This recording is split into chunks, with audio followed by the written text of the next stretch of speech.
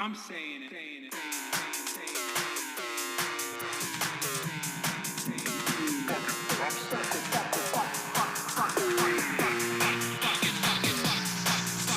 America deserved 9/11.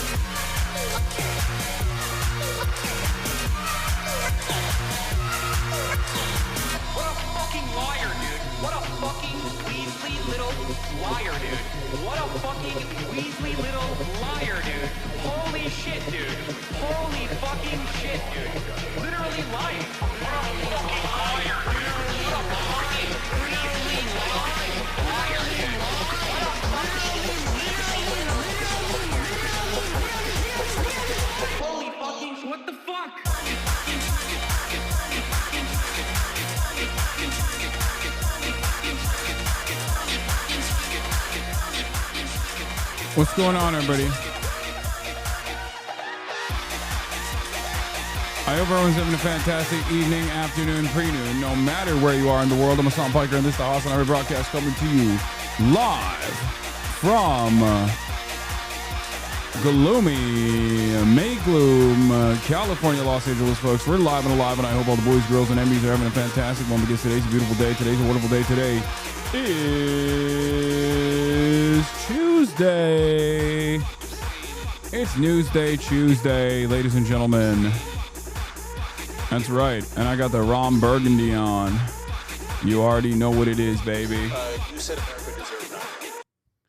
This is part of the broadcast where I tell you about my personal news. It is 63 degrees, but much colder than 63 and cloudy here in Los Angeles, California. And let me tell you, folks, I don't know why, but I feel like wearing this suit has made me also want to talk like this for some weird reason. But it's Tuesday, isn't it? That's right.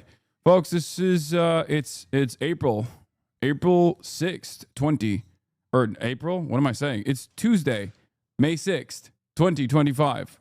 That was crazy. I had a little brain fart already getting started, and I already have a brain fart. And, yeah, I'm alive, and I hope everyone's having a fantastic one.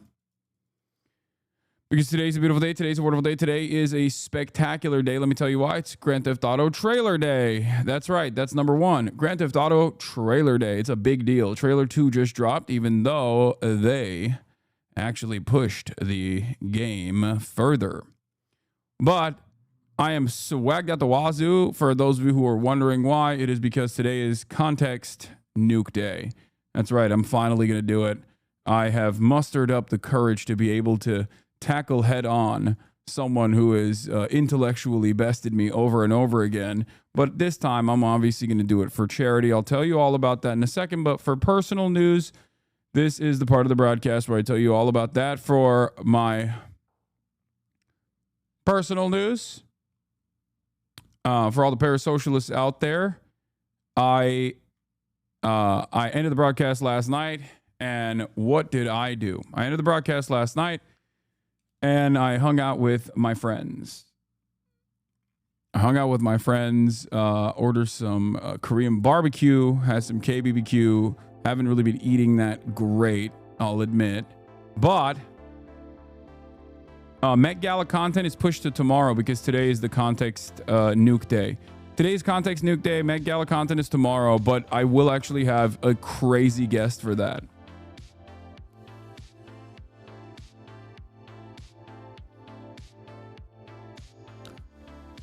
But yeah, don't watch it. What do you mean? I'm going to farm it so that we can fundraise. What are you talking about? Why are you complaining? –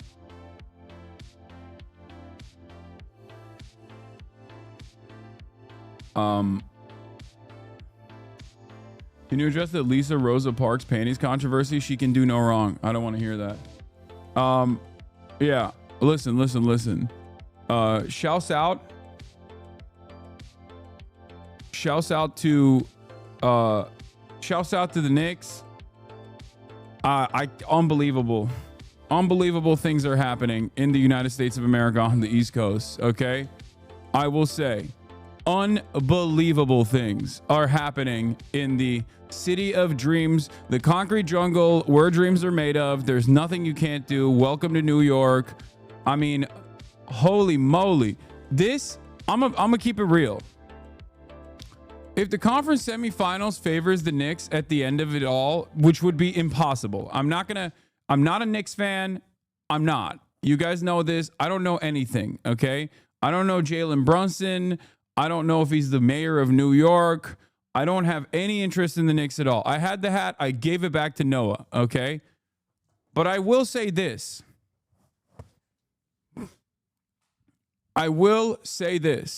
If what took place last night, if that is a real thing that is actually not a fluke, which I have yet to hear one New York Knicks fan actually treat it like it's a real thing that took place. I feel like they're hallucinating what took place last night from everything I've seen, like a cosmic fluke. But if this is a real conference semifinals activity that translates to the Knicks defeating the Celtics of all teams, okay? Zohran Mamdani is the next mayor of New York. Because you can't have that kind of energy out there. Like, you can't have New York be that up and then have Cuomo be the fucking next mayor. You know what I mean? Like, this is not a jinx. This is not like, I'm just saying, I feel like there's an energy in the air that made me feel like New York is back. Okay. I don't really care about the NBA.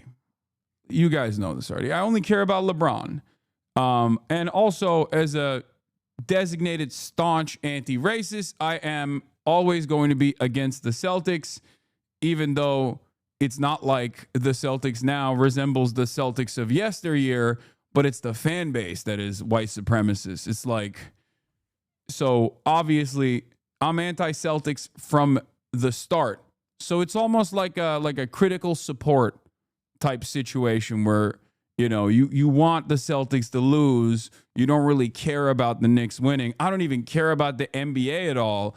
I just don't want the Klan to get another W and put another fucking banner up there. You know what I mean? It's like, please, for the love of Christ, the racists and the white supremacists have been winning so much. They have been winning so much. They already control the government. They already control the NBA. They already control the NBA. Okay, let's be real. They control the NBA. Okay?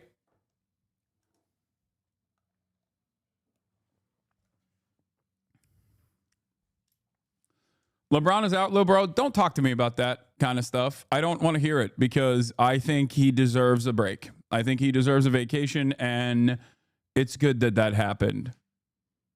It's good that that happened. Celtics hater opinion rejected.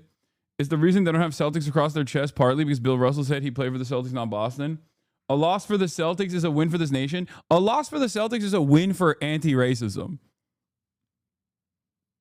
That's just how it is. It's spiritually a very racist team still. And also the fandom, but in general.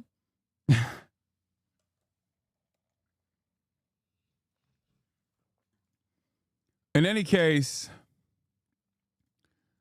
holy moly.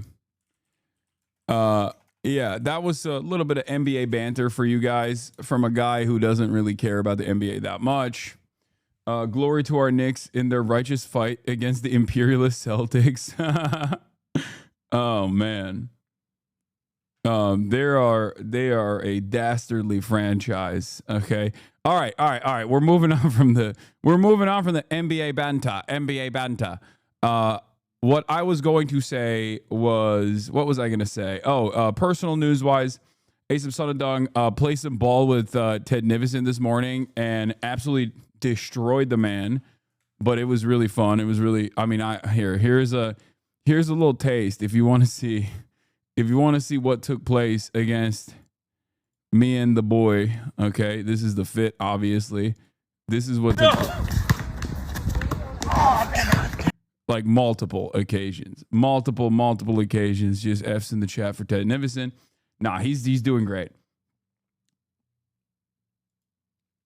So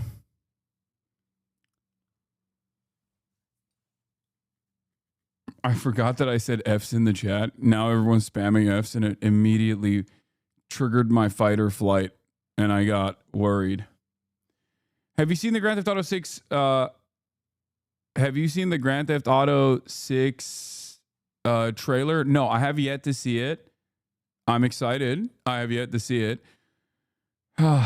But you don't know ball. All right, whatever. What time for Context Nuke? I'm going to do obviously news first, and then I'm going to do Context Nuke later.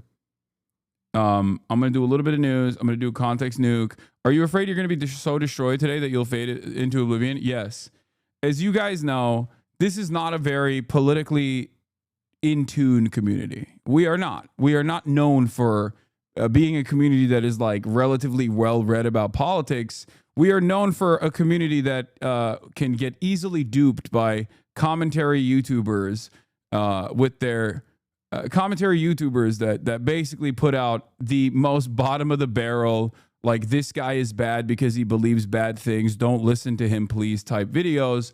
So that's precisely the reason why I've been terrified of watching this video, and not because it really pissed him off or or because I had already encountered all of the slanders and the smears over and over again.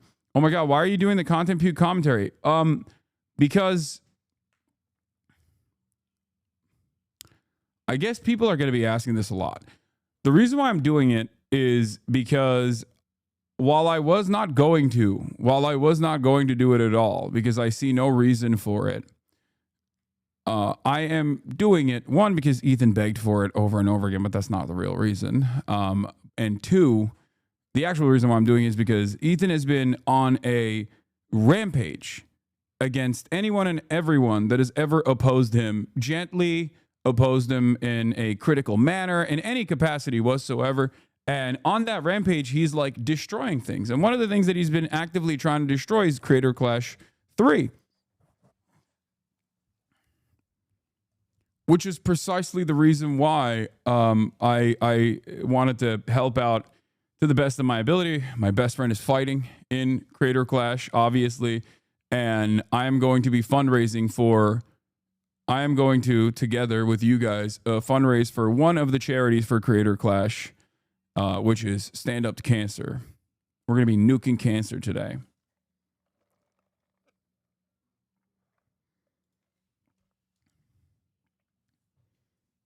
So, I think that's the best. That's the best use of the Context Puke. We fundraise, we put it to bed. I would say fuck Ethan, but anything bad you say about him, he will take as anti-Semitism. Don't say that. That's the most anti-Semitic thing you could have ever said. Why don't you ever invite Ted Nivison on stream? I don't know, because I actually don't know. I hang out with a lot of people off camera, but I rarely ever ask them to be on camera. Also, do we have a link? I was gonna ask for the charity. Let me see. There's got to be some graphics for it too, but I didn't even do that.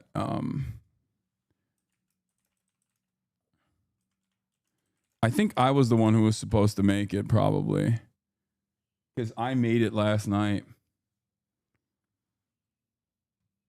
Go on the JBP with Mark Lamont Hill. Dude, I see Mark popping off, and it makes me so happy. I'm so glad that there is someone who is incredibly well-read, incredibly smart in these spaces Like I that makes me so happy. It makes me so fucking happy. He is a beloved figure for all the unks, and not even just the unks, but just in general. Like on the black commentary sphere, I feel like the more Mark gets prominence, the better things are in general. He is like an antidote to reactionary sentiment. For those of you who don't know, I've been a major Mark Lamont Hill head for years and years, and I had the honor of being able to actually have him on my broadcast a while back.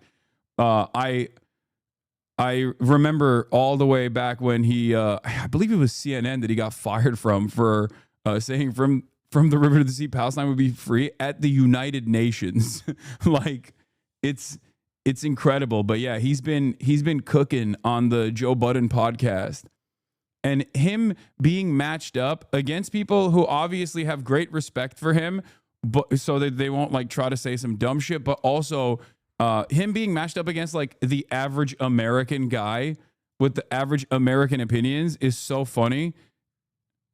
It's amazing. It's amazing.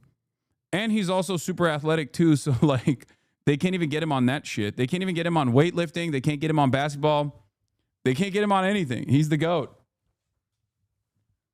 Like, it is pretty funny though to have like a regular podcast or like radio guys try to talk about politics. Try to talk about politics with a actual scholar, like an actual academic, is crazy.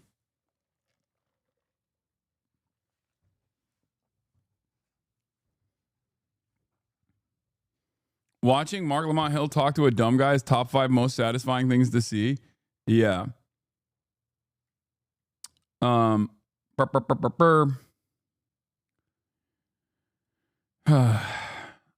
Would you say Mark has been a stalwart supporter? Okay, we're going to be using that for sure, but or do I?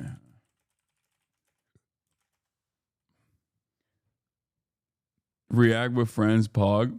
I mean, I'm mostly gonna react myself. I'll just have friends over for seasoning. I'll have friends over specifically for seasoning because to make it more entertaining. Because I don't want Ethan to be like, you couldn't even react on your own. You're too scared or something like that. You know what I mean? Because I assume that he will grab onto anything and everything he can. But before we do that, that's personal. That's personal news. I was planning on starting at like maybe 1 and going after it. But I'm going to first do some regular news. You know what I mean? Yeah, Felix might be coming on over Discord. Unfortunately, he's not here. Mark was arguing race science the other day. Black people were inferior. No, my favorite was when he does this thing where he'll say something and he slams like dick into the conversation. What was it? There was something where he was like, and the dude got really mad at him. The other dude got really mad at him where he was like, would you touch a dude's dick? Like he has a way with words where he will like quickly neutralize an argument if someone is not paying attention to what he's trying to say. Mentally inferior to white people, and they had scientists that proved. Can I respond to that? Proved it. Can I respond to that? The science that you're talking about, phrenology, which is the sort of early. Am I wrong? Did I say something wrong? No, you're saying a whole bunch of words to say ish. You're right. They did have scientists that came in and said a bunch of bullshit. Can I respond? Because you said to let you finish, and then you started rolling. How does Mark Lamont Hill deal with these Hotep barbershop intellectuals? Dude, this is literally, I mean, it doesn't make sense, bro. It's fantastic for content, okay? Watching it from afar is incredible because you have a person who can speak multiple languages and is literally an intellectual, a college professor, a media figure of many years, an activist, talking to a guy who just saw a Facebook meme and is trying to repeat a Facebook meme poorly. It is so hilarious. Every single one of these conversations that comes out from the Joe Budden podcast, like, this is a man who has a doctorate. He is a college professor talking to people who have developed their political perspective off of looking at memes and trying to remember said memes to bring it back to this conversation with a literal fucking academic. This is the one. It's unacceptable, nigga. Fuck that. Stand on what you stand on. Don't try to change it, and don't try to change the definition of masculinity or femininity, nigga. Why? Because you can't do it. I just did it. You did it because, and you trying to influence others. No, we stand on what society mean about masculinity. Who's we? Me. But that's not I stand we. on it. It's not society. I'm not. But then if I am me, then I shouldn't be shunned or made fun of for my personal beliefs. I should be accepted. Would you tell it to? He's like, the argument he's trying to make is like, well, it's the classic American argument, right? I'm an American. I have unique opinions. If I have an opinion, you shouldn't be able to shun me for having that opinion. How dare you shun me for having that opinion? You are not allowed, even if my opinion is stupid, even if my opinion is problematic, even if my opinion is dangerous, you are not allowed to shit on my opinion, right?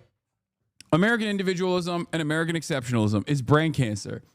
And Mark is trying to get across to him that, like, no, your understanding of masculinity and femininity is outdated and wrong. And he's trying to explain it to him, but he's just like, no, I won't listen to you. So here, this is what happens. Watch this. This is very good. Beliefs. I should be accepted. Would you tell that to a racist white man? Would you tell that to anybody? No, listen to what I'm saying. Would you tell? Yes. Hear my question.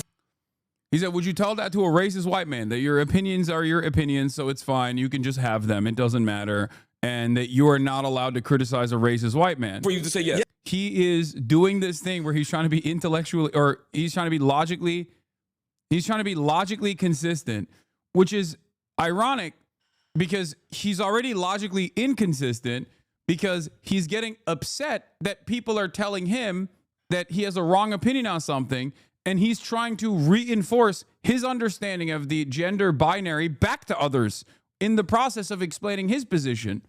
Okay? Yes. Okay. No, you won't. Do you eat dicks? Do I do what? See, I want to play with dicks with you. So you do shit like that. I don't want you to play with me. No. Stop touching me. Hold on. Listen to what I'm saying. I'm trying to ask you. I'm going to play with dick words with you, and you do that a lot to be disrespectful. I'm not being disrespectful. No, you don't want to be disrespectful. I would never play with dick with you. I would never play with no. You can play pause. Let's talk about a doctor talking to a danger, because Play pause.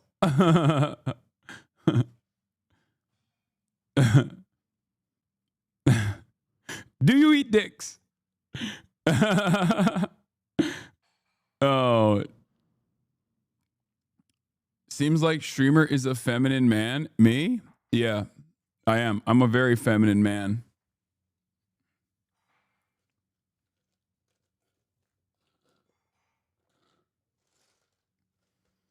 I just love watching someone else play this role, I guess, because I oftentimes find myself playing this role, and it's rather strange.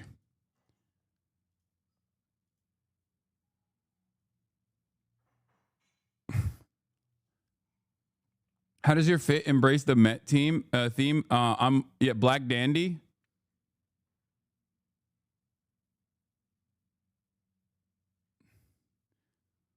If Unk is femme, I got no chance. Yeah, people that say I'm femme are pretty funny. Like, I don't know what your definition is at that point. You know what I mean? You have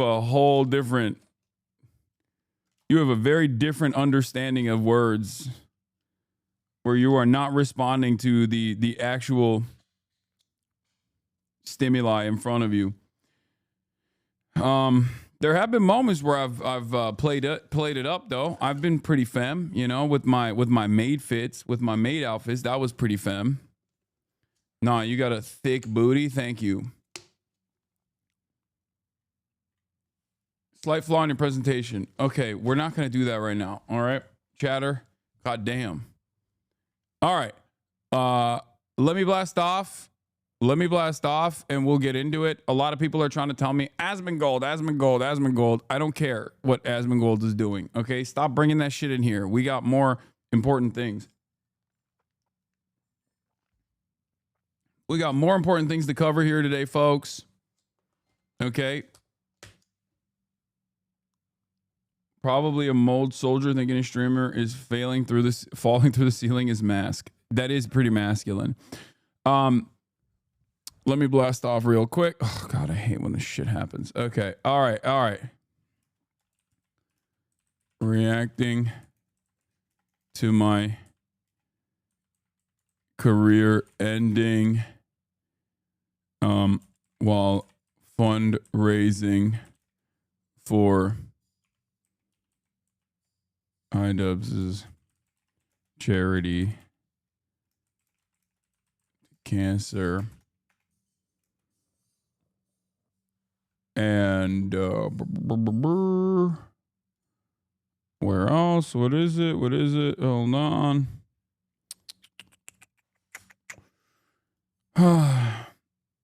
Do you see you made Tectone cry? Did I? Wait, what? Why?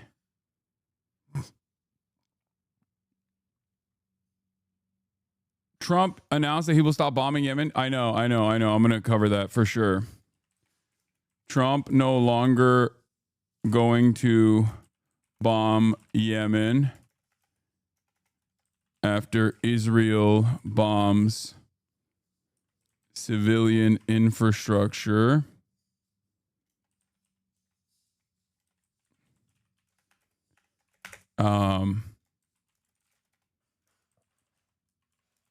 Get in now.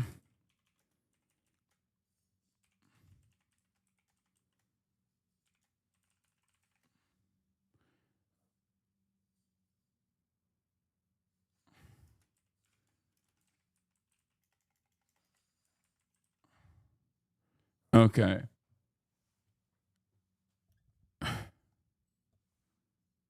He says it's your fault. He learned his dad is a sex criminal and cried because now he isn't allowed to host his sex criminal dad on a stream anymore. Wait, my fault? Wait, what are you guys talking about? Okay, I don't understand what took place, okay? And I don't, I know that there are, I know Trump met with Marks Carney. We'll talk about that too, for sure. Tectone openly weeps, blames Hassan for noticing his father's rampant sexual assaults. Okay. I need you guys to understand something. Did you see Tectone brainstorming with your enemies on how to attack you? No, but it doesn't fucking matter. No, of course I don't. Why would I have? Do you think I watch Tectone streams? Why would I know that? Why would I know any of this? I'm even surprised that you guys know any of this.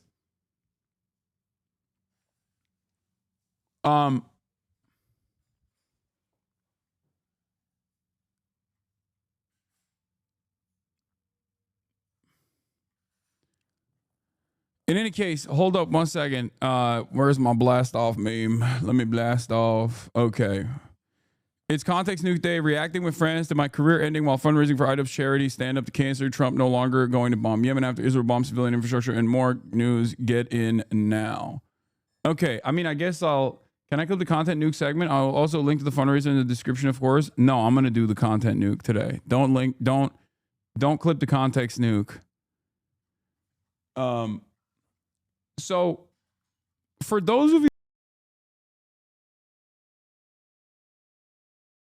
who don't know what took place yesterday, there's this guy named Tectone. Okay, he's been kicked out of his organization that he was a part of, OTK, because it came out. I don't even know the full details, but I think it came out that like his ex-girlfriend or his ex-wife or something was credibly accusing him of sexual assault. And I mean, he got fired from his job for that reason. I mean, he's a gross guy regardless. He's like a gross little ogre.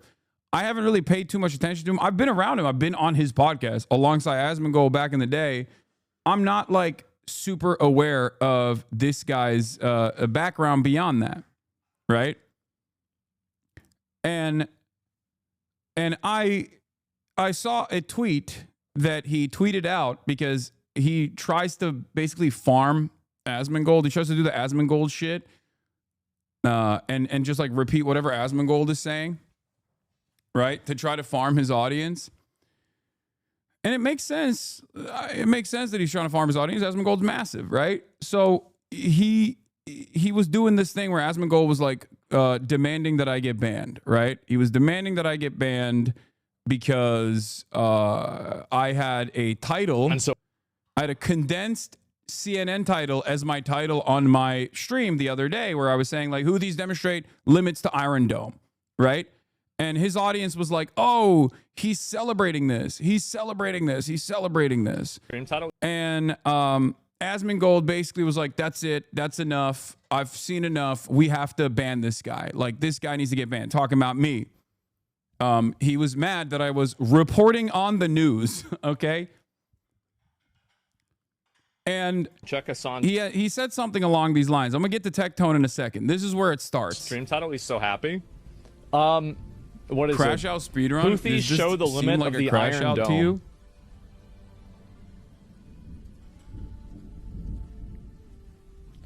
I'm going to be honest.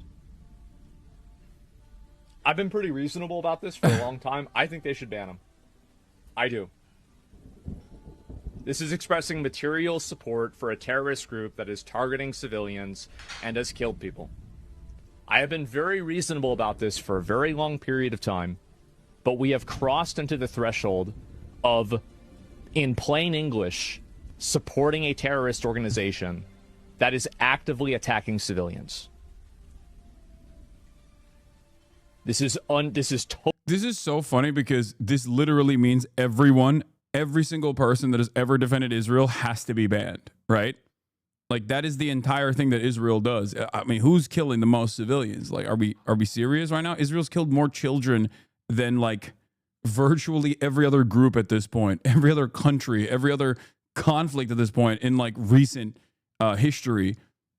And we're over here acting like there is a actual, there's like a real serious there's a real serious issue here, right?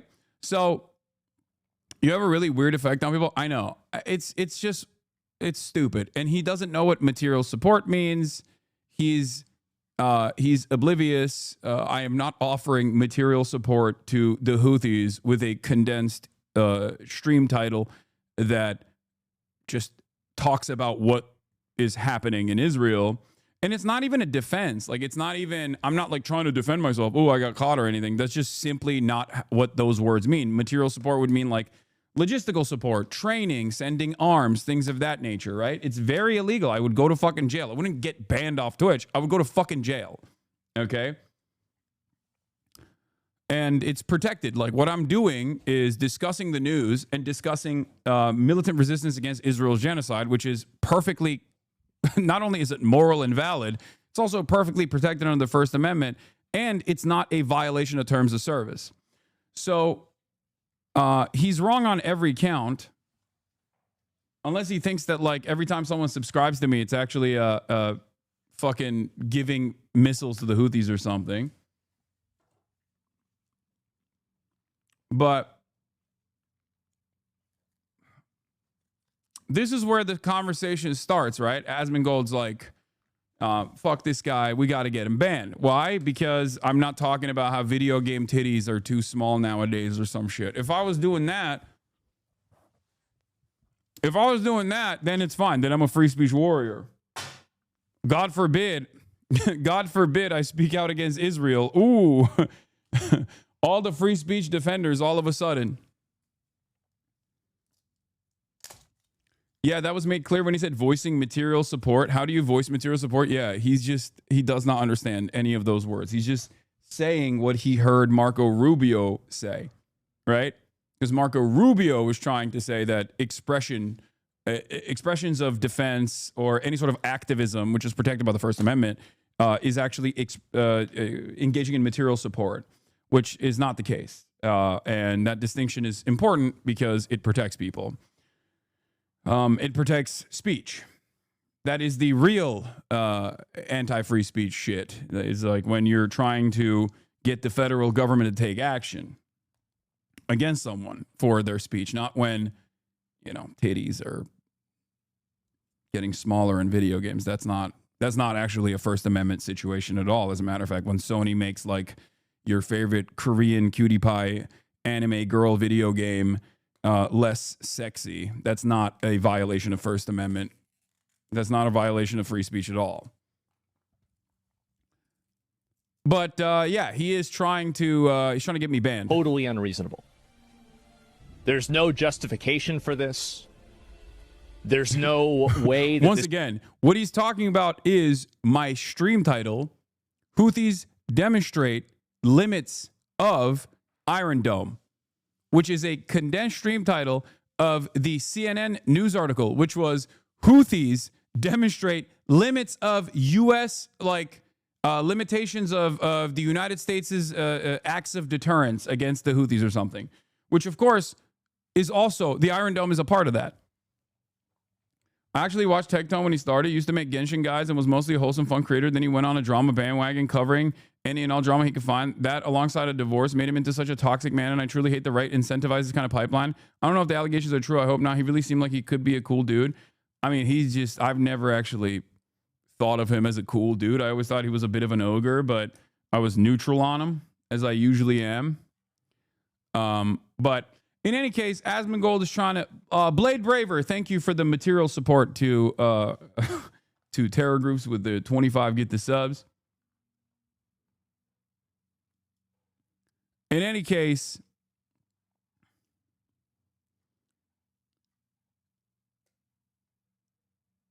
I wouldn't even know the term virtue signaling exists if it weren't for the same chuds who are now pearl clutching over anything, not fully throating Israel.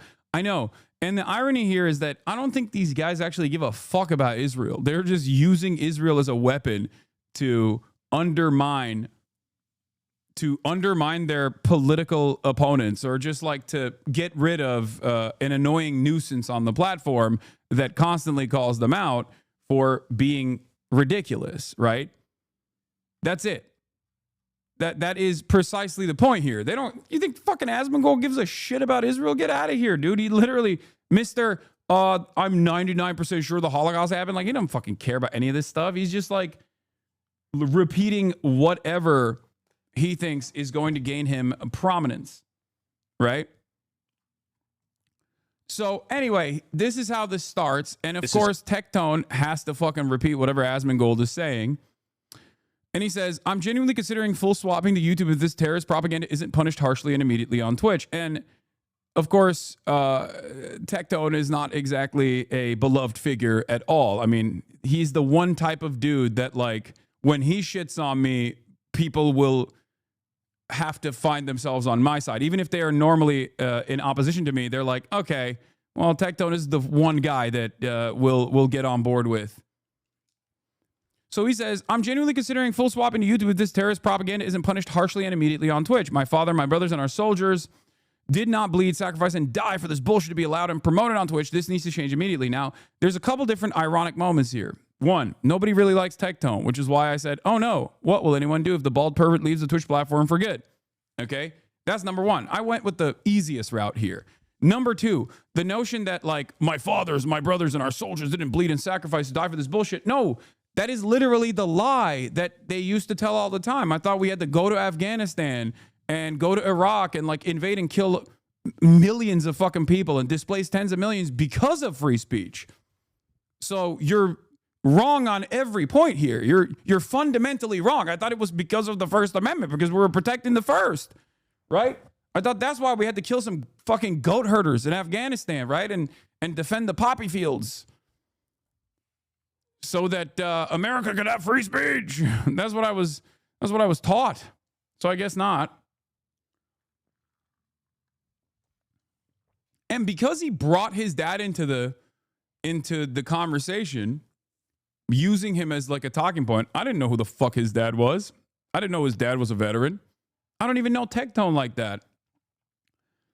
But I did know that he got he got booted out of OTK because he had credible sexual assault allegations launched against him from his former partners.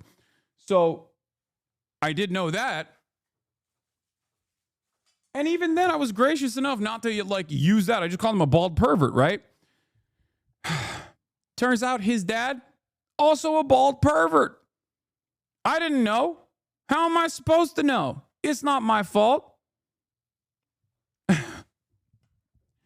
Turns out his dad not only is a bald pervert, but he's like a famous bald pervert. Okay? everybody started talking about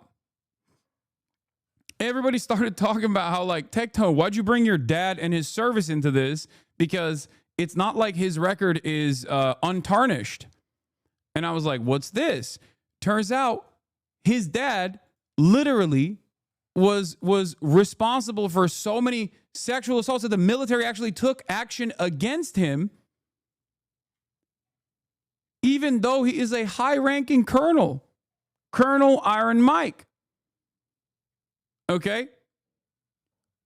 His dad, and let me tell you something, okay? If you know anything, and I've covered this stuff a lot, if you know anything about the American military rarely ever addresses rape or sexual assault. They are notoriously bad at this. There is a major problem with sexual assault and rape in the military, and the American military doesn't really like to cover it that much. They actually, one could say, cover it up, right? Major issue within the United States military. So it's incredibly rare, especially when you have a high-ranking military member, a colonel who is a Vietnam veteran that is outed and actually prosecuted and goes to jail for doing any kind of sex pest behavior, sexual assault, rape, whatever, right? And his dad was apparently such a serial sexual assaulter, and I didn't know any of this shit, that he became a precedent-setting case. So much so that it turns out, just like Tectone, the apple doesn't fall far from the tree. His dad was a 5-star pervert, okay? 4-star pervert. Yeah, your military colonel getting caught up for sexual assault is like a CEO getting fired for worker exploitation. Exactly. It's just like, it's ridiculous. So anyway, I covered that, laughing, joking about it, whatever, right? And he responds and says, bro is going after my 75-year-old cancer-ridden dad because of an alleged sexual harassment claim from 17 years ago when I was 15 years old to try to paint me as a rapist. This guy is fucking psychotic. He must be upset because his best friend is on trial right now. And I didn't even understand what he was talking about, but apparently when he met best friend, I think he was talking about Diddy or something. Like he's trying to say P. Diddy's my best friend.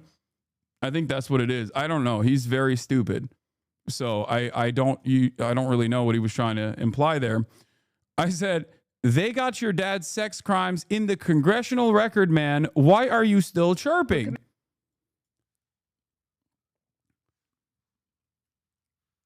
I mean, I'm sorry, but if you give me an opening like that, you know, what am I supposed to do?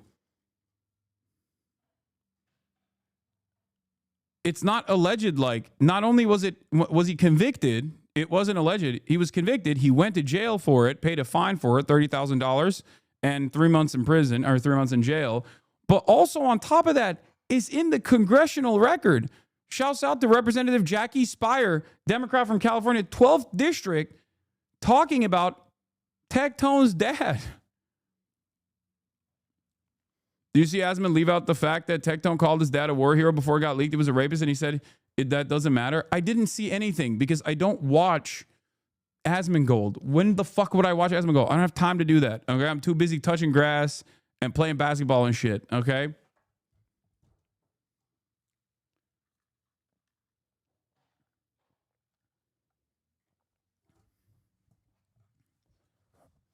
Don't be mad to the annoying reactionary because his dad was a powerful pervert. What are we on today? So yeah, apparently he went live today. And I don't know. You guys were saying he like cried about it or something. I feel bad. Like I do feel bad on a human to human basis. Like you could do it. Like he is a horrible dude. Like Tectone is a horrible dude, but it still makes me feel some type of way when I see someone crying. Like I know I probably shouldn't feel bad, but I kind of do. I mean, he is not a good dude, and seemingly his dad wasn't a good dude either. So maybe I shouldn't feel bad. I don't know. It's hard. He blames you. Of course he's fucking blaming me. That's the only way to get out. That's your get out of jail card. If you're a right-wing reactionary, you could kill someone on the fucking street. You could kill a child on the street, and you turn around and you're like, well, Hassan hates that I killed this child. And everyone goes, oh, okay, never mind. It's good. Right-wingers at this point, especially online, don't have any real discernible politics. They don't have any they don't have any real tangible issues that they care about. It's all reactionary associations. So it's more so about fighting the good fight against someone that they are annoyed by. And that person is me, because I'm seen as like the beacon of leftist politics for some reason. And that's it. So for these guys, like, he could literally just like kill a child on the street and then turn around and be like, Hassan hates that I killed this child, guys. Everyone will be like, all right, never mind. Actually, it's good that you killed this child, you know? Really know how to feel about it. I obviously feel awful.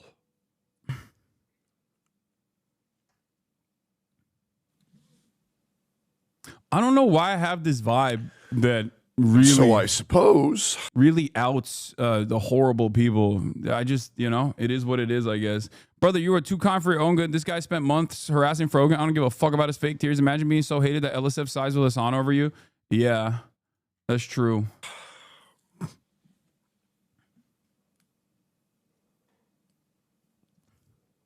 I suppose, due to this all being resurfaced by Hassan, I suppose I will no longer be interacting with my father in any way, shape, or form on my stream or my content.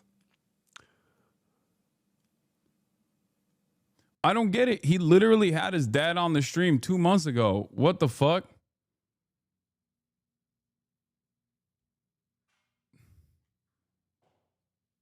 Like, and the only reason why I know this, once again, don't watch Tectone clips at all, but the only reason why I know this is because apparently he had his dad on to literally talk shit about me.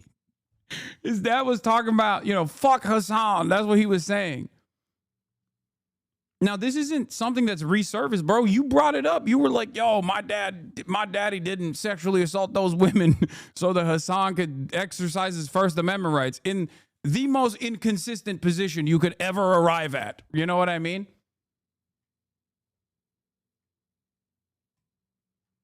Like, how did I do this? I wasn't even in the United States of America when his dad was doing this shit. How the fuck am I responsible, man?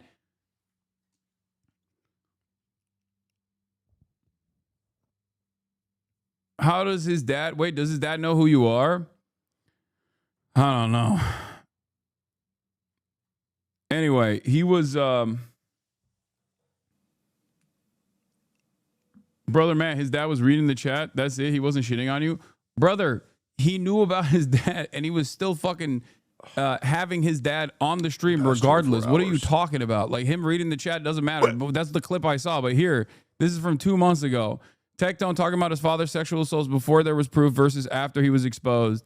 Your father went to jail for the same rape shit. Oh, really? Wait, tell me more, man. Tell me more. What else?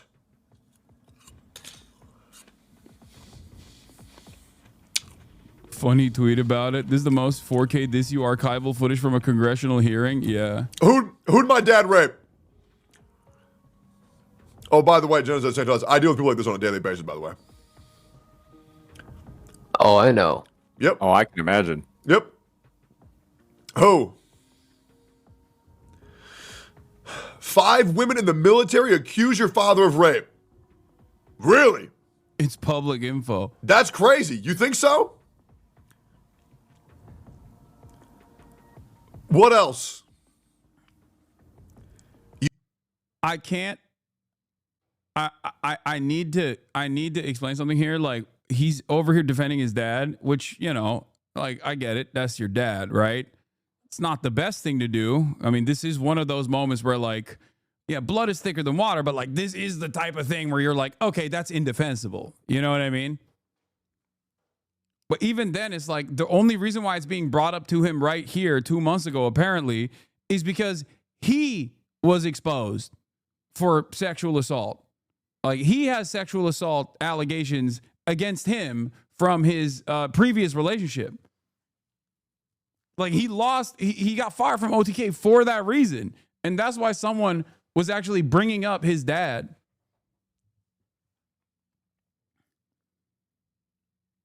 You want to talk about my dead granddad too? That's the part where we usually go. Wait, what? What did his grandfather do? What the hell's going on? We usually go from the dad and then we bring up the dead grandfather. Do we want to talk about my grandfather too or no? That's why he went to jail discussing vote. Really, man? That's interesting. How do you know so much? Wait, it was in the congressional record, man. I don't understand. It was in the congressional record. Like, what is happening? What is going? It's not just the public record, okay? This was a unique case considering how high level ranked his dad was, considering how prevalent this kind of stuff is in the United States military.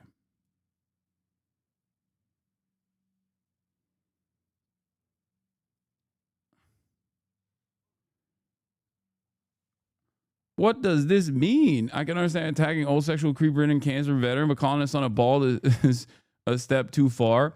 So I don't get it. Like, so Asmongold is attacking me for this? Like, how is this my fucking fault? People will be like, bro, you don't take accountability for anything. It's like, what about these motherfuckers? I didn't do none of this. What do you think? You think I'm the one? What am I the one who hypnotized his dad into doing what he did? Am I the one who petitioned, I don't know, the representative from California 12th District, Jackie Spire, from putting into the congressional record and in the U.S. House of Representatives a major issue using Tectone's father as a problem within the American military? Like, I didn't do none of this.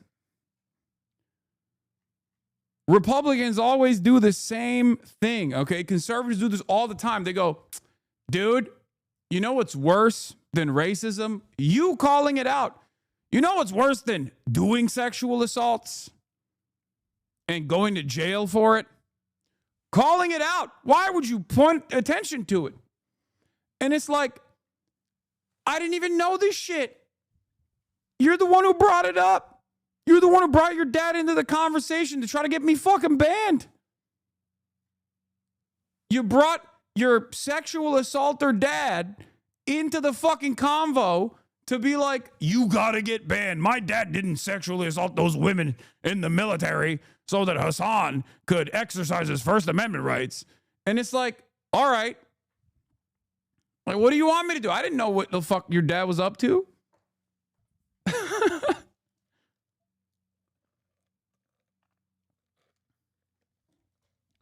This time next week, he's going to be tweeting some Christ is King shit, calling it now. I can see that. How are you so all-knowing, man? Tell me more things that I don't know. Why does everyone who always hates you end up being the biggest creeps? I think it's a target-rich environment online for creepers. Like, that's just the case, right? The internet is already densely populated with this kind of stuff, right? So I think a lot of people find themselves on the right, on the right-wing politics side, especially when they're just like not exactly great people. And because a lot of people's like political framework online especially is so drama focused, and it's not about like issues at all, because it's so drama obsessed, it's so drama focused that like they have presented me as a beacon for progressive politics, for woke, right? For all things woke. And attacking me means like, this is my position. I'm attacking this fucking guy who's woke and he sucks. And it's really stupid because I'm just one fucking person. You know what I mean? I'm not the beacon of left-wing morality. I am not like communist Jesus or anything like that. I'm just a fucking political content creator, you know?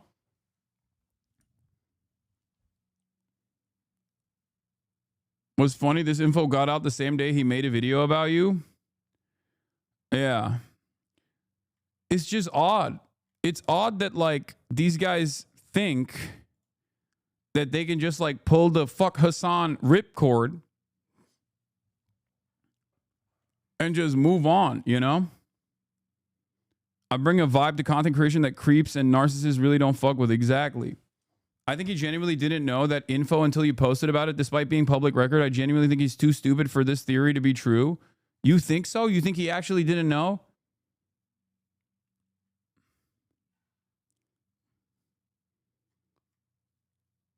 Anyway.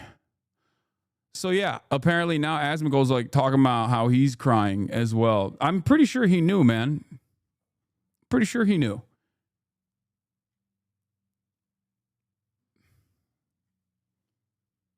I think he didn't know how public it was. I mean, he went to jail. Why does he think his dad went to jail when he was 15? For like no reason? Like he went to jail for 90 days.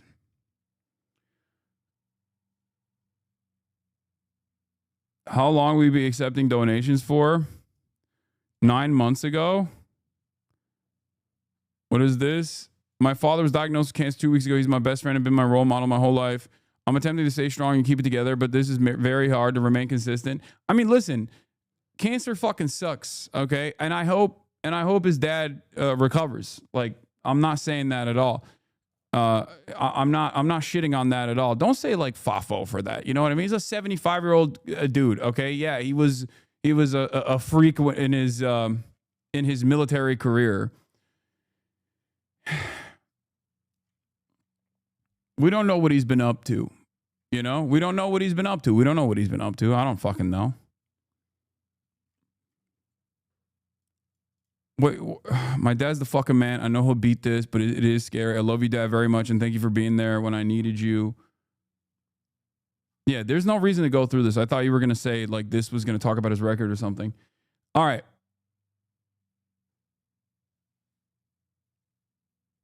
I think any other situation you'd rightfully say get fucked. I mean, I don't know. I think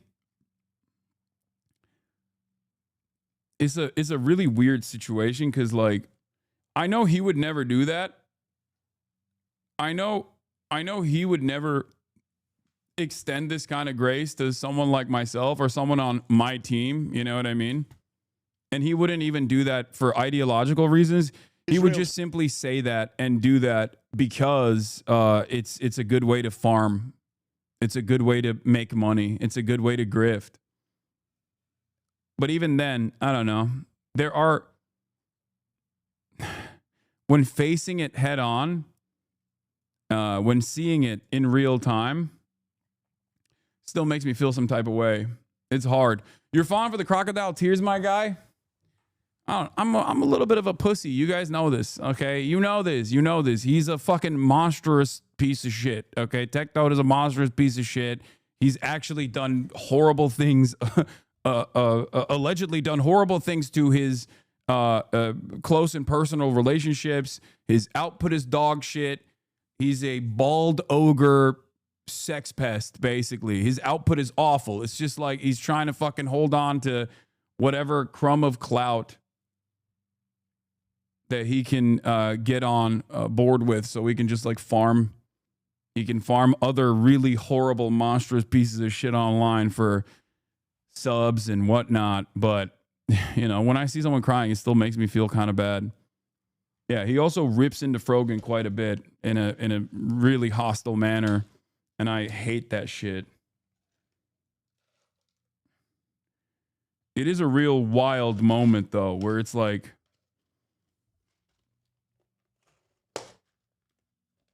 I'll be watching the context puke in a little bit. Hold on. We haven't even started it yet.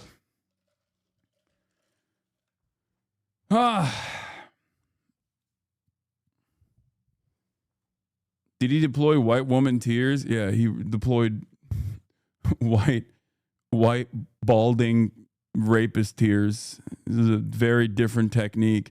You know what's really funny about this, by the way? like the internet is so busted. Look at this. Sportskeeda didn't think a song could get any lower. Netizens react as Tectone calls out HasanAbi for going after his cancer-stricken father. Is that what happened? Sportskeeda?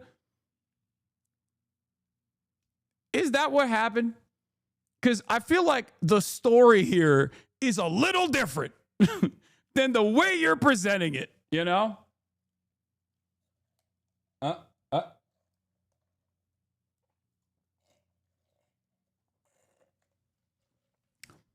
The irony here is that, like, I wouldn't have known any of this shit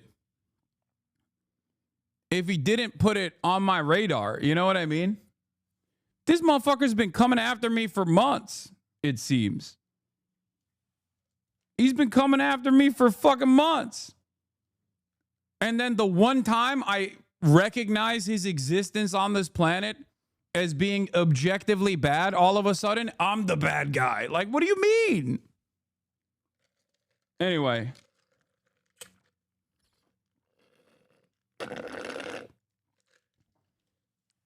Bald rapist himself. HasanAbi goes off at Tectone by discussing his father's alleged sexual harassment case. It's not alleged! What do you mean? He went to jail. Words mean things. And he didn't say shit when you were at Iron Forge despite throwing shade the few weeks before? Yeah.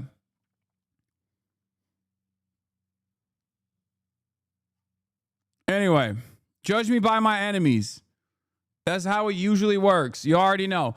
All right, let's get into it. Israel strikes Yemen airport, but Trump says the U.S. will stop bombing the Houthis. Your haters stand together more than the left? Yeah, I mean, that is the case. Well, this is a crazy, crazy lineup. Congratulations to some of the fucking biggest weirdos online. United.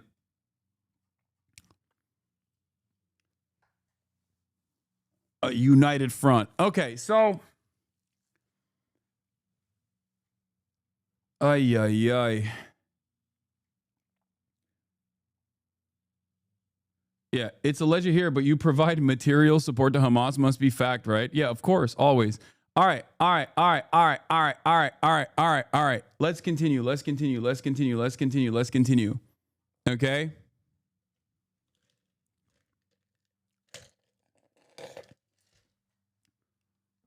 So, as you guys know, I'm going to do a little bit of news. I'm going to cover a little bit of news.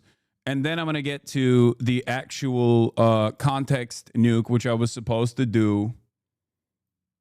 Wait, hold on. Hold on 1 second. Like a real time. The dollar is raised. Because I need to make a graphic for this. Okay, so the Houthis, the Ansar Allah movement, that is the government of Yemen, all right, has been militarily trying to penalize Israel for its ongoing genocide in Gaza. We will be talking about, I suspect, this exact thing later in the context nuke as well, but they've been doing that. They've been implementing a blockade on ships crossing the Red Sea, seizing ships that are owned by Israelis or commercial vessels that have links to Israel or are going to Israeli ports. And they very successfully actually shut down one of the two major ports in Israel, right? So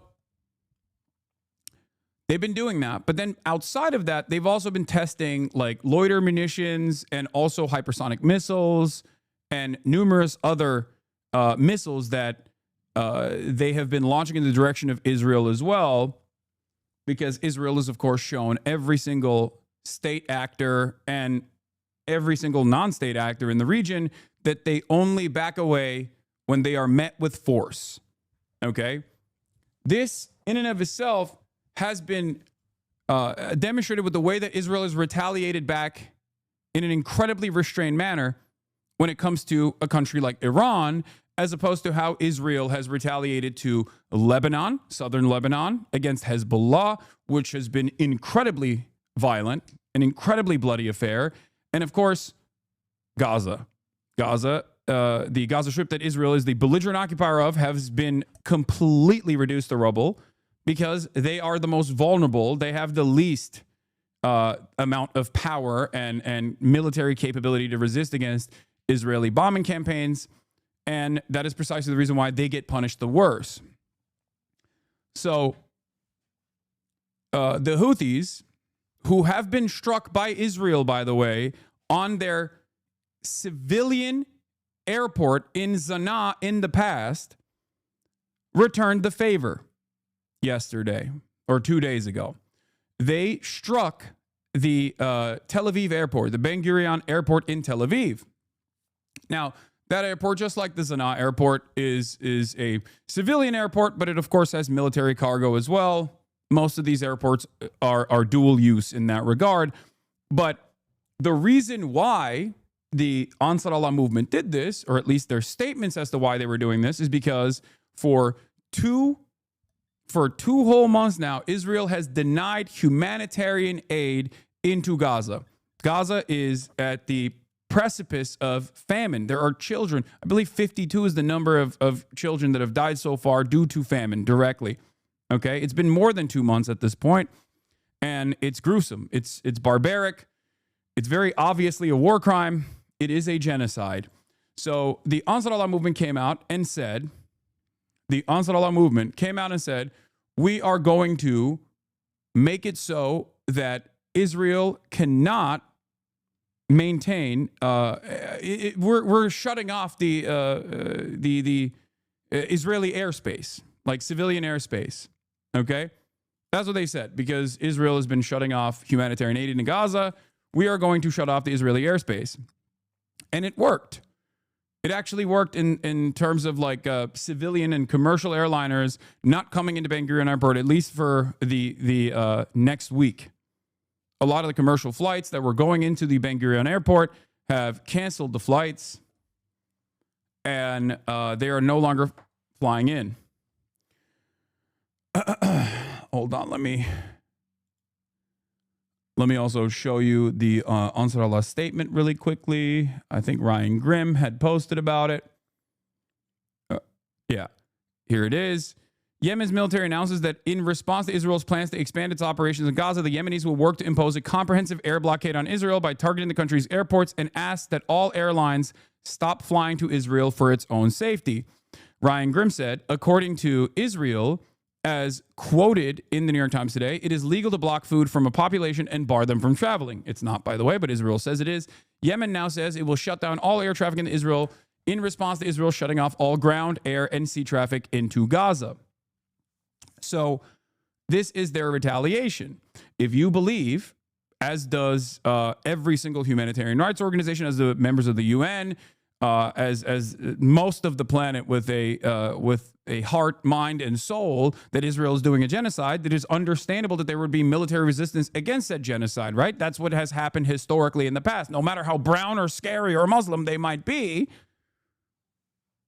these are the guys that are trying to do anything they can to stop Israel from continuously killing Palestinian children. Okay?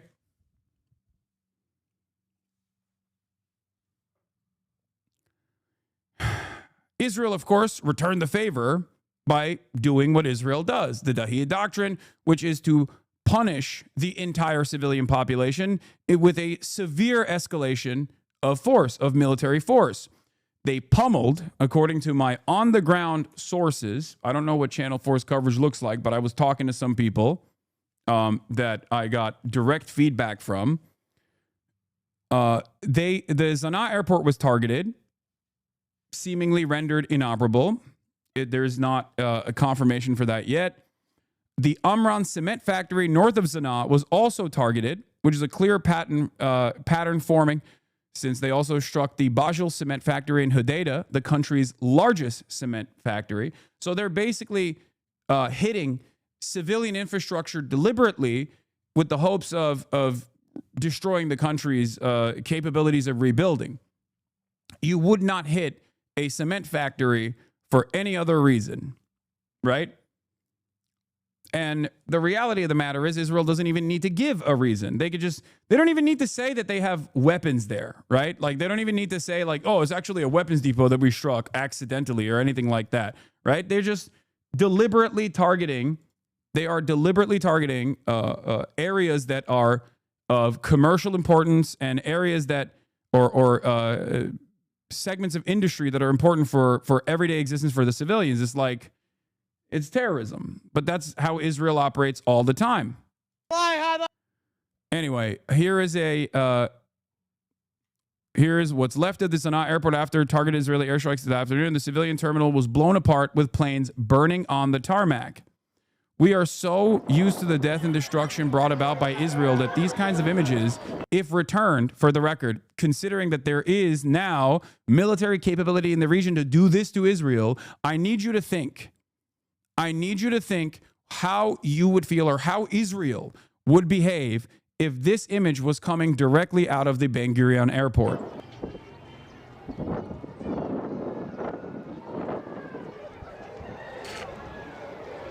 Not the first time Israel has struck Sana'a. If you recall, a couple months prior, Israel actually struck Sana'a, the Sana'a airport, when the World Health Organization's president was in the airport. Okay? Think about that. They struck the civilian airport with the fucking World Health Organization's leader in the airport.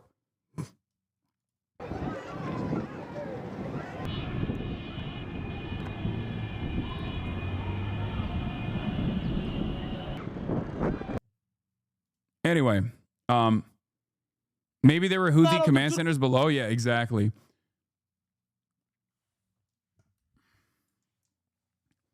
Israel is on our side. They must have had a good reason to do this. Bro, we don't even have a good reason to do this. What are you talking about? It's just bullshit. Yeah, they blasted the Hodeidah port too. They're hitting civilian infrastructure in a way to cripple the entire population, in a way to harm the entire population. They are not interested in striking military positions. Israel never simply strikes military positions. Their goal always is to spread the pain, okay? Their goal has always been consistently to spread the pain across the board to every single civilian, every single time. And the only time when they don't do that is if the force that they are matching has the capabilities of also returning the favor. Think about what they did in Lebanon. Think about how much they bombed southern Lebanon. They bombed the shit out of southern Lebanon aggressively in an effort to decapitate the entire leadership structure of Hezbollah, which not only is a militant group, but is also directly a part of the Lebanese parliament. Okay, it's a political party. They have affairs in civil governance. They did an act of terrorism that was so insane that the former CIA head from the Obama era came out and was like, what are you guys saying? This is a severe war crime. This is a severe act of terror that will completely disrupt the way we do global trade. With their beeper attack, intercepting commercial use items and packaging it with explosives is an act of terror that a state committed, and it has been celebrated openly. People say James Bond shit when talking about this, but they don't understand what this means, right? They don't understand how damaging this is. Leon Panetta understands how damaging this is because he's the former head of the CIA. He's like, what the fuck are you guys talking about? This was completely unacceptable. They blew up the faces of children, chat. They blew up pagers in the markets, disrupting regular use commercial technology, manufacturing, and the supply chain to booby trap beepers is completely illegal. It is like a war crime worse than using fucking what do you call it? A fire blower is what I was gonna say. What the hell is I'm forgetting the name now. Oh my god. Like it's like worse than, I mean, it's worse than napalm. It's worse than flamethrowers. Yeah, it's worse than white phosphorus even. And the reason why I say that, because Israel still uses white phosphorus all the fucking time, which is also a direct war crime. But it's worse than that because it sets an incredibly dangerous precedent. It has the capacity, if that favor is returned back to Israel or anywhere else, it has the capacity to completely destroy everything, like destroy global trade in general.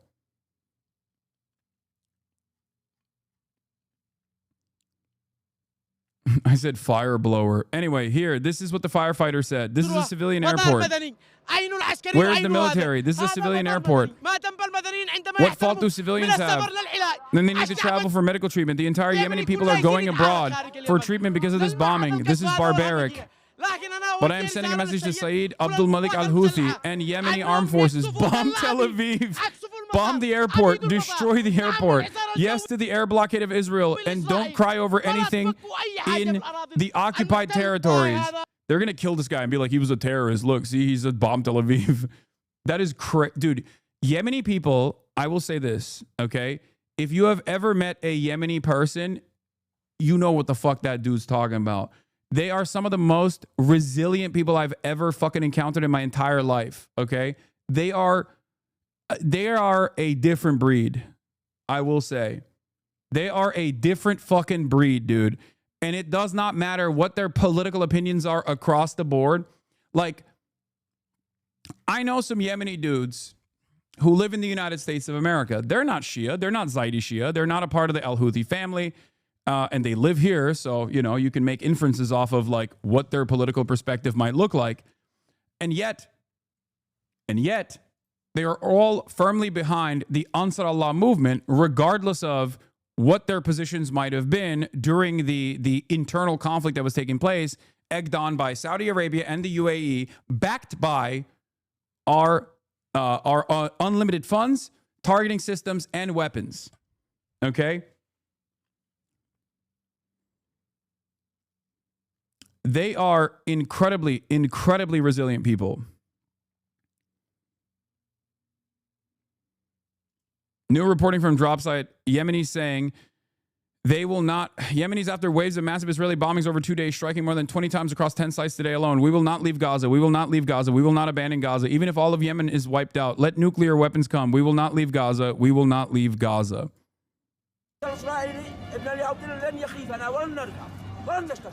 والله كل ما ضربنا زادنا الا قوه واستنزاف تحت المدنيين واحرق السيارات حقنا في الخط الحار مدنيين كلهم مدنيين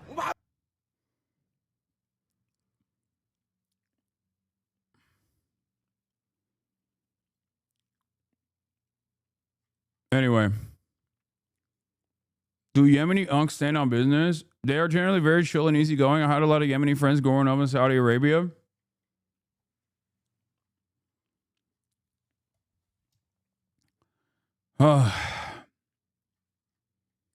Yeah.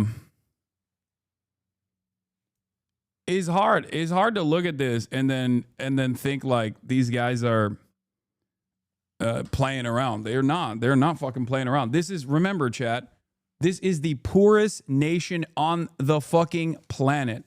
Okay? The poorest nation on the planet. Why do Yemeni rise so hard for Palestine? It feels like they're the only ones. Why do you think? Yemen has been disrupted by Western imperialism in perpetuity. So obviously they feel some type of way about America, and by extension, America's most significant attack dog in the region, Israel. It's the same reason why Ireland has historically always felt some type of way about Israel. Yeah. The question you must ask yourself is, why did Mandela? Why did Fidel Castro? Why did they also always show support? Why did Cuba show support to the ANC? That's it. The reality is that victims of Western imperialism, victims of Western empire, victims of Western imperialism have always created a network of support with very little power that they have. with the little amount of power and influence and support that they can show, they still try to do whatever they can. America considers this the axis of evil. But as Americans, considering that we live in the bountiful, liberal, democratic country of the United States of America, we can make up our own minds, I think, about imperialism and whether or not these guys are the axis of evil or if we are the axis of evil.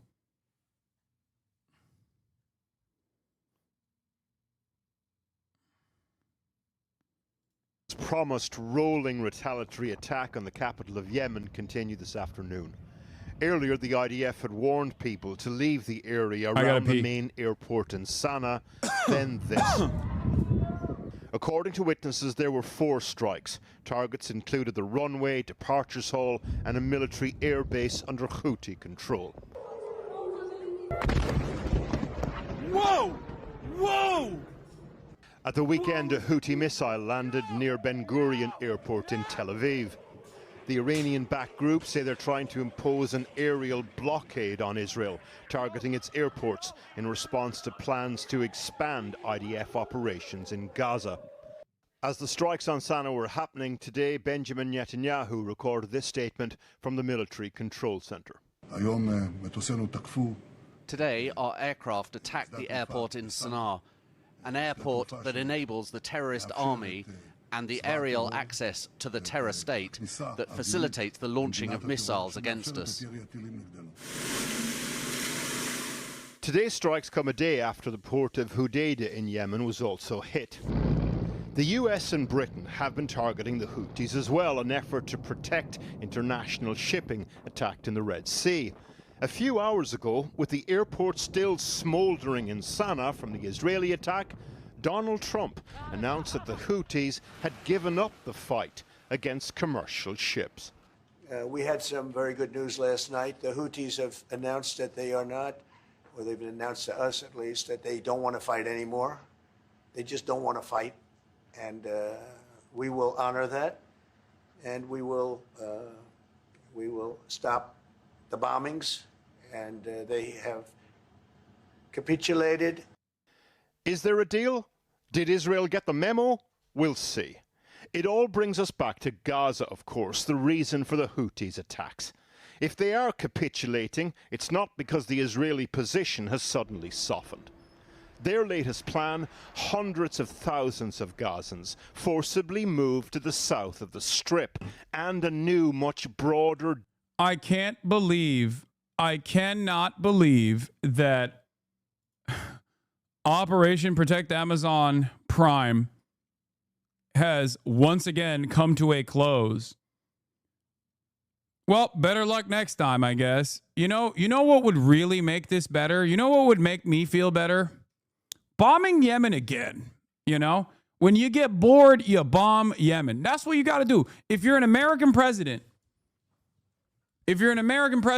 what you have to do is bomb Yemen. It's like, it's just a part of the process, you know. You just have to bomb it a little bit, you know. You have to a little bit.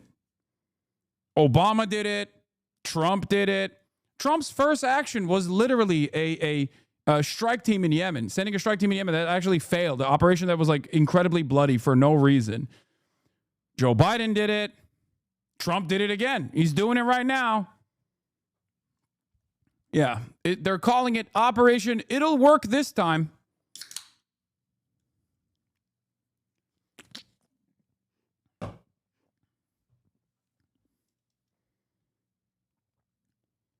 Why do you rightfully condemn America's genocidal actions but encourage the genocidal actions of non-Western aligned countries? You seem to do the same with the IDF and Hamas all the time.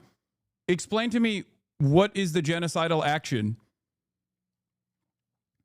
I like that dudes will do the double genocide theory while one side is doing a genocide and the other side is resisting. Do you think that the American government and the Allied forces were doing genocide to the Germans and the Italians, the fascists? Do you think that's what World War II looked like? Were both sides doing genocide?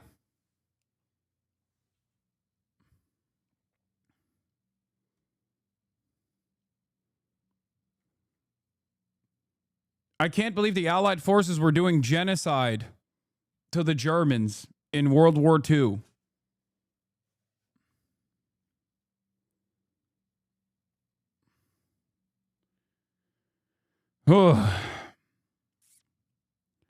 Anyway, let's continue. Deeper military offensive. The hope in Gaza is that this plan is an extreme negotiating position by Israel and that it's no accident. It was announced just before Trump's visit to the Middle East next week. Part of the reported Israeli plan, a limited number of aid distribution points administered by military contractors designed to get the population to move. Cue universal condemnation from aid agencies. Clearly, this is something which is extremely concerning. We have to imagine that population has to actually go to military zones or zones controlled by the military to get humanitarian aid. We understand that there would be facial recognition systems that could be used. You cannot use humanitarian aid as a bait or a way to attract population to certain areas. Donald Trump has alluded to a big announcement ahead of his trip to the Middle East next week. What will it be? Is it even related to Gaza? And if it is, what difference will it make to the people in the queues desperate for food? Paul O'Brien reporting. Well, I'm joined now by Brigadier General Amir Avivi, who previously served in the Israeli Defense Forces and founded the Israel. Yeah, I got it. I'm going to show that too. So, from what I understand, by the way, here's Jordan Fabian, White House editor for Bloomberg News. In a subsequent interview with Bloomberg News, Mohammed al-Bukhaiti, a member of the Houthi political council, said the group's operations in the Red Sea and Israel will not stop regardless of the consequences until the end of the aggression on Gaza and the blockade on its people. So Donald Trump is doing the thing that he did with Xi Jinping, where he's like, I talked to the Yemenis. They're great people. They're going to stop it. They're going to stop it. I told them I'm bombing them so good. And they said, Mr. President, you have the best bombs. You have scared us. You have scared us into submission, Mr. President. And the Yemenis are like, no. The Yemeni political council is like, no, what the fuck are you talking about? No, we're just, I mean, sure, okay, great. Thank you for no longer bombing us, I guess. But we're going to keep going.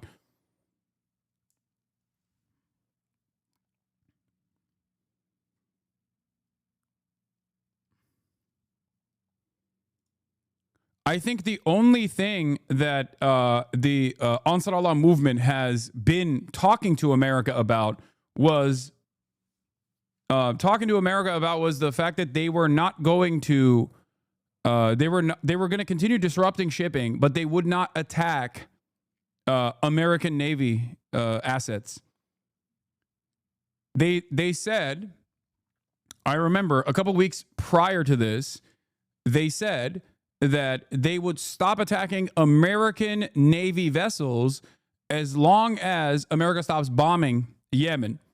But they never said that they would stop bombing or stop, not bombing, but like stop the disruption of commercial shipping that's going to Israel or is related to Israel. Everything that they're doing against Israel's genocide will continue, is what they said. Yemen's operations have been and continue to be in support of Gaza, aiming to stop the aggression and allow the entry of aid. Our operations against the American warships are a response to the U.S. aggression that seeks to halt Yemen's support for Gaza. Yeah, that's it. They're saying they will not stop disrupting commercial shipping, but they will. Oman didn't lie. It's Trump lying. Trump is lying. Do you understand? Trump is trying to look for a W here, and basically the only W he can get out of it is that Yemen says they won't hit the Navy vessels. They won't hit the Navy vessels of the United States of America. They never said that they won't target ships that are headed, commercial shipping that is headed towards Israel. Okay? He is trying to get a W out of this. That's it. It's no different. This is no different than when Donald Trump came out and talked about how Xi Jinping is begging to call me. He's begging to call me. Xi wants me. He wants me bad. He wants me real bad. That's it. That's what this is.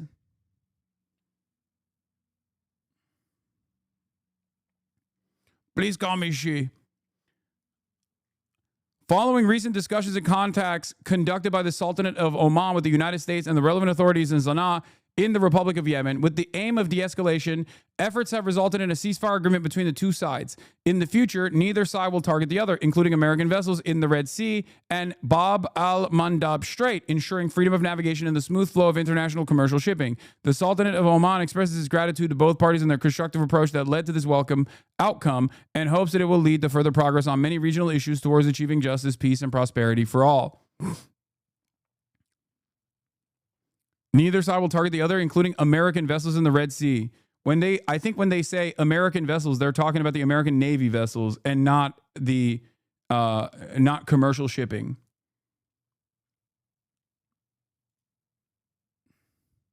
The U.S. has had enough of Middle East conflicts, and Trump understandably does not want to be dragged into more pointless and bloody quagmires. His decision to make a deal with the Houthis and avoid a new war reflects this public sentiment. I don't know about that. Did I miss the context nuke reaction? No, I'm going to start it at 1. I wanted to do, obviously, the real news first because this is pretty fucking important. But yes, so important context. Ansar Allah, the Houthis have made it clear that they will not cease their Red Sea maritime operations against Israel. They offered to stop attacking U.S. ships if the U.S. stopped bombing Yemen.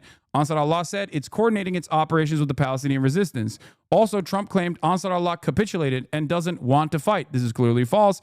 Ansar Allah has made it clear it will not cease until the blockade is lifted against Gaza and that it will take its lead from the Palestinian resistance forces on the ground in Gaza.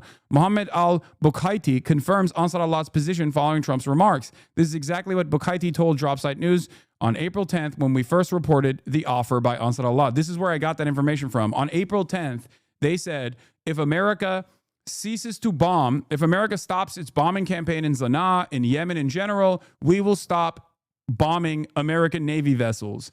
And in that process, by the way, in the process of Yemen bombing American drones, like blowing up American drones and attacking American naval ships, remember, they literally got a F-18, okay?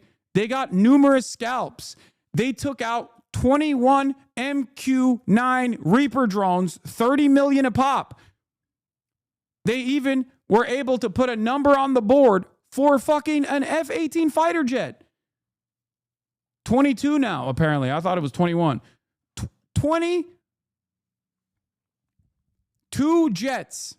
One that fought one another accidentally, and then the second one that fell off of an aircraft carrier when the aircraft carrier was trying to do an evasive maneuver where an F-18 fighter jet and the tractor, I guess, that was like holding it, both fell off the side of the ship.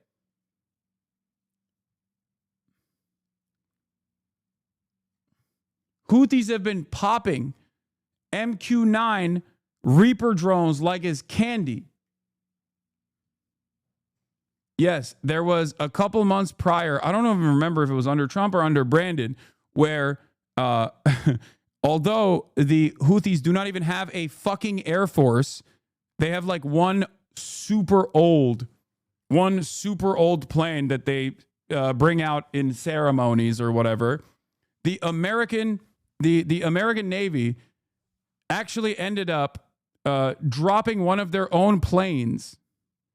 The American Navy ended up dropping one of their own planes. The jets themselves are like 60 to 80 million a pop. The MQ-9 Reaper drones are 30 million a pop. Okay? $30 million a piece. Yeah, here, this is what I'm talking about. The U.S., this was 4 months ago, or this was on December 2024, okay? So under the Brandon leadership, U.S. shot down 2 of its own Navy pilots over the Red Sea in an apparent friendly fire incident. Pilots recovered alive, one with minor injuries after ejecting from the fighter jet, as U.S. military says its guided missile cruiser mistakenly fired on the F-A-18. So they dropped, on accident, another F-18. Under the Trump administration, Trump restarted Operation Prosperity Guardian and greatly escalated the attacks on civilian infrastructure in Yemen, okay? And in that process, during evasive maneuvers on an aircraft carrier, they dropped one of the F-18s into the water. Or at least that was the claim.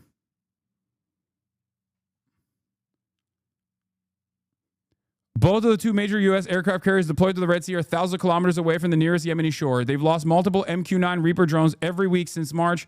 They've lost 2 F-18 fighter jets, one to alleged friendly fire, and the other slipping off the ramp and into the bottom of the sea. They've lost like 4 Navy SEAL frogmen to fuck all, and with every bomb they've ever dropped, the immediate local response has always been, we will never abandon Gaza.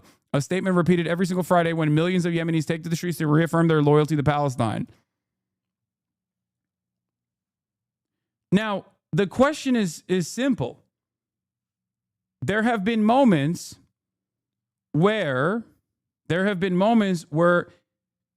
Yemen has stopped its disruptive operations, stopped its disruption and halting of commercial shipping. The only time when they've done so is during ceasefires. So clearly, America has the option of reining Israel in and telling Israel, don't do this genocide any longer. It takes one fucking phone call. And both administrations so far, both the Brandon administration and the Trump administration, have looked at that dynamic and said, on the one hand, I can make one phone call and tell Israel to cut it out, and they cut it out tomorrow. On the other hand, I let Israel keep doing a genocide, keep killing Palestinian children over and over and over again every single day with our weapons, with our taxpayer funds, okay, with our munitions, and then stop those who are trying to put an end to this genocide by bombing additional targets. It's incredible. One phone call versus another multiple billion-dollar operation where you kill a shit ton of civilians in Yemen now directly. It makes no sense. It is so ridiculous that even the American conservative journal was like, please stop bombing Yemen. What the fuck are we doing?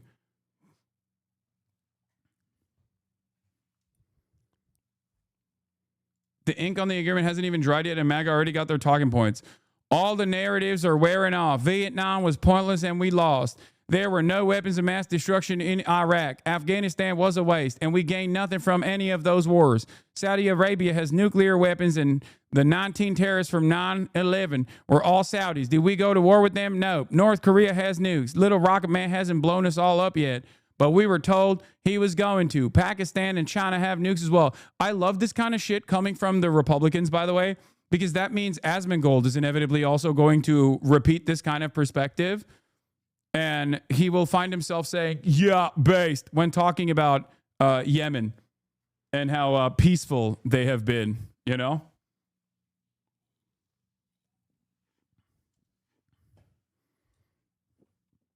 Big bad Russia has nuclear weapons. We were told Putin was going to sweep across Europe, just like Hitler, and that hasn't happened yet either. And he couldn't take Ukraine in 3 years. We've been told Iran is on the verge of having nuclear weapons at any moment for as long as I can remember. People just don't care anymore because none of these things actually affected our lives until they were in the military and shipped over to these foreign countries and blown up. But what has directly affected Americans and people I know is the cartel's constant flow of drugs into every single city in America and cartel crime and murder.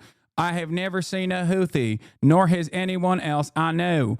But what everyone knows is that for some reason we don't attack the real enemy that kills Americans every single day, Mexicans. No, we have to run off and bomb some country somewhere else in the world because we are told they are the bad guys, even though they never did anything directly to Americans like the cartels have. Let's invade Mexico, please, instead of invading countries over there. I would love to bomb Mexico. It's so funny for her to say this because, like, she's literally doing that, but this time for Mexico and Mexicans. Okay. where she's like, she's like, why are we bombing the Houthis? We should be bombing Mexico. And it's you know, we've been told that these guys are our enemies, but the real enemy is the Mexicans. And it's like, no, you're telling people the enemy is Mexicans. If you want to fucking disrupt the cartel, undermine the American State Department, okay? Like, in your fantasies, what? You're going to start fucking using Reaper drones on the cartel. Okay, fine. You're going to kill a bunch of CIA agents and a bunch of DEA agents. On the one side, you got the DEA. On the other side, you got the CIA. You have special forces operatives. You're killing them all. You're killing a bunch of... You're going to find out that you've killed a shocking number of American assets in the process, okay? But of course, that's not what their intention is. Their intention is to use some kind of justification to fucking invade Mexico because they're insane. Oops, I cannot believe it. I did not realize how many of the cartels were actually completely controlled by the CIA, with many actual DEA agents and CIA agents working within the ranks of the cartel.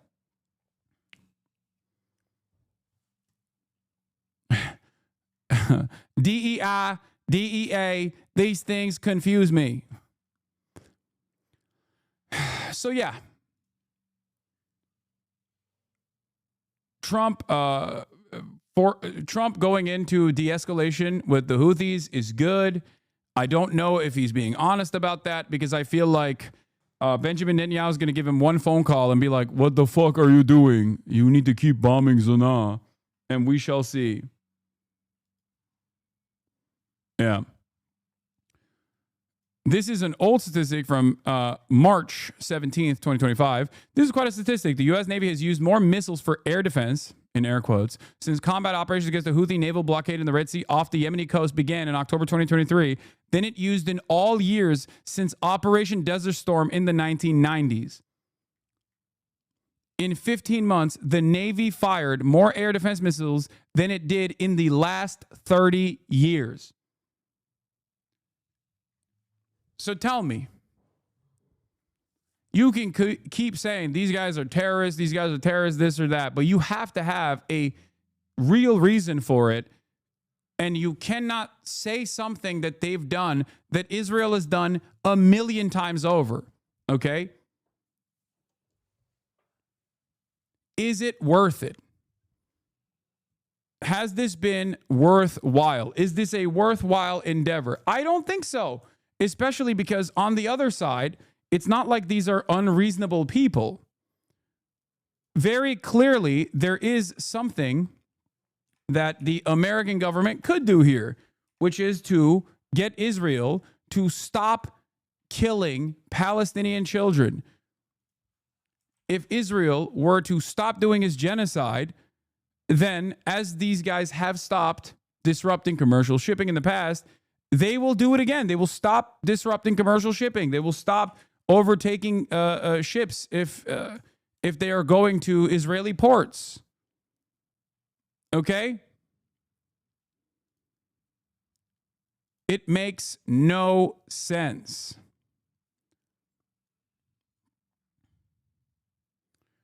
Anyway, let me see if I can find a...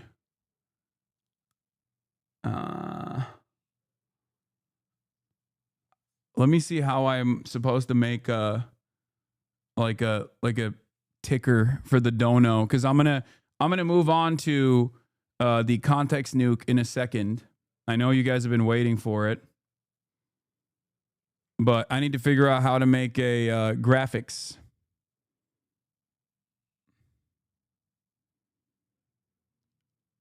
On the left-hand side of the campaign dashboard, you'll find the branding tab.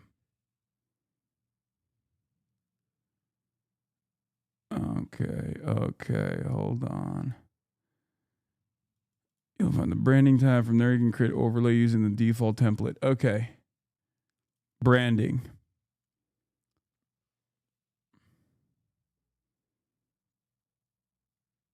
Hold up.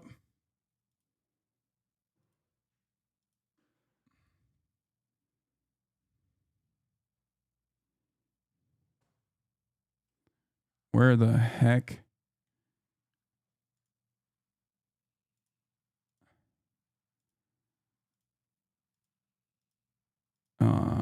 No rewards, no schedule.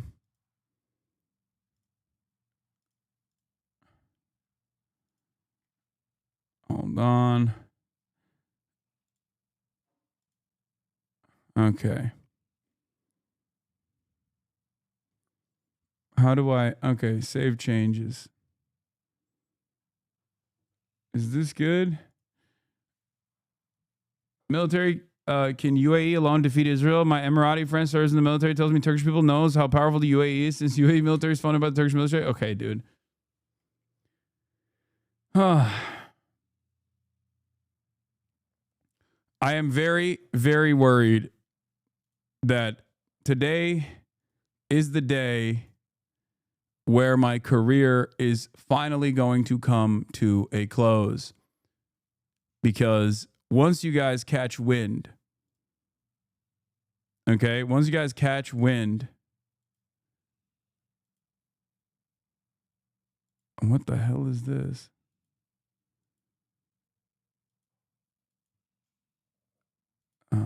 Fundraising, amount raised and fundraising goal. Okay. Header.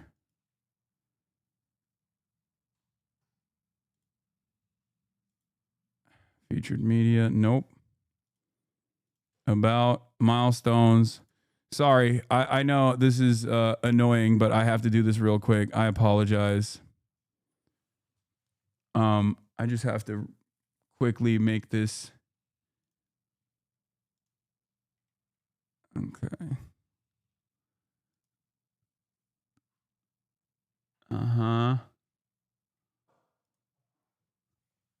Wait.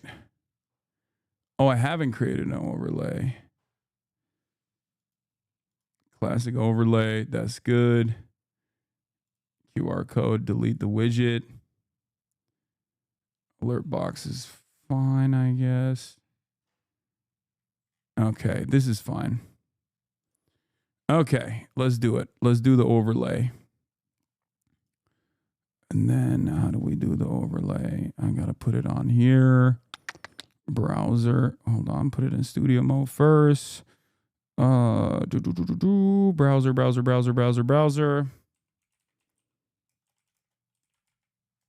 Okay.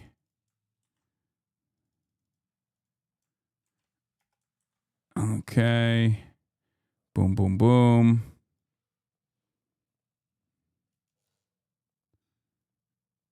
Guess we'll do this.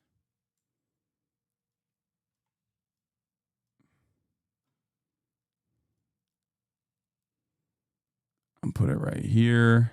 That's a good place to put it. Okay.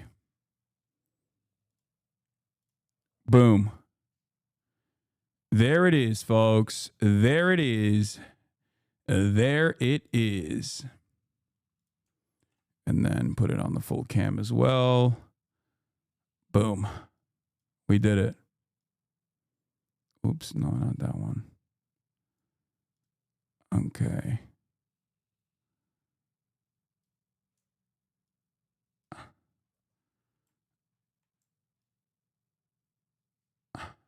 All right, this is a good place to put it. Okay, Pack Watch, it's time.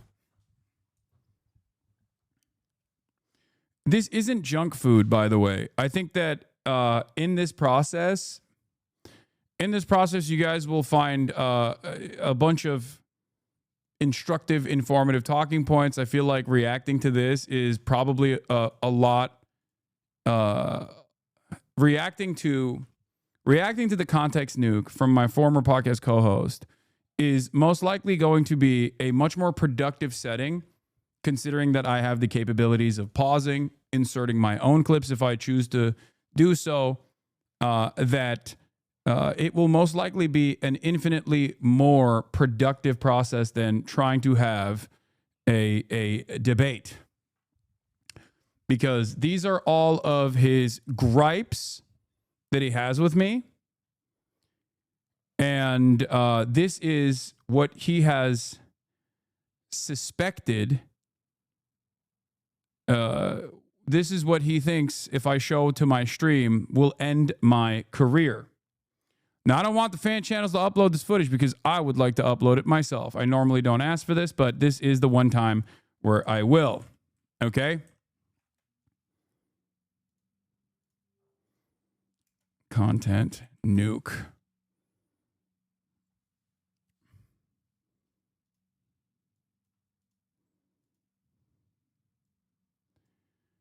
Ladies and gentlemen,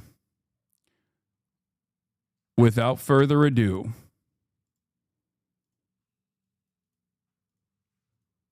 I present to you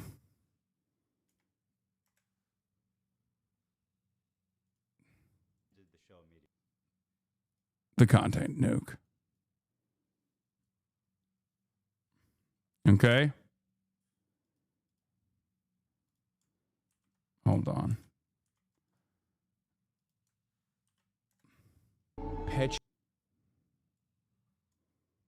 It's coming.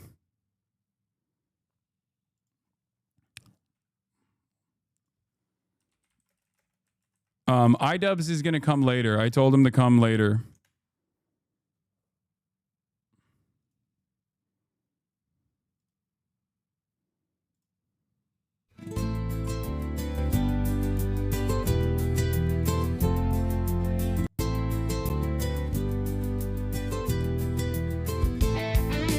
Thank you, Ethan Klein.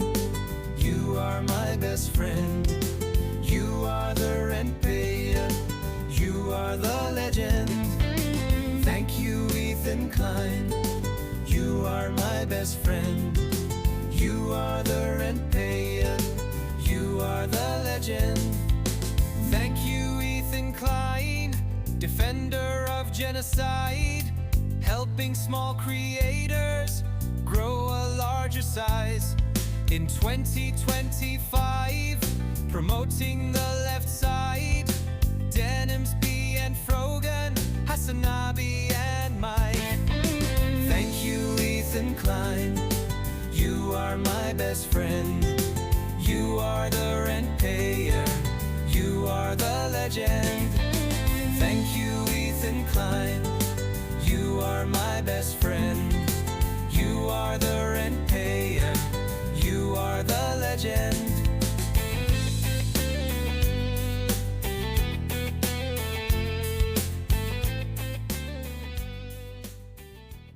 This was Joey Keyboard, who took one of our favorite memes from the stream. Thank you, USA. You are my best friend. You are the peacekeeper. You are the legend. And turned it into a thank you, Ethan Klein song. Let me blast off. Context nuke reaction begins now. Okay. Posted this 1 month before Ethan actually called himself the legend future teller. Yes. I know. It made it even funnier that he then also turned around and called himself I am the legend. Now, the content nuke itself is long. Okay. It's called the content nuke. I call it the context nuke. I've called it the content puke in the past, but I feel like it's the context nuke. Now, I've yet to watch this thing in its entirety, as you guys know. Famously, I chose not to. And, you know, the reason why I'm doing it now is because Ethan, in his endless conquest to destroy anything and everything that people hold near and dear to them, for the simple crime of criticizing Ethan lightly, gently, or aggressively, as a matter of fact. Ethan has chosen a path of death and destruction, pretty much, perpetually claiming that he is the victim of unjustifiable attacks by many parties. All of them were fans of his, by the way, for many, many years, or directly were friends of his and content creator collaborators of his. Whether it be iDubbbz or even someone like myself. As you guys know, I had a podcast with him for 2 years that ended after October 7. but I'll let him tell that story in a second. But the reason why I chose to watch this is because I wanted to fundraise for iDubbbz's charity that was under attack. iDubbbz will explain his side of things later as well, but him and Anissa basically relinquished control over Creator Clash 3, a boxing charity match that they had put together 3rd year in a row after Ethan got Lena to drop out. She was supposed to fight. Lena is one of the employees at H3H3 Productions. And also another fighter, Harley, also dropped out because he was upset and offended that Ian and iDubbbz had dared to criticize Ethan. So I wanted to use the full strength of this community to do something good, to actually fundraise. And we've already reached $30,000 in fundraising before I even started the fundraiser. So that's pretty crazy. And, we'll see. Maybe we'll increase the charity goal later down the line. We could potentially do that. So thank you, Ethan Klein. Once again, your path of death and destruction is hopefully leading to something that is good ultimately. All right. Yeah, all of the funds that come from Qatar is now going to this. So without further ado, let's get started. We knew the world would not be the same. A few people laughed. A few people cried. Most people were silent. I remembered the line from the Hindu scripture, the Bhagavad Gita. Vishnu takes on his multi-armed form and says, "Now I am become death, the destroyer of worlds." We think the Houthis Ansarallah is doing what Houthis should not. Fucking bloodthirsty, violent pig dogs.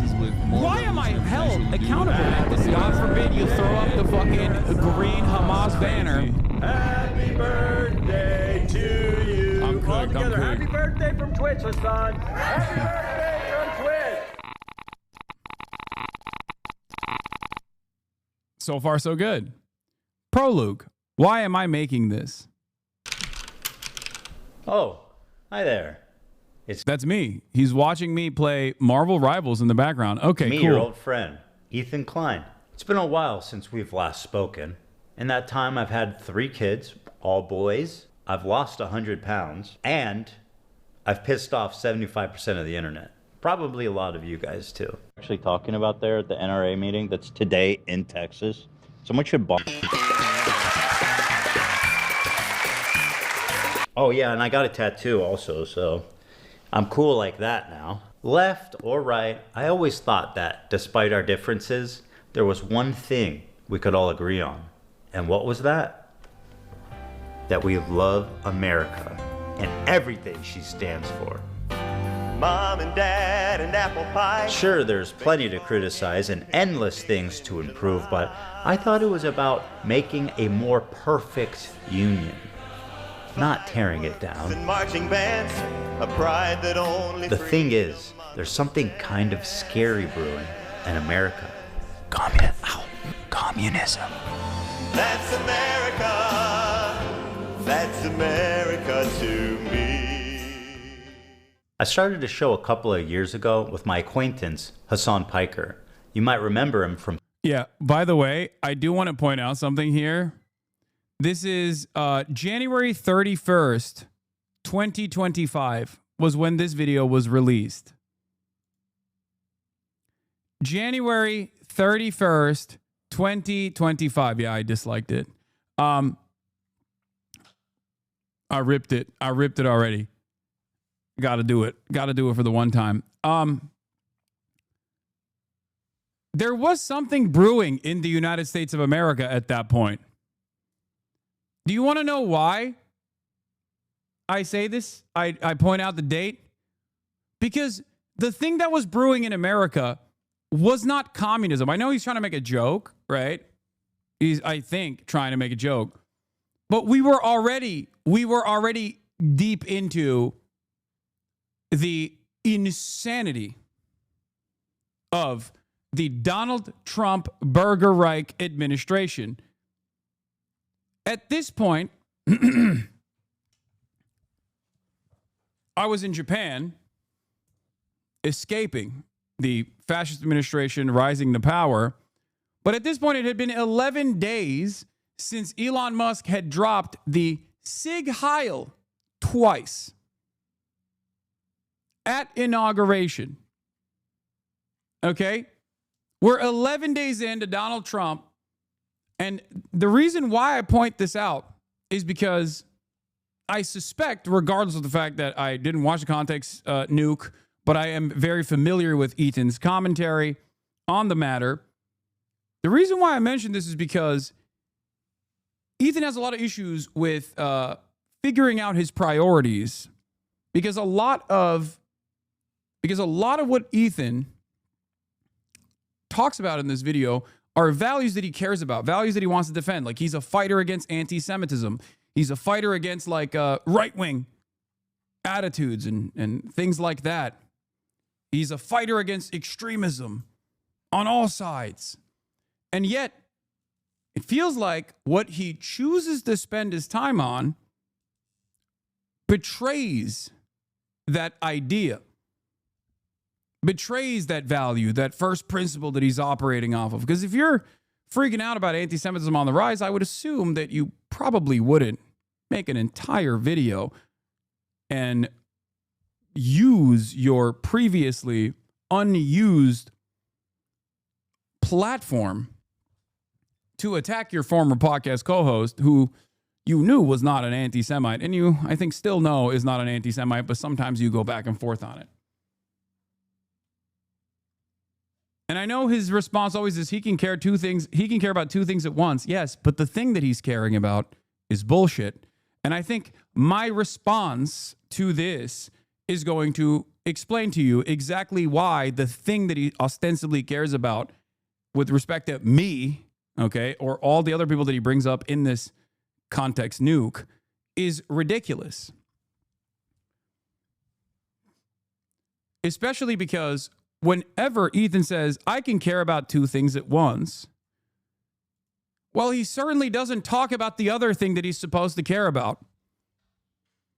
If Ethan says, I care about the genocide, for example, and then spends every waking moment talking about those who speak out against said genocide, then it's kind of hard for people to go along with this ridiculous narrative that he actually cares about the genocide. Such classics as America deserved 9/11, dude. Fuck it. I'm saying it. Yeah, kill them. Kill those motherfuckers in a video game. Sorry. Holy shit. That's not what I said, you dumb cracker bitch. And of course, the Leftovers podcast, which was our show, which we made broadly to goof on the antics of the right. Now, to be clear, I knew about all these edgy and controversial jokes at the time we made the show together, because who am I to judge? There is Ethan Klein being a delightful human being. I was just going to say, if there's another Holocaust, if they start rounding up the Jews again, I hope Ben gets... Okay, the Seinfeld references are stale, man. But that's an aesthetic note. He presents himself as someone like me, a left-leaning Democrat who supports basic things. And we went on making the show. Okay, right off the rip, let me get started by saying I have failed. I'm a failure. The reason why I have failed is because the Leftovers podcast was supposed to be a podcast where this man, who I thought at the time was an open-minded, empathetic, kind person, who was interested in learning, was on his own journey of learning, was supposed to be the goofs and gaffs guy, and I was supposed to be the guy that gives them, the meat and the bones.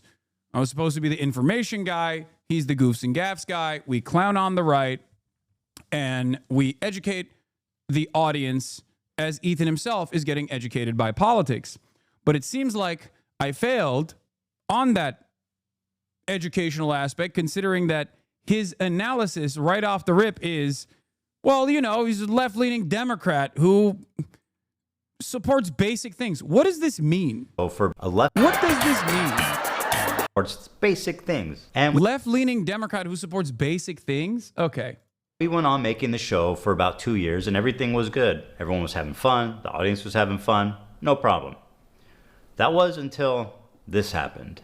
We were doing our regular show, and for the first time I noticed an inordinate amount of radical, hardcore leftists. I mean, I thought we were social democrats, not whatever this was. Ethan Klein did not know what social democrats are or what that represents, by the way, before Leftovers.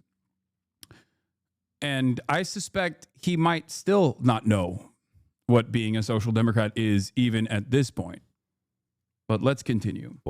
I don't hate the idea of like people who can be successful. I think it's good that people can achieve success in the term monetary success. I mean, that's what that means, right? I do. You know, there's nothing. I am not a hater of success. I myself am financially very successful. One of the largest points of contention with my existence from many right-wingers is that, oh, you're a socialist, but you have money. How does that happen? So clearly, I don't take issue with that. There is no disagreement there. Nothing wrong with that. Because I see so many people in the chat saying no. I don't know what y'all are tripping about. Like, what the fuck do you What want? is the idea that you guys, people like, are just looking for? You guys are all like radical communists? There's that many radical communists? Suck it, chat. You're watching a capitalist pig. Deal with it.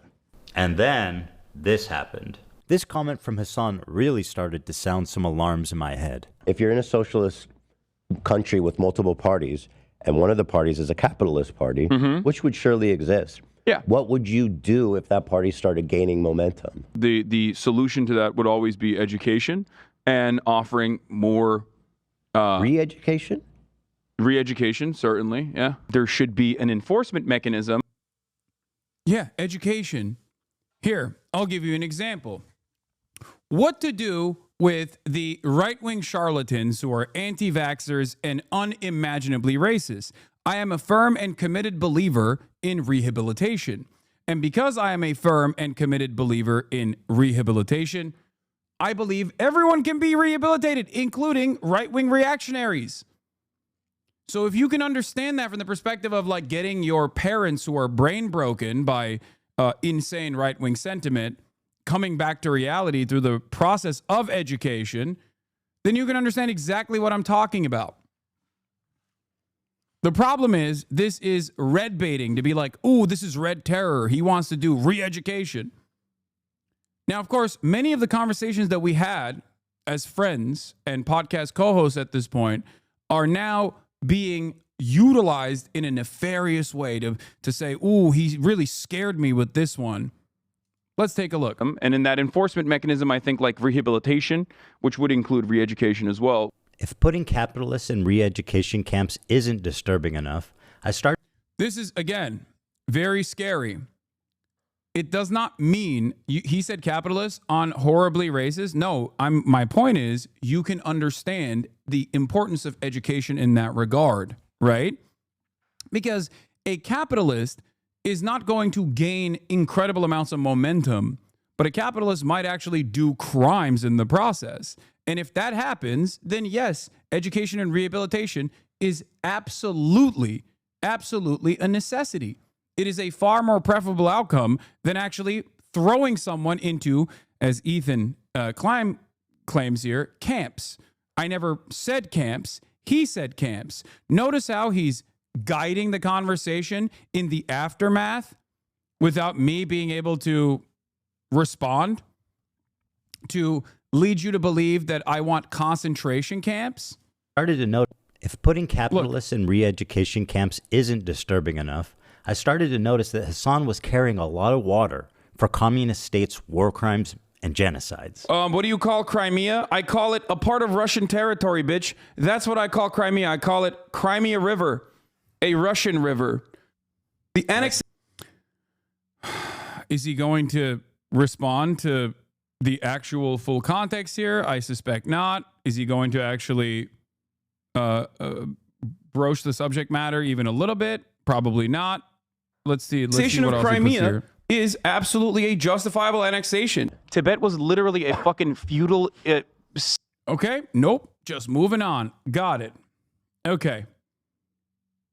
Russian communism is hilarious. Russia, as I have maintained over and over again, is an irredentist kleptocracy. Russia's invasion of Ukraine is unjustifiable.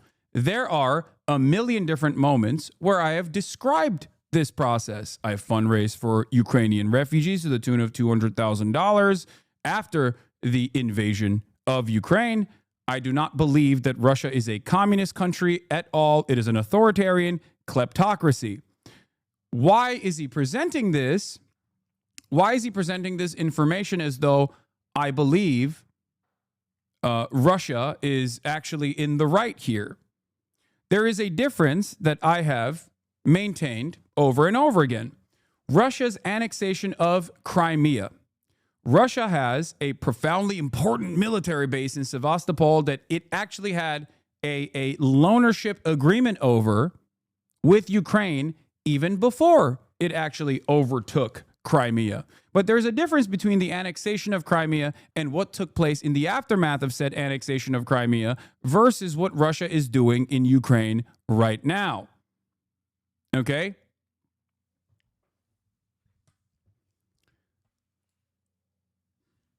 As far as my stance on this, there's no defense of Russia taking any additional land, okay? This is a ridiculous act. And I have maintained the position that Crimea, throughout its historical process under the USSR, even before then, has been Russified. This is precisely the reason why Western Poles, not even like the Russian annexation and the subsequent quote unquote democratic process that took place, but the pre-Russian annexation before Russia's military incursions in eastern Ukraine as well, people that lived in Crimea were rather sympathetic to Russia already. This is part of the reason why Russian annexation of Crimea, while still unjustifiable under international rights and international humanitarian law, was done without a single shot being fired in the process.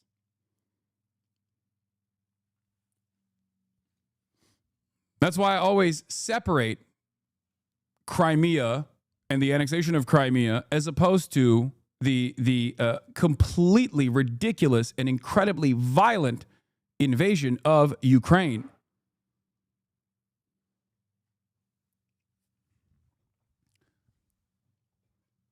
In the aftermath of the annexation of Crimea, Ukraine shut off the waterways into Crimea by damming the waterways that were designed under the USSR into Crimea, making Crimea even reliant on making Crimea basically reliant on Russia.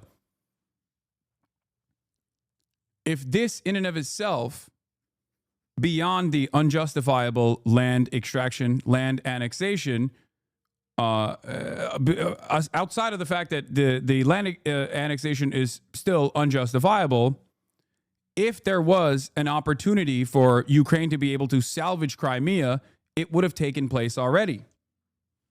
Okay?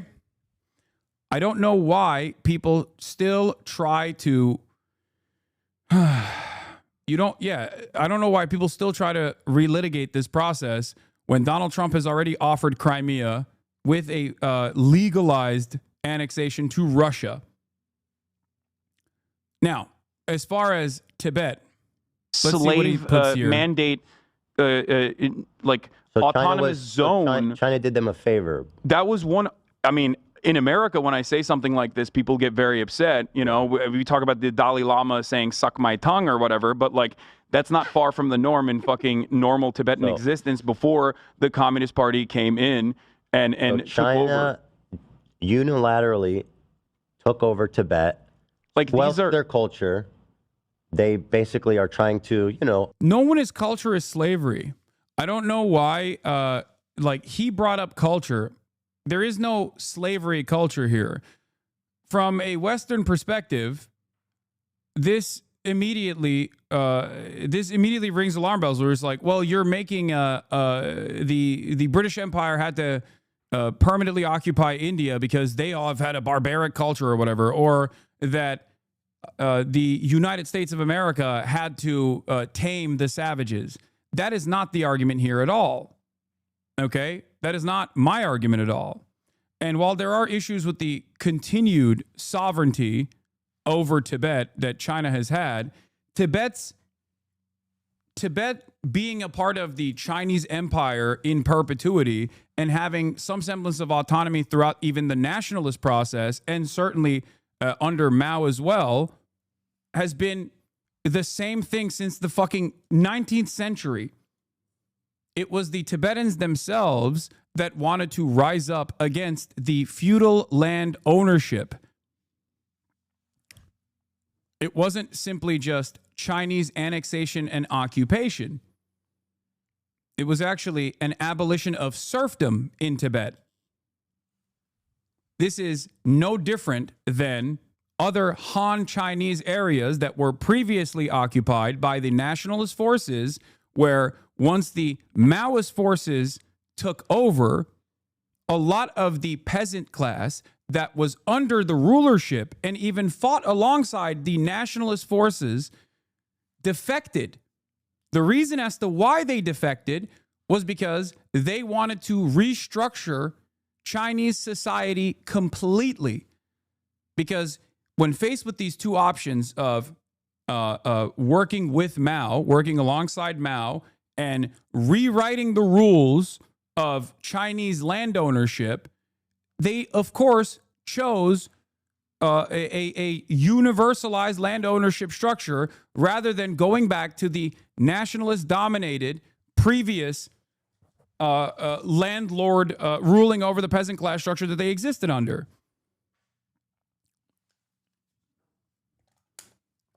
It is not different.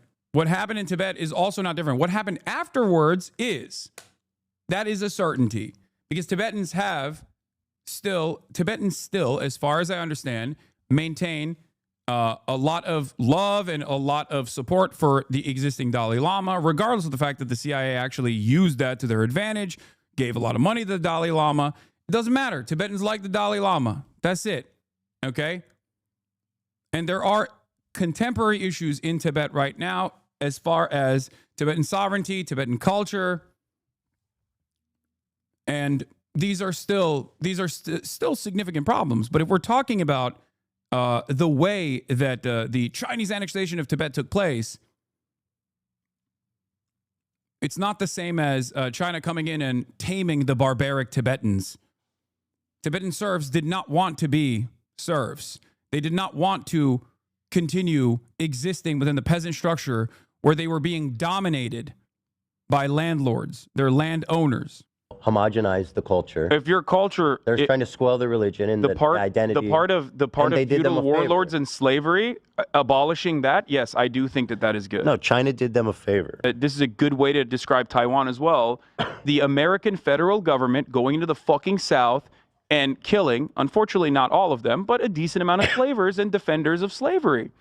This is violent retribution from a powerful federal government that squashed, okay? Tibet is the South in the Civil War?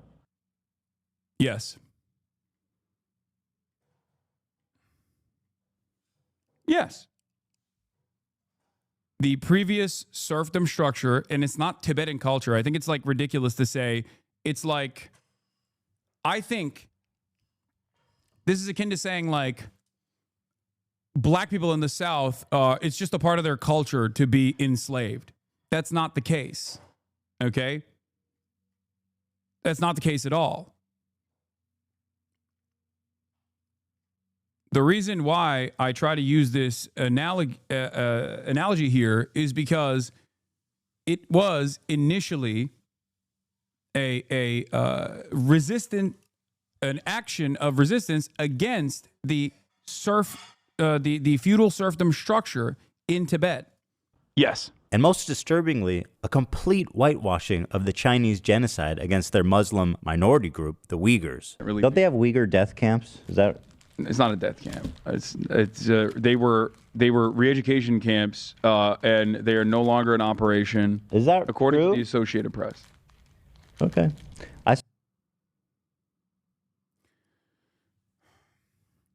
Everything I said here is correct. I don't know why he put this in the video.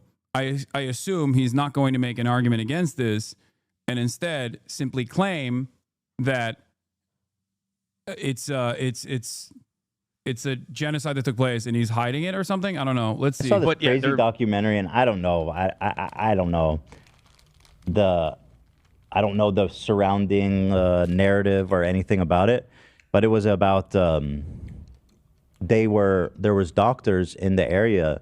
They would be able to procure organs. No, no. I'm telling you, they were in China with okay. That one is like Shen Yun. Okay, so he saw a documentary this was the conversation that took place. I don't even remember the full details, but he's saying that he watched a documentary. I immediately suspected it's probably like a Falun Gong documentary. Falun Gong is a right-wing anti-Communist Party of China cult that's anti-miscegenation. They're the ones who also own Shen Yun and Epoch Times and numerous other media outlets that are super far right, and they work alongside the CIA. Having said that, this does not mean that there is no repression in Xinjiang. Of course, there is major repression in Xinjiang. There was a lot more major repression in Xinjiang, especially a couple years ago. For those of you who don't know, there is an East Turkestan separation movement in Xinjiang. Okay? Some of the Uyghur Muslims, many of them also trained by the CIA, some of them are in Syria right now, wanted to separate from China, mainland China. In the process of enacting their separatist goals, there was a lot of knife crime, a lot of terror, and the Chinese government, in my opinion, completely, in the most ridiculous ways possible, enacted an unimaginably cruel regime of surveillance and also cultural erasure and also concentration camps, but re-education camps, where they claimed that these were simply vocational retraining schools, worked to actively,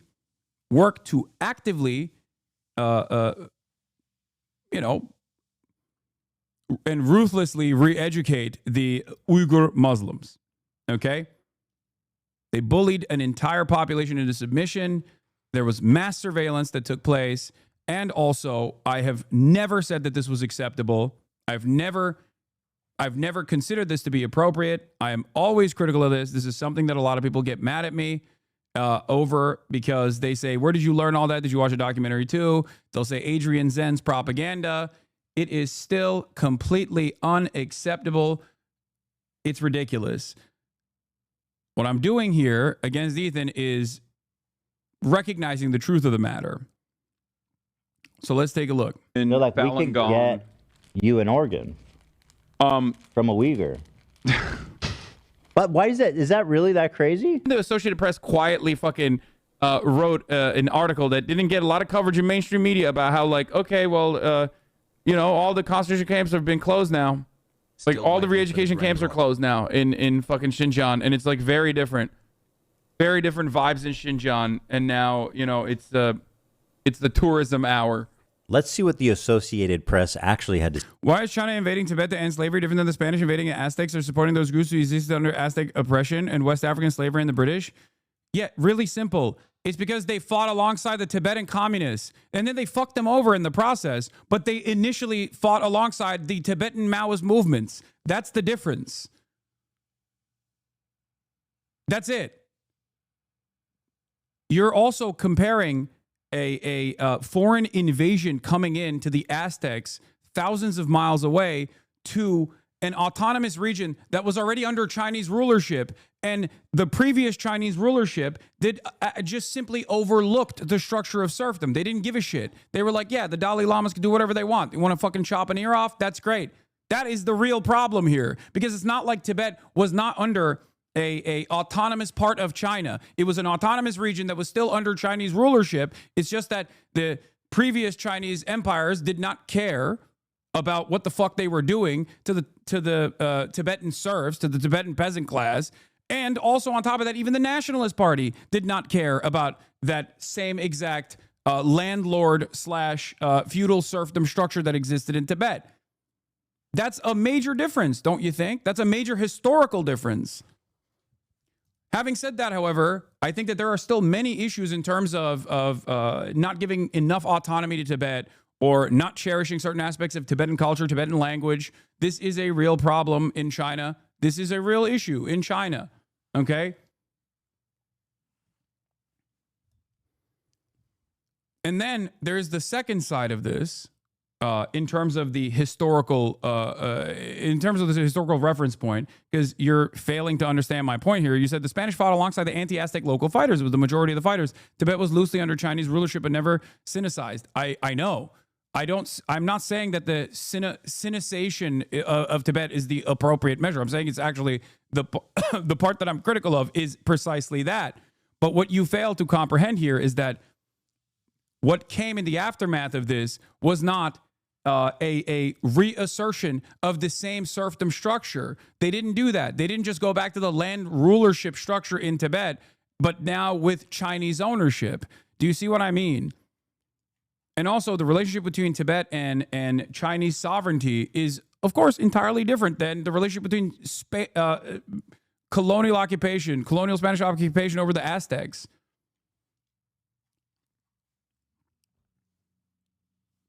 There is not hundreds of years of being under Chinese rulership despite having autonomy. And also, what happened to the aftermath of that is important, don't you think? There wasn't slavery of the Tibetan masses conducted by the Communist Party of China. Anyway, Hassan, I can see the fear in your eyes. Maybe we should call it on the content nuke. That's so funny. All of these people that have been begging for me to watch this are now finally coming in to be like, you shouldn't watch this, actually. I feel like you're afraid.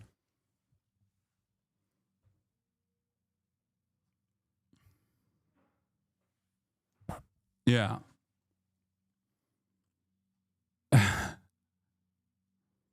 Anyway, let's keep going. Yeah, I'm still being a coward. To say about this. These are all AP articles from the last 2 years. It's also ignoring that Spain practiced slavery in Mexico. Like, that's... It would be the same if China... It would be the same if, yes, China went in, okay, no collaboration whatsoever, no demands whatsoever from Tibetan Maoists and Tibetan communists that wanted to rid themselves of the antiquated practice of serfdom that was incredibly, incredibly violent, incredibly brutal, okay? And instead, and instead just reformed that exact same societal structure and continued to enslave Tibetans. But that's not what happened. So obviously, you know, there is a major difference here. This doesn't mean that there is any sort of, this doesn't mean that like it's great. I'm not saying that it is, okay? I'm simply offering some nuance to the way that people frame these conversations as black and white and try to make make it work within the imperialist structure in the same way that, like, you understand Spanish colonialization. Okay? Press actually had to say about this. These are all AP articles from the last 2 years. UK independent body reports China committed genocide in Xinjiang. China sanctioned a US research firm and 2 individuals over a report about the human rights violations in Xinjiang. It's the tourism hour. To China's fury, UN accuses Beijing. Okay, he pulls up a lot of these AP articles, and I feel like from all of the clips that I've seen on the context nuke, he basically does not go into great detail about these articles at all. I don't think he's read any of these articles at all. Many of these articles are basically from National Endowment of Democracy funded groups like NGOs that are playing a significant role here. Okay. Having said that, is there veracity to some of these claims? Absolutely. Okay. Some of the claims that he's highlighting in the headlines is actually correct. The problem is, and I don't know what the when these articles are from or what these articles are actually featuring, but I would go so far as to suspect that he's making it seem as though the article that I was referencing, the article that I was reading, as a matter of fact, in terms of China's re-education and cultural erasure has ended, and that Xinjiang has now become a tourism destination. He claims that that article does not exist, except here is the article. So while he was actually looking for all of these different article headlines that he could draw from, what happened? Did he just simply fail to find terror and tourism? Xinjiang eases its grip, but fear remains. This is the Associated Press article that I was actually reading and referencing to Ethan Klein in that conversation. Xinjiang, China, the razor wire that once ringed public buildings in China's far northwestern Xinjiang region is nearly all gone. Gone too are the middle school uniforms and military camouflage and the armored personnel carriers rumbling around the homeland of the Uyghurs. Gone are many of the surveillance cameras that once glared down like birds from overhead poles and the eerie eternal wail of sirens in the ancient Silk Road city of Kashgar. This right here is basically the summarization of like my summarization of the story is this article saying that they ended their operations. They ended their operations, and the clips that, and here's why I say he's fucking devoid of context. This is the reason why I call this the context nuke. The reason why I call this the context nuke is because he rips these clips, which I don't even know where he sourced them from. Okay, because I don't think he sourced them himself. I think someone gave him these clips, because if he were to actually, if he actually cared about understanding the nuance of this position that I'm presenting, he would recognize that some of the clips that he pulled out are literally directly from me covering this article. Here it is, October 13, 2021, Uyghurs in Xinjiang. Gone too are the middle school uniforms and military camouflage and the armored personnel carriers rumbling around the homeland of the Uyghurs. Gone are the many of the surveillance cameras that once glared down like birds from overhead poles and the eerie eternal wail of sirens in the ancient Silk Road city of Kashgar. Uyghur teenage boys, once a rare sight, now flirt with girls over pounding dance music at rollerblading rinks. One cab driver blasted Shakira as she raced through the streets. 4 years after Beijing launched a brutal crackdown that swept up 1 million or more Uyghurs and other mostly Muslim minorities into detention camps and prisons, its control of Xinjiang has entered a new era. Chinese authorities have scaled back many of the most draconian and invisible aspects of the region's high-tech police state. The panic that gripped the region a few years ago has subsided considerably, and a sense of normality is creeping back in. Is because he purposely limited the search to 2 years so his article was left out intentionally? Now, time and time again, I have actually railed against, as much as people say I'm a China glazer, which I am a China glazer, let's be real. Time and time again, I've actually brought up the unjustifiable practice of mass detention and mass surveillance and dragnets that were cast upon the Uyghur Muslim population in Xinjiang.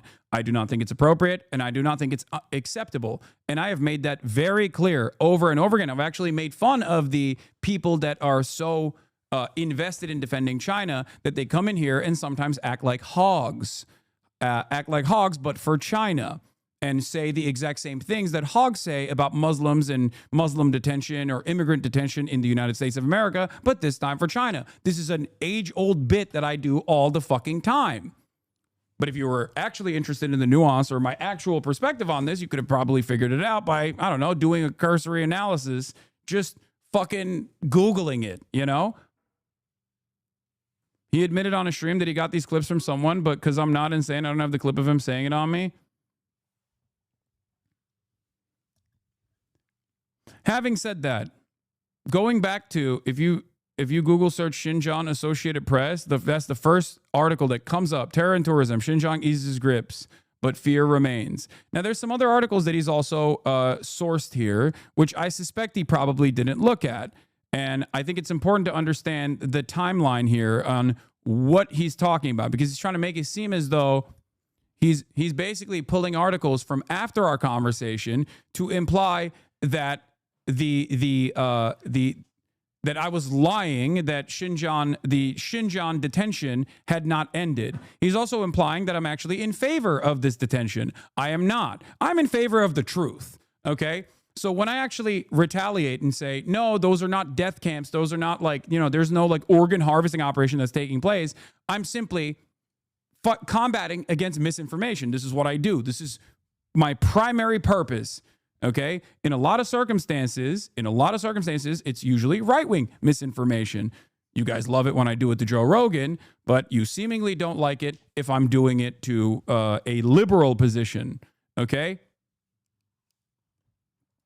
Uyghur County in China has the highest prison rate in the world. 1 in 25 people is in a Chinese prison. It's the tourism hour. 48 Uyghurs detained in Thailand for almost 11 years are on hunger strike to protest their imminent deportation to China, where they face imprisonment or execution. Not only does this AP article seem not to exist, reading the AP proved exactly the opposite. So, again, he claims that this AP article does not exist. It obviously exists. So, what the fuck are you talking about? Here is the AP article. Here's a video of me reading the AP article. Why would you even put this in the video? What kind of research have you done? Also, none of this even proves your point, which was that you watched a documentary that I suspected was like a Shenyang or Falun Gong documentary that said that there were death camps in China. None of what he has shown so far has said that there are death camps in China. Part of the reason why I don't think that he was able to prove his perspective in the conversation at all is because they weren't fucking death camps, and I was right. They were re-education camps. And I've never said that that was appropriate or permissible or acceptable. I've always been against that.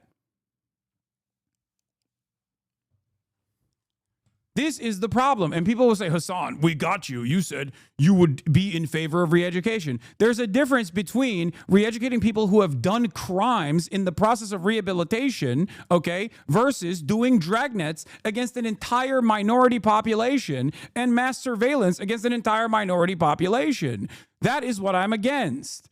I am in favor of re-education and rehabilitation for those who have actually done severe crimes. I think that that is an infinitely better way to deal with that than to just fucking execute them or to imprison them like we do in the United States of America. This is a consistent position that I have maintained throughout my entire fucking political commentary career. This is part of the reason why I'm also endlessly charitable to people who have done thought crimes, who have been reactionary from time to time, because I believe that we are, subject to social conditioning.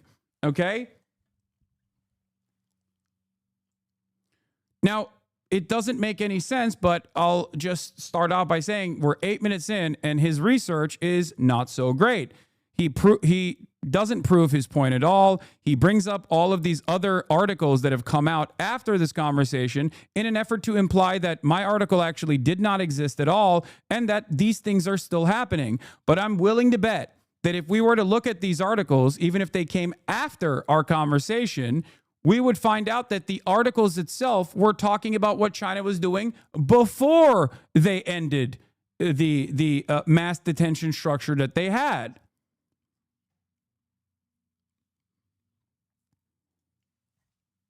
This is a UK independent body. China committed genocide in Xinjiang.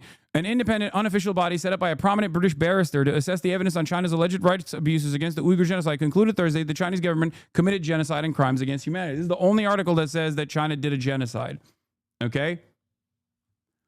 The Uyghur Tribunal, made up of lawyers, academics, and business people, doesn't have any government backing or powers to sanction or punish China, but organizers hope the process of publicly laying out evidence will compel international action to tackle Beijing's policies against the Uyghurs, a largely Muslim ethnic group. Tribunal Chair Jeffrey Nice said the genocide ruling was based on evidence that the Chinese government's forced birth control and sterilization policies targeting Uyghurs in the far western Xinjiang province were intended to destroy a significant part of the group's population. The abuse was part of the comprehensive policies directly linked to President Xi Jinping and the highest levels of Chinese government, it said. Now, this is not a real court. This is not the ICC. This is not the ICJ. This is simply It's not even a people's tribunal, which does happen, okay? Brace, friend of the show, Brace Belden, YPJ terrorist Brace Belden, has actually participated in a people's tribunal, I believe, against the former Duterte leadership. I think it was the Duterte leadership, if I'm not mistaken. There has to be an intention to destroy the act of interfering with the birth of a group. About 30 witnesses and experts gave evidence to a series of public hearings in central London this year, alleging torture, forced abortions, rape, beatings by authorities while in state detention centers. The tribunal concluded that it was beyond the doubt that the crimes against humanity were committed. Nice said she and other senior officials bear primary responsibility for what has occurred in Xinjiang. Once again, I don't see the organ harvesting or the execution camps that Ethan was talking about here. This is still unacceptable, okay? Completely unacceptable, and not a part of, considering that I don't actually agree with the Chinese detention structure that exists in Xinjiang, this is not even against my position. My position was literally that Ethan is wrong about Chinese death camps, okay? Chinese death camps and forced organ harvesting. These were fabulous claims being made. Okay?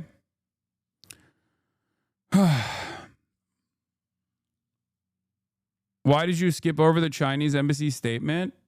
Tanky propagandist. The tribunal and its so-called conclusions are merely clumsy and shows staged by anti-China elements for their self-entertainment. Anyone with conscience and reason will not be deceived or fooled. Yeah, the Chinese government, if I was pro-China, I will give you what the pro-China position is, okay? The pro-China position is that these separatist elements in Xinjiang are radical Islamist fundamentalists that were propped up by the CIA, and there is a little bit of truth to that as well, but that doesn't matter, okay? Because it doesn't matter in the way that they dealt with this issue, okay? The Chinese Uyghur separatist terrorists were actually doing mass slaughter, doing unimaginable amounts of terrorist attacks all over China, and certainly in Xinjiang as well. So that's the reason why they had to do roundups and very targeted roundups and create vocational schools where these guys were simply getting educated for vocational training. That's not my position at all. As a matter of fact, I've argued against that position quite frequently, okay? That is a lie. That is an exaggeration by a state that makes it seem as though their completely warrantless and unjustifiable detention structure was actually simply justifiable and was working towards rehabilitation. I don't agree with that position. I think that's a classic moment where a state lies, right? The Chinese state also has the capacity to lie. They're not infallible. There are plenty of issues with the Chinese state. Now, this doesn't mean that I'm defending the Chinese practice of mass detention anyway. And ironically enough, the article that we were talking about here, also features this. To China's fury, UN accuses Beijing of Uyghur rights abuses. Remember, Ethan actually posted this as an own. In that fucking same article that he posted, if he had actually read that article, he would see this part where it says Beijing has closed many of the camps, which are called vocational training and education centers, but hundreds of thousands of people continue to languish in prison, many in vague secret charges. The report called on China to release all individuals arbitrarily detained to clarify the whereabouts of those who have disappeared and whose families are seeking information about them. There's never been a moment where I did not claim that there weren't serious human rights violations in the Xinjiang region, just like UN Secretary General Antonio Gutierrez believes the assessment clearly identifies serious human rights violations in the Xinjiang region. I agree that there were serious human rights violations in the Xinjiang region. There's never been a moment where I've actually defended the serious human rights violations in the Xinjiang region. So why did Ethan, one, do a horrible job? Why did he do a horrible job of not reading his own fucking articles that he posted in here? Okay? This is, and yes, you are right, KO Fishy, this is exactly like when I denied went after atrocity propaganda in the aftermath of October 7. There was plenty of real atrocities that took place on October 7, but Israel greatly increased the intensity of atrocity propaganda in an effort to justify its genocidal ambitions that came immediately after October 7. What did they do in the process? They lied about 40 beheaded babies being lit on fire with kerosene, and numerous other issues. And I was very critical of that propaganda because there was plenty of real atrocities that they could point to, but they wanted to make it seem like there was so much more. And that didn't mean that I was actually defending the actions that took place on October 7, but you would obviously believe that if you're a fucking moron, or if you are trying to present a very different reality, a reality where you want to fit me into an unnuanced perspective. Now, what's ironic here is twofold. One, my mother's maiden name is Uyghur, okay? Uyghurs are Turks. They are Turkic. Not the whole, like, the whole world is Turk memes. I'm saying, like, literally, they are a Turkic people, okay? Not only that, which is why I also jokingly say I'm white Chinese, okay? But not only that, but also the Turkish government does actually train them. The Turkish government does actually train a lot of Uyghur fighters and uses them alongside the Salafist brigades that they've trained in Syria. This is real, and they do this under the watchful eye of the United States of America. This is also real. I am very familiar with the Uyghur separatist groups for this region, okay? If I can't correct misinformation with my podcast co-host without getting called a propagandist for China, then what the fuck am I supposed to do? Just let it happen? Just let him just say this? Let him say whatever the fuck he wants? It's ridiculous. And he did this exact same thing. He did this exact same thing when I corrected his dangerous misinformation that's going to come later, where he talks about Hezbollah and the 500,000 casualties in the Syrian civil war. We'll get to that later, though. About the human rights violations in Xinjiang. It's the tourism hour. To China's fury, UN accuses Beijing of Uyghur rights abuses. Tourism hour. Uyghur County in China has the highest prison rate in the world. 1 in 25 people is in a Chinese prison. It's the tourism hour. 48 Uyghurs detained in Thailand Right, for we watched racist. Reading on this and has regurgitated it to his mainstream audience. Why is he defending China? I wasn't, and I never have. And you're wrong for claiming that I have. Your entire premise here is that they had death camps. You did not prove that. That there was organ harvesting. You didn't prove that either.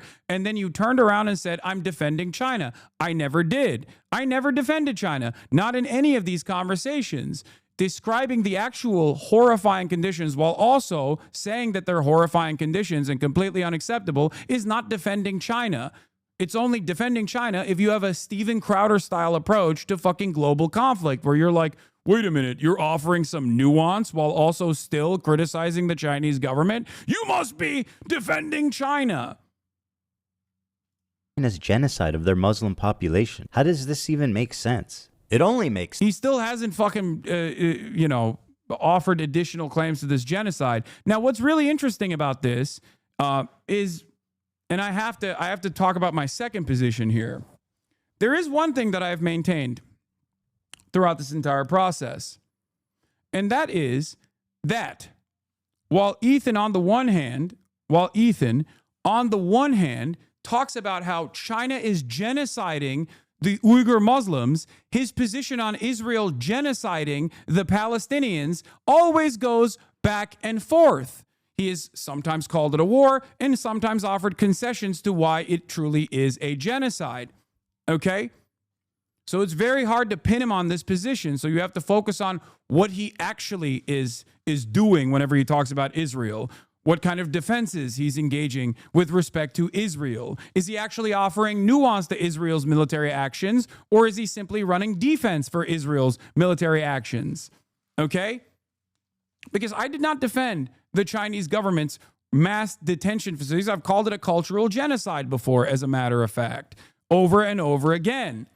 Now, one thing that I have to make clear here, and this is another thing that I have talked about over and over and over again.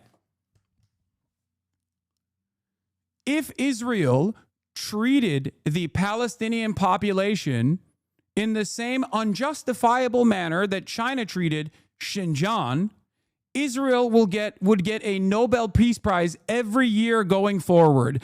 Every Western nation would turn around and cherish how wonderful and how peaceful of a nation state Israel actually is for taming the savage, barbaric Palestinians.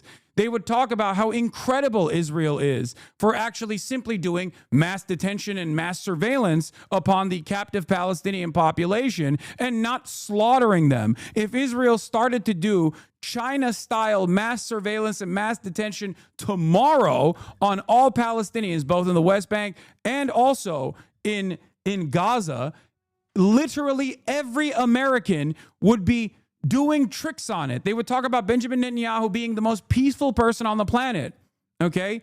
So think about what it takes for people to say China is doing death camps and has an exterminationist principle and doing organ harvesting, as opposed to how much it takes for people to even come to terms with the genocide that Israel is committing. China never bombed entire city blocks. China never shut off humanitarian aid. As a matter of fact, one of the most ironic statements throughout this entire fucking process was the fact that China was also still committed to developing Xinjiang as it is everywhere else, including in Tibet as well. But the American perspective on this has always been they are trying to develop these areas to continue destroying them, to continue killing them. There was literally an Associated Press article that I read talking about a high-speed rail line going all the way to Xinjiang, basically creating this massive network of high-speed rail that was seen as a negative, that was portrayed as a negative thing.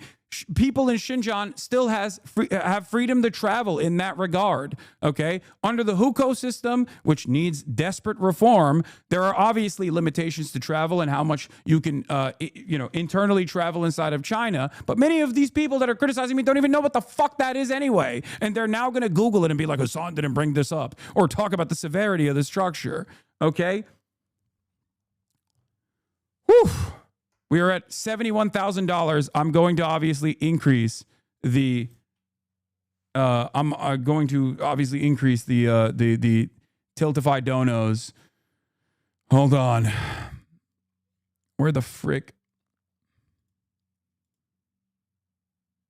How do I get to my account? My hub campaigns. Hold on.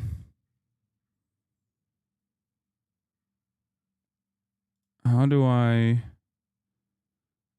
change the goal? Is it not allowed? Can I not change the goal after the campaign actually? Oh, here, I'm changing it. I'm doubling it. Double or nothing, baby. Boom. We're only 8 minutes and 32 seconds into the video, and we've already fundraised $72,000. Are you still giving money so you will stop this torture? What? Okay. You have gained me from H3 high new father.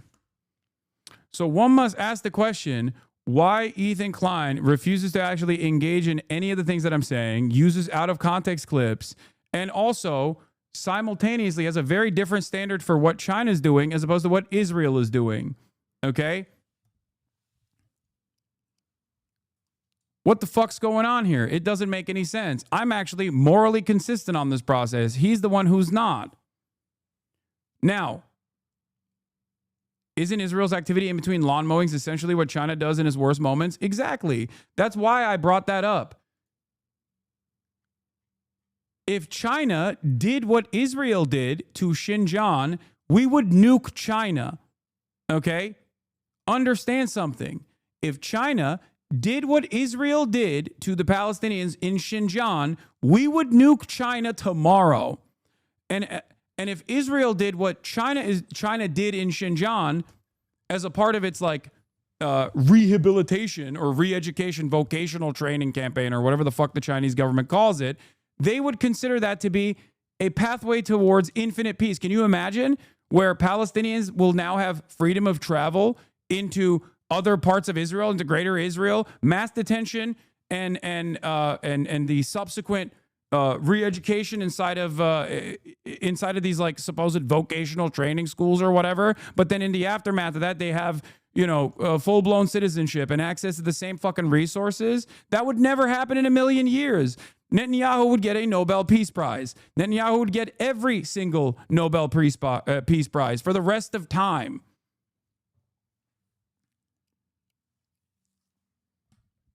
Also, speaking of, organ harvesting, I mean, that's, you know, but that's besides the point. Sense if A, he's being paid, or B, he has the political complexities of a 5-year-old. I know America bad is a meme that people laugh at online, but with Hassan, this does actually seem to be the beginning and the end of his analysis. 2 principles. Let me explain to you. 2 principles that you should keep with you. Yeah, so this is a classic. This is something that I hear mostly from Sex Pestany and his orbiters. But the idea that, like, my commentary on political matters is simply reduced to America bad is incredibly, incredibly dumb. It's ironic that this is yet another case of pure projection where Ethan is saying, oh, his commentary is just literally America bad. At no point, if I simply stated America bad over and over and over again, how the fuck would I fill 8 hours of space every goddamn day? Why is it that these people never actually make the argument America good? Why is it that these people never actually dive deeper into why I say America bad, for example?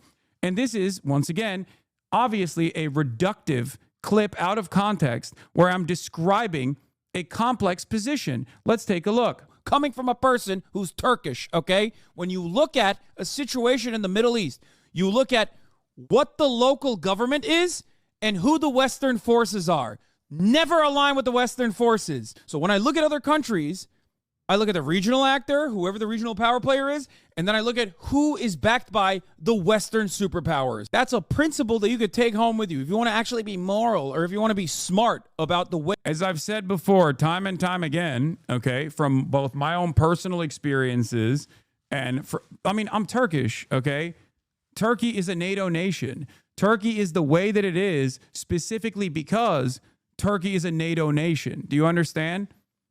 And in that process, during the Cold War, because it was supposed to be a bulwark against the growing socialist movement in the country, they actually suppressed Kurdish liberation movements, socialist movements, trade unionist movements. The American government, by way of the CIA, created a right-wing ultra-nationalist paramilitary, the MHP party.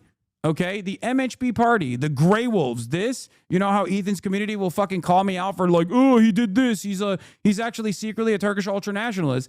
You can only arrive at that position if you're a fucking moron. I have, again, countless hours of talking about the history of the MHP party and how the CIA did an Operation Gladio like they did in Italy, but in Turkey with the MHP ultranationalist paramilitary groups that they violently sent to destroy any sort of trade unionist, socialist, or workers' movement. Many of those movements comprised of Kurds that wanted their own version of Kurdish liberation movements, as a matter of fact. MHP was responsible for that. MHP is still a part of the governing coalition alongside the AKP in Turkey right now. The ultra-nationalist fascists are still in power in this country, in my country.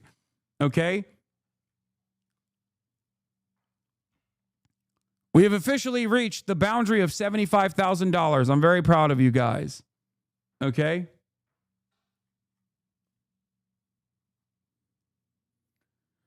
There's more I wanted to get into. Bro, you're making this unwatchable. I know. Context and nuance is silly. Way you analyze other countries, that's one basic principle that you can take home with you. All of a sudden, magically, you are above on your foreign policy analysis. You're going to be better off than 90% of people that look at the situation. After seeing all of this, I was already getting uncomfortable with our partnership. I started to wonder if I had... Also, I don't think he saw any of this. He didn't see any of this. He already arrived at the position that I was bad after an entire year of fucking shitting on me, with snide remarks as I was actively defending him in the process. For all the fucking foot soldiers that are in here to see the other side of this story for once, welcome. Okay, I have an 8-minute compilation that he couldn't even sit through where I was defending Ethan Klein, including this is, I guess, from what, January 11th, 2024. Ethan was hitting me with snide remarks over and over and over again while I was simultaneously defending him. Okay? I was simultaneously defending him from people that kept bringing him up and saying like, oh, he said this, he said that. I didn't want to be fucking focusing on drama. Okay? I did not want to entertain the drama perverts because I thought it was irrelevant what Ethan Klein was saying because I assumed that he was just doing goofs and gaffes. In any case, we'll get to that in a little bit as well. Okay? The entire premise here so far in the 9 minutes and 39 seconds that we watched is that Ethan is saying Hassan Piker groomed me, a 40-year-old man with the political convictions of a sea cucumber. I had no way of thinking on my own, and this 30-year-old man at the time groomed me into believing dangerous radical ideas. Dangerous radical ideas like what, you might ask? Socialism. Socialism being good. He made too many convincing arguments. He was hot and he groomed me and it scared me. It scared what happened to me. Scary man. Stupid, sexy Hassan. Any idea who this guy actually is? And then this happened. We have breaking news out of Israel this morning where Hamas has launched a surprise attack within Israel's borders. Like, this is bullshit. This is a video that he made a year after our podcast ended. Okay? He developed this resentment over the course of the year. He didn't like start hearing me say these things that I was saying directly to him and see it in a different light. This is pure narrative. Okay? Pure narrative. He's doing post hoc rationalizations. And I think the reason why he's doing these post hoc rationalizations is because he wants to convince you, the viewer, to being like, he duped me and he was duping you with his scary, elusive, mysterious ways of doing propaganda. The real story of what took place is that in the aftermath of October 7, okay, in the aftermath of October 7, we had disagreements. We had significant disagreements. Ethan wanted to hyper-focus on the feelings of Israelis and potentially the fears of American Jews in the aftermath of October 7. And my argument always was hyper-focusing on the broader picture because I knew what was about to happen. Because history, contrary to what Hosbarists like to tell you, did not start on October 7, 2023. History started far before October 7. Zionism was an exterminationist, ethno-religious supremacist ideology that is identical to Nazi fascism far before October 7. As the Euromed Human Rights Monitor and the Save the Kids Foundation both correctly pointed to, in 2023, before October 7, 2023 was the deadliest year for children in Palestine. And before then, 2022 was the deadliest year for children in Palestine. Why was that happening to the Palestinian children? If history started on October 7, how could that have happened? How could that have happened? And the reality of the matter is, Ethan knows better. He should know better. He lived in Israel. He hated Israel. He talked about how Israel was an exterminationist, crazy country that was incredibly right-wing. In 2021, he posted an Instagram story about it, which I'm sure he'll bring up in a little bit to show his bona fides as to why he's so pro-Palestinian.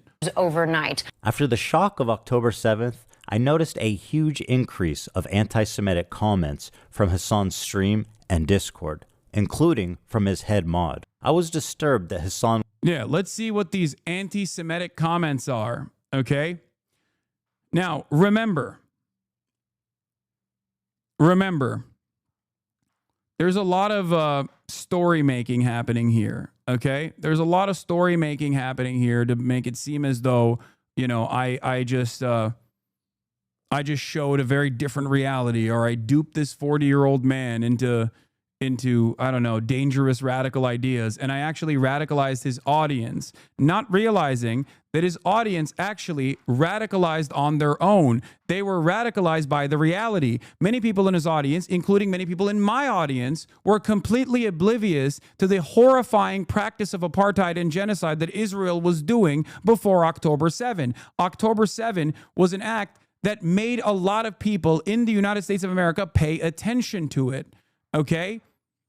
And they organically started realizing that the statements coming from Ethan Klein were actually at odds with how they felt about the situation. Now, is it because they were becoming anti-Semitic? No, it's because they started recognizing the reality of Israel's occupation and genocidal practices. So when Israel was doing genocide, which Ethan, again, goes back and forth on, sometimes he thinks it's a genocide, other times he thinks it's a war. His wife certainly doesn't seem to think so. Hila, who was a soldier in the Israeli occupying force, which, again, as I talked about in our debate, where Ethan admitted that she could be considered a terrorist, by the way, her statements on this are even more right-wing than Ethan's, okay?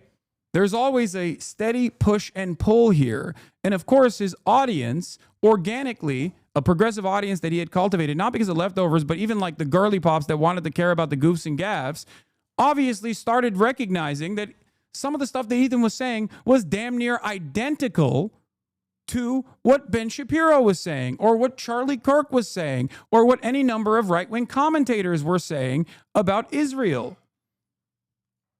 One of the moments that was majorly consequential is the moment that Ethan actually decided to no longer when Ethan decided to no longer be on Twitter. Part of the reason why he left Twitter, now he says, is because of all of the anti-Semitism, and there was plenty of anti-Semitism on Twitter after Elon's takeover, so there is plausible deniability there. But the reason why he left Twitter was because he couldn't deal with the fact that he kept wanting to say something, okay?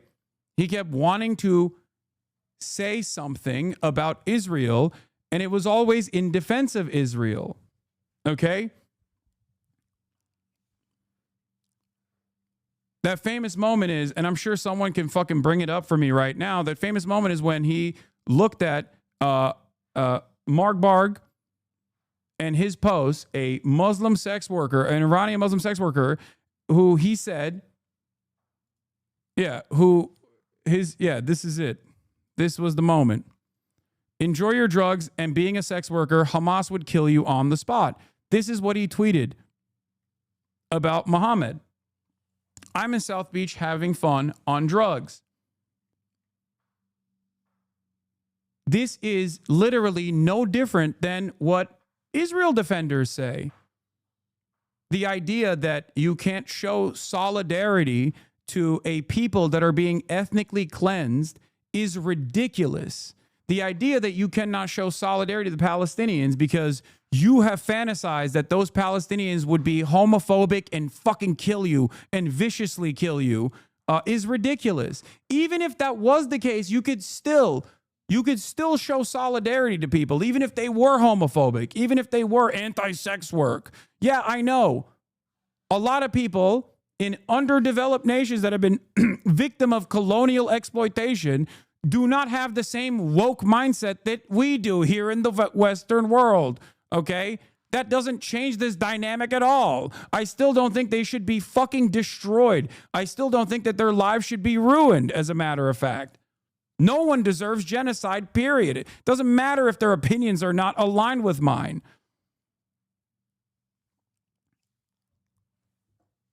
This is simply trying to engage in the act of pink washing. It's also a conflation between ISIS and Hamas. Hamas is a militant organization that was designed under the rulership of the oppressive Israeli apartheid regime. Hamas's tactics have evolved throughout time and become more radical. Hamas's tactics have become more violent throughout time, but that violence is still maintained. The standard of violence is still maintained by the colonial power in this process, which would be Israel, because Israel has gotten more and more violent throughout time. That's why the cliche here is that the first intifada was fought with stones and work stoppages, and the second intifada was still relatively peaceful, but there were bus bombings on top of that. Okay, bombings at bus stations. What could have taken place in between that process?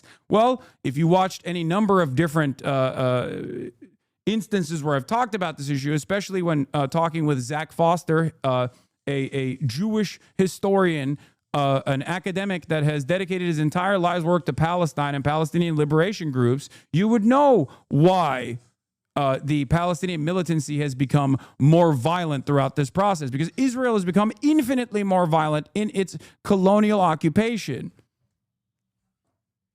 Okay?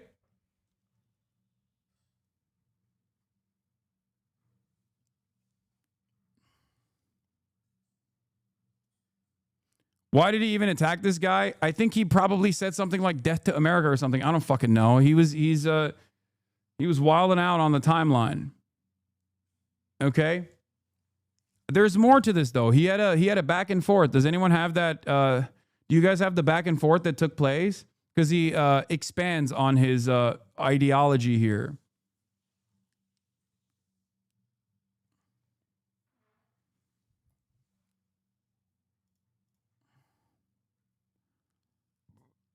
Yeah, I stopped using Twitter to protest Elon. No, you stopped using Twitter because you couldn't handle the backlash of your racist-ass comments towards a queer Muslim content creator. Do you think we forgot?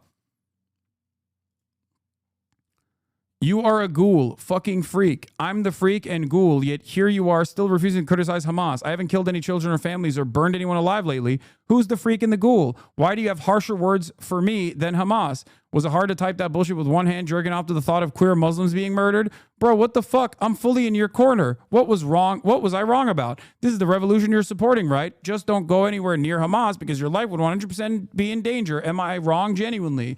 The idea that, once again, every single person involved in whether it's affairs of civil governance or involved in militancy against the state of Israel is a fucking barbaric rapist monster that will burn your ass on the spot is ridiculous.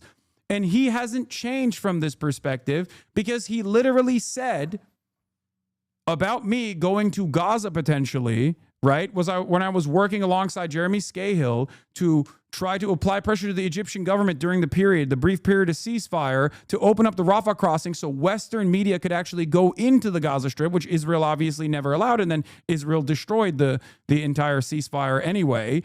In that process, he kept saying if he goes to Gaza, he'll be a high-profile target for Hamas. Why the fuck would they do that? If Hamas was in the business of kidnapping any random non-Palestinian that happens to be inside of Gaza, they would have kidnapped a shit ton of the aid workers. Except those aid workers were, once again, just like I was concerned about my own safety and well-being, those aid workers were killed by Israel, not Hamas, like the World Central Kitchen aid workers that were killed by Israel. They were there under the watchful gaze of Jose Andres. They were working alongside the Israeli government. The Israeli government brought World Central Kitchen to the Gaza Strip to show the world, to disprove the narrative by their estimation that they were not letting humanitarian aid flow into the Gaza Strip. So they worked with Jose Andres, a very famous chef, a very famous activist chef, and his group, World Central Kitchen. And what did they do? What did they do in that process? Because they had created killing fields, their fucking Israeli occupying force commanders lasered the World Central Kitchen aid workers. So yes, the major fear here is not Hamas in terms of going into the Gaza Strip. It's Israel. And the reason why I bring this up is because Ethan still doesn't recognize that. He still, to this day, does not recognize that. He still thinks it's like Hamas is the barbaric, violent force. And not Israel. Israel is a far greater evil in the region than Hamas ever could be. This is the truth. That's it. There is plenty of evidence to showcase this truth. This is just the reality. It's an observable reality that you cannot deny, okay? That's it. If you are a lesser evil voter and you wanted to vote for Kamala Harris, for example, because of the lesser evil voting that you wanted to engage in, then you should be a lesser evil voter and vote for Hamas as opposed to Israel in this process, because Israel has done an October 7 to the entire Palestinian population over and over again for the past 16 months. Israel has so much more power than Hamas has ever had. And it has used that power for true evil, for death and destruction. It's ridiculous. There is no moral playing field here, but even if the moral playing field was even, just looking at the sheer casualty numbers and the percentage of who Israel has targeted and who Israel has killed versus who Hamas targeted and who Hamas killed, the numbers on the board reflect a very different reality that does not make Israel look good.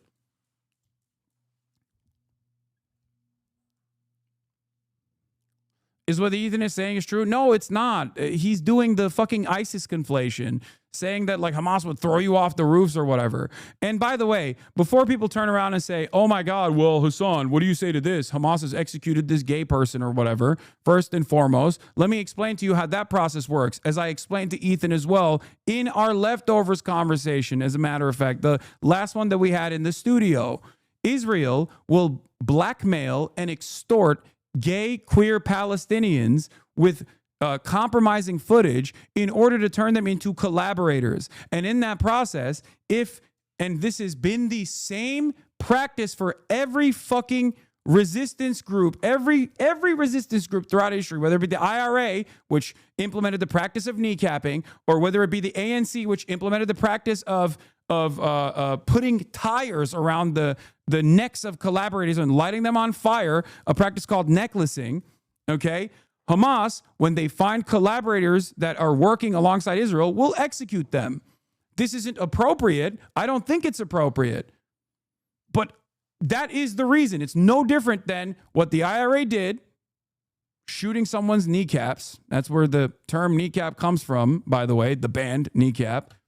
And that's precisely what the ANC, supposedly under the watchful, humanitarian, peaceful, pacifist gaze of fucking Nelson Mandela, did in terms of necklacing, putting a rubber tire around someone's neck and lighting it on fucking fire for the crime of collaborating with the apartheid government.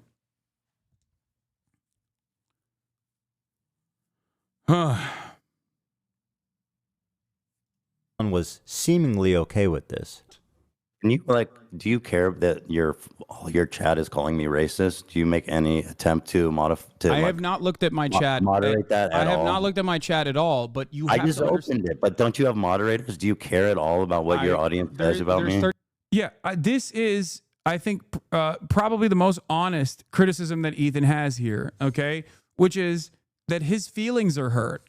His feelings are hurt because he's saying things to an audience that has a higher political acumen than he does, and that audience is obviously tuned into the frequency of right-wing reactionary propaganda. So, of course, they immediately hear some of the words that are taking place in this conversation, which, by the way, more informative than this context nuke. If you want to understand Ethan's actual framework and actual perspective on this, on the matter, you should go back and rewatch that debate that we did, okay? This debate, all the way in like the 17th of October, 2023. I believe that's when we had that conversation, if I'm not mistaken, okay?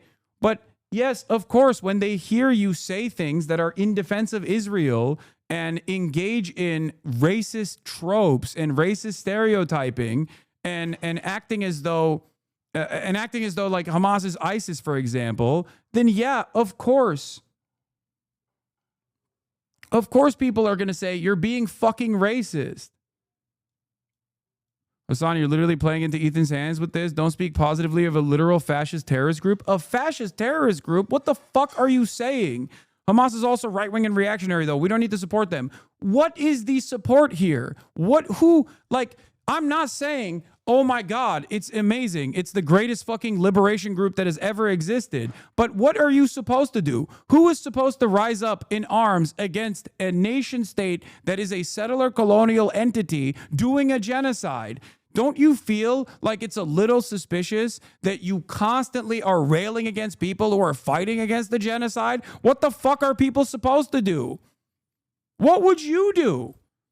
This is a reality that former Israeli Shin Bet leaders also recognize. This is a reality that Ehud Barak, the former prime minister of Israel, also recognized when he said, if I was on the other side of that Gaza fence, I would join Hamas. Of course you would. What the fuck do you mean? What is this expectation that people are supposed to be perfect victims after 76 years of colonial occupation? It is crazy. He said this yesterday. You're 100% right. What? About actually wanting to understand the situation in a way where we humanize everybody, where we can actually create a lasting peace, one that's not built on like hate. So yeah, no, Hila's not a terrorist. Somebody who's like, I want to join the Houthis so that I want to join Hamas so I can like suicide bomb a cafe. That's it. Israel's defense minister paid a visit to Palestinians would-be suicide bombers who failed their missions in an effort to try and understand what motivates them. Benjamin Ben Elizer's conclusion: they are driven by despair. While condemning the act, Ben Elizer said he felt compassion for one bomber, a young woman who, in a fit of grief over her boyfriend's death, volunteered to go on a suicide mission. The minister, a moderate in Ariel Sharon's hawkish government, said as soon as Palestinians can realize the dream of a normal life, they will say no to anyone who tries to convince to choose death over life. Stanley Cohen, a lawyer who represented Hamas activists, presented a very different vision of recent history. He portrayed a powerful and vicious Israel that has indiscriminately killed many thousands of innocent Palestinians. Hamas is not a terrorist group, but a nationalist resistance force. Nationalist resistance forced to resort to violence because it has so little power compared with Israel. This is something that I've described over and over again.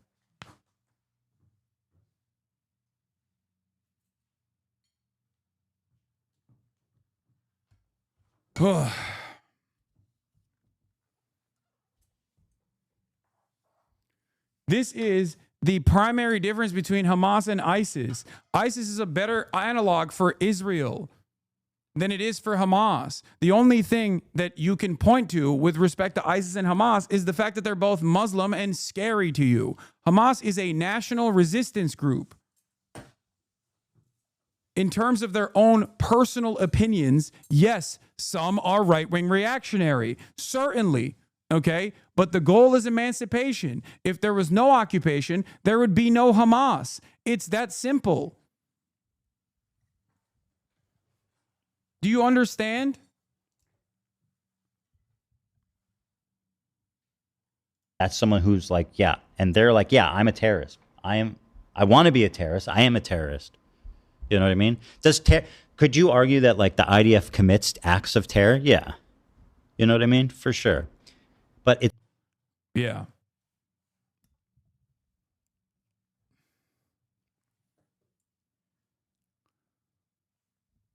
Fuck.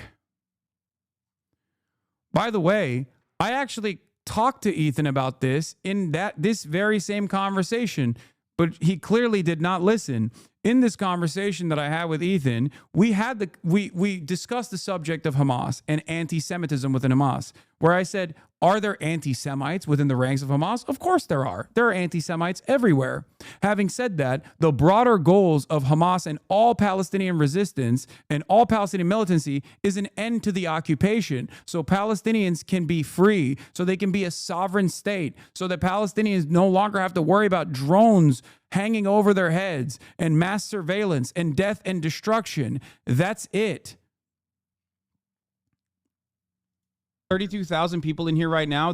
I'm just trying to tell you guys how it feels. And I'm fucking shocked that you don't care that people in your chat are saying, who the fuck is this child, cold, Ethan, arrogant, as fuck. I love you, but there's only so much I can do. How can you be surprised when your Discord is literally full of fucking Ethan, I love you, but there's only so much I can do if you're making that argument. You know that, right? Like Hassan's chat. Let's see what argument he was making. Does anyone have the clip? Let's see what argument he was making that caused people to respond that way. I want to see. Because my statement there is, listen, as much as I try to moderate my community, of course, if your output is fucking insane, if your output is fucking insane, of course chat is going to respond to that by going, what the fuck is this arrogant asshole saying? Let me take a look.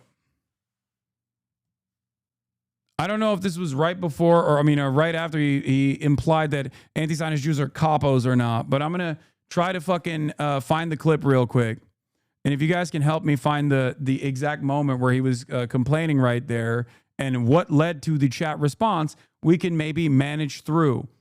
We can maybe look through the reasons as to why his feelings got hurt.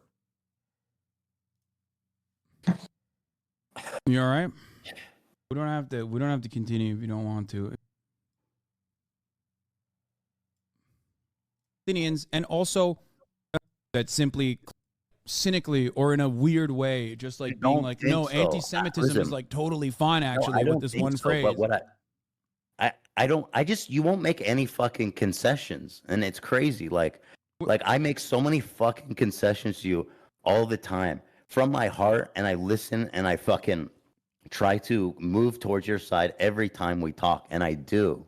But when I fucking try to explain to you. Oh, you found the actual timestamp? You care that your chat is calling me racist? Let's see what it was. Let's see what the actual thing that he said was before. Like, there were plenty of moments where he's... Listen to my words. Does that change the broader movement and the morality behind Black Lives Matter? Or does that change what... Oh, that's right. It was because he was complaining about from the river to the sea, Palestine will be free, saying, well, according to Jews, it actually is a scary statement, to which I responded with, hey, Ethan, you understand Black Lives Matter. You ask white people what Black Lives Matter means, right-wing white people will tell you, well, Black Lives Matter is a scary slogan. So if you can understand why I don't give a shit about the perspective of white right-wingers when it comes to Black Lives Matter, you can understand why I don't care about your perspective in this regard. Because if you don't understand that this is an emancipatory slogan and not one that is exterminationist, then yeah, I don't know what to fucking tell you. What people mean when they say Black Lives Matter. Black Lives Matter doesn't... Again, it's what's in the phrase, dude. Saying the thing is, like, saying Black Lives Matter doesn't insinuate that other lives don't matter. It's in the fucking phrase, bro. I don't know what to tell you. From the river to the sea, Palestine will be free. Also doesn't feature from the river to the sea. We should destroy Israel and kill all the Jews. You're the one who's saying that is the secondary implication behind it. I'm just telling you how people see it, bro. I know, but if you were to tell me this is how white people feel about Black Lives Matter, I would say I don't care how white people feel in this regard, because my business is not about explaining what this... There's inherent... Bro, there's nothing in Black Lives Matter that's saying that white lives don't matter in the fucking There's nothing slogan. in From the River to the Sea, Palestine will be free that implies Jewish people must be eradicated or Israel must be destroyed and Jewish people in it must be killed. A lot of people disagree because you're talking about from the river to the sea. Yes, a lot of people who are not Palestinian and a lot of people who are not anti-Zionist disagree. Anti-Zionists, on the other hand, don't agree. And they're the ones who are using the slogan. So why would I'm asking you, if I'm not going to ask a white person who is against Black Lives Matter, why would what they feel about this slogan? Why would I go to in the broadest majority Zionists, both Jewish and Christian? Why would I ask them what they think about a Zionist, anti-Zionist slogan? I already explained it, but you don't want to hear me. This is why people were saying, "Hey, Ethan, you're fucking racist. Hey, Ethan, you're a Zionist." Do you feel like it is inappropriate for people to assume that he is a Zionist in this very moment? Is it because of the Jew hatred that is in the heart of every single one of my chatters that caused them to think that his resistance and his lack of interest in understanding the argument that I'm making came across like he was still very much defensively posturing at the behest of Israel?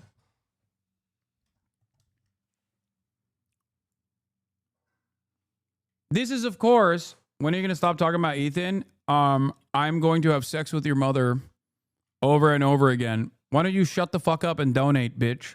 We're at $85,000, slated to raise all the way to $150,000 in the process of watching this context nuke for charity. Do you hate charity? Is that what it is? Is that what's going on? Or are you a fucking Ethan dick rider who probably begged me to watch this thing for months on end, and only to turn around now when I'm finally watching it and go, oh, I don't want to see it?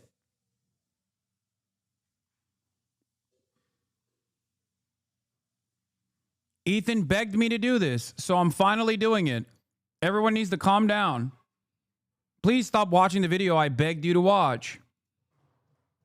What? No, I'm asking you. Like, It's not in the fucking slogan itself says people interpret it as destruction of Israel. I know it doesn't say let's destroy Israel, but it's not. But that's from the river to the sea is mainland Israel. Okay, Ethan. That's it, man. That's how Ethan, people see it. No, I'm not, you can't simply say that's how people see it and it is though. Remember, this slogan has been used to censure Rashida Tlaib. This emancipatory slogan has gotten people to be fired like Mark Lamont Hill. There is a reason why I won't back away from defending this slogan and saying this slogan. It was so disingenuous of Ethan to use Norm Finkelstein. It was so disingenuous of him to use Norm Finkelstein and his assessment of the slogan when Norm Finkelstein would never in a million fucking years sit there and be like, well, my feelings are more important here than Palestinian emancipation.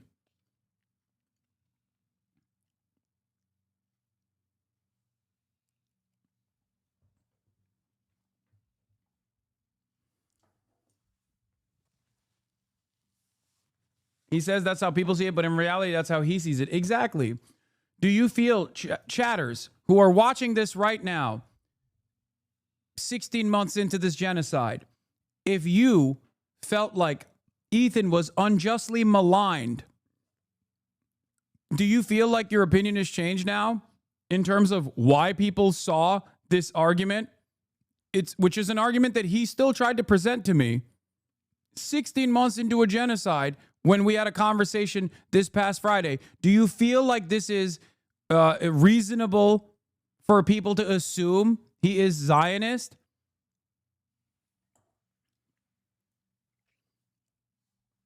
Norm has said that. No, Norm said that he doesn't approve of it because it comes across as something that Jews fear, not even Jews, Zionists fear, but he totally gets it and totally understands it. I only started watching you again because of his claims, and it got me to resub.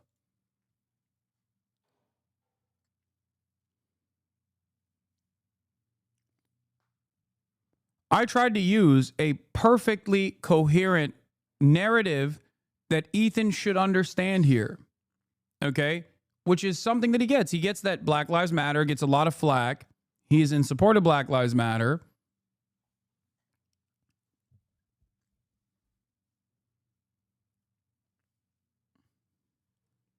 Who cares? Who cares what racist white people think about Black Lives Matter? Just like, who cares about what people who want to defend Israel feel about from the river to the sea, Palestine will be free? Bro, you fucking fell off after the content nuke went from 30K to 53K. Suck my ass. I know, I'm falling. I'm consistently falling off over and over again.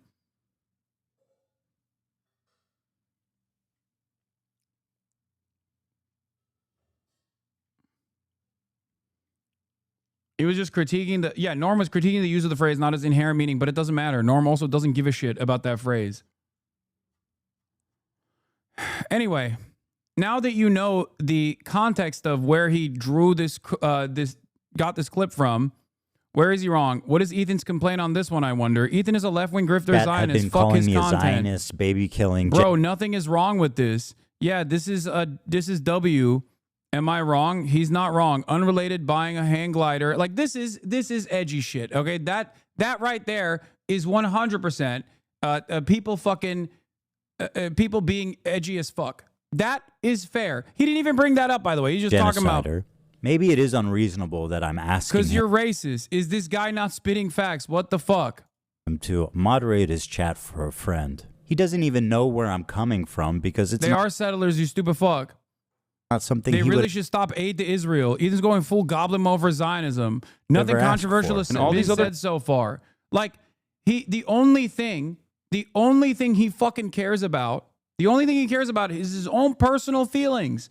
There is no moment where he tries to understand my position here. There's no moment where he tries to understand why people have this attitude over him. And this is a Discord chat that he can't see, by the way. He pulled after the fact to be like, wow, this is really fucked up. And if that's the most fucked up shit you saw in a fucking open to everyone Discord, holy moly, dude, you are out of your fucking mind. Yes, nobody cares about your feelings, Ethan. I'm sorry. I don't give a fuck about your feelings. Can you imagine if I spent the past 16 months constantly talking about my own personal feelings? Like I'm talking about, babies that are in plastic bags being carried over to medical facilities by their crying fathers after being lasered out of the sky with Israeli munitions that we fucking shipped over to them. And I just sit there and I say, you know what? My feelings are so important here. And we really need to take time and cover what I feel right now in this moment. What the fuck, man? What the fuck? Of course your feelings don't fucking matter in this process. What do you mean? Especially when I am at this moment, back then, as his fucking friend and podcast co-host, trying to explain to him why people are being critical of him. And he totally did not understand this at all. I was saying, Ethan, there's only so much I can do in terms of moderating this community. But if you keep your output to this like ridiculous Zionist propaganda nonsense, yes, it seems like it's a good position in your mind. And maybe your chat will actually hype you up and say, no, King, you're so valid. You're so valid for actually constantly reframing the conversation around your feelings. But yes, outside of your own community, outside of your own echo chamber, people are going to hear what you're saying and go, yeah, you're defending Israel. What the fuck is wrong with you? Yes, you're a racist Zionist is what people are going to think. There's nothing I can do to change their mentality. Fucking shocked that you don't care that people in your chat are saying, "Who the fuck is this child cold, arrogant, Ethan, fuck?" I love you, but there's you only so moderate? much I And can do. How can you be surprised when your Discord is literally full of fucking? Ethan, I love you, but there's only so much I can do if you're making that argument. You know that, right? Like Hassan's chat had been calling me a Zionist. All right. Oh, and then he brings it back Whatever to ask for. and all these other content creators actually, whipping their communities when their chat is going fucking absolutely bananas over random dumb shit and bringing my name up for no fucking reason. That you like what's so crazy about this is he's literally pointing to XQC, which he knew at this point was constantly inviting hate towards my position, pulling the fuck Hassan ripcord as Ethan is doing now to basically light up every reactionary online who fucking despise me to the goddamn core. Okay? I never did this to Ethan. I did the exact opposite to Ethan, as a matter of fact. I constantly fucking told my community to shut the fuck up about Ethan for an entire year. And the only reason why people still arrived at that conclusion is because of what he was fucking saying. The reason why XQC's community hates me, on the other hand, is not because of my positions, but because he kept calling me a fucking snake and a piece of shit every time he was underwater, every time he got into trouble because of Gamba or because of any number of different reasons why he was being a fucking asshole. He would turn around and be like, oh yeah, you guys are calling me an asshole? Guess you know who's a bigger asshole? Hassan. That's all he did for years and years and years, as a matter of fact. That is what I'm talking about here. That's it. If you can't see the difference between these two things, I don't know what to tell you. I never actually attacked Ethan. For literally an entire year, I defended Ethan. I did not attack Ethan. I defended him. Okay? This is for all the girly pops that actually watch Ethan Klein and didn't get to see the full scope of my defense of Ethan. Okay? I need to show you This is the clip that I wanted to show on the podcast that he didn't let me play through. Okay. I also kind of want to show like what he was saying in the same time frame about me. But here, we're also at 91,000 and 10 minutes into the video. Holy moly! Ethan is a mega Zionist. You are wrong. Okay, trust me. I don't think you know. I don't think you know many Zionists if you think Ethan is a mega Zionist. Not even close, dude. Can you imagine? Can you compare this to what fucking XQC was doing every time he was in trouble because he was like scamming his audience or doing another gambling fucking broadcast or whatever, and he would still turn around. He would still fucking turn around and be like, "Oh, Hassan's a snake, though." Something that he also recognized he was doing, by the way, when I had a conversation with XQC. XQC literally implied that I actually fucking hid sexual assault. And then openly admitted he was lying about that. And he shouldn't have done that. Think about that. Is this an apt comparison?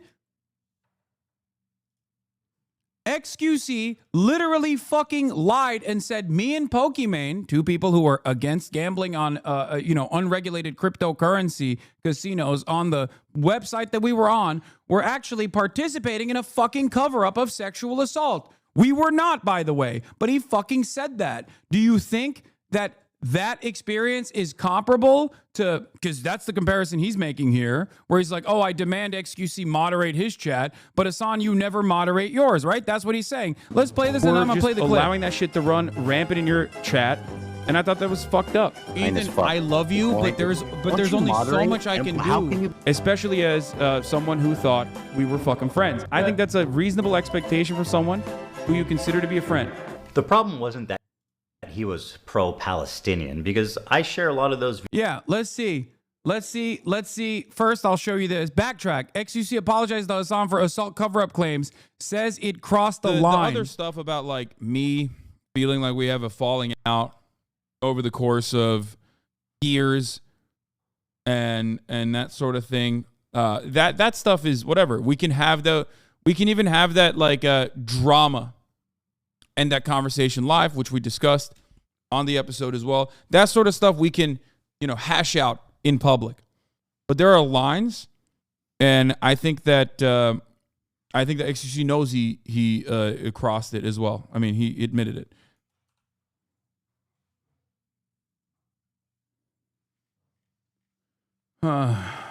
Anyway, let's see.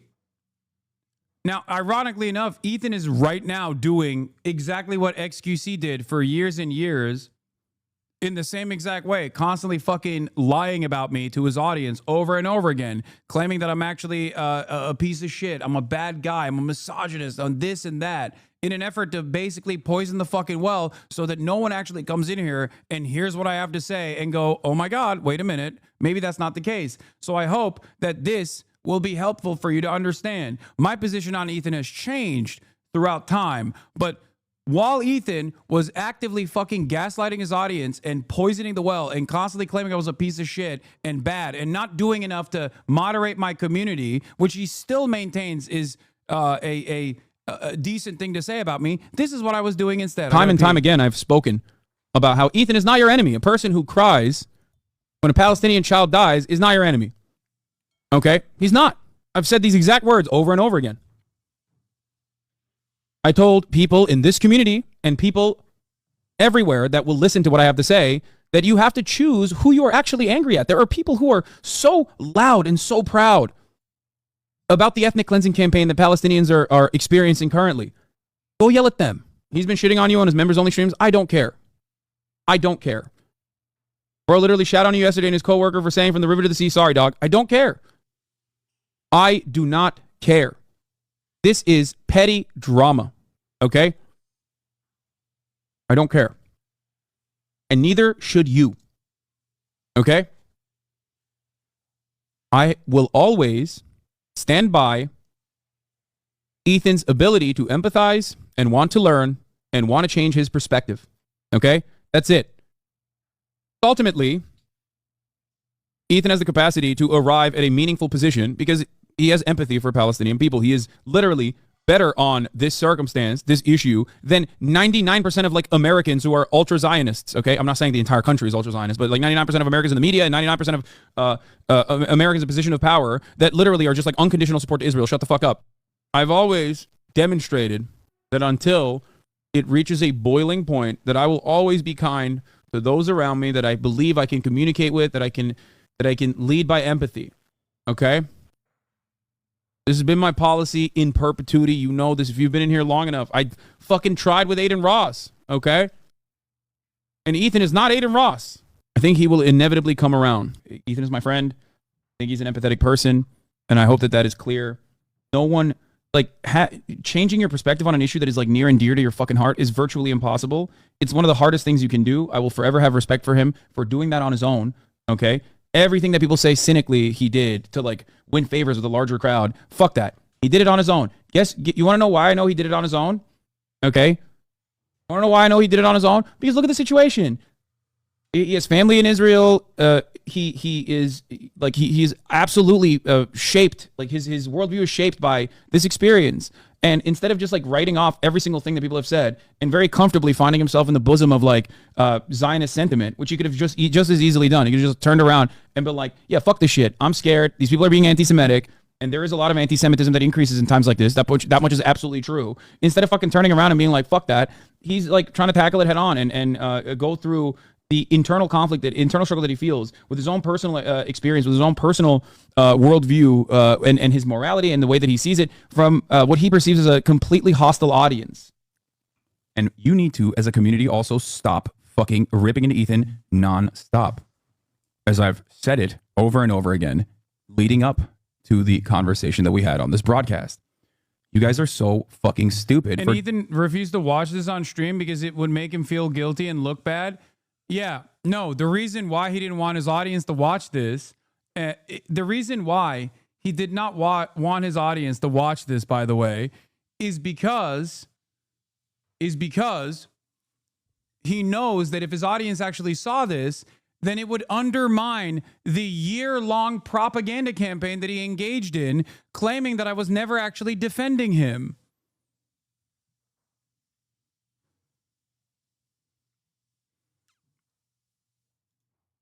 Thank you for Stand Up to Cancer, y'all. This is huge. I'm so grateful. Hell yeah, iDubbbz. iDubbbz is in the chat. Yeah, we're already at 94,000. We already blew past the 74. For doing that. You are. And it frustrates me to no fucking end.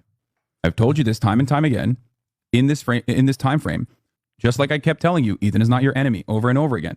That's why I love iDubbbz, Ethan as well, people that have actually changed. I'm sure that if you were to log what he was saying in this time frame for Ethan, there would be a very, very different attitude from Ethan's side on this, by the way. When talking about me or making snide remarks about pro-Palestinian content creators, there's a reason why so many people were coming into my community and being like, hey, Ethan said this. Hey, Ethan said that. Can I get your take on it? And people were pissed off at me for not giving my take on it. And the reason for why I did not want to give my take on it was because I thought that Ethan was redeemable. I thought that Ethan was salvageable. I foolishly thought that he actually could see the light. I assumed that he was, at most, a liberal Zionist who had been far more critical of Israel than the average liberal Zionist that could be amenable to my position. Okay? I was wrong. I was fucking wrong.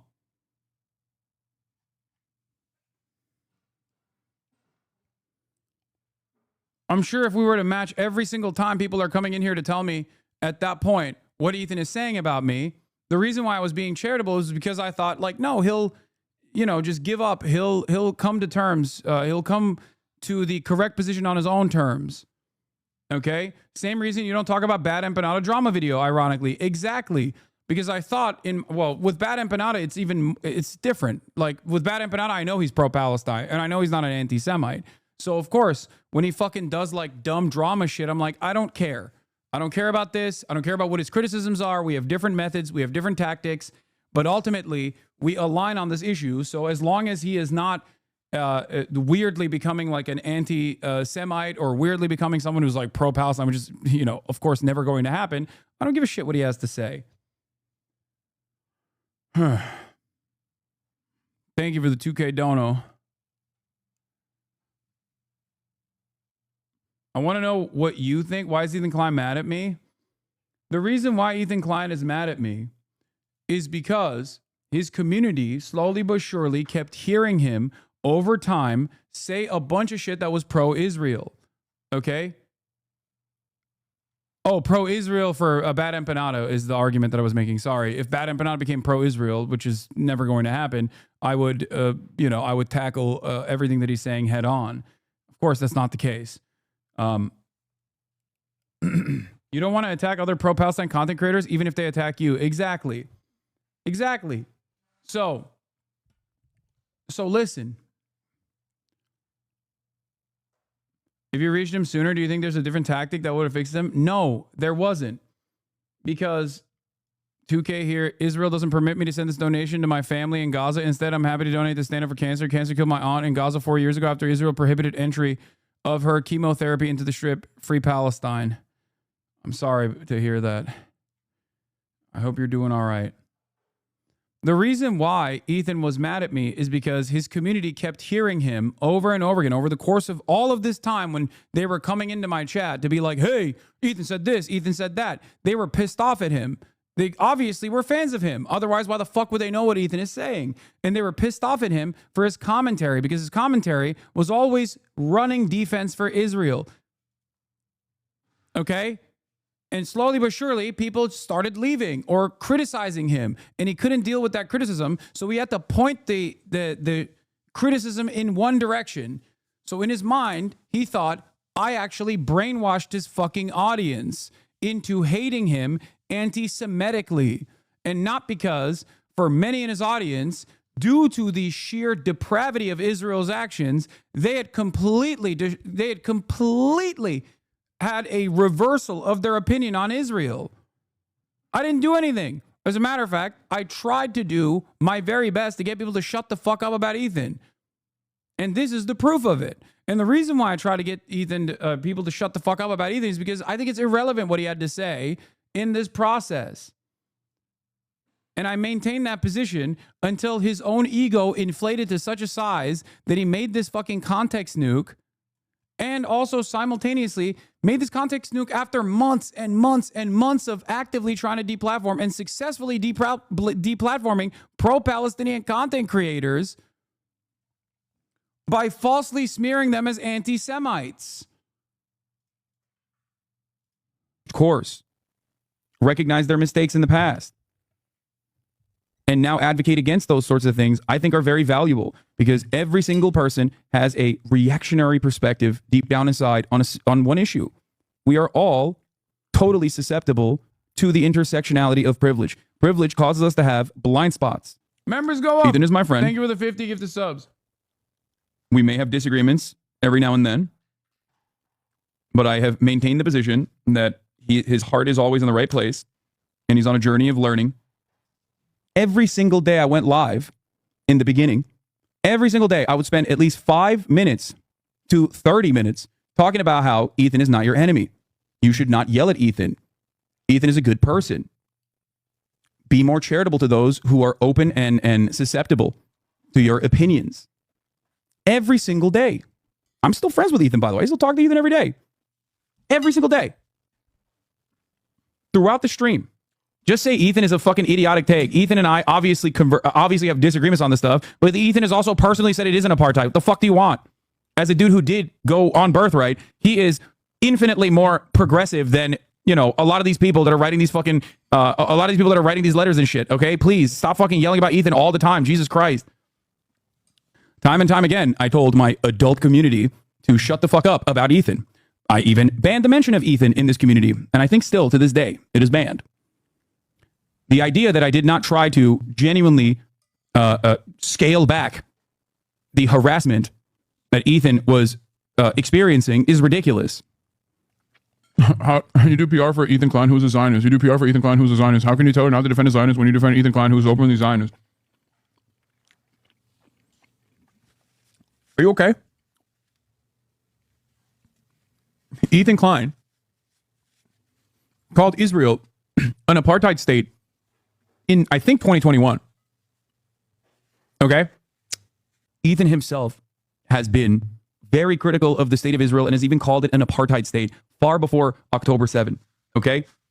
I personally don't even care if he's like calling me out or whatever. I heard that like people were saying that Ethan talked about me on his podcast today or some shit like that. I don't care. I genuinely don't care.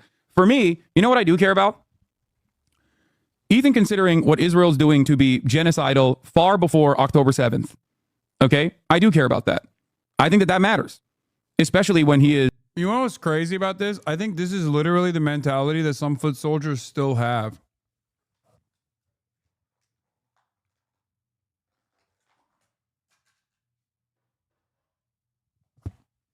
Like they unironically still are trapped in this bind where they think, oh no, he's my comfort character and he means well.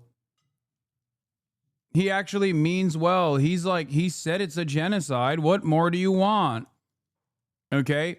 And I said this even though I could identify the Hasbara because I thought as someone who is very good at identifying Hasbara, I maintained this position because I thought over time his perspective would shift. Over time, I thought he would be an anti-Zionist. I was wrong. I was totally fucking wrong.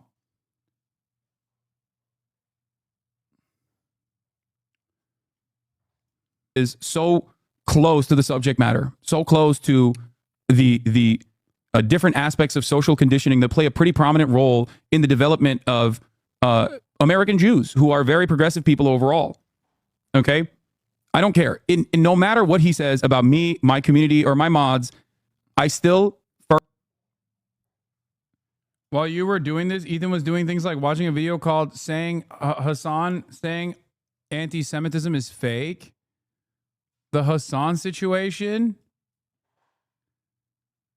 addressing Hassan and his community.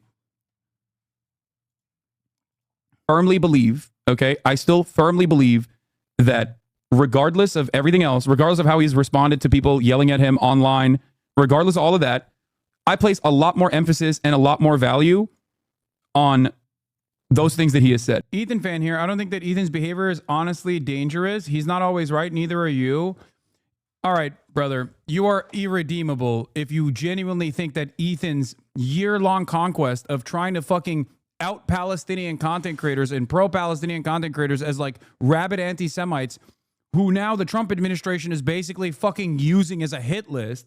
If you don't consider that to be genuinely dangerous for an issue that you seemingly care about, if you think that there's a fucking genocide going on in Israel, if you think Israel's doing a genocide, I assume that his focus on the people who are calling that out is a little unproductive.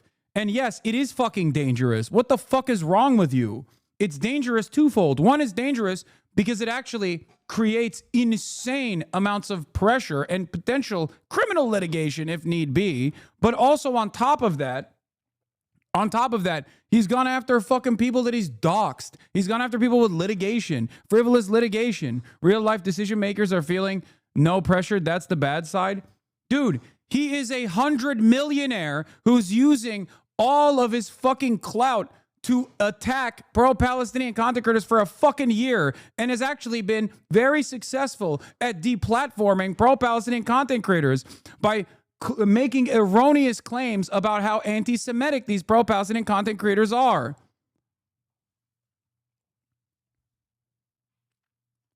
He made 6 small content creators lose their income for a fucking month. One of them was Jewish. It's his community that is weaponized aggressively against all of his fucking enemies. And in the past, his enemies were people like Keemstar. So no one actually thought of anything about it. No one actually thought it was weird or gross. Or billionaires like fucking Ryan Kavanaugh. Now his enemies are seemingly all of the pro-Palestinian content creators. Whether they're Muslim or Jewish doesn't fucking matter. He literally shit on Sam Cedar the other day. Stop both sidesing this fucking issue. You're out of your goddamn mind. On, he actually chastised me. For what? Let's see. Ethan is very frustrated and very emotional in this moment, but doesn't recognize that, like, perhaps a Lebanese woman who's a hijabi in the United States of America could also be very emotional in this exact same moment. You know what I mean? Like, that's what's so... And the reality of the matter is, anti-Semitism is an unacceptable form of bigotry, whereas Islamophobia is a very acceptable form of bigotry. So being the bigger person in this situation, regardless of your feelings... So anyway, and God forbid you actually read the chat. But that's it? So I'm still being fucking open-minded to him? And he's mad?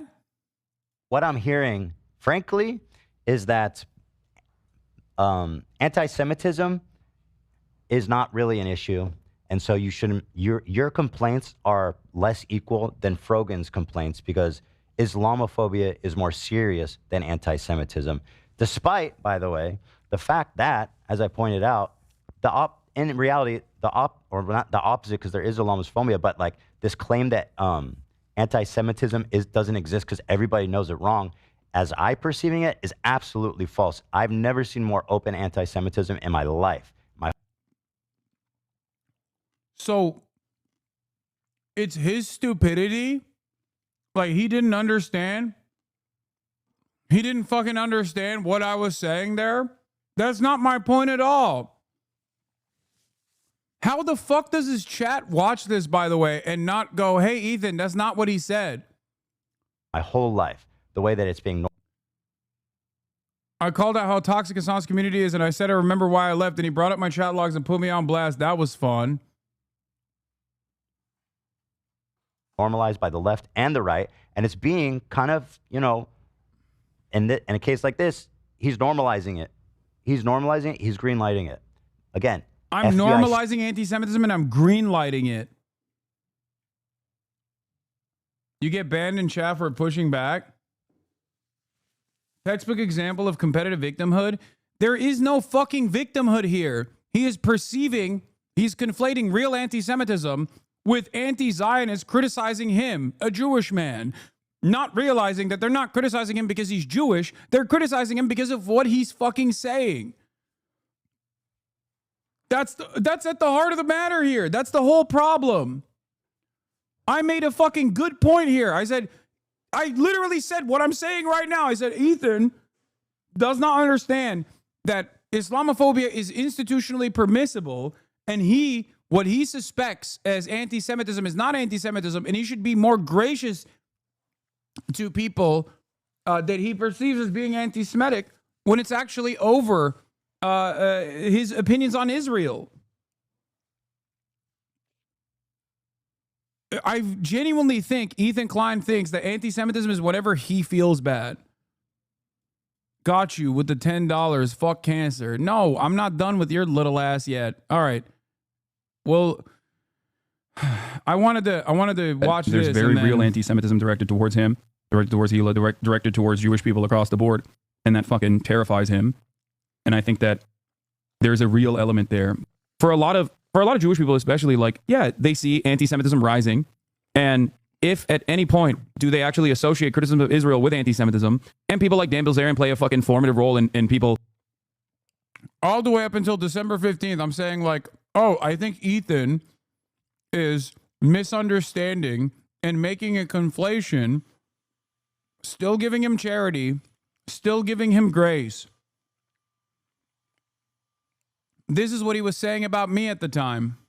So you know what? Go listen to Hassan. People say, I need to go listen to Hassan. This is bullshit. Please, go listen to Hassan. Who fucking, by the way, yells at people in chat, calls them Zionist genocidal monsters for suggesting that the hospital wasn't bombed, okay, by the IDF, which is the same fucking thing the Hassan's fans come and tell me. So fuck that.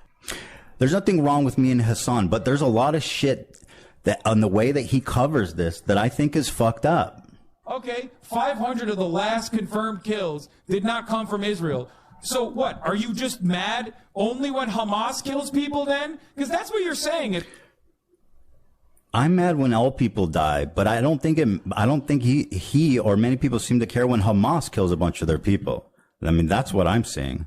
dude, I can't believe the counter rocket barrage from the Hamas teams on the ground actually caused these 500 people to die in the fucking hospital, then what the fuck are you saying? What about the 3,000 people that died in the fucking week prior by Israeli bombs? I don't understand the theory that, like, the truth doesn't matter. Someone said, hey, I don't think Israel bombed the hospitals, according to the evidence. Something like really mild. And he freaks the fuck out. I wonder why I freaked the fuck out. This is like this is right after Al-Ahli. No wonder his fucking audience understandably thought that he was defending Israel. Can you imagine? Can you imagine claiming Israel would never bomb a hospital? I don't understand. This is definitely the doing of Palestinian Islamic Jihad or Hamas or whatever the fuck Israel said without any evidence whatsoever. Okay?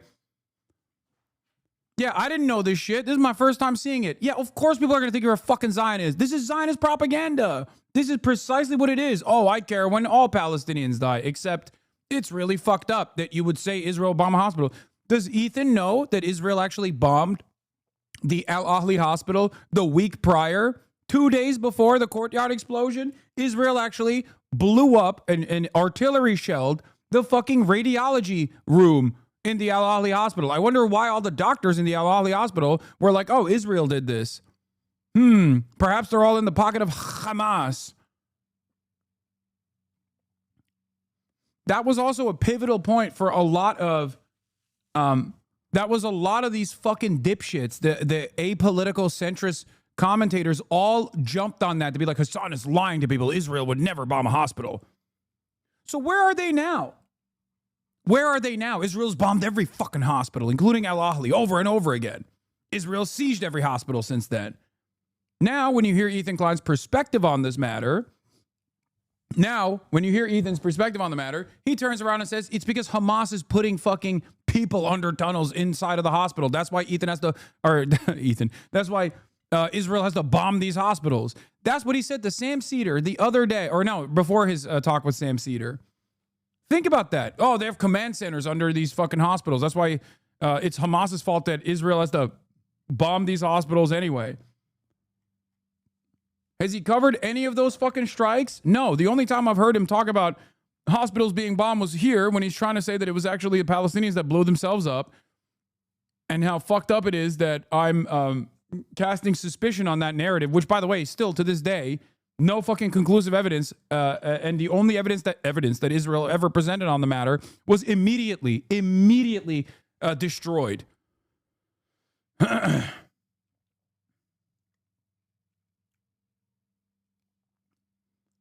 And he goes, you're a genocidal freak. And then people say the same fucking thing to me from his fan base. And we're acting like surprised, like we don't know where they fucking learned that from. Like, I learned it from you, Dad. I think his coverage. Yeah, this is perfectly representative of his mentality. Everyone in his fan base learned it from me. In some of these cases has been not good. Thought we needed leftovers more than ever. Yeah, I changed my mind. I mean, what do you want me to do? It was fucking horrible. I felt like Hassan's fans were trying to destroy my life. My wife's life. They were calling me genocidal. For what? For what? But I do think he's contributing to this idea that all Israelis are, occupiers, which is a really dangerous fucking stance to take. Why? Doesn't matter. Terrible that the people died, but I encourage you to look into where Hamas was firing. You fucking piece of shit! You garbage, monstrous scumbag! You garbage, monstrous scumbag! You said IDF didn't bomb the hospital, and then you said it did, but Hamas was firing rockets from it in the same 2-minute time frame. So why did you fucking lie at first? Huh? Why did you fucking lie? How can you live with yourself? By the way, for the record, the IDF did not bomb that fucking hospital. You genocidal piece of shit. People were telling me the same exact fucking thing. You know what I mean? I know that this isn't good. I don't think this is a good way to talk about shit. Even if you're angry and fucking horrible things are. Oh my God, you know what's really funny? I'm also fundraising even back then. That's when I was fundraising for Palestinian medical assistance. I wonder who's clipping it and sending this to Ethan. Yeah, I don't care who's clipping it and sending it to Ethan. Admitting his view of Palestinians by saying he thinks Hassan views all Israelis as the same because he expects Hassan to think about Israelis the same as he does Palestinians. Yes. Wonder why he's, wonder why he's actually so sympathetic to the person who's defending Israel here, by the way. I wonder why. And this was early on. This was right after the fucking Al Ahli hospital was bombed. Okay? Right after then. And for an entire fucking year, I was oblivious. Until this very moment, I'd never seen his commentary on this. Of course, people thought he was a fucking genocidal monster. What the fuck are you talking about? Oh my Lord. Yeah, it was only because I was completely oblivious to the shit that he was saying at the time that I was like, listen, man, I care about covering this genocide. I don't give a fuck about what Ethan has to say about this. I don't want to make drama out of this. I care about fucking locking in, and you should too.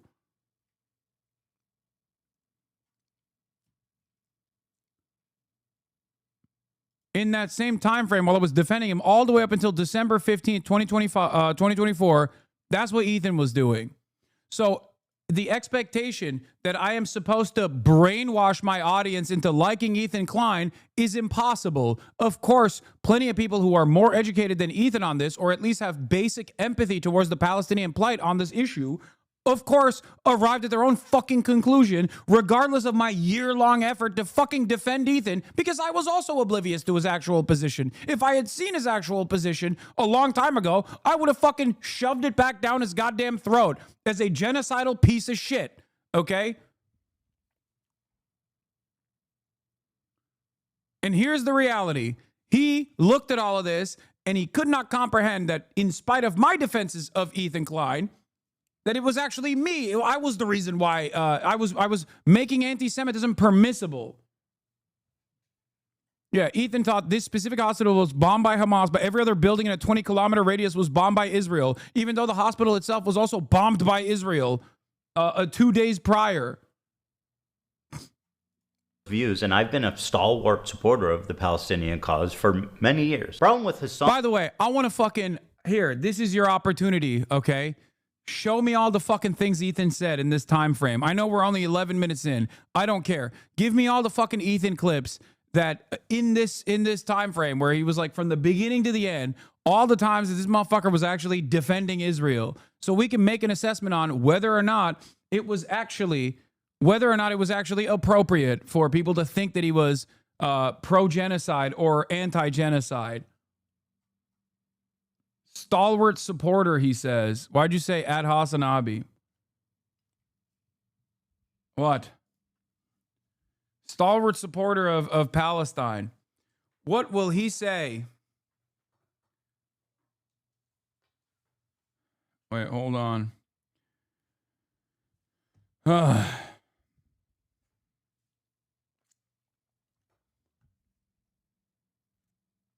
second. Hold on.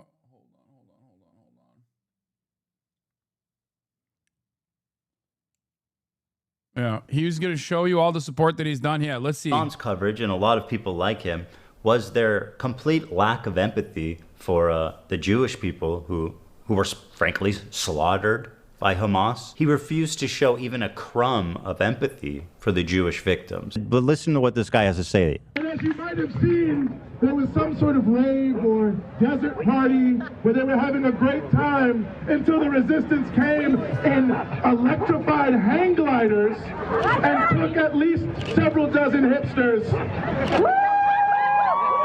But I'm sure they're doing very fine despite what the New York Post says. But nobody had seen this coming. I mean, that's insane, right? I don't even. Yeah. Okay. Like. Okay. I'm just criticizing people. You don't have to comment if you're not comfortable about it. I honestly felt at times that he and his audience barely thought of Israelis as humans. But this dude just called babies militants. No, I understand. And there are baby settlers as well. But there are baby settlers as well. There are babies in the settlements. Part of running defense for Hamas is that I can't believe he literally clip-chimped conversations that we had together. Like, how depraved, how fucking depraved that he would go back to a back and forth conversation that we had to clip a conversation that we had out of context. You know what my fucking position was. My position is for a one state. The reason why I believe in a one state is because I don't even think the 750,000 settlers could be, in an ethical manner, moved from all of the land that they have occupied as terrorists. I was saying, you think every settler is a valid military target. There are settler babies. I didn't say I think it's valid to kill settler babies. What an insane thing to do. It's a literal conversation that we had.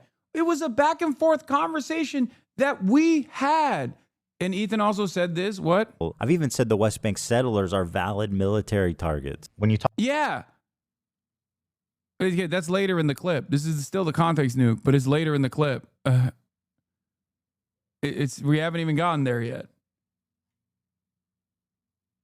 It's so crazy that this motherfucker clip-chimped. He clip-chimped our own back and forth.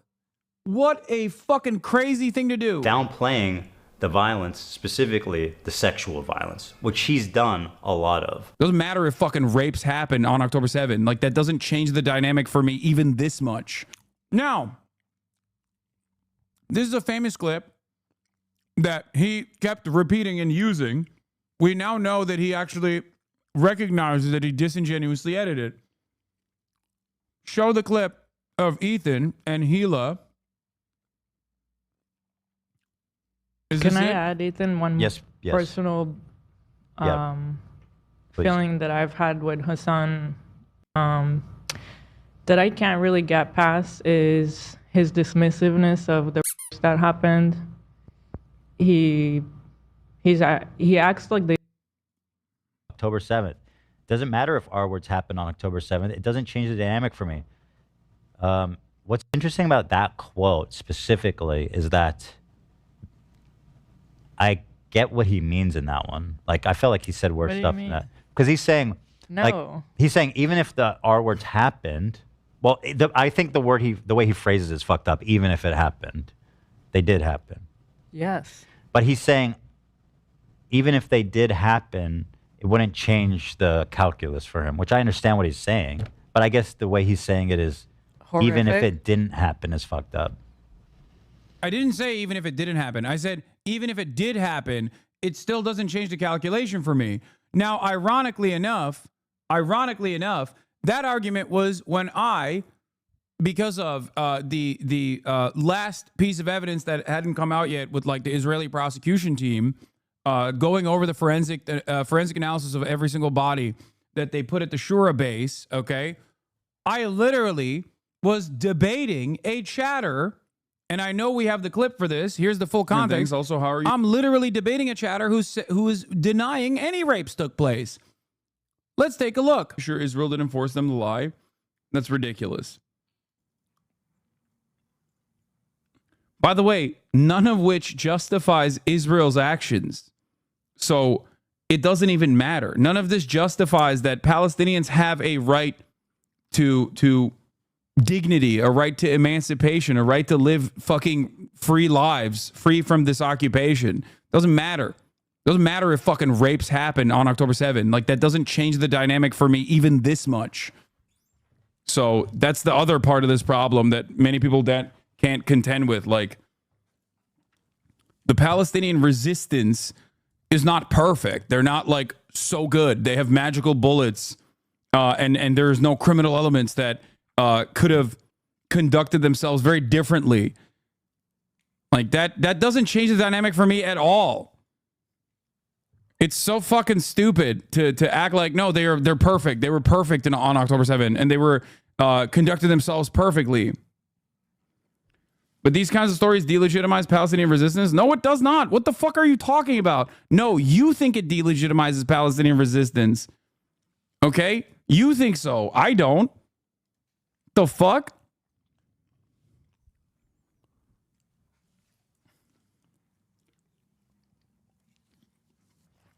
Do you understand? My position is I'm not expecting perfect victimhood from Palestinians. It will never stop to be insane how that clip makes you sound out of context. And ironically enough, it was me arguing against the chatter at the time that was saying, why don't you just say rapes didn't happen? Many people are like, what the fuck? How am I going to believe this? Other like non-professional forensic accounting being conducted on October 7, this has muddied the waters so much that understandably many people are like, what the fuck? How am I going to believe this?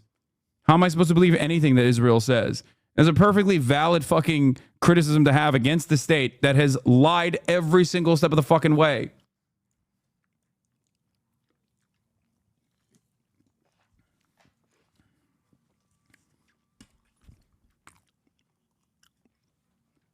Many hostages have records of saying two different things. Also, how are you sure Israel didn't force them to lie? That's ridiculous. By the way, none of which justifies Israel's actions.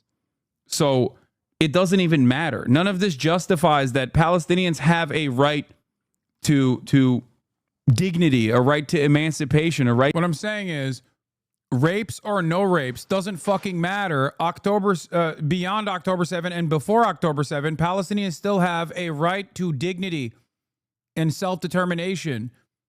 You cannot genocide people and be like, oh, well, they did rapes. Like, nothing justifies a genocide. Even another genocide doesn't justify a genocide. Do you understand? Like, would it be justified to genocide the entirety of the German population after the Holocaust? I still don't think so. There were fucking children. There's babies. You know what I mean? You're killing innocent civilians. That's my perspective. And that's the most extreme position that you can arrive at. Genocide is not justice.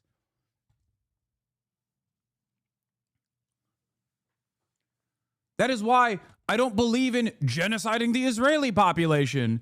And I think it's a fucking ridiculous assessment of the situation. That's why I believe in a one-state solution.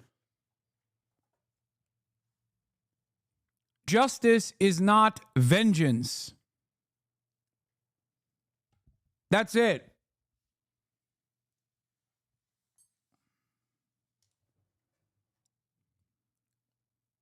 Can't believe he fucking used that. Even though he used this clip in the fucking context, Nuke, when he personally understood what I meant right here. This is before the context, Nuke. This is from October 30th, 2024. So what's up with that? Why is it that right here, Ethan understands what I'm saying, and then his wife stops him from understanding what I'm saying, and then he still chooses to put this clip in the fucking context, Nuke? So that's the other part of this problem that many people that can't contend with. Like, the Palestinian resistance is not perfect. They're not like so good. They have magical bullets.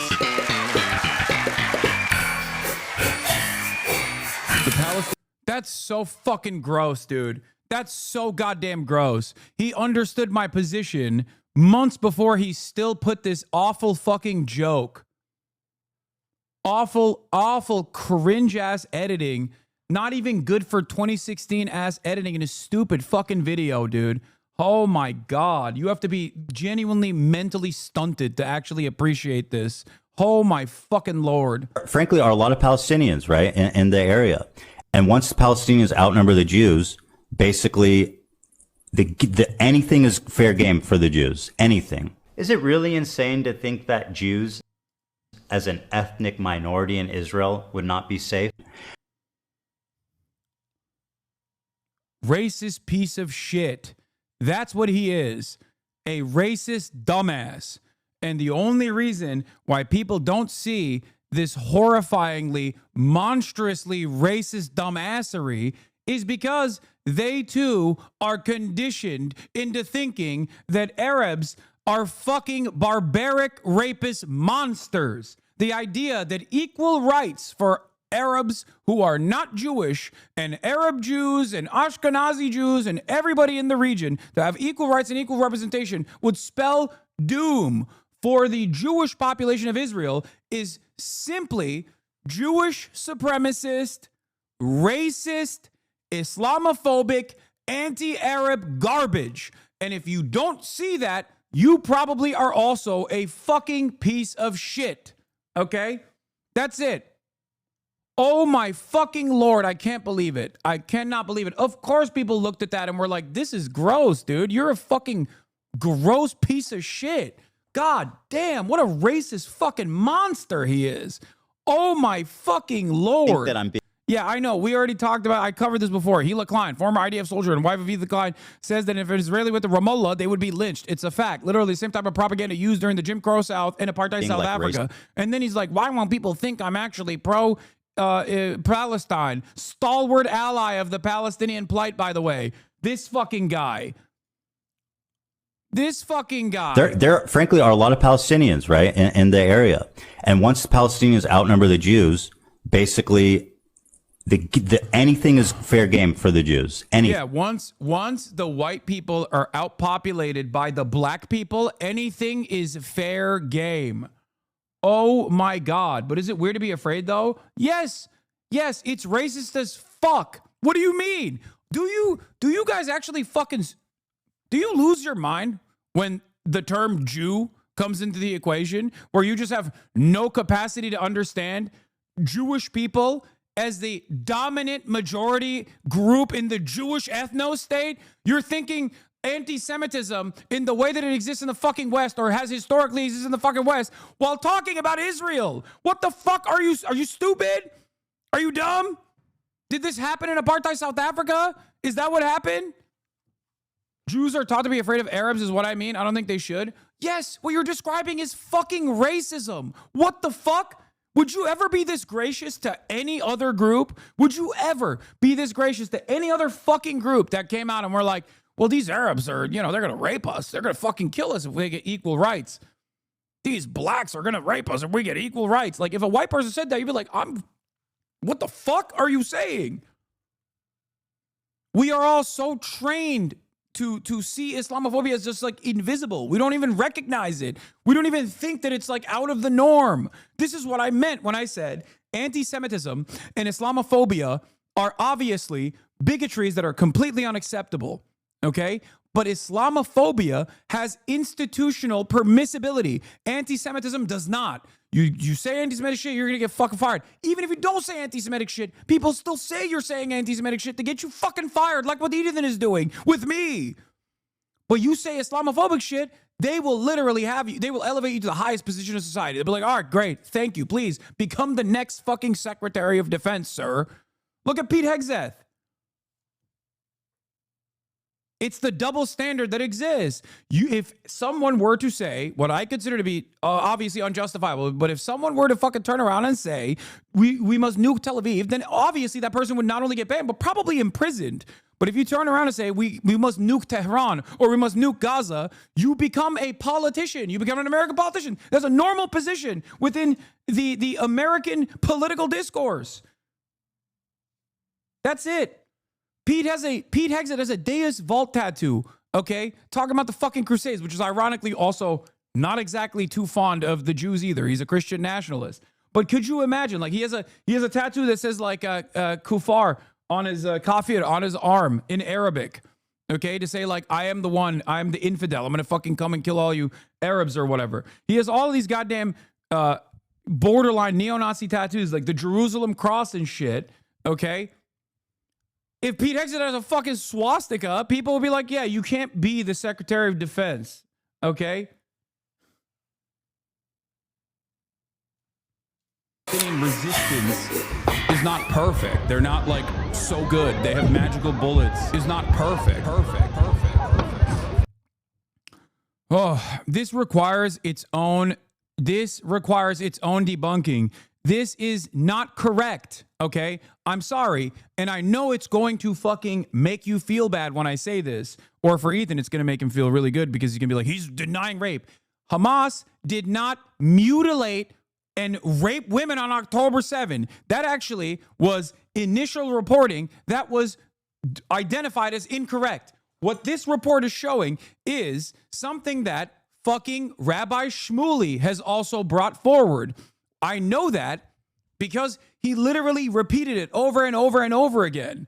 Okay? He said Hamas militants went in and cut the titties off of a Israeli woman and then cut the head off of an Israeli woman and then fucking played soccer with the head and the titty of an Israeli woman. Don't say I'm crashing out.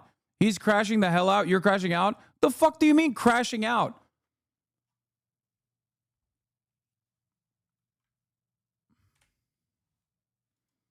So good. They have the and even then, what is so crazy about this process is that I'm not even fucking denying that rapes happen in that one. He just clipped me out of fucking context.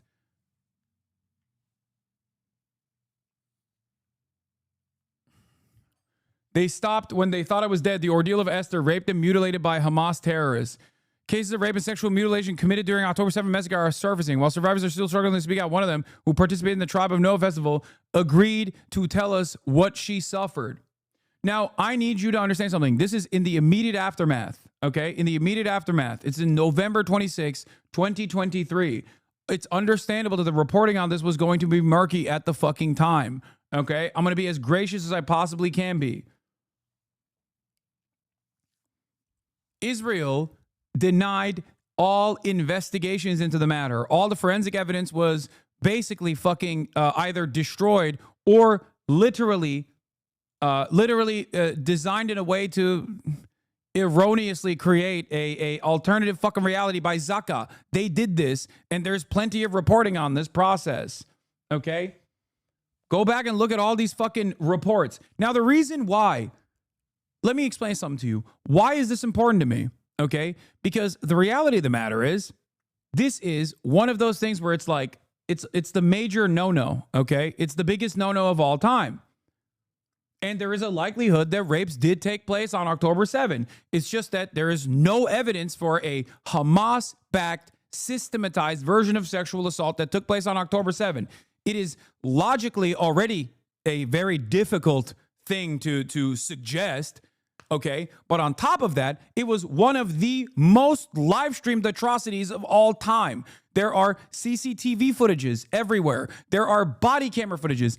Israel had access to every single Hamas militant's body camera footage, okay? They had it from every fucking angle, and they couldn't find one singular piece of fucking CCTV footage or visible evidence beyond photos that beyond photos that they claimed implied that sexual assault took place, including family members.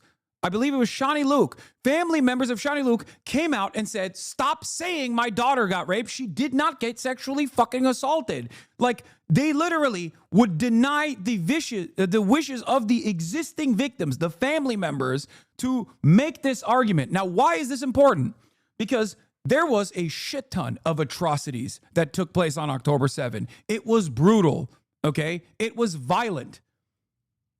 They came in with hang gliders. It's a breakout from a fucking open air prison. Of course it was violent. It was like the Nat Turner rebellion, okay?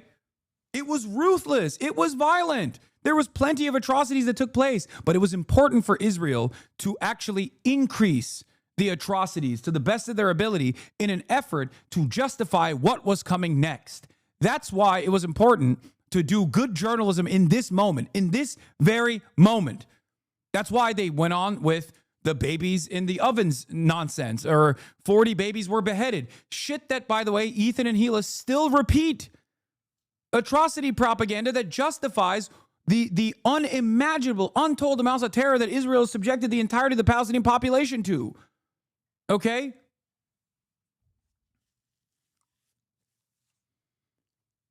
There's never been a moment where my analysis over the situation wasn't that October 7 was horrifying. It was absolutely considered an act of terror. It was. It's true. Still, the majority of the fucking people that were killed were civilians. Okay? That's unacceptable. But I understand what the conditions are that caused October 7 to happen. And if you can't have that fucking conversation, you don't want to solve the problem. You just want Palestinians to get slaughtered over and over again for 76 fucking years.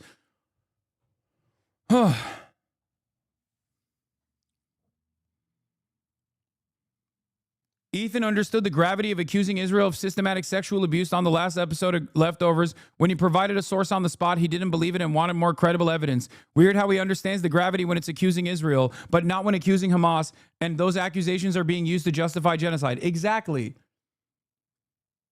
The irony, of course, is that I'm not even using Israel's previous reporting on the matter, that Israel has systematically raped Palestinian women and boys at checkpoints and in their detention facilities to justify October 7. I'm not even saying that. Some people do. I'm not doing that.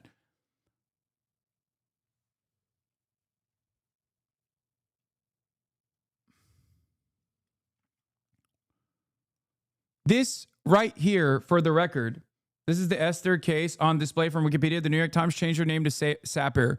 October 2023, Israeli police showed multiple journalists a video of a woman whom Le Parisien called Esther and BBC called Witness S, describing what she claims to have seen from her hiding place near the festival. A militant bent someone over, then Esther understood that he was raping the victim. The militant passed her on to someone else. She was still alive and bleeding from the back. The men cut off parts of her body, sliced her breast, threw it on the street, and played with it. Another militant raped her, then while still penetrating her, shot her in the head, and then ejaculated. 2 months later, in December 2023, the New York Times reported accounts with very similar themes from a witness identified as Sapir. This is not something that took place, okay? I need you to understand, this is not real, okay?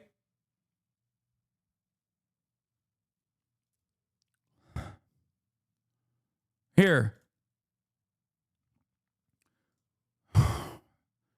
Also, the person that conducted the fucking UN report admitted that it was a mischaracterization that genital mutilation took place.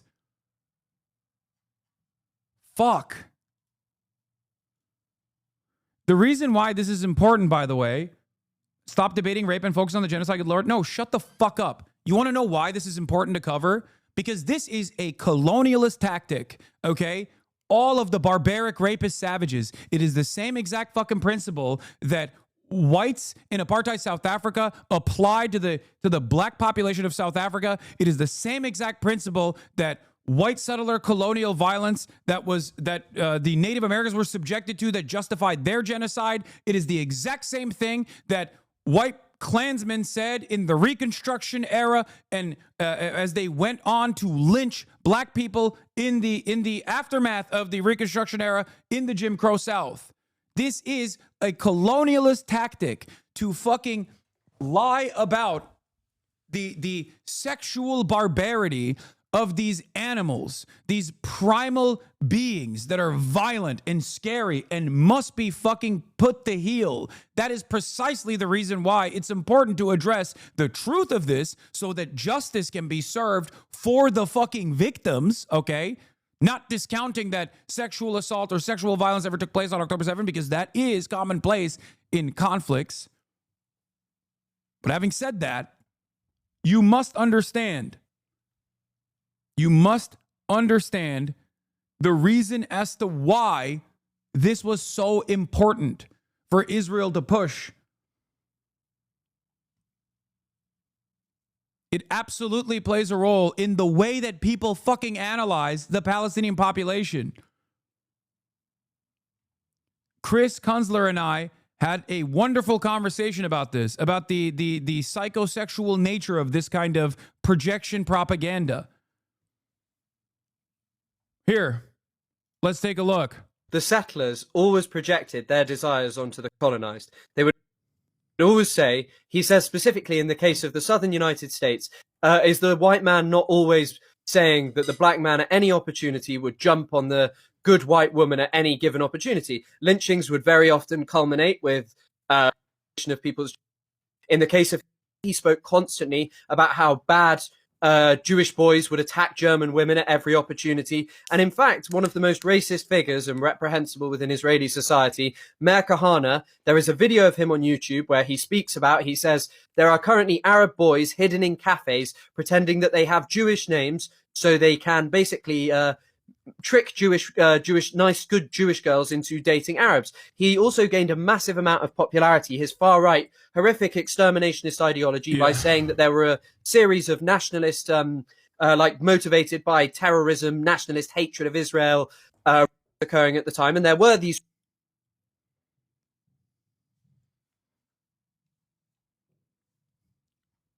Think about that. Anyway, this is the crucial part many overlook regarding the deranged claims of gang rape from Sapir and Raz Cohen, repeated in the New York Times and other Western media. We already knew they lied from other evidence, but Patton's UN report also debunked it. Patton's team said that the accounts of gang rape could not be verified during the time provided along Road 232. This is the escape route from the Supernova Music Festival where two individuals claimed they saw gang rape, Raz Cohen and Sapir, or Witness S. Their stories have been cited by virtually every one of the 13 media investigations and civil society reports as evidence of rape. The statement further undermines Israeli and media claims that mass rape occurred on October 7. It is literally Emmett Till shit, okay? It's ridiculous. The forensic pathologist looked at all of the bodies and did not find a single one that had that specific type of genital mutilation. As a matter of fact, there's another story about like nails in someone's genitals or something.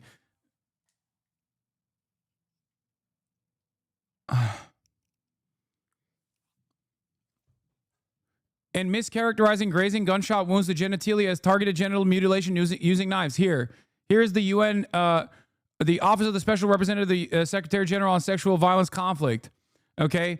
Additional challenges emerged due to erroneous interpretations of states' bodies by some volunteer first responders without relevant qualifications or expertise. Some examples include mistaking post-mortem pugilistic posturing, a boxer-like body posture with flexed elbows, clenched fists, and spread legs, and flexed knees, due to the burn damage as indicative of sexual violence, misinterpreting anal dilation due to postmortem changes as indicative of anal penetration, and mischaracterizing grazing gunshot wounds to genitalia as a targeted genital mutilation using knives. The reason why they mischaracterized it is because the first responders were not actually forensic pathologists. They did not have the capacity to do an autopsy on the fucking spot. So they just looked at it and then said, this is what must have happened. And then the Israeli media ran with that fucking story. This is the reason why I said it's important to fucking arrive at a real conclusion with verifiable evidence. You want to know why I said, and many people made hay of me saying circumstantial evidence in this regard in the UN preliminary report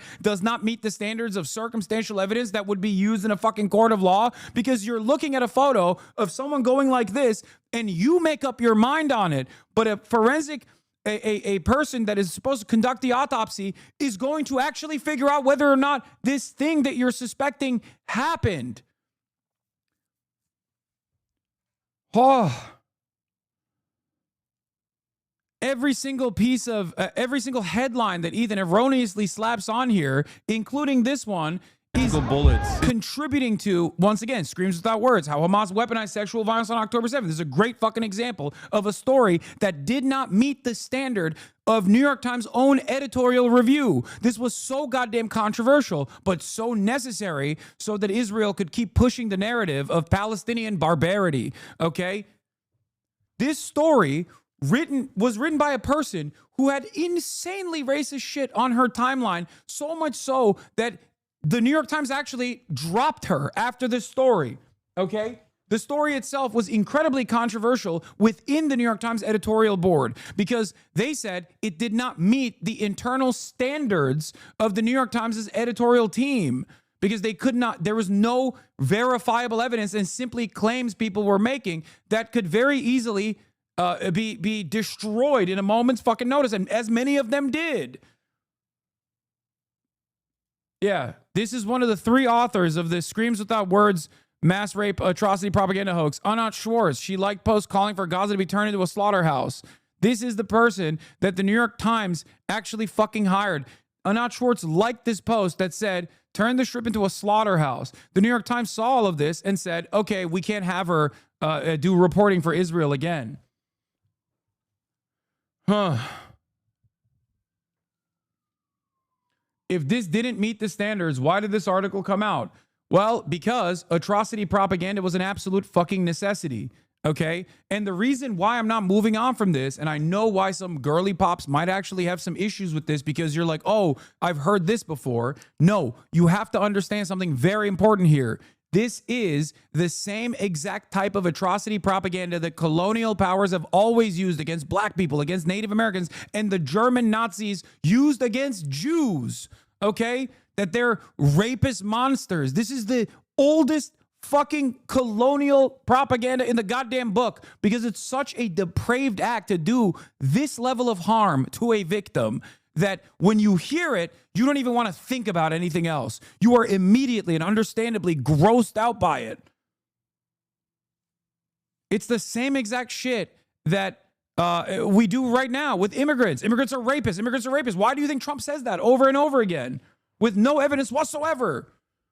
And it's incredibly frustrating that I actually, in our debate, asked Ethan, do you have any names? Do you have any victims that have come out and actually offered firsthand testimony to this barbaric sexual assault that you're saying was systematized by Hamas, that where mass rapes took place on October 7? Do you have any victims? What are their names?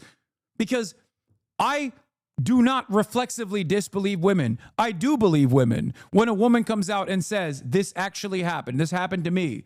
Like, for example, the testimony of Amit, I think her name is Amit Shoshana, right? The one that Ethan kept showing over and over again. She was sexually assaulted in captivity, okay? That is in the UN Sexual Violence and Conflict Report. That is the verifiable instance of rape that did not happen on October 7th, but actually happened in captivity. Okay?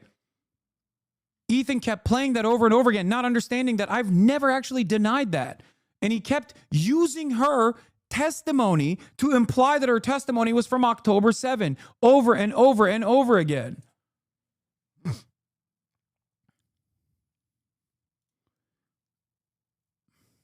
However, evidence. There is, however, real evidence as far as like first-hand accounts and testimony. Even this is from the same. This is moments before that clip that he posted about, by the way, to make me look like I'm just laughing about rapes taking place. And testimony from hostages. So that part is real. That did happen, which is very important, and that was a part of the UN investigation that was conducted. There is, however, evidence. There is, however, real evidence. I think you need to clarify systematically. People are struggling to understand what you mean.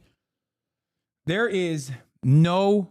Hassan, please respond to it. It's very important. They're going to use this against you. What do you have to say to Gila's reasoning for Israel not letting forensic investigations that due to religious reasons they bury the body ASAP? That's a fucking lie, and she's wrong. They did actually conduct forensic examination on many of the bodies. They didn't immediately bury them. She's literally wrong. They took the bodies to the Shura base, and they actually did look at the bodies. The issue, however, was that the initial forensic examination was not conducted by real specialists. Zaka ended up desecrating the bodies in the process and ruining any sort of on-the-spot kinetic forensic examination from taking place, because you have to look at the way that like bodies are presented to develop an understanding of what happened, like how this person died. They denied a real investigation to so many Israelis. Ethan tried to say that as well. Can you show us proof? Yes, I can. Hold on. I will.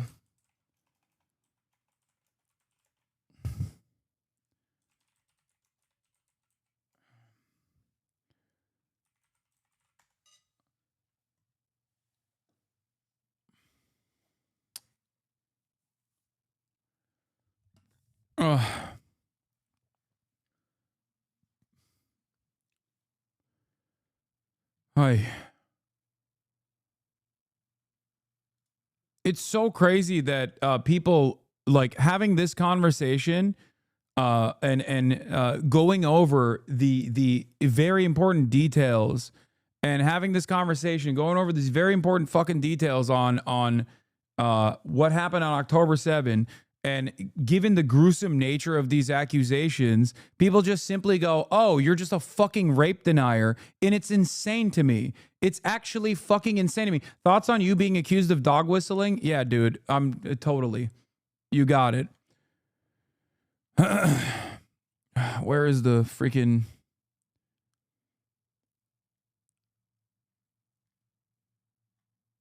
Where's the Shura Base article? Hold on, I'm going to pull it up in a second. Oh. Anyway, but this is the UN report, by the way, the Sexual Violence and Conflict report. Stop saying, stop posting accusation in a mirror, okay? He is currently adding every single one of his IG stories about you to a highlight reel. I don't care.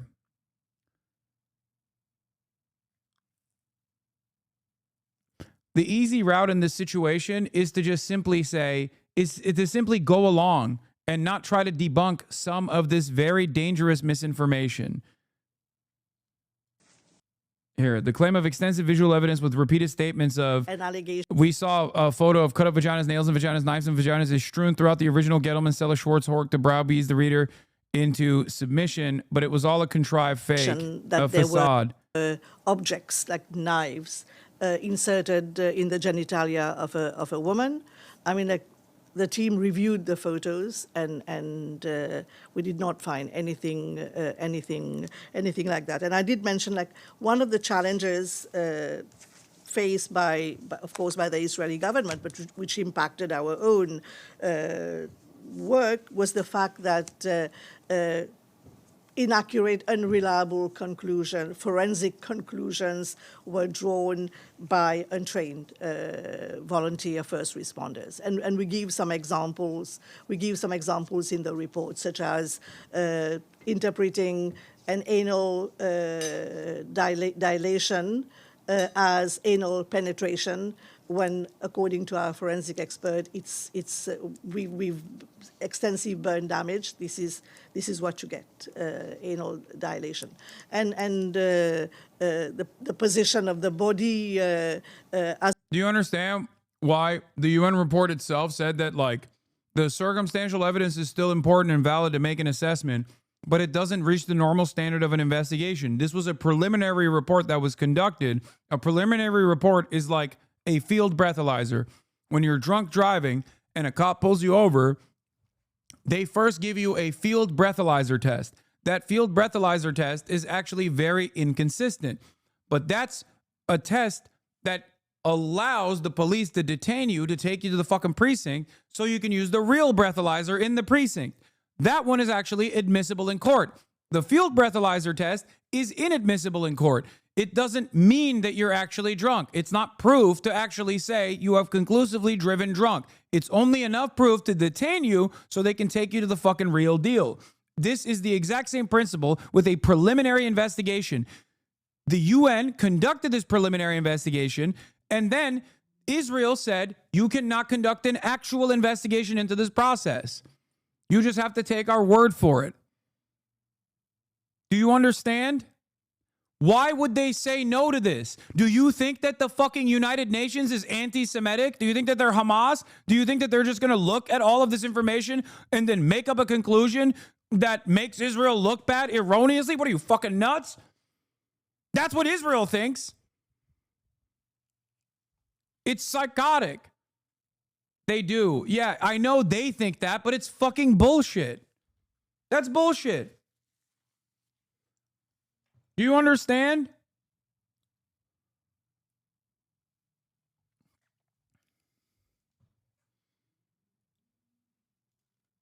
Yeah.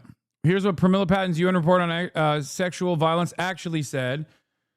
Section 2.1, first paragraph. Is this where this?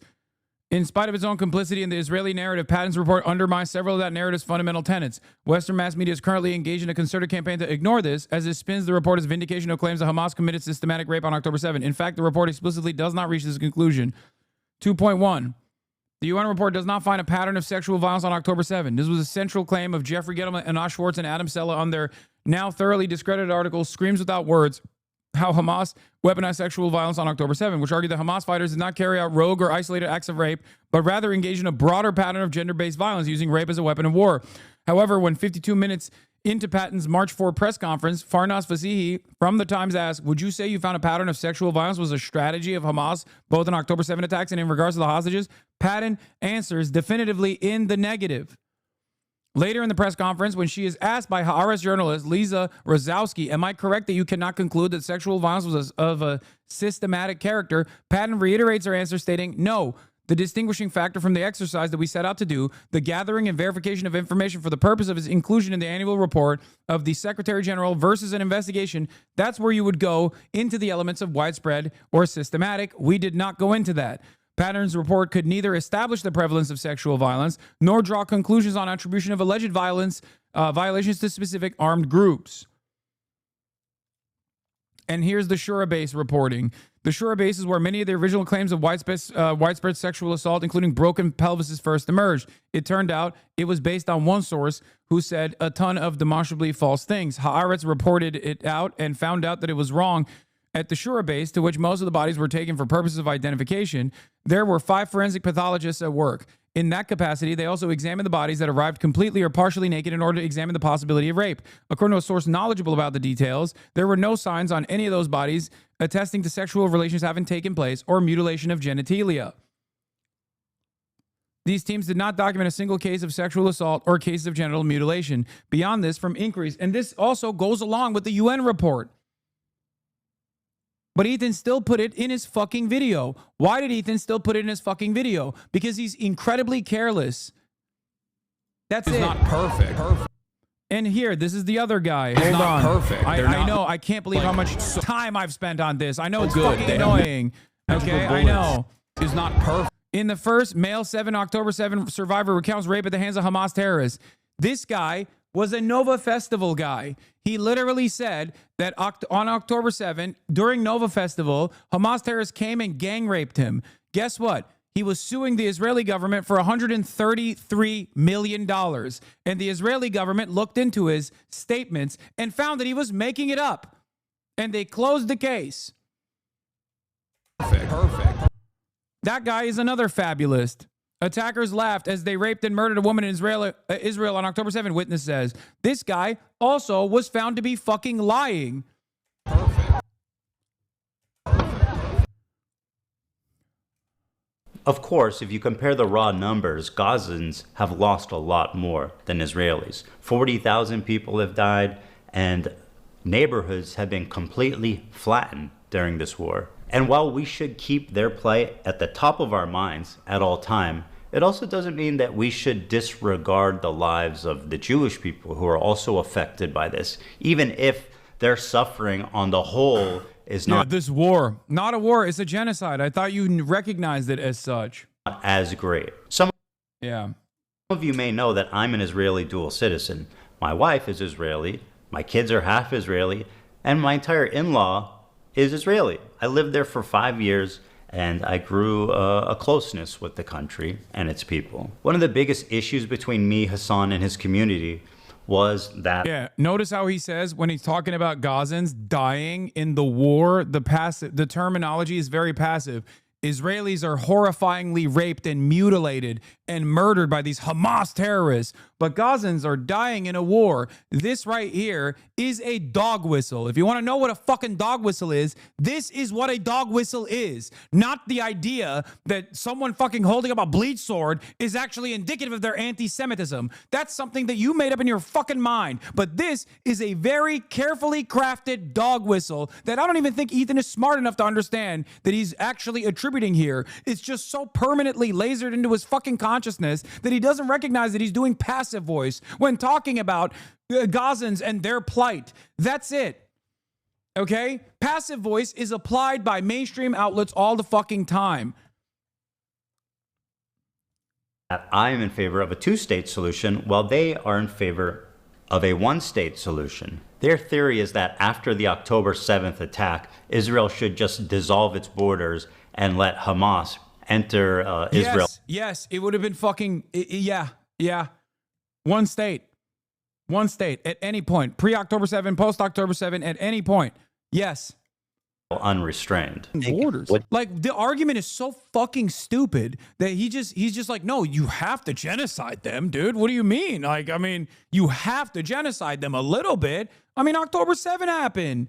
Look, I gave you a bunch of headlines to show you how much I care about rape, by the way, that I just gave you a bunch of fucking headlines that I couldn't even recall. I couldn't even recount off the top of my mind when I was actually having a conversation with Hassan on Friday. It's one state right now, okay? It already is one state. That's what it is. Israel's an apartheid state. What do you think Israel should have done in response to October 7th? Instead of indiscriminately bombing Gaza, I think the first thing to do in that situation would be to dismantle the government in the way that it existed, like get Netanyahu out of power. Okay. So you're saying Israel in response... Hold on, dude. You're saying in response to this terrorist attack, Israel should have dismantled their own government. First set of actions would be to democratically take Netanyahu out of power. Yes. The problem is that Israel's been at war. Everybody hated Netanyahu after. Why? I thought Ethan hated Netanyahu. Why would he take issue with that? Why? We're at war. Is it a war or is it a genocide?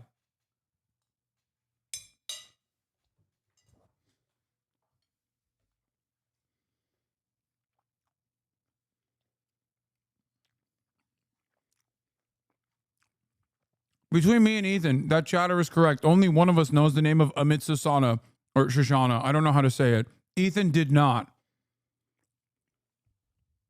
As he was constantly fucking bringing her testimony up and screaming at me in our debate, to which he openly recognized he actually weaponized later down the line to slander me.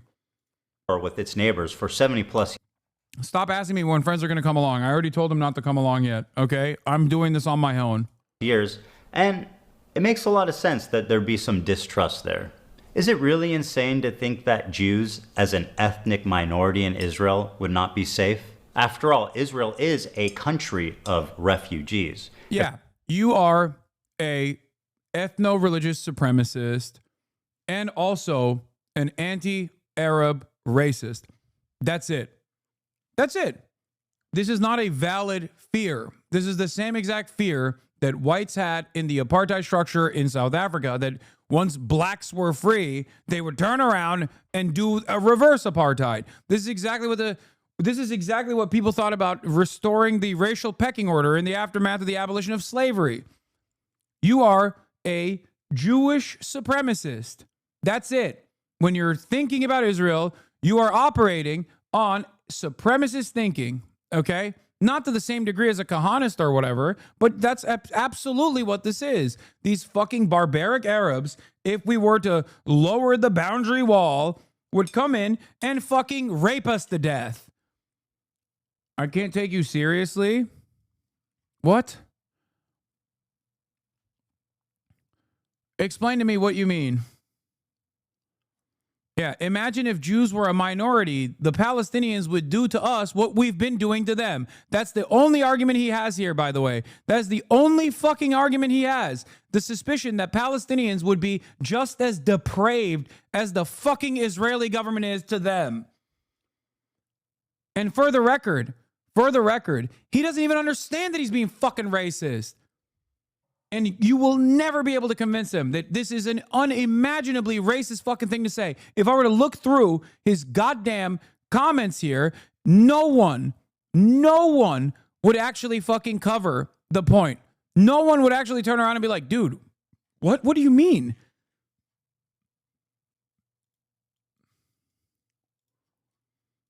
If the Jews didn't come from Europe after the Holocaust, they came from the surrounding Arab countries that expelled them in massive amounts following the 1948 war. In fact, there was more Jews displaced than Palestinians during the Nakba. Yeah, this goes back to the famous conversation that we had where I said this was one of the worst claims that you made in your entire fucking context, Puke. The double Nakba theory. The idea that like Israel's planned exterminationist campaign towards the Palestinians was somehow a good enough fucking reason for why there was a continued domination of all Palestinians across the board, because sorry, Jews have to go somewhere. That is literally the entire reason why the Nakba is disgusting, okay? That is the reason why the Nakba is a ridiculous act of ethnic cleansing to begin with. Jews were in concentration camps in the fucking Holocaust. And the ones who actually survived this horrifying process turned around and in all but 3 years went to fucking Israel and killed Arabs. Palestinians that had nothing to do with the Holocaust. Think about that. How fucking insane that is. Sorry, we have nowhere to go. Guess we have to fucking kill you is not a reasonable conclusion here. You cannot attribute the crimes of other fucking countries like Iraq or even countries that were under colonial occupation like Morocco or under the leadership of Vichy France. You're talking about fucking Algeria. Algeria didn't even have its own liberation movement at this point. And you are attributing to the fucking crimes of the colonially occupied Algeria to Arabs, and you're saying that all Arabs are just anti-Semitic, so Israel had to exist because there was nowhere else for them to go. It's fucking ridiculous. They could have gone back to those countries. They literally could have gone back. There was numerous instances where the PLO and the Arab councils got together and said, hey, we can do a right to return. We can do a double right to return. Jews that want to go back to the MENA region, if they want to go back, they can go back. I'll give you one great example of this, okay? Algeria is a great example of this because it's under French colonial occupation at this point. There's a lot of anti-Semitism, sure, but part of that, for example, was the reality that the FLN's demand for Algeria and during the Algerian liberation was that Jews living in Algeria would be citizens, would be actual Algerian citizens, but they would have to denounce their French citizenship for that process. So what did Jews do in Algeria that collaborated with the colonial apparatus at the time? They went to fucking France. They didn't fly to Israel because they were being pogromed. They fucking chose to be French citizens. That's what happened to the Algerian Jews. This is the reason why you can't fucking make this comparison between what took place in all of these other Arab countries and what took place in Israel. None of these people are actually Palestinians. So why the fuck are the Palestinians constantly getting destroyed in this process? It's a nitpick, but calling Israelis the Jews is unironically perpetuating and promoting anti-Semitism en masse. It's gross. Thank you for actually pointing that out, Jay Mershon. You are absolutely fucking correct. I keep forgetting because there's so many different things that he said in 15 minutes that has taken me hours and hours and hours to fucking explain. They laughed at you for this. Oh yeah, the government of Iraq ran full-page advertisements calling for the return of its Iraqi Jews who had fled their country, Iraq, after the breakout of the 1948 war. Anyway, that doesn't mean that there wasn't fucking expulsions that were taking place. Not mass expulsions in the same fucking way that Israel conducted, or before Israel, Zionist brigades conducted, but the idea that this is somehow comparable to the Nakba is fucking gross. It's disgusting. It's a double genocide theory. That's all this is. Well, you know, in the aftermath of World War I, a lot of Germans felt displaced. They felt wronged by World War I. They took on incredible amounts of fucking casualties. So I guess it was permissible to do the Holocaust would be a fucking psychotic argument to make. And it's actually one that famous historian, not real historian, Daryl, whatever the fuck his name is, that goes on Joe Rogan, made time and time again. And I shit on him for making that fucking stupid ass argument. But when Ethan gets to say this about how Jews had nowhere to go, so they had to kill some fucking Arabs to kill some goddamn Palestinian Arabs to take over their fucking land. What are you going to do about it? You know, no one ever thinks this is an insanely fucking racist thing to say because everyone thinks Arabs are not human. Okay. It's fucking crazy. Sorry for the nitpick. The Vichy government fell after World War II. Algiers was under another government. No, I'm talking about instability against Jews under Vichy France was pre-World War II. I'm saying that there are Algerian Jews that were harmed, okay, throughout this history. But all the way through World War II, the harm that was happening under the watchful gaze of fucking Vichy France in Algeria. Do you not understand my point? Because he looks at the entire scope of not even post 1948, pre 1948 anti-Semitism that took place in Arab countries, and then says all Arabs are like this. Daryl Cooper is the name of the Holocaust revisionist that I was talking about. Exactly. Daryl Cooper says, well, Germans had their feelings. Germans have had their fucking feelings hurt after World War I. So what are you going to do about it? Lo and behold, you know, that's why the Holocaust had to happen. That is the same argument that he's making here, you know? Germans experienced a lot of economic instability, and therefore they became much more militant and said that the perpetrators were Jews.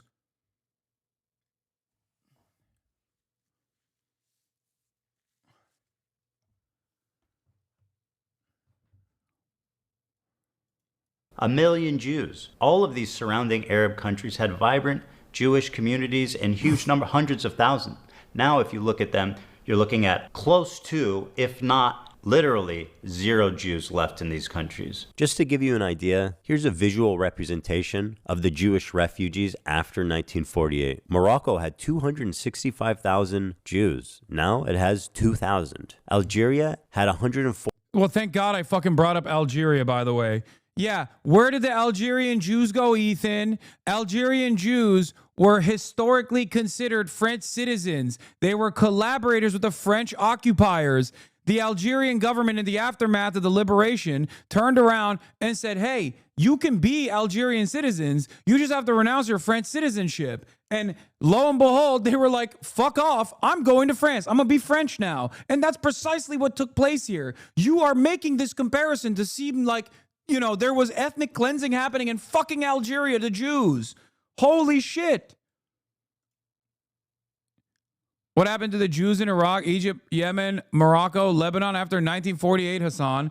Oh my God, he's still doing this. He's still fucking trying to put this point together as though this is like there was nowhere to go. There was nowhere to go, okay? There was nowhere to fucking go. You want to know why this argument is fucking moronic and is at the heart of Zionism? Because the Holocaust and centuries of pogroms and the fear is baked into the heart of Zionism. Israel must exist as a Jewish ethno-state, a Jewish ethno-supremacist state. It has to exist that way, or else the Holocaust will happen again, is literally at the fucking heart of this entire argument. That's it. And that's precisely why he has to make it seem like all of the Jews in Algeria were actually dominated in an ethnic cleansing campaign in the same way that Israel, before it was Israel, the Zionist brigades had exterminated and also ethnically cleansed the Palestinians from their ancestral lands. It has to be this way, because otherwise the entire project fucking falls apart. Fuck. Do you understand how stupid this argument is?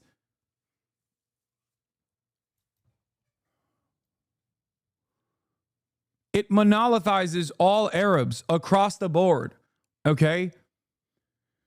And it also turns around and puts the blame on the Palestinians. It is a never-ending cycle of, and a never-ending justification of why Palestinians must be brutalized by Israel, because that's where the fucking Israeli state is. There's nothing we can do about it. It has to be an ethnic majority. It has to be a Jewish ethno-majority state. Otherwise, the Holocaust will happen a million times over. That is the underlying argument here. I'm obviously exaggerating, but that is literally that generational trauma of real violence that Jews were subjected to historically is baked into the reason why Israel must exist in the way that it does, in the violent way that it does, as an apartheid state sitting on top of indigenous land that Palestinians are not allowed to be inside of, because if they were, God forbid, then in Ethan's words, what did Ethan say? Hold on, let me pull it up again. Where the fuck was Ethan's statement on this? Not this one. The one where he says, if the walls come down, then all Jews will be destroyed. Is it really that fucked up to make this inference that Palestinians, Hamas will kill us if the walls come down? Is this it? No, not this one. Oh, I mean, this is the one, yeah.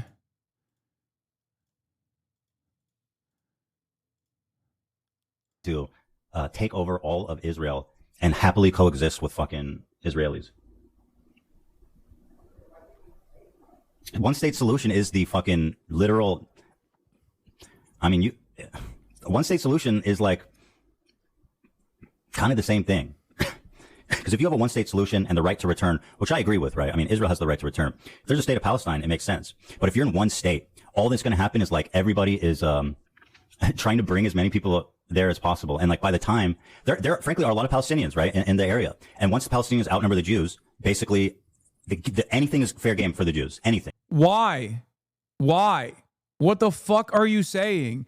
What the fuck are you saying? Israel has a right to return. Why the fuck does Israel? Why can any Jewish man right now, anywhere around the planet, can fucking go to Israel right now and be able to get a goddamn house in the fucking West Bank that the government will help fund, or Christians United for Israel will help fund, but a fucking Palestinian that can't go back to see their ancestral village, partially because Israel most likely destroyed it and then built some ugly contraption on top of it.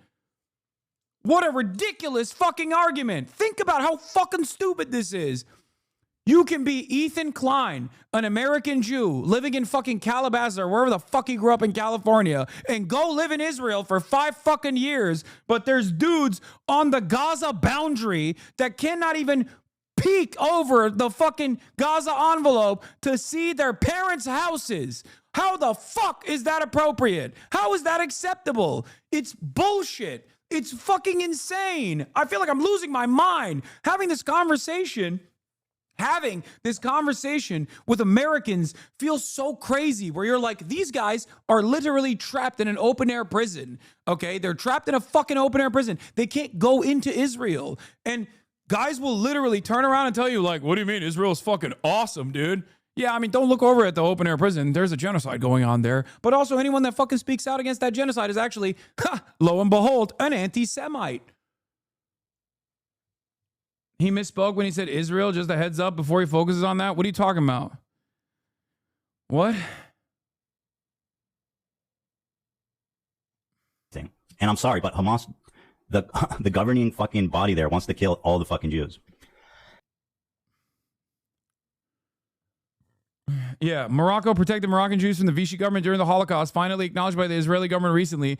Anti-Semitism is not as prevalent in Arab society as Ethan wants everyone to believe.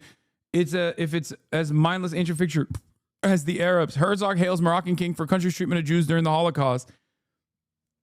Oh, all of these countries had very different attitudes. Okay, was there a lot of tension amongst the native Jewish population in these Arab nations? Yes, there was, but you cannot attribute the individual responses to the Nakba and how horrifying that was for people back to the Palestinians who are suffering in this process. And yeah, there are literally a right to return that was afforded to Jews over and over again. You know who didn't want that? Israel, because everybody fucking knows that's it. You're there. You don't want to go anywhere else. That's it. God forbid, dude. God forbid. 40,000. Now it has about 50. Iraq had 150,000 Jews, now 10. And I want to give a special shout out to my boy over in Afghanistan, one known Jew. We know him. Oh. Bro, Afghanistan isn't even a fucking Middle Eastern country. It's not even Arabs. Afghanistan is not even fucking Arabs at that point. It's just, I guess it's Muslim. That's what it is, right? That's what the fuck he's talking about. I love this, by the way, because one must ask the question, because remember, the whole point is like Arabs have antiquated anti-Semitic tendencies, right? And that's why fucking, as Ethan claims, Arab anti-Semitism is the reason why Arab Jews became Zionists, right? That's what he said. Now, what's really interesting about this is, like, if you look at this, it says Jewish refugees from the Middle East, an estimated 820,000 Jews fled violence and discrimination in their homelands between 1948 and 1972. Now, this is obviously fucking propaganda bullshit, okay? That monolithizes all Arabs and all Muslim countries. It is a way to justify why Israel must exist. Everybody hates us. We have to live in Israel. Otherwise, Holocaust everywhere, right?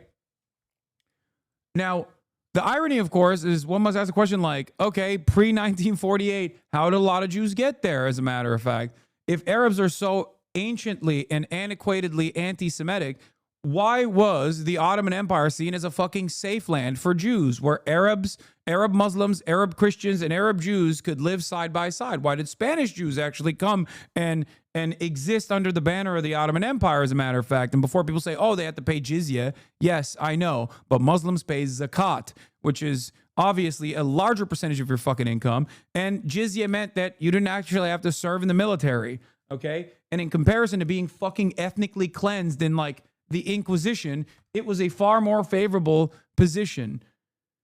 The important point is that Ethan thinks Palestinians returning to Israel will be dangerous for racist reasons, like the Palestinians are all Hamas, because what's the difference between a teacher from Gaza and a teacher from Europe visiting Israel? One would be dangerous and the other not. Exactly. And even if he doesn't personally, if you were to ask that question, even if he doesn't personally believe that, yeah, I know. Also, Iraqis want their Jewish neighbors back. It's from 972 magazine. Months after a Shiite cleric won the parliamentary elections, Iraq said Jews are welcome on an online poll, and the matter suggests that Iraqis are ready to discuss the right of return more than Israelis are.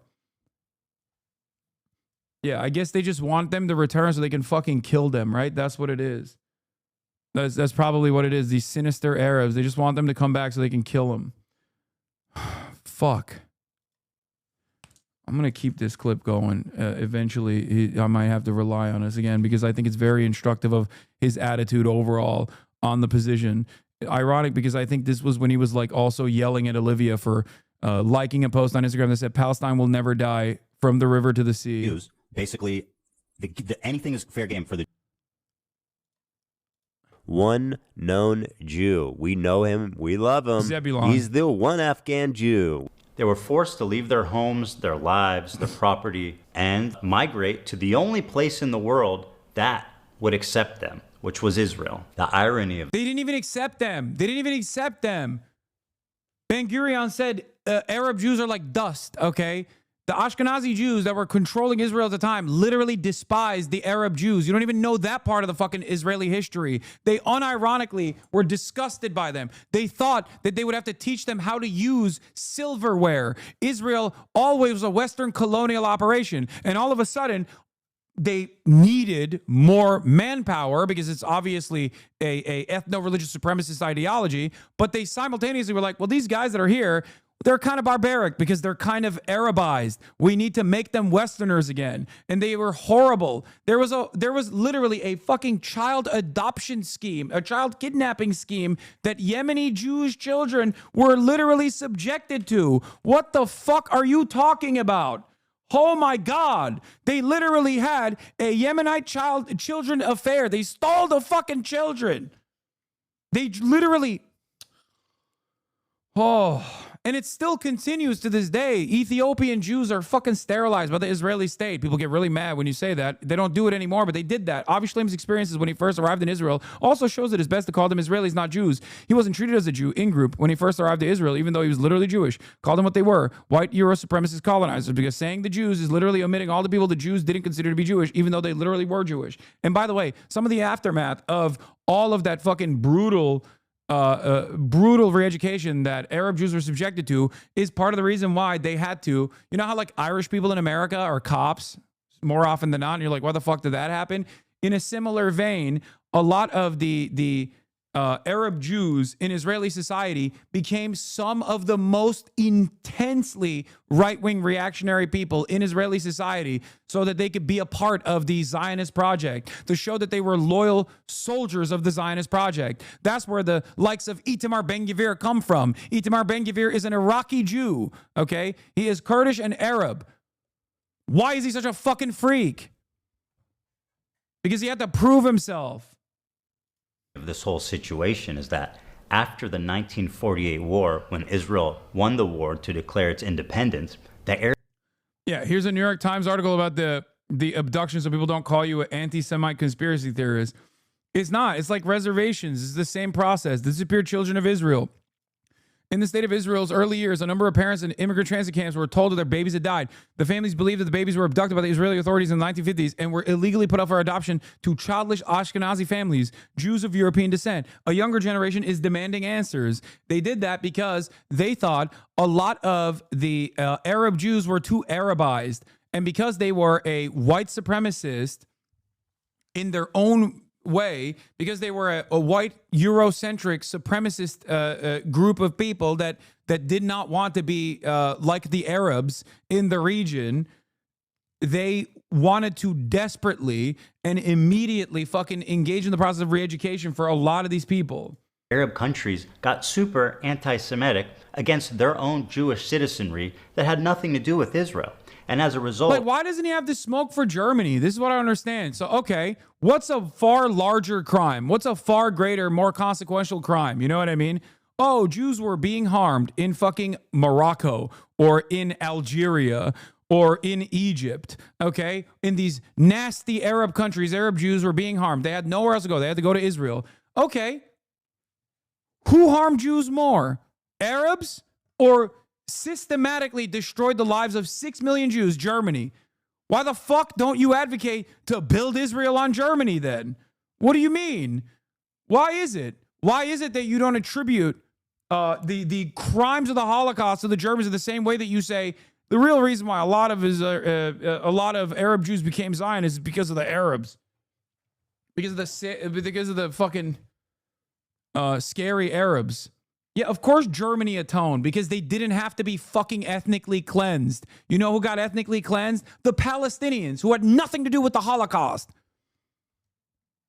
11,000 Palestinians fought against Nazi Germany before people say the Grand Mufti or some other bullshit. The Grand Mufti was a fucking colonial vestige, okay?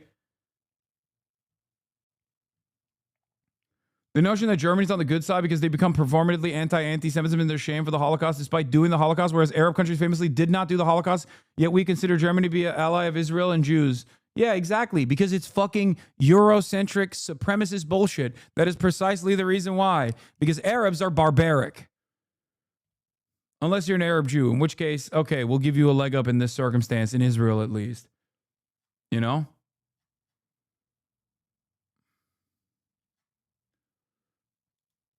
They kicked them all out, 1 million plus of them, and forced them to go the one place they hated the most, Israel. And now those same people that forced them out of their homes are telling them they don't belong there. So if the Jews of Israel... Yeah, brother, I'm sorry. You don't understand. It is not a land without people for a people without a land. There were people there, okay? You can't just act like this was empty space that needed to be occupied, okay? It wasn't empty space that needed to be occupied.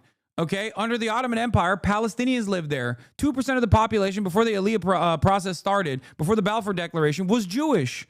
Okay, the rest were the ancient. Here's the other side of the story. The ancient Jews that lived there, that stayed there, became Arabized, became Islamized throughout that process. So when you're actually when Israel's fucking killing Palestinians, they're unironically killing their own fucking ancestors too, in terms of the 3,000 years of history. But I'm not even gonna get into that shit because people get real fucking touchy about that.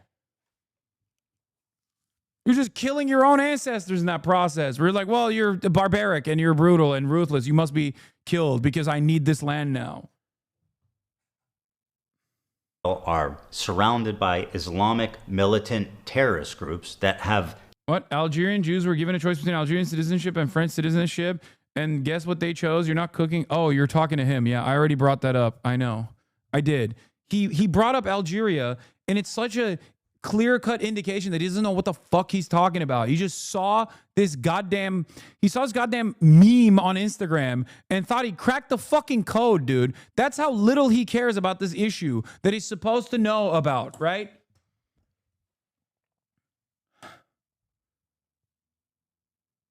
Most of them are granted citizenship, not even a choice. Please read this. I'm Algerian. If you need a source on the collaboration, divide and conquer methods. I know. Cremer decree. I know. Decret Cremer. I know. Fuck. It's so crazy to me that he just literally plastered this on the fucking context nuke to make it seem as though all these unique and individual countries, some aren't even fucking Arab, by the way. He puts Afghanistan on there. It's not even Arab. All of these guys were being, they were systematically erasing Jews from their population. They like forced them out. Meanwhile, half the fucking people that he's pointing to didn't even go to, some of them didn't even go to Israel. There's some of them went to France and then went to Israel afterwards, but voluntarily. Oh. One known Jew we know. Their lives, their property, and migrate to the only place in the world that would accept them, which was Israel. The irony of this whole situation is that after the 1948 war, when Israel won the war to declare its independence, the Arab countries got super anti-Semitic against their own Jewish citizenry.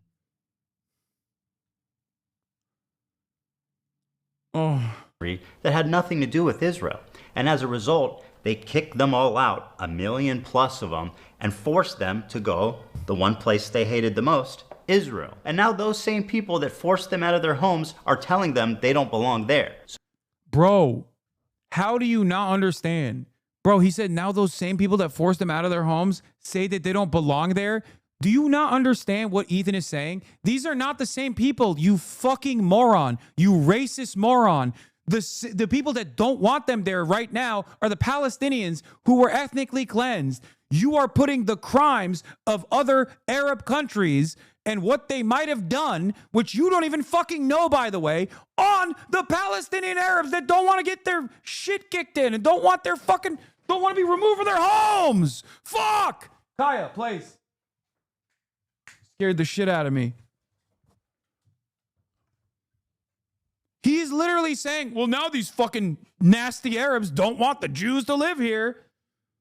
Do you see this? How does he not understand? How does he not understand this argument? These are totally separate people, okay? If one is the wronged party, the other is the party doing the wrong. Yeah, I know he got it from here. This is the Jewish Virtual Library map of the conflict. I mean, this is a classic Hasbro shit, okay? That's what it is.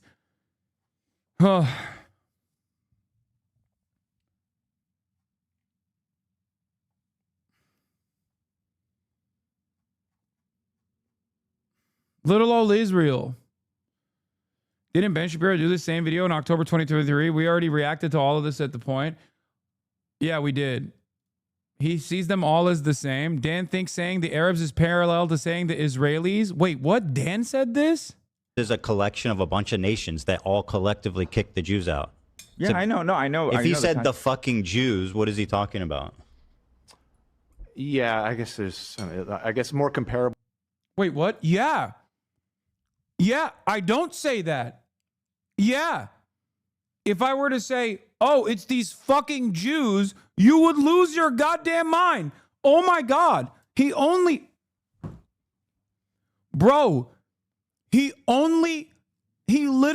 only can understand bigotry if it's Jewish people in the fucking crosshairs. Oh my God. Oh my fucking God. Yes. That's crazy. It would be the fucking Israelis. It would be like saying the fucking Israelis is different than saying the fucking Arabs. You're not even saying the fucking Moroccans kicked the Jews out, okay? You're saying the fucking Arabs kicked the Jews out. This is so stupid. What are they doing over there? What is this? Even the crew try to just... They're anti-Semitic. 900,000 Jews, approximately 700 to 900,000, were forced to become Zionists, not by choice, but because they were forced out. The vast majority went to the fucking Arabs. Why was that cut? What the fuck cut was that? And then Hassan is smiling because he's like, yep, I got the clip I needed. I didn't even know what he was talking about because I was speaking honestly and I was speaking passionately. And obviously throughout this whole conversation, we've both been using fucking as a, it's calm. Dude, if I were to treat Jews as a monolith in the way that he treats Arabs, he wouldn't have to fucking constantly do delusional shit to infer anti-Semitism out of places where there's no anti-Semitism. You could just be like, all right, well, here it is. I'll let this speak for itself. Even when I talk about Israel and Israel's own demographic considerations, I always take the extra step to say Israeli Jews versus Israeli Arabs is their own classification because they're an ethno-religious supremacist country. I do not agree with this classification, but whenever I look at Israeli polling, when I say Israeli Jews, I literally will always readily, immediately fucking slap that on there because I know some motherfucker is waiting like a hawk to be like, see, he said Jews. He said Jews. That's it. Because I know how this works. I know how this fucking works. He can say whatever the fuck he wants about Arabs, and no one is going to be like, oh, that's a little racist. I don't really understand what the fuck you're talking about. But I say something that is even remotely misconstrued. It's over. It's over. Okay? My career is fucking over. This is precisely the reason why after a fucking entire year and a half of endless coverage on this issue, the only thing he can fucking point to is like, oh, well, Ian Idubbbs grabbed the fucking bleach sword that I know is not a swastika, but I'm going to act like it's a swastika for the fucking sake of this argument to make it seem like you're anti-Semitic. He can't even point to anything. He can't even point to anything.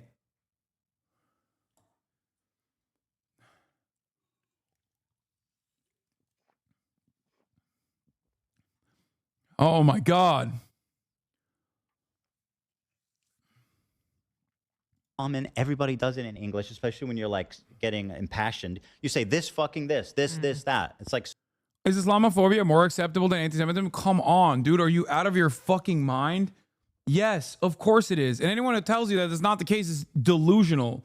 What are you talking about? Dude, a 6-year-old was stabbed to death by their landlord after October 7. The 6-year-old was Muslim, okay? The landlord, after October 7, did an Islamophobic hate crime and stabbed a 6-year-old tenant to death.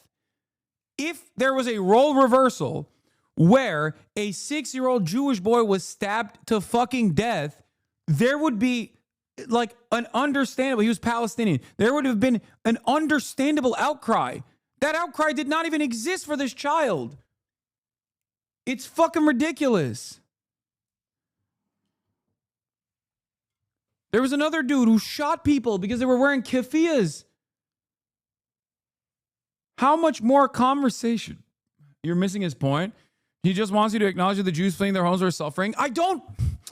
This is ridiculous. You cannot use this in the process of talking about the Nakba, okay? It's like saying the Germans were suffering. It's like saying the Germans were suffering after World War I.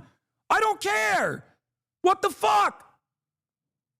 He fails to see that fears of settler colonialism was the cause, not anti-Semitism, because the colonies in Palestine pre-Holocaust.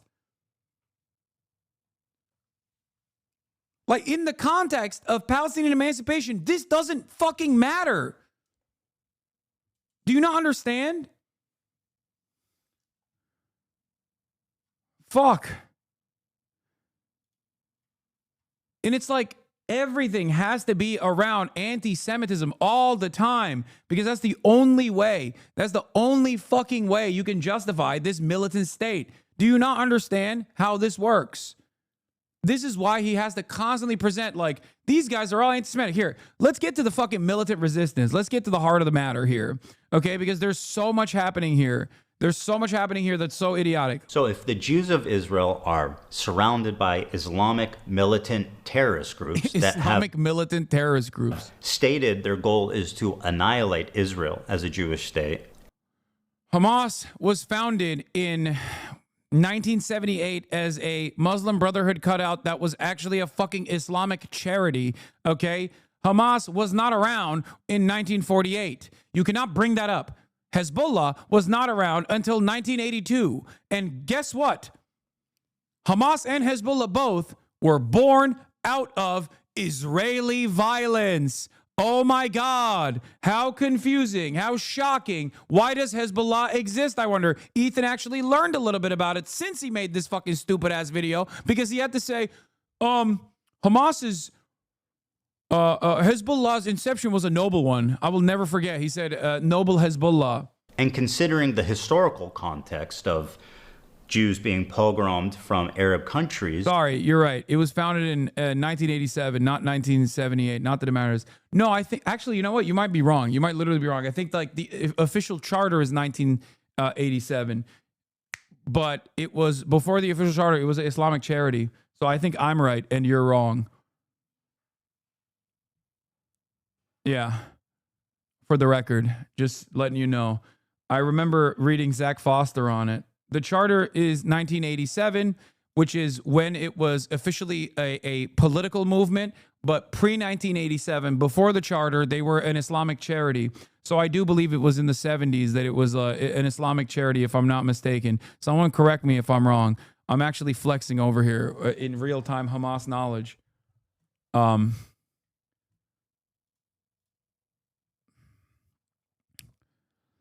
Yeah, Hamas movement founded by Palestinian Islamic in 1987, but it emerged from his 1973 Mujama al-Islamiyya Islamic charity affiliated with the Muslim Brotherhood.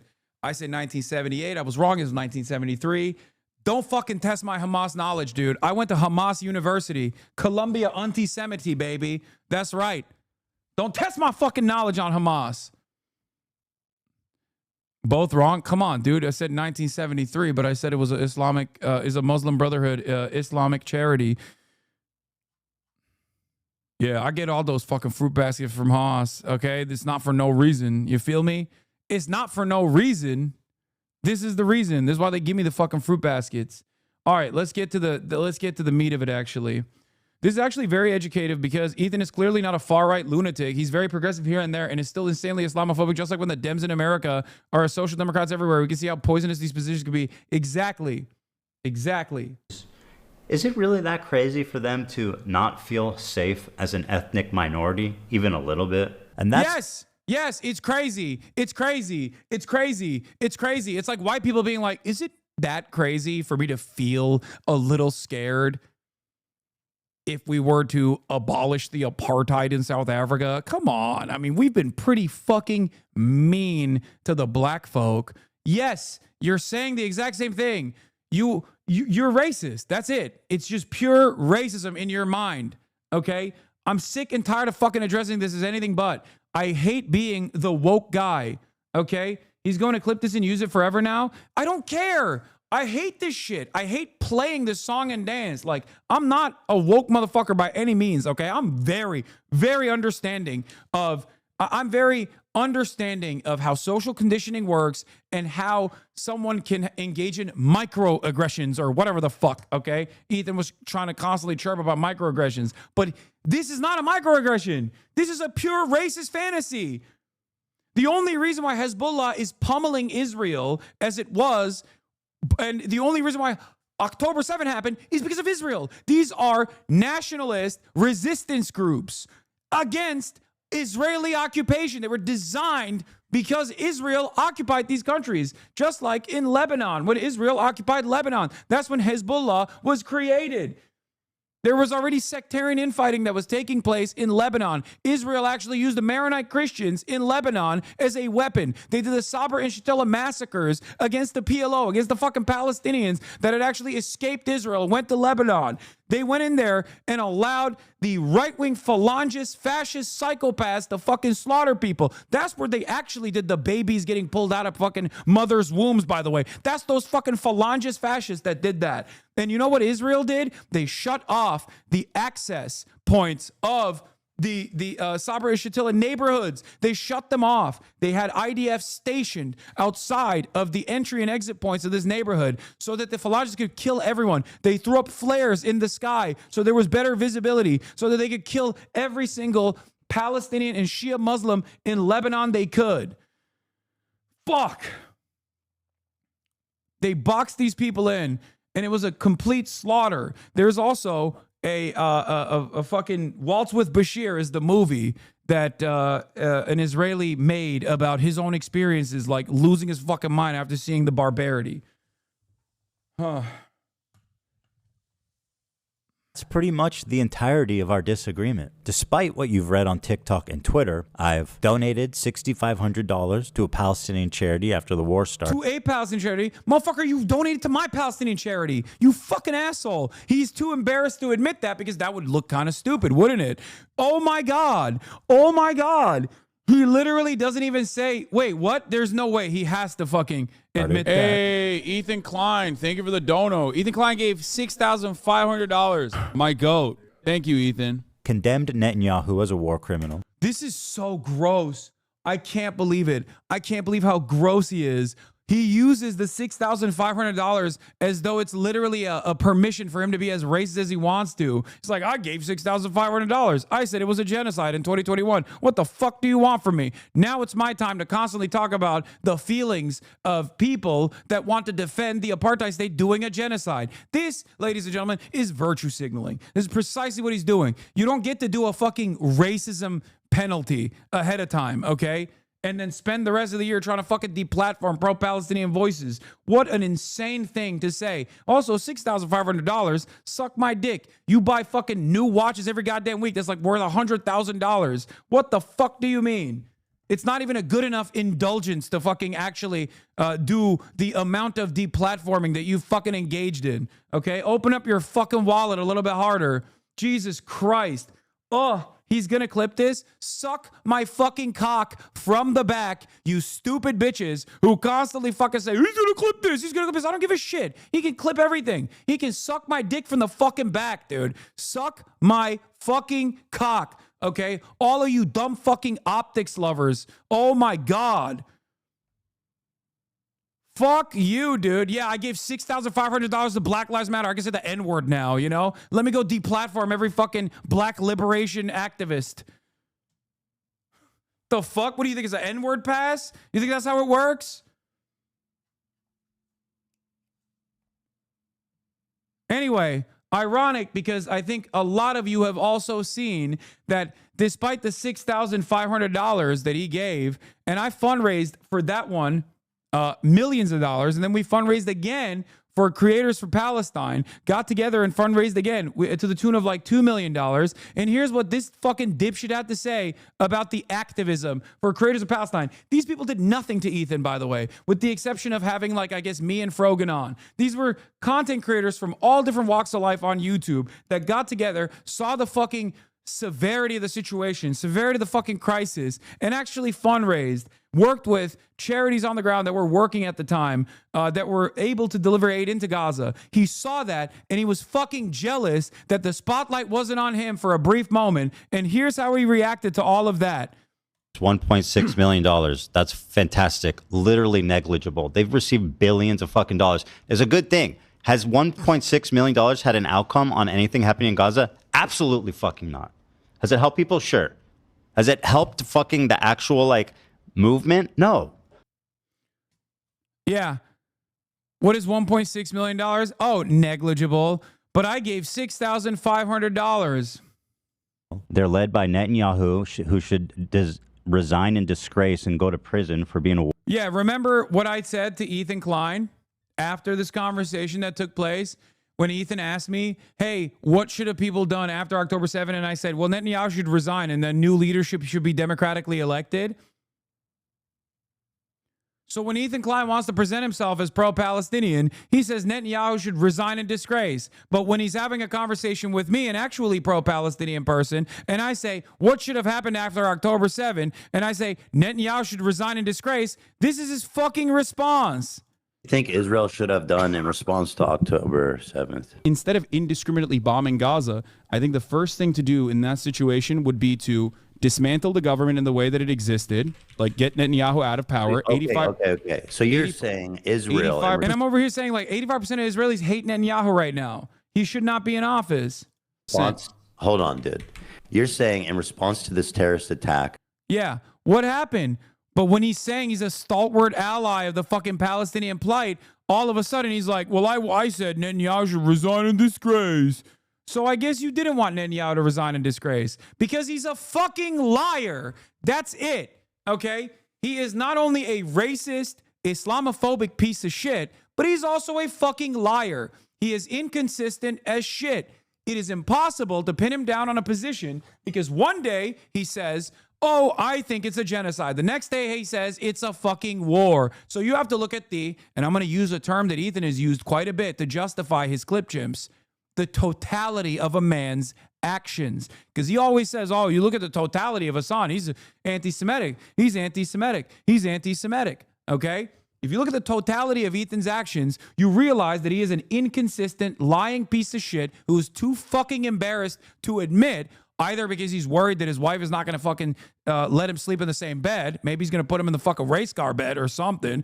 Or because that's just genuinely his perspective. He's too embarrassed to openly say that he thinks what Israel is doing could not be considered a fucking genocide. Okay? Because if you actually thought Israel was doing a genocide, you wouldn't have done this video. You know what you would have done instead? A video on the fucking genocide that Israel is doing.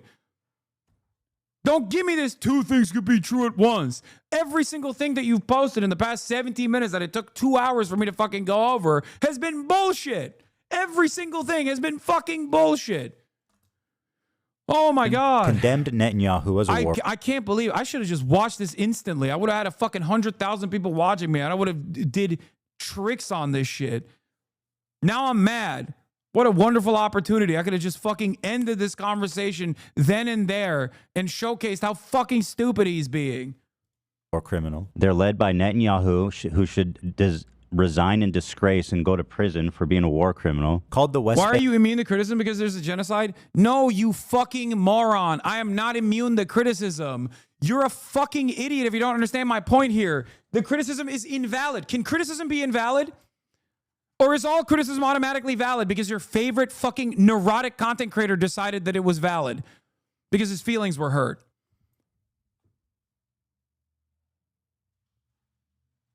I'm not saying I'm immune to criticism, okay? I'm not saying that at all. That's the way he's framing it. Look at this criticism. What is the fucking criticism? Oh, well, Israel is surrounded by scary Muslims. And what is he supposed to do? Of course, it has to be violent. Like, that's the criticism? What a fucking criticism that was. His criticism is, I'm racist. His criticism literally is, my name is Ethan Klein, and I'm fucking racist against Arabs. So Israel has to be violent. That's the criticism? I'm sorry. Also, is Ethan immune to criticism because he gave $6,500 to my fucking fundraiser? So he's immune to criticism? You say, why are you focusing on me when there's a genocide? Yes, you fucking moron, because him and I are supposed to be in alignment here. Him and I are supposed to be in agreement here. He said as much. Oh my God.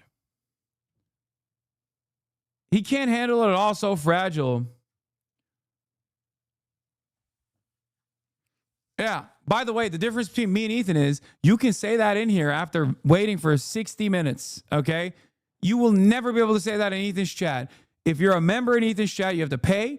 And even if you were to ever fucking even lightly criticize him, he will ban you. He will ether you. That is a big part of the reason why so many people have left his community and fucking hate his ass. Because he cannot stand even an iota of valid criticism. Okay, this entire project is literally criticism that was warranted, that he could not stand. So he made it his fucking life's mission to ruin people's lives. Oh, it must be because they're fucking... What? Oh my God, I thought you were being serious. Don't call him neurotic in spite of his obvious visible neuroticisms. He's a dog whistle because he's Jewish. I am Jewish and this is sarcasm. I shouldn't have fucking freaked me out for a second. I got banned from the subreddit for calling Israel an apartheid. That's when I knew it was over. Yes. Bank settlements an abomination. Settlers in the West Bank are religious zealots. They're monsters. They're genocidal. I've even said the West Bank settlers are valid military targets. Yeah, he doesn't think that, I don't think, because he claims that, but his wife was defending the West Bank when she, well, not defending the West Bank, but defending West Bank settlers when she went into Ramallah to a raid, you know, probably not a valid military target, right? So don't know about that. When you talk about like colonial settlers and stuff, like that's what's actually happening in the West Bank right now. And these people are more or less valid military. This clip from the Sam Cedar debate shows how inconsistent he I is. certainly underestimated that they would. That's why they attacked. I certainly underestimated that they would go this far. Use. I didn't think they'd go this far, but bomb hospitals. 5 minutes later. Unfortunately, I think their response was inevitable based on everything that happened. You think it was inevitable that they would kill these many people? That's why they attacked. I certainly underestimated that they would go this far. Use. I didn't think they'd go this far, but bomb hospitals. 5 minutes later. Unfortunately, I think their response was inevitable based on everything that happened. Why can You think it was inevitable that they would?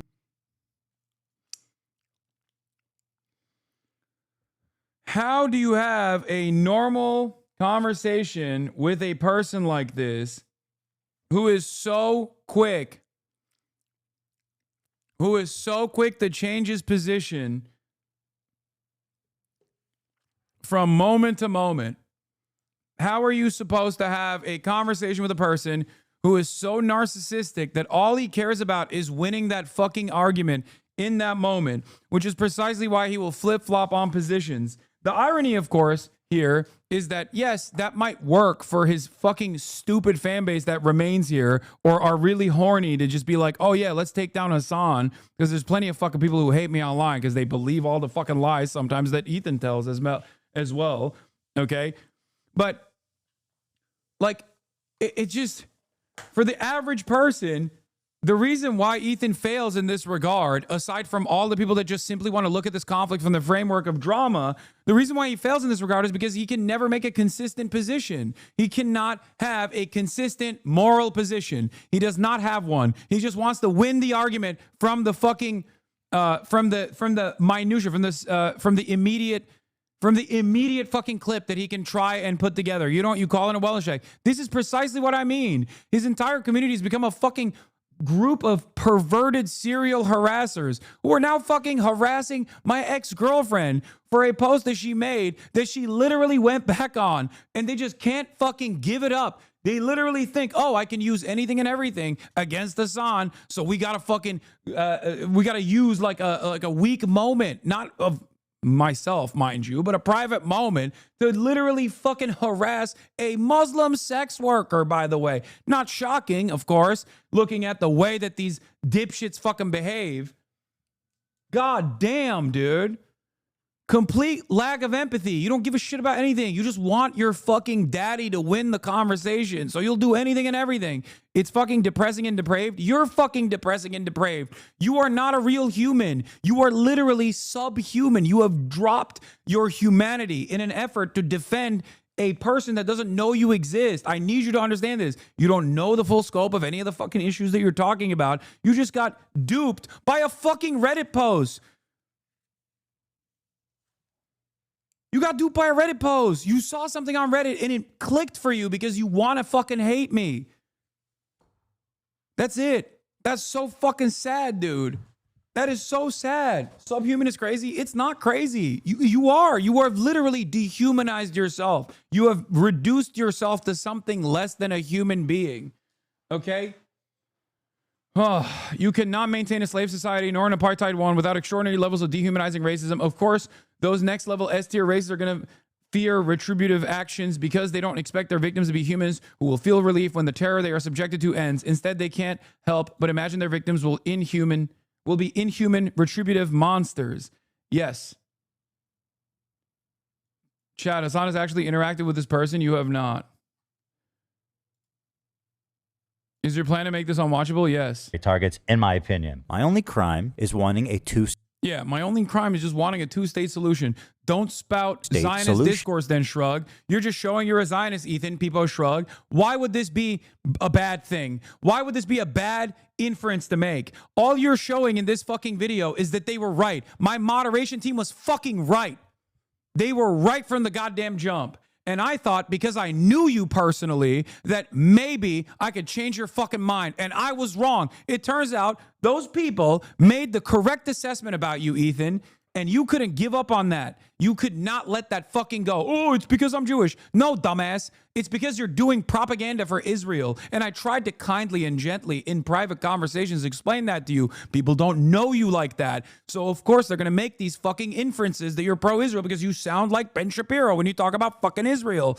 So you should have understood it back then. You should have been an open-minded person back then, taking some accountability, maybe taking a fucking step back on the issue and either never talked about Israel-Palestine ever again, or at the very least do some fucking reading. And I don't mean getting talking points from 60-year-old stalkers of mine that are fucking podcast co-hosts of Destiny to try and win an argument when you can't even fucking functionally win the argument in the eyes of most people online. So you have to crawl back to your fucking hug box of psychopathic right-wing perverts and keep posting on your Instagram stories about Tucker Carlson's daily caller operation, writing articles about me being bad. You fucking suck.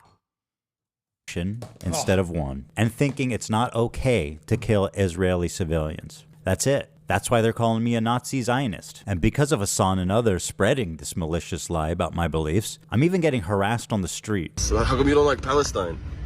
Dude, this was also fucking insane. This was also insane. This fucking clout shark freak, he attributed this to me. He admitted that I don't fucking know this guy, and he lied about it. He put it in his fucking context, Nuke, acting like this is a fan of mine. This motherfucker then turned around the other day and lied and was like, "No, dude, I was a fan of Hassan." He's such an obvious fucking clout shark, you dumbass. You don't care. This dude is a real fucking anti-Semite too, by the way. He's a Sneeko fan. He's a Holocaust denier, but it doesn't matter.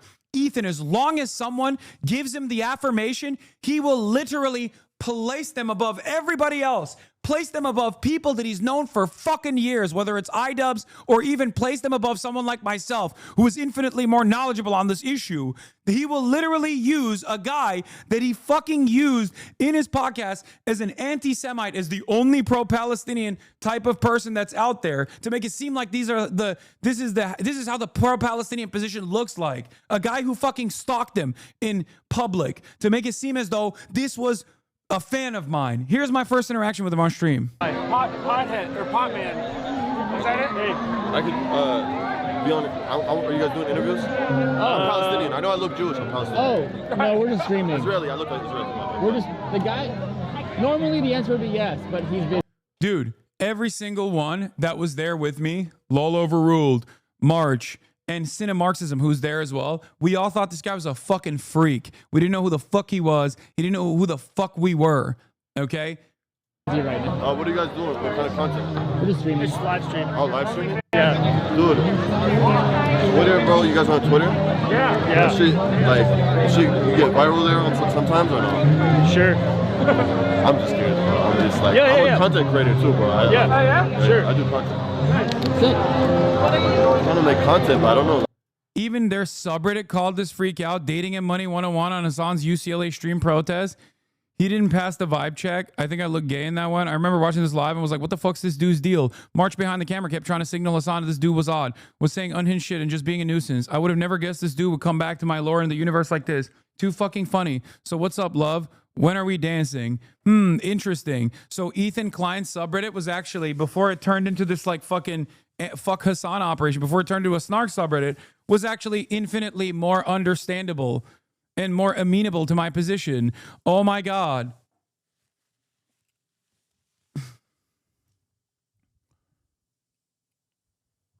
Yeah, you're my hero to Hassan, 90130. After that, oh, you're a communist? Dude who had no idea who he was. Probably just looked up who's streaming from there and went for some clout. That's an important piece of context. And you'd assume Payment Spiritual just didn't see that context until you found out he's a Destiny fan. DGG are so unbelievably bad faith and obsessed with Hassan. Wow. Wow. Look at that. Hamas Pecker. Hassan tried to get fellow streamer to support terrorists, but failed. Infested with these fucking little freaks, these cretins, all over the goddamn subreddit, all up and down, dude. Look at that. And your community, Ethan, used to actually fucking call this shit out. And then you banned every single person that called it out because you wanted a hug box that would make you feel good. And these guys use you like a goddamn cum sock, for the record. Okay? They use you. They think you're fucking stupid. And quite honestly, you might be. You were stupid enough to fucking throw away all of your friends for how horny you were to defend Israel, and now you're getting manipulated by the dumbest, most autistic fan base on the fucking planet, okay?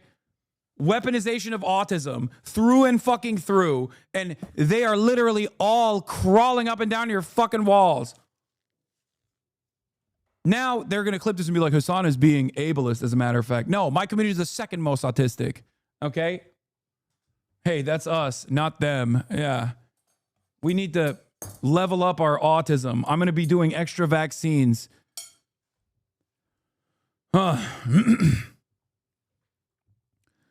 an important piece of context, and you'd assume Payment Spiritual just didn't see that context until you find out he's a Destiny fan. DGG are so unbelievably bad faith and obsessed with the song. This was 8 months ago. The subreddit has changed dramatically since then. I highly doubt that this guy understands the difference between communism and liberalism. I think he just assumes everyone is on the left and same as Hasan is on the left. The one I don't think get is how he likes Hasan and Sneeko and him and have major beef and disagree on everything except for Palestine. Yeah, the dude literally looked up who the fuck I was because he realized that I was on camera, and then he came back and acted like a fan. He's a cloud chaser. He was weird and gross. Everybody fucking there hated his vibes, and that's precisely what happened. And Ethan knows that that's precisely what happened, at least now. But, you know, no retractions there. I mean, I guess I did get a retraction out of him in the conversation because he tried to fucking use this guy.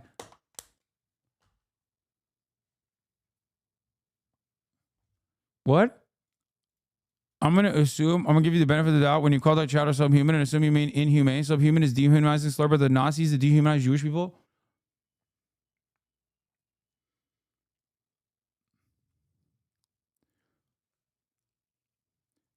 Not every fucking pejorative is about Jewish people. What the fuck are you saying, dude?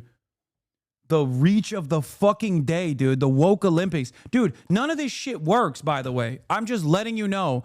Don't do this fucking... I'm actually being cautious for you because the optics of this is really bad. Like, no, dude. You're only in here to fucking get this clip so you can get a response out of me and then clip it and be like, see, Hasan was doing dangerous anti-Semitism again. What the fuck are you talking about, dude? That's not even woke, that's just trolling. Yeah, that's not even a thing. Oh my God. The communities of some of the most offensive, toxic, and racist human beings on the planet are currently woke scolding you. I know. They get in here to be like, well... you know, I want to be a white guy that says the N-word, but also at the same time, I'm just going to sit here and be like, well, subhuman is actually a dangerous anti-Semitic slur. Palestine? No, you don't. Why do you say that? Because, bro, you're... wasn't she in the IDF? Yeah. Oh, damn, that's crazy. Mandatory service. That's sad. There. That's terrorism, bro. She was born there. That's sad. I feel bad for you guys. Ethan Klein, bro, you're ugly as fuck, bro. You're ugly as shit. You look like a rapist, bro. Man. Look in the fucking... You look like a fucking rapist, Ethan. Feel bad for you guys. Ethan Klein, bro, you're ugly as fuck, bro. You're ugly as shit. You look like a... Yeah, yesterday he shouted this guy out with his Insta handle, by the way, and he said justice for his at on his Instagram. You want to know why he did that? You want to know why he did that? Hasan, you say subhuman a lot. It's not a good look. I'm going to keep saying that. I don't care. Shut the fuck up, please. Enough. Enough. You're doing the thing. You're doing the thing. You're doing the thing where you hyper focus on something that is not a real relevant issue only to give ammunition to fucking haters to make it seem as though this is actually a bigger deal because you just can't. You've been in here for 6 hours and you're bored and you want to narcissistically make yourself the center of the conversation. And you know that if you say something woke enough that I'm probably going to respond to it because it's going to piss me the fuck off. I unbanned you. Behave.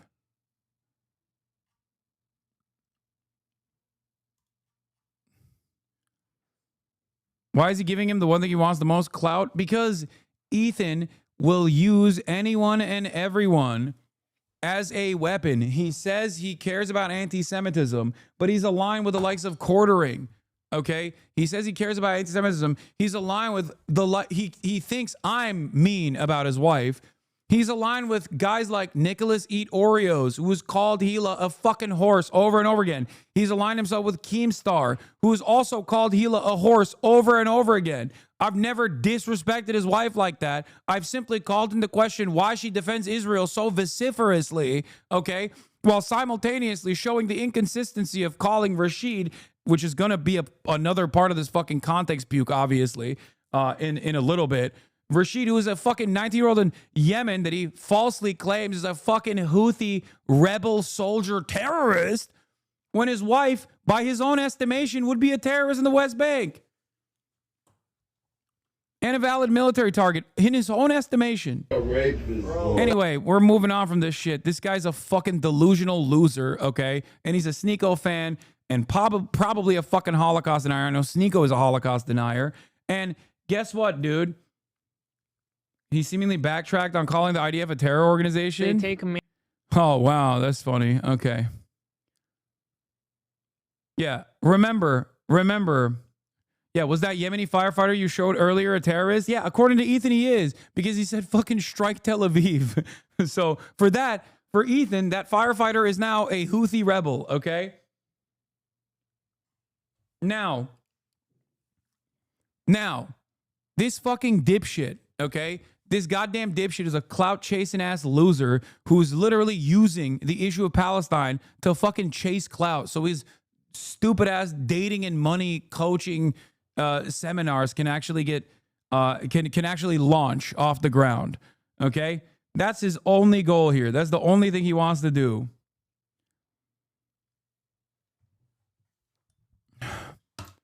But of course, for Ethan, that's enough to be like, well, this guy is the average Hassan fan. He harasses me in broad daylight. What the fuck kind of disgusting nonsense is this? How ridiculous to do this, especially when his fans are actually loyal Fedayeen that go out and under his directive and under his watchful gaze, go out and harass people in public. Okay? Yeah, Ethan had no issues debating this fucking dipshit on his own podcast and platforming him because it was a fun way to basically belittle pro-Palestinians. This is the only guy who he has brought forward as a pro-Palestinian figurehead onto his fucking podcast. And then I guess Bonerbox, who literally has talked about sniping jobs, who has absolutely become such an aggressive Destiny dick rider that he just basically repeats whatever the fuck Destiny's saying, even though, to my knowledge, I thought that he no longer actually fucked with Destiny because, you know, Destiny actually did horrifying things to his ex-girlfriend. So I don't know. There's current litigation happening in that process, I thought. But yeah. Lonerbox, who I was so fucking charitable to as well because I saw some of his earlier videos. Also, here he is admitting that this person is an anti-Semitic Sneeko fan and not a Hassan fan. Why did he actually present this guy as an anti-Semitic Sneeko fan, which he is, by the way? But then in the context, Nuke, he very quickly says this is a Hassan fan. Why? Because he came up to me at a fucking pro-Palestinian rally, figured out who I was to try to get a fucking a quote out of me for his dumbass dating show, and it was very obvious that we were grossed out by him. And if you actually truly thought that this was a repulsive figure that should not be highlighted, why the fuck did you actually praise him? Why does your subreddit praise him? Why? I know why. Because he gave you what you wanted. He literally came out and said, oh, I'm actually a Hassan fan. He gave you what you wanted. You could use it to your advantage. So you fucking literally hyped him up again. You gave him the one thing that he wanted, clout. Here is your stalkers, on the other hand, your actual stalkers, on the other hand, which ironically from my stalker account, which he highlights all the fucking time, harassing Dan Clancy. Hey Dan, do you have any comment on why you won't let Ethan Klein stream on your platform? He is the streaming on Hassan the platform. content nuke? He is. Why he got banned twice? It got reversed. It got reversed, but it was like it was not an automatic ban. Do you have any comment on that? No comment. No comment? All right, good to know. Yeah. Classic. Ethan then turned around. Ethan turned around and literally fucking posted this, as you can see, in his Instagram story. Okay? Yeah, go and do this. Go and do this, brave citizen journalist. Girly Pop Nation is out of fucking control, dude. Holy shit. Imagine if I posted someone going up to Ethan in broad daylight, or going up to Dan, okay? Going up to anybody like this and then post it on my Instagram story, be like, hell yeah, fuck yeah, dude. Stick it to the man. There are people in positions of power that actually do wrong, okay? Dan is a CEO. He can handle it. I'm not going to fucking defend the CEO of the goddamn platform. But the reality of the matter is, this kind of fucking personal vendetta that you are putting on your audience is setting a dangerous precedent. You and the way you use your community is incredibly fucking dangerous, okay?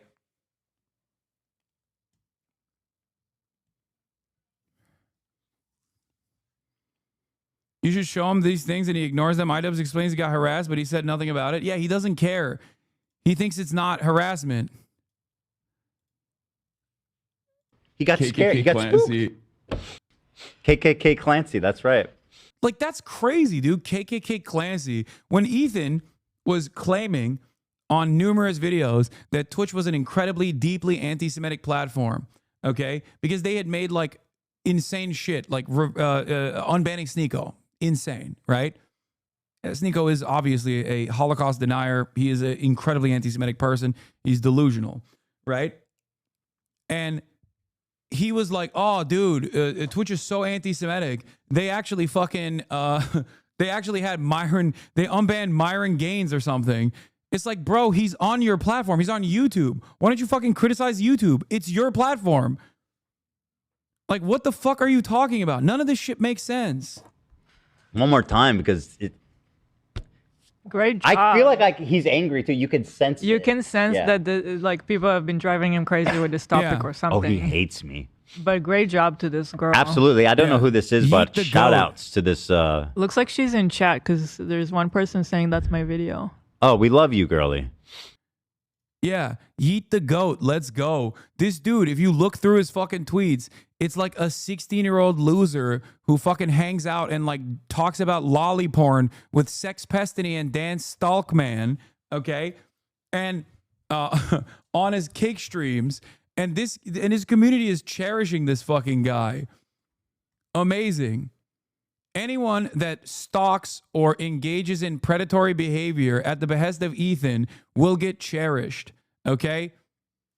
The irony is, while he does all this shit, he wants everyone to denounce things that are happening to him that I have nothing to do with. He has no evidence that I've done anything to him with respect to like a CPS call. He has no evidence that my community did something like that. But he still said everyone on the internet did the CPS call to him. I don't even know. I don't know what the fuck happened. Why would I know anything about that? Why would I have anything to do with that?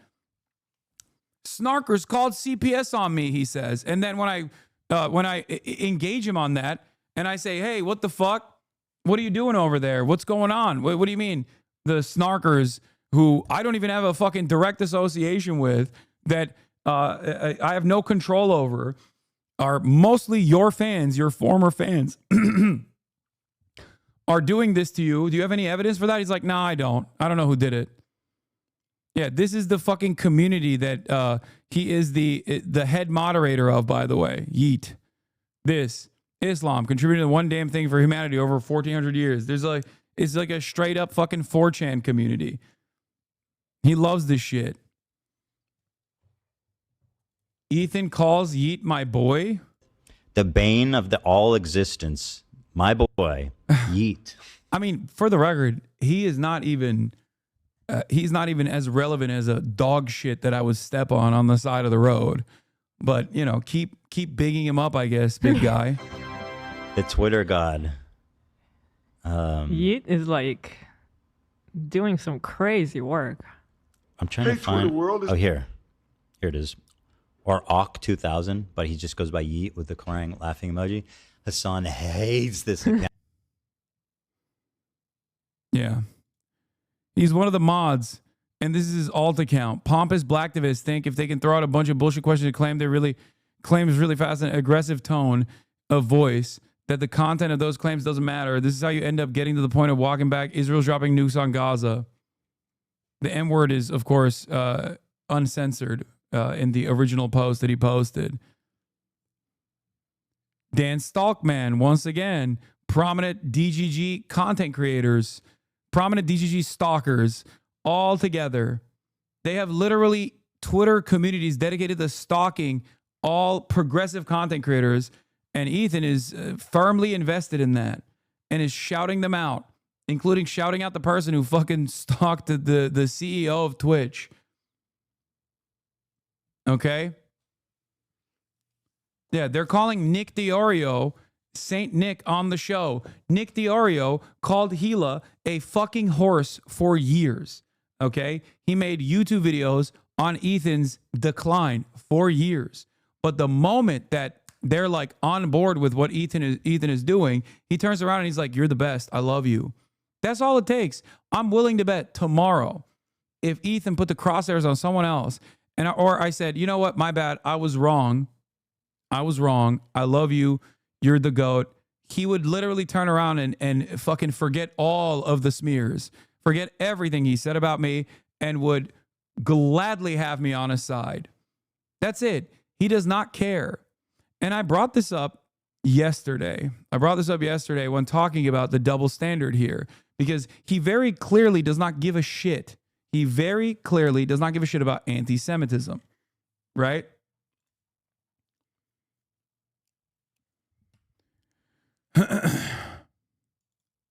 Yeah, being obsessed. After denying being obsessed with Hassan, Ethan Klein spent his day off today creating a dedicated Instagram story highlight reel about Hassan on his page. It contains over 50 Instagram stories crying about Hassan over the year. He now appears to be spending his day off watching Hassan stream, live reacting to the coverage. Incredible. Yeah. Here's a list of Ethan Klein's allies: Tectone, Asmongold, Destiny, Keemstar, Dan Saltman, Nick Eat the Oreo, Sam Hyde, The Quartering, XC Steiny. Did I miss anyone? The Quartering. He's done multiple content nukes on Keemstar, but he doesn't give a fuck because Keemstar is now on board. He deleted the highlight after the post. Oh, he felt fucking embarrassed. Is that what happened? Yeah. Dan Stalkman, by the way, who very famously threatened to blackmail everyone in Destiny's community for calling him out for doing sex crimes, okay? For being a fucking sex pest.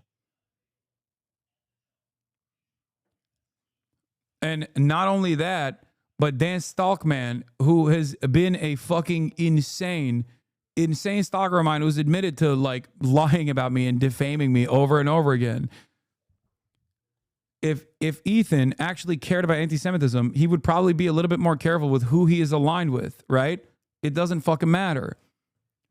It would be akin to someone like myself. If I was a morally inconsistent charlatan in the same way that Ethan is, who only cares about fucking drama and have no real political convictions, for example, it would be as though I am aligned with the likes of Myron Gaines from Fresh and Fat, from Fed and Fat, or Candace Owens, or Sneeko. Those people all hate Ethan, and they're anti-Semitic. Do you see me aligning with them? Myron Gaines was in my fucking replies for months, begging to collab, begging to be like, dude, please, now do you finally understand how the Jews are? How the Jews are like? Just figure it out, bro. Figure it out. This is just how the Jews are like. And I never gave him a fucking moment because he is a disgusting little anti-Semite and a bigot of every different variety, as a matter of fact. Ethan's allegiance with some of the worst reactionaries online simply because they hate me is so odd because it directly undermines his position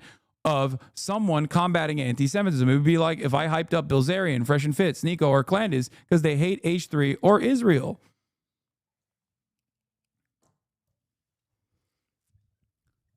So yeah, that's also stupid and inconsistent. Holy fuck, I've spent too much time on this shit. All right, let's get back to the goddamn video. I'm going to keep this clip. I'm going to keep referring to this clip every now and then. Hamas, the governing fucking body there wants to kill all the fucking Jews. Anything is fair game for the Jews. Anything. And I'm sorry, but Hamas, there frankly are a lot of Palestinians, right, in the area. And once the Palestinians outnumber the Jews, basically, anything is fair game for the Jews. Yeah. Yeah, he sees it as a genocide, though. He thinks the genocide should end, except Hamas command centers under hospitals here. War, not fucking keeping hostages and underground and like sending, just continuing to provoke Israel to attack them, and putting fucking like military complexes under hospitals. You know, Hamas's design from the beginning is to get as many people killed as possible. Is this Bezalel Smotrich? Is this Benjamin Netanyahu? Or is this Ethan Klein? Is this Itamar Ben-Gvir? Or is this Ethan Klein? These motherfuckers are LARPing so hard. Yeah, I know. This is the fucking psychopathic DGG, the Wikipedia that he relied on heavily for this context nuke. Act like they're so tough. Oh, I'm American. Oh, you don't even run your own country. You don't run your own country, bro. You don't run your own country. A foreign country named Israel runs your country. Have you ever found? Wow. And then he puts this clip in here where he comes up to me to try to take a photo with me. Wow. Wow. Remember when he fucking had to admit that this person, I didn't know who the fuck he was, and then he was some dumbass clout chaser? Is there actually a video of me saying that Israel or Jews run America? Is there actually a video of me saying that? No, there isn't, which is precisely why a random fucking dipshit clout chaser that came up to me at a fucking pro-Palestinian rally is enough to make that point for you. Wow. Oh my God, bro. I love you, Hassan. Can I give you a hug, bro? I'm so sweaty, bro. I love you, bro. I'm so sweaty. I love you, bro. I have to interview you. You're my hero, bro. I love you. Bro, you're the coolest guy in the world, bro. Hold on, I think I look gay in that one. Hold on. Okay, 3, 2, 1. Hold on, I think I look gay in that one. Hold on. Okay. It's a funny thing about me. I don't like terrorism, and I don't like terrorists. Yes, you do. You're married to one, as by your own admission. You said, not me. You said it. Post context nuke though. So, if they're Jews, Christians, Muslims, they're all bad. What is terrorism? It's intentionally targeting civilian population for political goals. I don't like it. None of it. And over time, I started to learn that my co-host, he really likes terrorists. They do musicals. They're very musical people. Are you being serious? Dog, what do you look? You think I made this? This isn't music. I know they're singing, but I'm seeing just guns and shit. This isn't a music video, Hassan. This conversation is so funny and so informative because the average person's perspective on this shit, the average person's perspective on this is literally going to be like, yeah, what the fuck is this? Okay. And it was an incredibly informative and enlightening conversation that took place with myself and Nick Pollum, okay, where I described to him pretty much the entirety of the conflict up until this very moment. And yes, the Houthis are a fucking musical people, for the record. And we are officially at $137,000, by the way.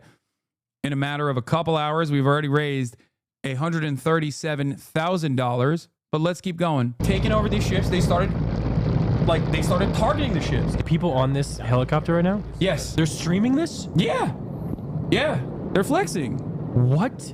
And they're coming in hot with guns. Yeah, but you have to understand, this is a deterrence. We think the Houthis, Ansar Allah, is doing what Luffy would do. You should tell him that. Hezbollah is a paramilitary organization.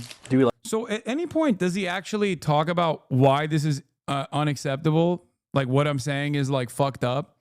Because luckily, I already had a conversation with Ethan and you already know what that conversation looked like, considering that I was able to describe to him what my perspective is on the matter. But I assume that a lot of this just relies on the audience also being terrified of these scary Arabic sounding names and the fact that they're all like ISIS. They're ISIS. They're basically ISIS. It's like this guy keeps saying it's all ISIS. These guys are ISIS. He relies completely on Western chauvinism and the audience also having the same exact perspective that Nick Pollum had when he first encountered the conversation. Yeah, also, did he put a fucking ISIS flag on Luffy?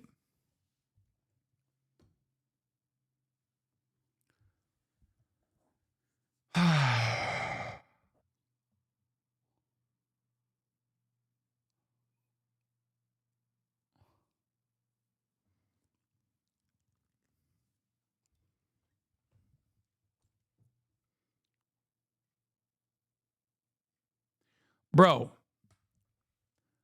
the Ansar Allah and Hamas and Hezbollah are all directly belligerents against ISIS.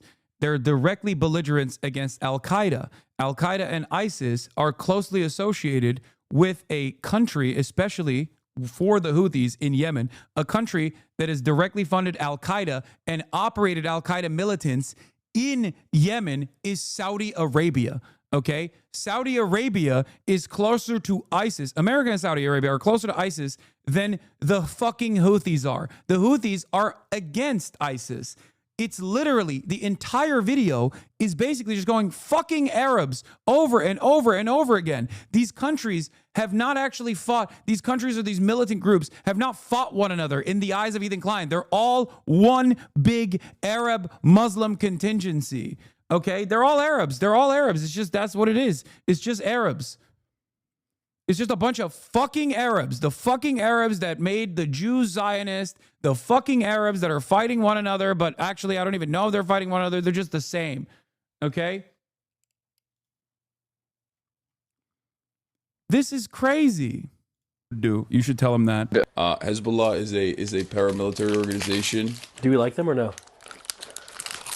I don't have an issue with them, let's just say. But they are a terrorist organization. Like they're designated. They are designated by the American state as a terrorist organization. I do not like them then. Well, he is regarded as a pretty brilliant a person in terms of like everything that he's done. Then I saw clips like dude. Is there any point where he addresses anything I said? He's just fucking clipping shit back and forth. That's what it is. Bro, I'm going to keep it $150. Hassan Nasrallah, he will probably, I think he uses like fake quotes of Hassan Nasrallah in this context, Puke. And he doesn't even do enough. He doesn't even do enough to actually show what I was literally referencing there. My point there was a lot of people see people like Hassan Nasrallah, okay, and they see, big bearded guy, scary, not realizing that he's actually an incredibly fucking well-read person who, ironically enough, you're being obtuse, Hassan? No, I'm not being obtuse. You have to make an argument. You can't just let the argument be, look at him. He loves terrorism. You have to actually address what I'm saying, why what I'm saying is wrong, why what these guys are doing is wrong. Okay? If you don't do that, you're simply relying on dumb fucks like you in believing in the most Asmongoaldian fashion in the notion that like every single thing that these guys have done is wrong. They're terrorists. What the fuck are you talking about? They're terrorists. They're terrorists. They're terrorists. They're all ISIS. They're all just like ISIS. Scary Muslims that are just like ISIS. Yeah, you know who else said Hassan Nasrallah was brilliant? Fucking Benjamin Netanyahu. He didn't go just yet. Wait. I was particularly impressed by the fact that not only was he a capable leader, but also that his relationship with Iran was somewhat different from what I thought. Anyway, here's the context. A lot of these dudes, you see them in their fucking fits, and you hear about like some of their attitudes about like gay people, for example, and you immediately fucking resort to Orientalist perspectives, not realizing that these motherfuckers are better read than you by a million. Okay? Like, it's not a broken clock situation. No, dude. Half of these dudes literally get educated in America and in the UK. What the fuck are you guys talking about?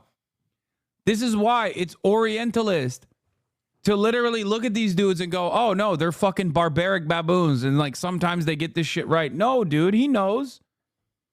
It's crazy. Yeah. You know what's really ironic? The clip that I'm watching here of Hassan Nasrallah is Hassan Nasrallah talking about how some Arabs are anti-Semitic, and they're stupid for being anti-Semitic. They think Israel is controlling America. Israel used to be a tool at the hands of the British, and now Israel is a tool at the hands of America. We do not just oppose Israel. We oppose American imperialism. That is the actual clip that I'm reacting to.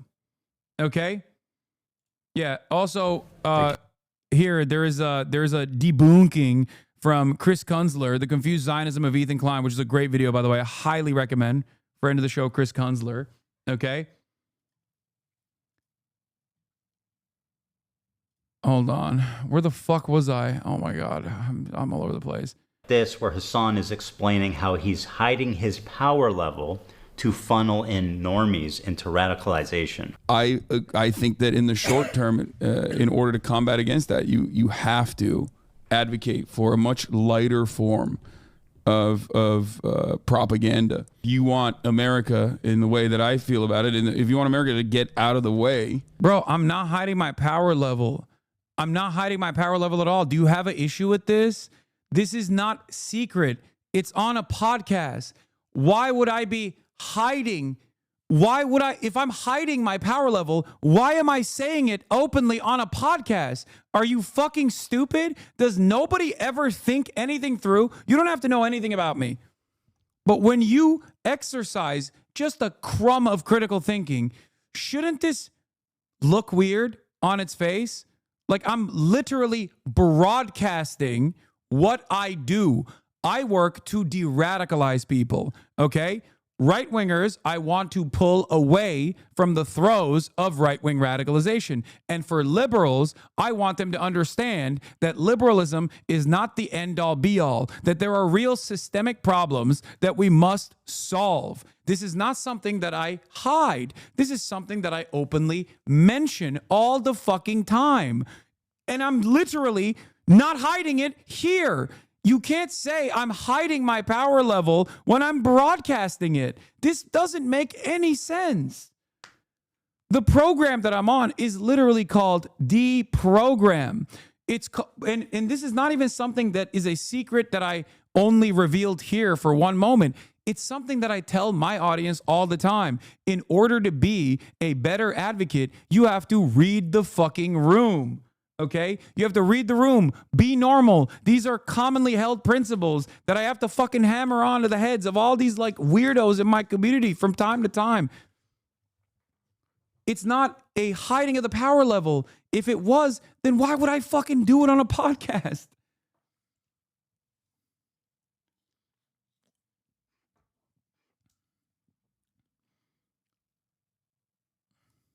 For places with more revolutionary potential to do what they would normally do, I think that, you know, one thing you have to do is advocate for a lighter form while simultaneously still doing agitated propaganda that goes. I had a show when I was on the Young Turks, and that show was called Agitative Propaganda, Agitprop for short. Okay, that is propaganda to instill class consciousness in Americans so that Americans who think trans people are fucking them over, for example, are actually that are forced to reckon with the reality that it's actually not trans people that are fucking them over. It's not Mexicans that are fucking them over. It's their capital owners, their bosses that are fucking them over, their landlords that are fucking them over. This is a pretty basic concept. When I go on Theo Von, for example, and I tell Theo Von, you know, it's not a trans person that's your landlord. A trans person didn't raise your fucking rent. Your landlord raised your rent. So why are you mad at that trans person? That's deprogramming. That's agitative propaganda. That is instilling class consciousness in a lot of Americans that lack it. Okay?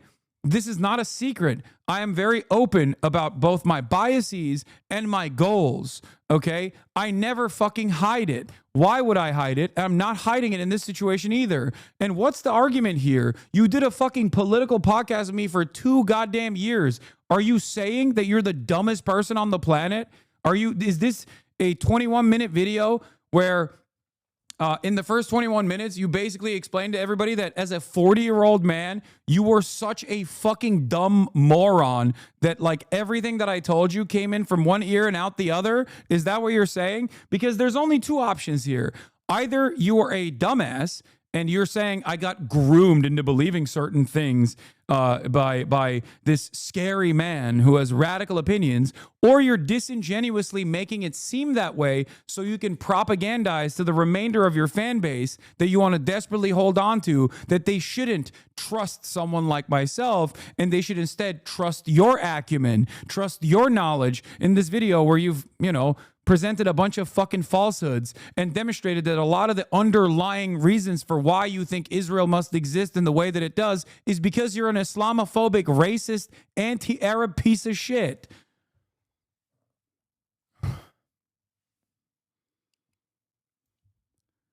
Oh, crazy. Maybe it's a bit of both, I think. He's both dumb and also disingenuous. Beyond, Right. social democratic idea. I just wanted to put emphasis on the exact point of the so-called radicalization funnel where, for example, Hassan and JT catch them while they're young, as they say, and then they start looking into this new idea, etc., and then move forwards through the funnel, get more... You should have told him this on that debate. Brother, I didn't watch this video before the debate. I didn't know he was making this idiotic shit. More informed, get more and more radicalized. You do your part in the funnel for the cause, or whatever the fuck you want to call it. You're doing, in my modest opinion, a great thing for the cause. Now listen to Hassan during our very first conversation lie to me about how he's a social democrat to hide his power level. We should move towards a Sweden-style economy or a Norway-style economy, which would be a social democracy. You have to advocate for a much... Really interesting. This is the first conversation I ever had with Ethan on a podcast. Does anyone have the actual clip? Because this looks a little weird. Okay? First of all, I'm not saying I'm a social democrat here. I'm saying exactly what I told Deprogram, which is that I think in the interim, we must move towards a social democratic style governance because I'm a democratic socialist. And then that's obviously not going to be enough. But of course, hold on one moment. In that conversation, I admit to what my political position is to him. But it's not just that. I want to show you something. Towards a Sweden-style economy or a Norway-style. What's that back there in the way that this is disingenuously cut? Why did he cut it like this? It's weird. Is it because there was is it because he had to punch in a little bit? It just would have been weird if he actually had punched in. Or is it because you see some things in the background here that would directly contradict his argument that he's trying to make? The argument that he's trying to make is that I'm hiding what my political perspective is. Oh my God, is that Vladimir Ilyich Lenin? A man who I admire? A man who I talk about quite a bit? No way. That's crazy. But wait, what? Perhaps whoever clipped this would realize that it would look really fucking stupid if the USSR Ushanka and Vladimir Lenin was right behind me when he's trying to make this argument that I'm disingenuously acting as though I'm some social democrat. Again, the question remains. Did Ethan do this deliberately, or was it a happy accident, or is he actually, nefariously doing little things like this to craft a fucking argument? Okay? I don't know. Yeah. By the way, here's Lenin on anti-Semitism. My goat. A video that I use all the time to describe to people that their enemy is not the Jews. Their enemy is capitalists. But here...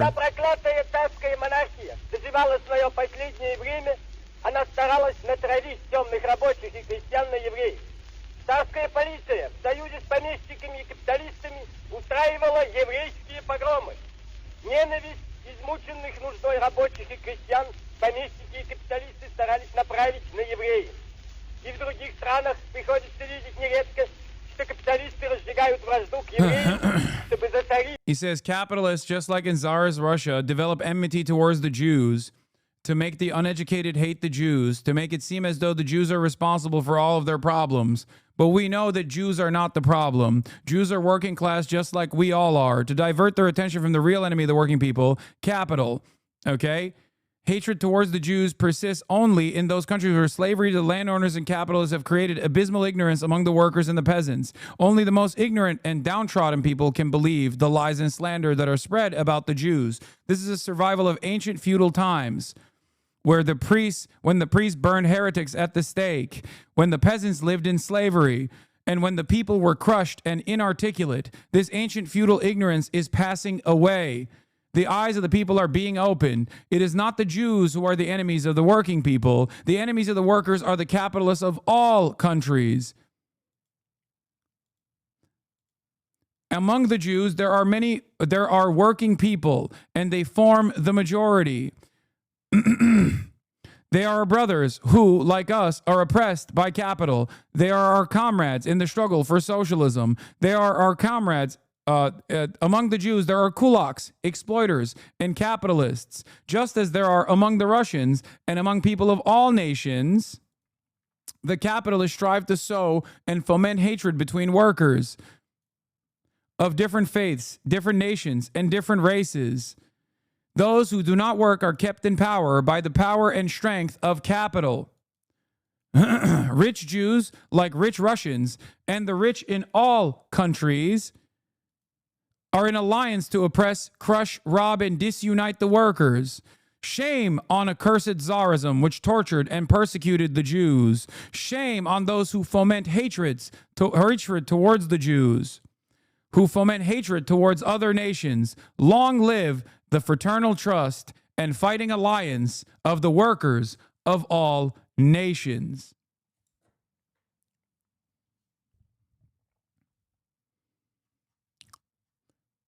That's my goat. I wonder if Ethan considers you showing this as permitting anti-Semitism in the community. No, this unironically is what I do all the time. Whenever someone is being anti-Semitic or behaving in a way where I'm worried about nascent anti-Semitism festering, I try to redirect their attention to the actual vectors of pressure in society that harm them. That is called agitative propaganda. That is precisely what Lenin was doing here as well. A way to de-radicalize people. Ethan considers that to be bad, except we don't even know if he considers that to be bad. He just basically fucking slapped this on and didn't even make any sort of like positive or negative commentary with it. He literally just posted it and assumes that you will be scared when you hear the words that are coming out of my mouth. He is using the stupidity of the argument. He's using the racism of the audience and the stupidity of the audience to go, see, scary guy. And unfortunately, because we are dominated by that same stupidity that Lenin was talking about here, the same ignorance that Lenin was talking about here, those akin to the ancient feudal times, as a matter of fact, as we have become medieval fucking peasants. Unironically, he uses that to foment hatred towards someone like myself because he's worried that I'm making him look bad, making him feel bad. In his mind, it must be the scary propagandist that actually broke the brains of so many people in his audience, and that's why they fucking came to this conclusion that he's pro-Israel, and not because of all the fucking shit that he said. Lighter form of propaganda with robust social safety. Seem a lot of like young here. That's what liberal communities. I don't know. Do you use the word liberal? I'm not even sure how to describe it. But like left leaning. Yeah, I wouldn't even consider. I don't consider myself a liberal, but in the American political lexicon, I guess like I'm super liberal. That's what they. That's what Americans think liberalism is. Like the more left you are, the more liberal you are. Even though there is a genuine distinction between the leftist and the liberal, but yeah, I'm progressive. I guess that's the catch-all term. I like progressive. Yeah, who wouldn't want to be progressive? It's in the name. We're progressing. Yeah, well, that's why like early stage classical liberals who like wanted to rebrand. Like Dave Rubin, for example, who now are very openly on the right and like everyone knows it. They originally tried to say like they're the real progressives and that the people who brand themselves as progressives, people like myself, they were actually regressive. Regressive. This is the first ever conversation that we had. And you know what's crazy about this? This is the first ever conversation that we had, right? What's wild is if you go back to this convo, you will hear in so many different instances where I describe like how ISIS radicalization has taken place, how radicalization took place after 9/11, how America actually played a formative role in why 9/11 happened, because Ethan was charitable in this circumstance. And also, not only is this conversation so fucking stupid when you look back at it and he goes, well, the only thing I extracted out of it was that he said we must move towards social democracy, which doesn't mean that I'm a social democrat. It just means we must move towards social democracy in the short term, something that I have described to him a million times over between this fucking interview and the goddamn context nuke where we had a fucking political show together for literally 2 years. Who are you lying to? And what's so sad about it is that I'm sure there were people who watched this and then showed it to their fucking dumbass friends who don't know anything and were like, you see, this guy is really bad. Please don't watch him. Why? Because my favorite content creator is hurt by this man. Anyway, we have the ISIS radicalization and radicalization in general at 1:15. I'm gonna get to that in a little bit. Hold on. Or how Muhajir. No, I bailed on all my friends because I'm fucking invested in this and I want to do it by myself. I'm sorry. But we fundraised a lot, so we're going to continue. Cold radicalization funnel, catch them while they're young, as they say. We're almost at and protections for 145,000. workers, like higher unionization rates. A lighter form, while simultaneously still doing agitated propaganda that goes beyond social democratic ideas. Hell, he's proclaimed it loudly that he is a self-described propagandist. I'm a propagandist. Well, no, For the record. I'm not calling I'm you a that. I'm just saying, I'm going to play you. I'm saying I am. Okay, well then, I'm saying I am. I just want to. Is there any point where Ethan will describe why this is bad? Or is he just going to fucking lean on, well, propaganda is a scary term. It means like you're fucking spreading false narratives. Propaganda is just... Propaganda can be bad. Propaganda can be good. Okay? Agitated propaganda is good. I know it's a scary word for a lot of people, but it means telling a story. PR is propaganda. Marketing is propaganda. Okay? Or you even play it. A propagandist is much more than someone with a bias. It's someone who knowingly lies to further... That's not true. Oh my God. ...their political agenda. And then I had a terrifying vision. Had I been duped? Was Hassan presenting a Trojan horse to my community, where he was just a left-leaning Democrat like myself, and as he said in the previous video, was funneling them into radicalization and turning them against me? Liberals are some of the... oh my God, he literally thinks, he actually fucking thinks that I groomed him and his audience. He wants to believe this so bad. Oh God, you are so pathetic, Ethan. You are such a pathetic, selfish little man who has been babied by every single adult in your fucking life because none of them have the courage to tell you what's what, okay? In the interest of the friendship that we once had and the fucking the collaborative nature of our relationship initially, I am going to tell you once again, the people in your life are behaving like sycophants. You are basically going down the reverse Kanye trajectory. Not saying that you're, anti-Semitic and a neo-Nazi like Kanye is, but you are falling down a very dangerous pipeline here where you are surrounded by people who are terrified to tell you the truth. It is not an accident that so many of the wonderful coworkers that I had when I was there have left the fucking broadcast. It is not an accident that you constantly find yourself having to button because you can't control your fucking urges. Please, literally go back to therapy. You have to go back to therapy. You have to drop all of this shit. I know right now you have... With the increased attention that you've gotten, you feel like a lot of people are paying attention to you. They are lolcowing you. They are stringing you along. Their agenda is not to become loyal fans of yours, okay? They're not going to be Teddy Fresh purchasers. They're not going to be the foot soldiers.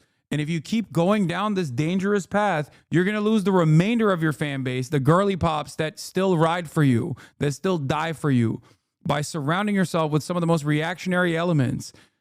Oh my God. Oh. Easiest to manipulate people on the fucking planet, dude. I learned how much he hates liberals. Dude, yeah, this is, I learned how much he hates liberals. This is me talking about how easily duped liberals are by right-wing commentary, you dumb fuck. Not how easily duped liberals are by left-wing commentary. I wish liberals were so open-minded to leftist commentary. This is unironically clips throughout time of me consistently saying, I hate how much liberal Democratic politicians and sometimes liberals who ride or die for the Democratic Party fall to the mercy of right-wing propaganda. You are literally proving why I fucking hate liberals. You are personally proving why Martin Luther King wrote about the moderate white who stands in the way of progress. That is literally what it is. Liberalism is the reason why we have Trump right now, because liberals fell to the mercy of right-wing propaganda and basically recrafted their entire campaign, redesigned it around pinpointing a bunch of mythical Republican voters that were going to magically come and vote for Kamala Harris. And look at the fucking country now, okay? Your dangerous allegiance with some of the most reactionary forces on the internet is unironically the point that I'm making. That is the reason why people say cut a liberal and a fascist bleeds. Oh my God. I hate liberals, dude. I do. I hate them. I hate them so viciously. Did he secretly despise me this whole time? I'm sorry, dude. I hate liberals so much. Let me see from context clues what this was about. Dude, I want to know if I have the actual full context here. Hold on.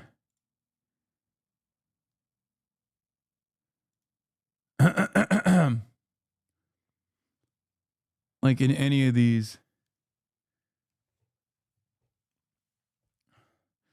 How the fuck does he make everything about him? Yeah, he put conspiracy music over this, over a sequence of clips of me literally talking about how liberals are so easily duped by right-wing commentary to make it seem like I'm saying liberals are so easily duped by me, a dangerous leftist. I wish that was the case.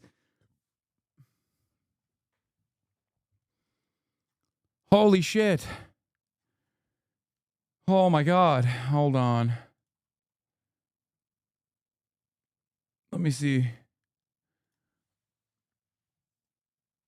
I have to pee so bad, but I literally am locked in, dude. I'm so laser focused, okay? I'm so goddamn dialed in, you don't even know. Also, we're at $146,000. Keep those donos coming, folks. Keep those donos coming. Okay?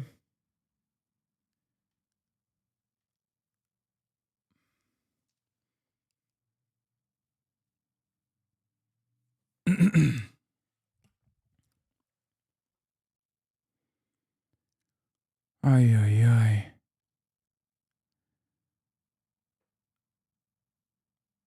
Where is it? Let me see.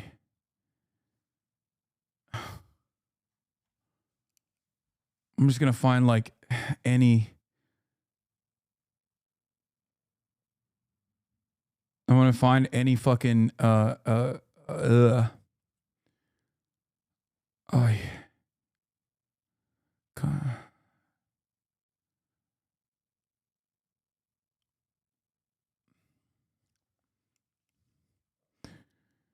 okay.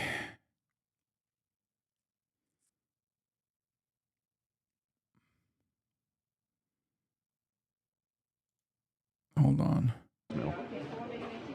People want you to explain, and I've seen a lot of people try to explain this because I'm confused by it. What is the difference between a leftist and a liberal? Here is me explaining to Ethan Klein. Here is me explaining to Ethan Klein the difference between liberalism and leftists. Okay? I mean, these distinctions are silly, but That's what I think. Okay, thank you. Moving on. But for overall, like a liberal is, I mean, there's a fundamental difference between liberals and leftists, I guess. Am I lib? It's arbitrary. So it's, you know, it's made up concept. But if you were to put boundaries on it, it would be like being anti-capitalist versus being pro-capitalist. But I also consider social democrats who are capitalist to, at the very least in the Western world, be a part of the entry point into leftist politics. So wait, why can't I be a lib and be cool? Liberalism is a political ideology, literally revolves around the defense of private property that was created through enclosures, property that needs to be defended with the threat of violence from the state. And leftists don't really care about private property.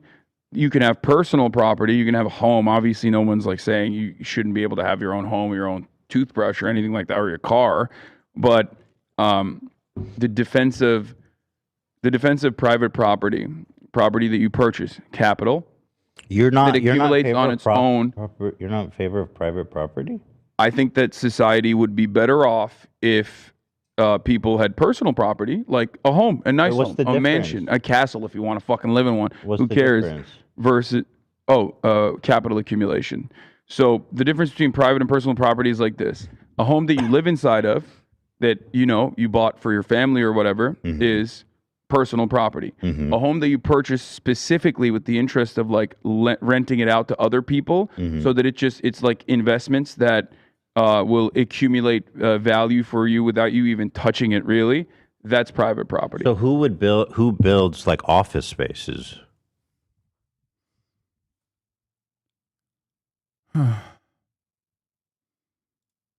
Good afternoon, Twitter. I'm spending my Friday night in the affluent Bay Area suburb of Millbrae. Oh, this is why I hate liberals. A video from a year ago titled, "This is why I hate liberals." Let's take a look. Presenting a plan to turn a hotel into 100 homes for unhoused residents. It appears that the entire city is here and they are pissed. What the f?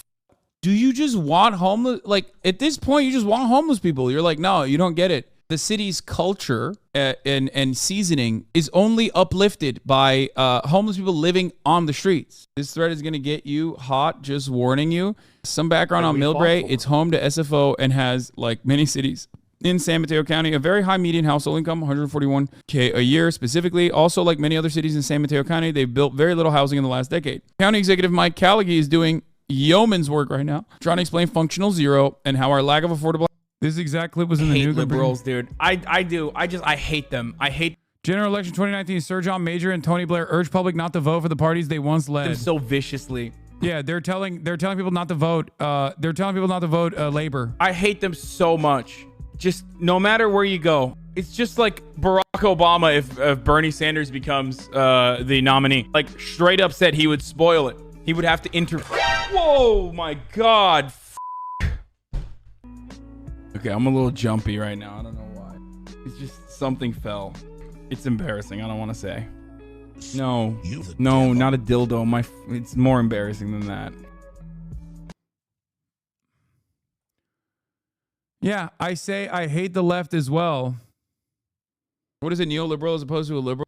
Okay, anyway, there are a million different times where I've said this, and it's always liberals engaging in right-wing behavior. This is ironically a moment where I'm wearing a Sam Cedar shirt, by the way, if you noticed. I'm wearing a Pause It Sam Cedar merch. How painful is it for you to turn against the Republican Party? Yikes! This is why neoliberals are just as fucking filthy and stupid as the same vulturous, immoral Republicans that they interview, okay? I hate this. I hate it. I hate it. I hate it so much. What the fuck is wrong with you? Why do you extend a crumb of relevance to these fucking sickos, dude? I hate centrists. I actually hate centrists so much. Oh, how devastating was it when the Republican Party did not want to use you because Trump had his own style and his own consultants, so they didn't want to use you. So we are still watching the puke. I'm just giving you additional context as to why I'm like saying I hate liberals. It's me yelling about liberals and how much they love right-wingers, how much they find themselves in the throes of right-wing sentiment, how much they desperately want to get love back from right-wingers. That is the point.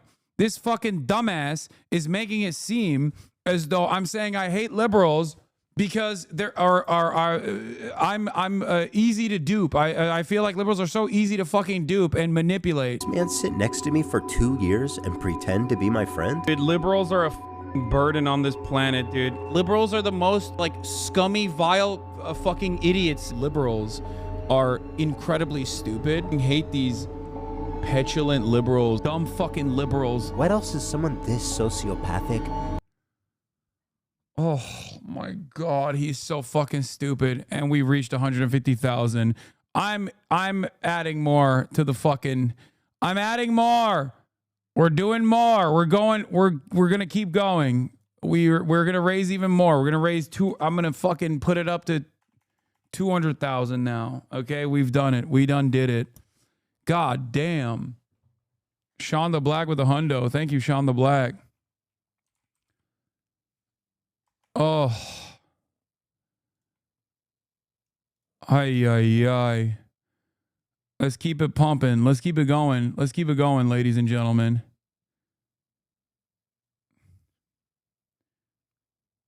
Classic moving the goalpost. You already know, baby. You already know. I'm losing my fucking voice again. Every time I talk about Ethan, I lose my voice. It's so goddamn annoying.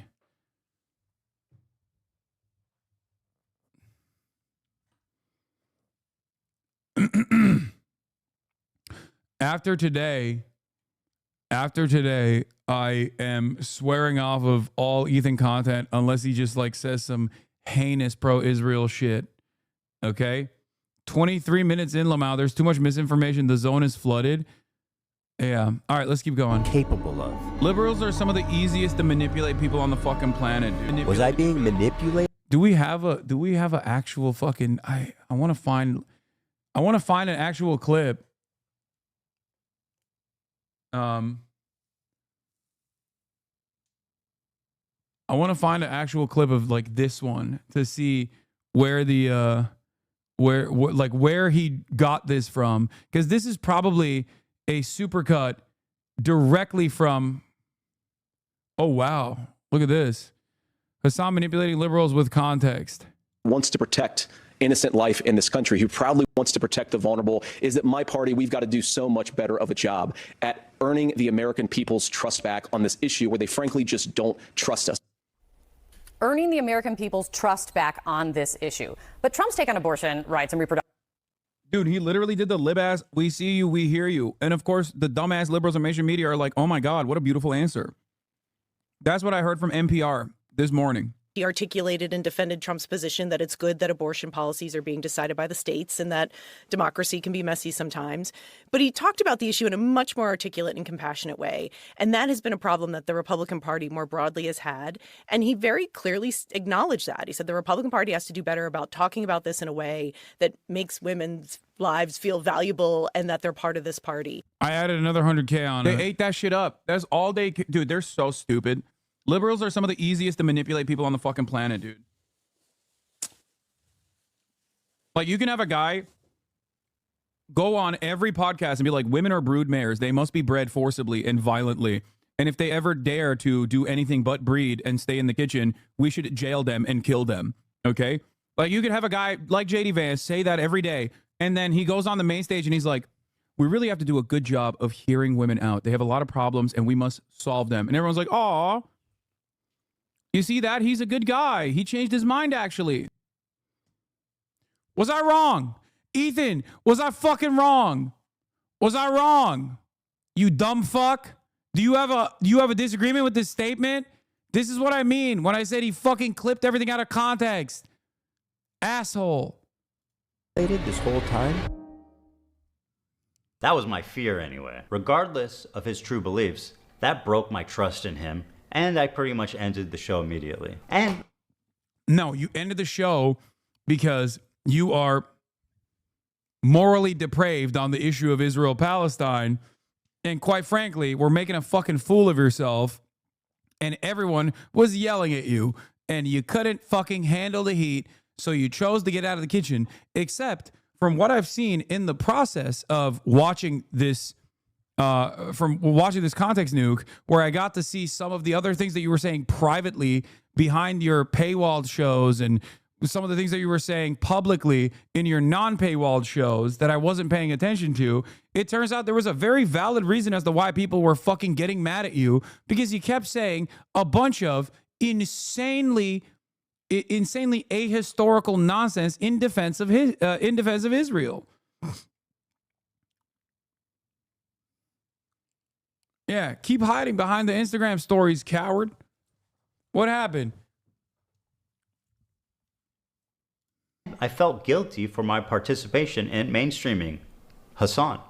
And for that, I apologize. I should have done more research, and I should have looked more deeply into who I was getting in bed with before they gave me chlamydia. Sorry, Hila. Over the past year since the show ended, I continue to watch Hassan platform, promote, and... Why did you have this much energy during the debates? What do you mean? Oh, because I was terrified of Ethan's sex appeal and the way he carries himself. That analogy was gross, dude. Wait, did he say he made me? He just called you a clout shark and then he made me? Yeah, thanks, Ethan. Thanks for making me. Keep crying about why nobody fucking writes about you, and people keep writing about me in mainstream press and then fantasizing about how I'm probably paying a PR person. Yeah. I think this is why your community wanted you to watch this sooner in good faith, to call out Ethan on these takes sooner, not drama baiting. Happy to see all this called out finally. It sucks that it got tangled in drama slop. I mean, I think it's fine because in the process of me not watching, he just like unwinded. Yeah, Ethan Klein made me mainstream, dude. Thank you, Ethan Klein. When did Leftovers podcast start? Let's take a look. Leftovers podcast start date. So the original release of the Leftovers podcast was September 26, 2021. Okay, let's take a look at Sully Gnome, HasanAbi statistics from back then. Okay, how do I go all the way over there? It's just more. Available ranges, 2021. Let's do December 2021. Oh, wow. I was peaking at 41,000, 43,000, 45,000. Interesting. So around the time when the podcast started, I already was raking in 30K, 36K average with 41,000 on 9-hour streams. Okay, that's interesting. But maybe he means he mainstreamed me, as in he got me a lot of mainstream coverage. Let's take a look at that. Let's look at Hassan Piker, New York Times. Election 2020. Well, this is a whole year before Ethan Klein mainstream me. How did that happen? How Hassan Piker took over Twitch. 29-year-old progressive political commentator has risen to the top of the platform after 80 plus hours of live election coverage. Wow. Wait a minute. What the fuck? Wait, hold on. Hold on. No. Oh, wait, what is that? Is that me and Alexandria Ocasio-Cortez playing Among Us? No.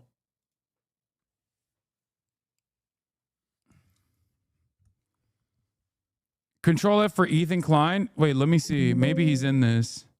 Okay, he's not in this. I'm sure he's been in a New York Times article since then, though. Let's see. This is Life in the Metaverse. Okay. Ethan Klein in a New York Times article. The metaverse is the new frontier for trolling. One popular YouTuber named Ethan Klein streamed a session last month when he tried to be as sexually explicit as possible while surrounded by kids in the plaza. He got kicked out and barred for 2 hours.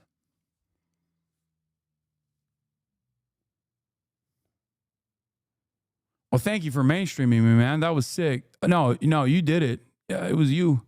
Yo, shouts out, dude. I am your monster. You made me. You made me, Ethan. Thanks for making me, big dog. What is this? Google Trends?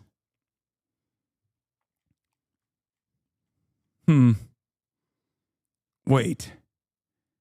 Ethan Klein is in the red. I'm in the blue.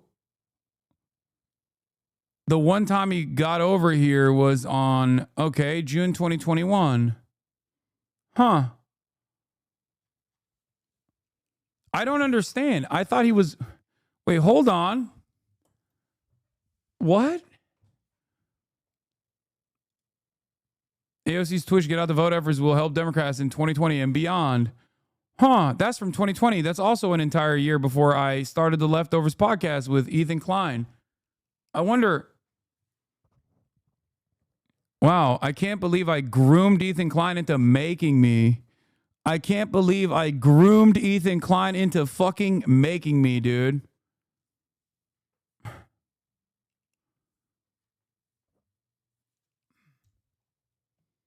This stream is hilarious because I used to think you were malicious, but now I realize you're just dumb. I can't believe you don't see the amount of projection you've been doing so far. Yes, I'm dumb. I'm the dumb one here. You're getting your notes from the Vape Nation guy about Israel-Palestine, who keeps telling you wrong things and getting disproven over and over again. And there's a shit ton of malicious clips out of context that are proven to be completely out of context. But that's projection, as a matter of fact. Anyway, let's continue. And propagandize terrorist organizations. And every time it happened on Twitch, I would say, man, this time surely he went too far and someone's got to do something. But as the time went on, nothing happened, and his view... Okay, I'm a fan, but E clearly made you, brother. Let's be real. Shut the fuck up, tasered face. Taser-faced. Views got more and more radical and more disturbing. I feel it's my obligation, after mainstreaming someone like Hassan, to take this on. And so it was war. He mainstreamed me. I'm glad he mainstreamed me, and then he killed my career with this fucking content nuke. Calling Hassan dumb in defense of Ethan is a choice. I mean, you know.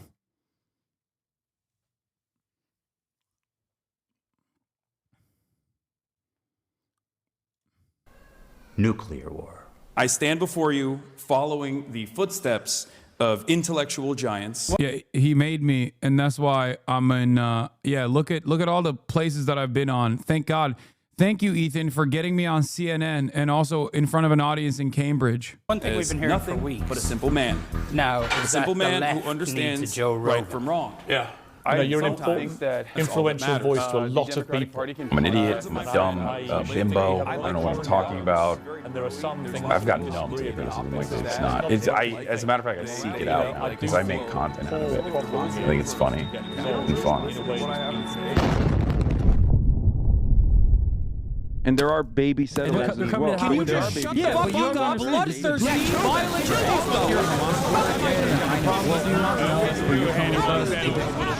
Doesn't matter if fucking rapes happen. This was the intro? It took me 5 hours to get to the intro? HQ, the marketing team is strategizing on a new advertising vertical.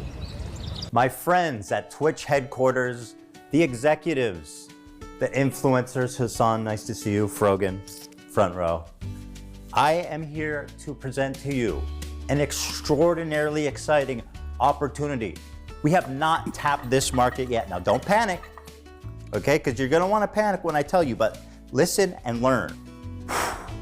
Who's billions of dollars, eager to spend it? And what, people are too cowardly to reach out and take the money? Not us. Terrorism. Terrorism. Twitch is perfect. You could broadcast it straight into the veins of 18 to 35-year-old men. So here's what I'm suggesting. Hassan Piker. Yeah, we'll get drinks after the show. No, you. He's such a great guy. No, you. Give it up for Hassan Piker, everybody. Happy birthday, buddy. This dude can package anti-Semitism and anti-Americanism. Ooh, I can't wait for him to say how I package anti-Americanism. Who the fuck are you, Steven Crowder? Oh my God. Steven fucking Crowder over here. He's anti-American. I wonder if he's going to actually explain what is anti-Semitic thus far in my commentary. Maybe he'll get there. Like nobody else. In fact, you guys got him on the front page. And He's doing terrorism for free. Basically, gentlemen and gentle ladies, Frogan, you look good today, girl. Babe? Girl, you look good. Great job on that Arab tier list. That was good. How much we get for that? Yo, you got 10 million from Qatar for that? That's what I'm talking about. Oh God, he's such a vile piece of shit. Are you? Oh God, what a funny joke, dude. What a funny joke. Hey, by the way, I never entertained this sort of shit, but if you just imagine the role reversal, okay? Imagine the fucking role reversal and how much he would lose his goddamn mind if someone were like, oh, Jews are paying for this, or oh, Israel is paying for this content. Oh, George Soros money. But again, double standard. Oh, Qatar is paying for this. What are you, fucking Benjamin Netanyahu?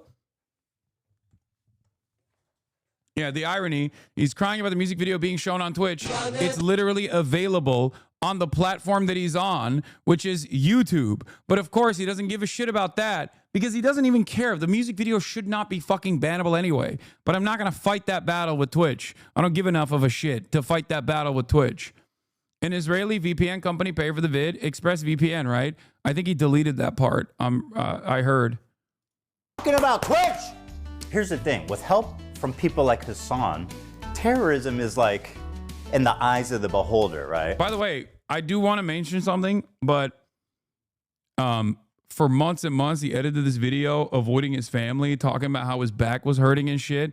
And this is the fucking final product. It's horrible. That's number one. Number two, you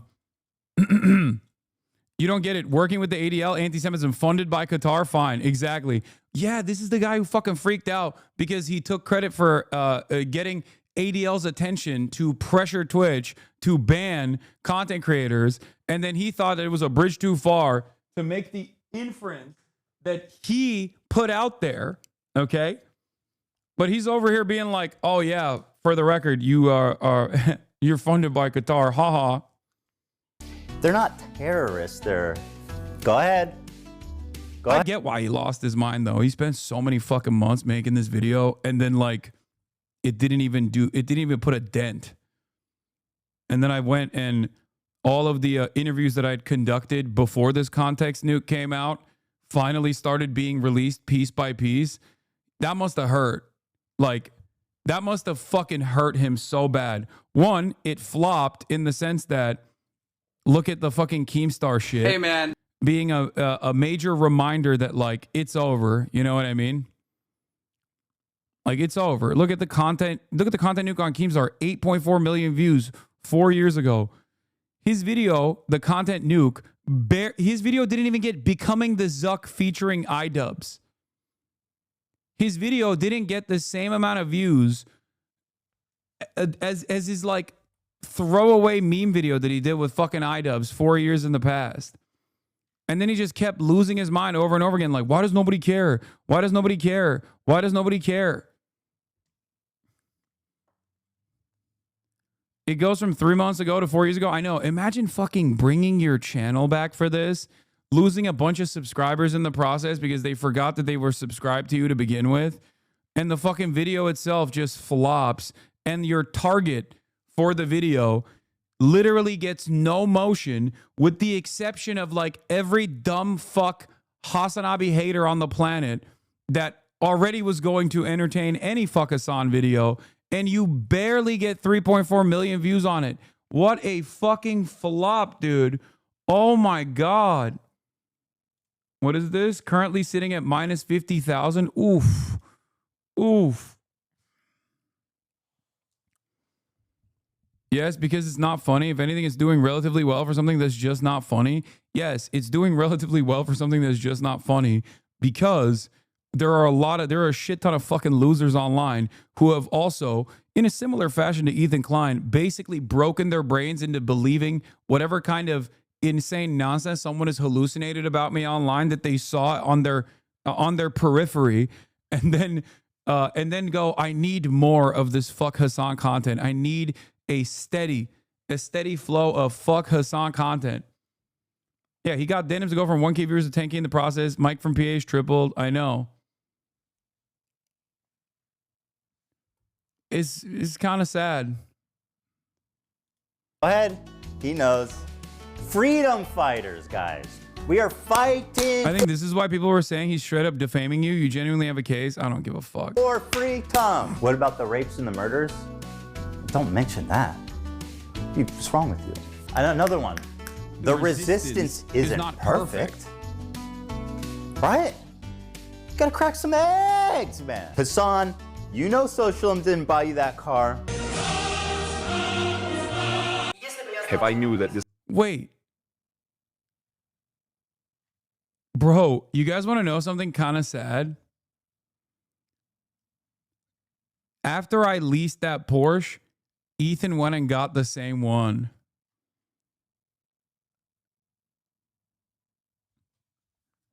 Isn't that crazy? He went and he bought the exact same car as me. And now he's like, socialism is when nice car. Got him. He's just burning through all the anti-Hassan talking points at this point. All right, respect. If I knew this is what communism would look like, yeah, Stalin would be so disappointed in me. This is what communism would be in 2024. I wouldn't have bothered with this shit, really. A Porsche is the symbol of the capitalist excess. Brother, what is the beacon of fucking communism right now, carrying the torch of communism globally? The Chinese Party of Communism. There is no better version of excess abundance while still maintaining a transitional socialist state than literally China. What the fuck are you talking about? The USSR is dead. It is a fucking dead kleptocracy that is doing endless warfare for the sake of nothing but to entertain the weak and dying last-ditch effort of a madman sitting on the throne of a dying empire who's fantasizing about like a Duganist expansion, okay? Meanwhile, look at fucking China. Have you seen BYD? Have you seen Yangwang? Have you seen the Dongfeng missiles? Xiaomi! Oh my God. What the fuck is he thinking? You guys actually believe this idiot is a socialist?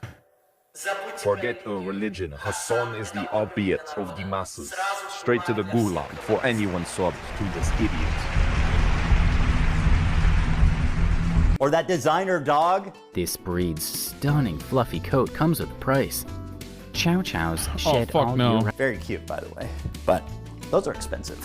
The point is, we have the biggest political streamer. Yo, you see this? Hey, you see this shit? Guy, get over here. Get over here. You seeing this? Motherfucker talking shit, saying you're expensive. Saying you're goddamn expensive, dude. Socialism means you can't have dog. Oh, yeah. Yeah. It's probably because he's never encountered a dog that doesn't poop everywhere, right, Kaya? Is that what it is? He's never seen a well-trained doggy, so he thinks, oh, this dog must have cost $1 million. Oh,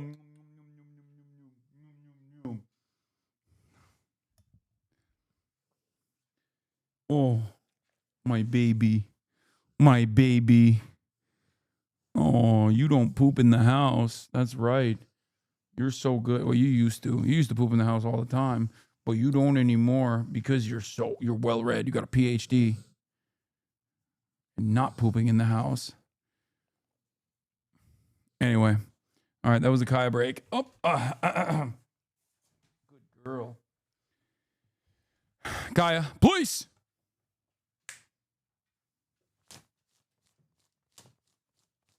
She's shedding. It's shedding season right now.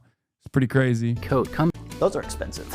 The point is, we have the biggest political streamer on our platform that is influencing media and influencing young kids. Don't worry, brother. The biggest political streamer on the platform just fell through his fucking attic and is actually a massive fan of yours and is a right-wing reactionary. So you got your fucking wish, Ethan.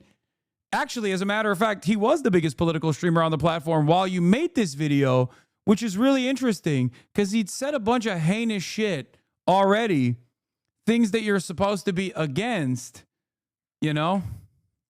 Anyway, Be oh right. God, I'm so bored. All right, Then all right, fuck all right. the U.S. Navy. You know how much those guys don't pay shit. Okay, yeah, U.S. Navy, Houthis. You see the Army ads on Twitch? The Army is fucking broke, dude. I'll tell you who loves America more than the Army. Qatar. Well, I don't know if love's the right word, though. They're paying more. What is this like anti-Qatar shit? This is like only fucking pro-Israel weirdos say negative things about Qatar. Qatar is like the Switzerland of the Gulf. They're not exactly fucking pro-Palestine either. You're just saying that because of Al Jazeera, you fucking racist Israeli-ass motherfucker. Classic. This is literally racist Israeli commentary at this point. This is not even like racist American Zionist commentary. This is straightforward shit that racist Israelis say, okay? What the fuck? The idea that it's like, oh, this is Qatar funding. This is Qatar funding.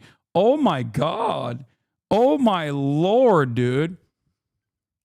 Yeah, Qatar is supposed to be the neutral area that, you know, people can do negotiations with these dirty Arab dogs, the monstrous, barbaric rapists that are Arabs, of course. I wonder where he got this. This is not even a liberal Zionist point, I think, for the record. Like, people that say Qatar is funding this, Qatar is funding that, are not liberal Zionists. They're ultra Zionists. Good CPMs coming out of Qatar. By the way, how many of my chatters have so far lost faith in me because they found some really damaging new information here? Hey, you do speak highly of organizations declared terrorist by the USA. Aw, you fucking got his ass. Okay, if I were to respond to people, I think I would probably spend too much time. I'm unsubscribing now. Subscribe to me right now if your opinion has been reaffirmed by seeing all of the radical, monstrous stuff that I've done so far, like having a random dude that I despise, who is a clout shark that fucking harassed Ethan, that he just unfairly associated with me. Subscribe right now to show how much this worked. Okay, it seems like it didn't work, Ethan. Holy fuck. Twitch Primes are free, by the way. All the Qatari donations rolling in. Fucking rolling in, baby. Bankroll by Qatar. Woo! Sheesh! Sheesh!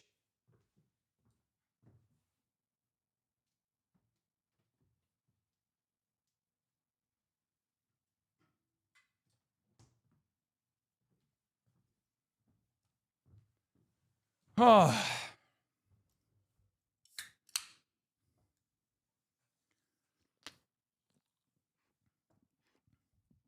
God damn. Bro, the only damaging info here is that you're only 30 minutes into the video. I know. Well, chat is fucking going nutty mode right now.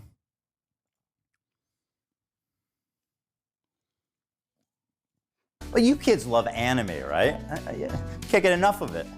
I mean, look at what we've already done with Hassan. You're the fucking man, dude. Happy birthday again. Okay, this is going for so long. Yes. What is this? Houthi pirate. Get to the meat and bones. Wait, is this the format? I know a lot of you already watched this, but is this how he packages this entire segment? Like his criticisms? Because I don't want to miss like anything severe. I don't want him to say that like I'm skipping because I'm scared. This entire segment is like this. The rest of the video is like this.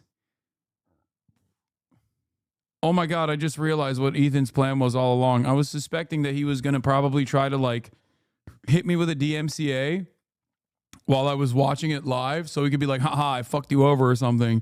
But it turns out he wants me to kill myself. He wants me to endure some of the most bottom of the barrel, washed in fucking 2014 ass commentary and editing, so that if I go through a 4-minute segment of this, I will probably end up killing myself or just simply die As a matter of fact, I'm not even like kill myself physically, but just die from the pure horror.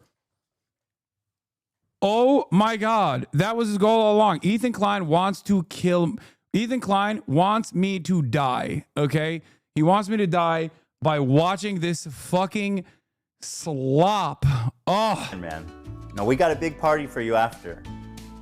No, don't do it. Let's wait, because we got a big party and a cake and everything for you after in the back. Okay, yeah. I'm dangerous, radical, and they love me. This Houthi pirate. I mean, who are you kidding? This guy's a fucking terrorist. He literally tweeting out. He's a terrorist because he tweeted this out. Interesting. He tweeted this out, so he must be a terrorist. Except Ethan recently called for help from a Hen Mazig. Do you guys know who Hen Mazig is? By the way, if we're calling motherfuckers terrorists for tweets, oof, I mean, what do you say to someone who actually went in and participated in an illegal raid in occupied Palestinian territory? What would that do? Because around the same age, one is from Yemen, the poorest country on the planet. This person who has only seen death and destruction his entire fucking life. Death and destruction caused, by the way, by the American-backed Saudi and UAE coalition forces that, and you might not know this because you're Ethan Klein and you don't know anything about politics, fucking Al-Qaeda, for the record. Al-Qaeda. That's who our arms that we were giving to Saudi Arabia, that's where the arms were going to in Yemen. Al-Qaeda. Ethan might know what Al-Qaeda is, you know? Why was Al-Qaeda getting American arms? Oh, to kill people like Rashid, to kill people in Sanaa, to actually implement a massive fucking starvation regime. But of course, there's not a starvation regime where Muslims are in the fucking crosshairs that Ethan doesn't like. He loves that shit. Ooh. His arguments are so bad, I'm starting to think you paid him Qatari money to have a year-long crash show so you could have an easy layup debate. Let's see. You know what's really funny? A big part of the fucking America Deserve 9/11 commentary was around this. This is some fucking old school ball here for ball knowers. When I said the America Deserve 9/11 comment, okay, America Deserve 9/11 comment. What is this? I would betray you personally for basically nothing. There are no self-hating Jews. They actually love themselves so much they're willing to betray their own people for clout. Yeah. Okay. So one of my angriest moments when I was responding to Dan Crenshaw, where he's talking about like how we must continue giving arms to Saudi Arabia as it was doing a genocide in Yemen, okay, against the Houthis, for the record, against the Ansar Allah movement, against the Houthis. So, interestingly enough, Saudi Arabia was using some of its militant factions in Yemen. You know who that militant faction was in Yemen that Saudi Arabia was using? That's right. It was Al-Qaeda. Saudi Arabia and its coalition partners have transferred American-made weapons to Al-Qaeda-linked fighters, hardline Salafi militias, and other factions waging war in Yemen in violation of their agreements with the United States, a CNN investigation has found.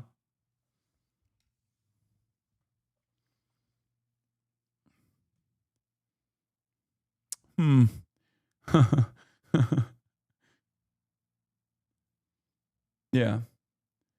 This was what was going on in Yemen, by the way. 12 million facing famine as conflict rages in Yemen. This was Rashid's friends and family. This is the experience that he knew. This was 6 years ago. Okay. 6 years ago, this is what was going on as Saudi Arabia was waging an insane war against the Houthis in Yemen. Okay, utilizing Al-Qaeda, using American bombs, using American targeting systems, and destroying school buses. Remember when they blew up that school bus with American targeting systems? Anyway, this is the environment that Rashid grew up in. Rashid al-Haddad grew up in. Were killed as they attempted to flee the Yemeni port city of Hodeidah. Yeah, this is also terrorist media, by the way. Ansar Allah media, terrorist media, CNN exclusive, using terrorist media. They're terrorists. They're terrorism. The site of an existential struggle between the US-backed coalition and the Tehran-backed Houthi rebels. As ever in war, the victims are too often innocents caught in the crossfire. As scrutiny grows around allegations of the Saudi Crown Prince's involvement in the disappearance of Saudi journalist Jamal Khashoggi, criticism is growing around MBS, as he's known's other great recklessness. Anyway, yeah, this is what he knew, okay? This is the environment that Rashid al-Haddad grew up in. This fucking kid who's 19 years old, who says he supports the Houthis. He is not a Houthi. His last name is not al-Houthi. He's not a part of the Houthi family. He's not a part of the Ansar Allah militancy. He says he is a supporter of Houthis. Remember, and for the record, no mainstream media outlet has actually called Rashid al-Haddad a Houthi terrorist. Just something to take note of. And that is because in my interview, he said he is not a Houthi. He is a supporter of Houthis, that he is Yemeni. Okay? He is from Yemen. That's it. Not even Fox News did that. Let's watch Ethan Klein outflank Fox News alongside the rest of the drama slop tubers that don't know anything about anything, as a matter of fact. Let's take a look. To kill Jews and put their heads on pikes. And somehow, not somehow, because... No, he didn't say that. He didn't say that to Jews. He said Zionists. But, okay. His genius. You're the one who keeps making this conflation, Ethan. Interesting. We have rebranded the Houthi fucking pirates, the Houthi terrorist organization. Yeah, the Islamic fundamentalists. Death to America, curse upon the Jews. That's right. That's the Jolly Roger of this man here. None other than Monkey D. Luffy. So let's get out there, guys. And let's make 2025 our biggest year, guys. Come on, guys. I can't believe that. Yeah. Oh, when I played this, he lost his mind. Remember when I tried to play this, by the way? Here was Rashid al-Haddad making a video. May the peace, blessings be upon you. Of course, I have received many questions. What if the Jews decide to return to Yemen? Will we allow them or not? Of course, it is normal. We, the Yemenis, extend our hand in peace. Yemen is allowed for anyone who lives in it. Our problem is not with the Jews. Our enemies are the Zionists. The enemies of Palestine are our enemies. If the Jews decide to return to Yemen, then it is normal. It is above our heads in Yemen. Any person who wants to come to Yemen is above our heads. And we have no problem with this. This is a message to the Jews. I hope it reaches them. Of course, thank the foreigners and the Jews who stood up with the foreigners. The amount of times he's clarified himself is ridiculous. I would like to clarify that any Jewish person, Christian, or Jew... the Zionist tries to hide behind the Christians or the Jew or the innocent, and we understand everything. There are Jews with us and there are Christians with us. When we say Zionist, we do not mean the innocent Jew or the innocent Christian. We mean the ones who kill children. I would like to make it clear that I did not say that I hate the Jews, but I hate every Zionist who kills children, even if he's a Muslim and does what Israel does. We will all be against them. Think about how fucking crazy it is and how dominant America is as a force, that we're making that all of these people were fucking freaking out over this dude and having him post clarification posts. Okay? Clarification posts. Yeah, they say he's lying. He doesn't give a fuck. He's from Yemen, dumbass. He could be dead any moment. What the fuck do you mean he's lying? You think he has the same perspective that you and I have? Okay? You think he gives a shit? Like, the banner, I did not mean the Jews, but the Zionists. Do not confuse everyone. I respect every Muslim, Jew who stands for the truth. I will do everything I can to protect him. Okay? I am not a terrorist. I am a Yemeni citizen. I do not want war. I want peace. And just as I love peace in my homeland, I love Palestine to be free as it was. And you also want peace. So why does the war and siege on Palestine not stop? The question here is, who is the real terrorist? Yemeni citizen who stands with Palestine. This was Destiny's Community trying to fucking get him to say that he is a Houthi terrorist. Okay? The idea that you think a 19-year-old in Yemen is afraid of being fucking canceled by Ethan Klein and like sex pestiny orbiters is so stupid. The Ansar Allah banner literally says a curse upon the Jews. I don't think these are guys who care about the optics of the situation. Maybe. You know? Like, they don't care about the optics. If they did, they would have changed the banner a long time ago. Okay? They don't give a shit. They don't give a shit. Above our heads is an idiom, which means with our full respect, by the way. Yeah. No, I am just a Yemeni citizen who stands with Palestine. Rashid al-Haddad rejects slanderous anti-Semitism allegations against them. We do not hate the Jews. We respect every Jew Christian who stands with Palestine. We do not confuse them with... Like, they couldn't get what they wanted out of this Twitter Spaces thing that they did. So they went and pushed to ban him. Oh, this was a funny one. I think if this is the one I'm thinking. Yeah. This is... This was awesome. I thank Klein.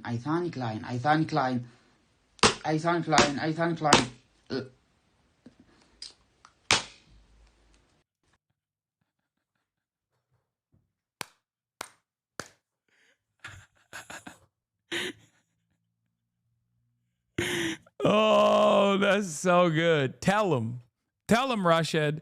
Tell him, Rashid al-Haddad.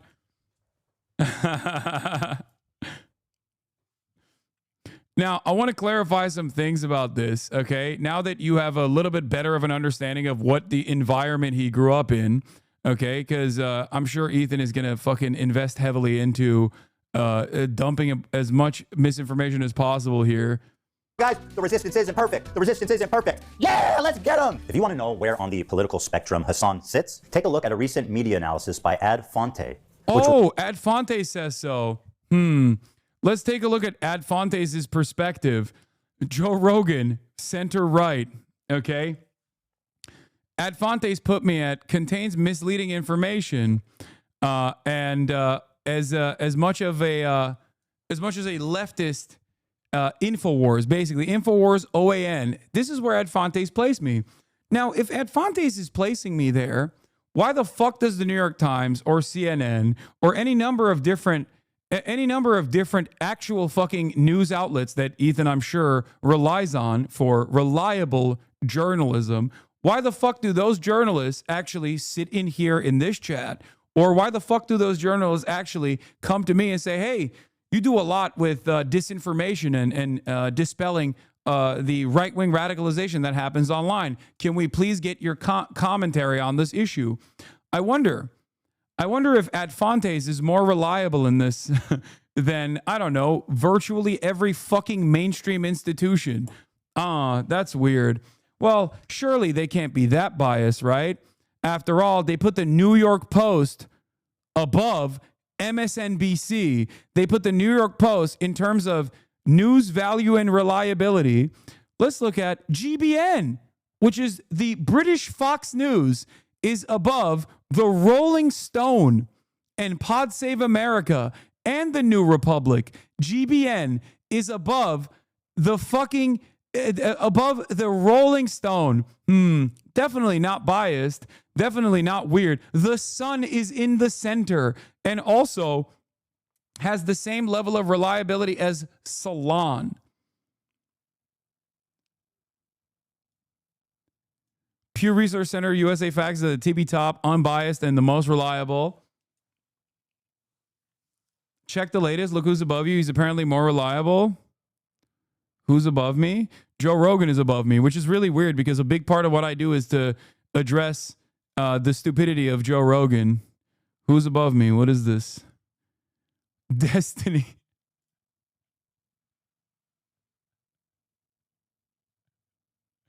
I wonder how this happened.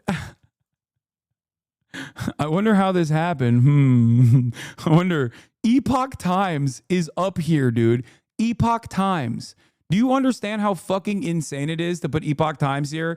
I know for many of you who are not super invested in media criticism, which for the record, I am. This is my job. This is literally my job. The fact that they put Epoch Times here above someone like myself is insane.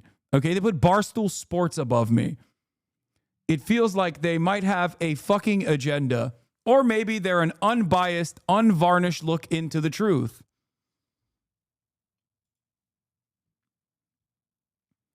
Like, Epoch Times is QAnon, chatters. Do you understand? They do QAnon commentary. Newsmax does QAnon commentary. Breitbart used to have a black crime tab. The Daily Wire is over here. Fox News is more reliable than Democracy Now! And Jacobin. Okay? What the fuck is this? Reason Magazine, a libertarian outlet, and The Sun, which is a dish rag. Okay. The Sun is basically like the Mirror, or basically like New York Post. The fact that it's up here on the list above the likes of even the Daily Beast and at the same level of reliable information as 60 Minutes is some of the most psychotic things I've ever seen. This is the most right-wing slanted list of all fucking time.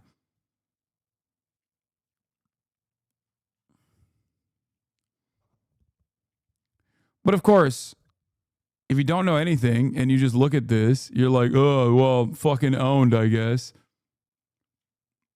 Rated Hassan as the most extreme left-wing, untrustworthy media source on the internet. And to give you an idea, he is opposite of InfoWars. Now, I'm not going to sit here and tell you. Oh, Adfonte said so. So I guess the New York Times was like, or the CNN, New York Times, NBC, all these outlets, they simply didn't watch the context, Nuke.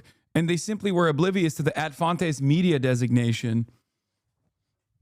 That's what happened. Oh, God, how do these journalists not take a look at the fucking tier list that some random dipshit made? Oh, shit, we got dono matching for QD Kaya. Donation match activated for an hour, $500 dono. We're at $159,000. Tell you that Hassan loves all terrorists. But what I will say is that there isn't many he don't like. Let's start with our good friend Luffy here and his organization. I do not love Israel, and I do not love the terrorism of America. So no, this is untrue. The Houthis. And yes, this is what it looks like. They are hiling Hitler. The Houthis are an Islamic military group. They're known for their cruel measures, forcibly recruiting child soldiers, shelling civilian areas, and blocking food from entering already famine-ruined parts of Yemen. They've also set up landmines in agricultural spots, making the fields virtually worthless. Women have virtually no rights, and homosexuality, of course, is punishable by... Bro, did he say the Houthis are doing the Roman salute like they're doing the Hitler salute? Is that what he said? Yeah, dude. You're right. They all have, you see that, guys? Once again, they have the copy of Mein Kampf. The Houthis, they have the copy of Mein Kampf. They are sick heiling for Adolf Hitler.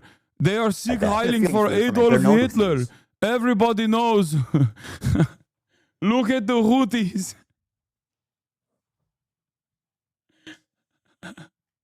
And yes, this is what it looks like. They are hiling Hitler. The Houthis are an Islamic... Oh my God. Yeah. Yeah, they're fucking, that's what they're doing. Yeah, they learned anti-Semitism from reading Culture of Critique, I heard. And then they got really invested in Reddit.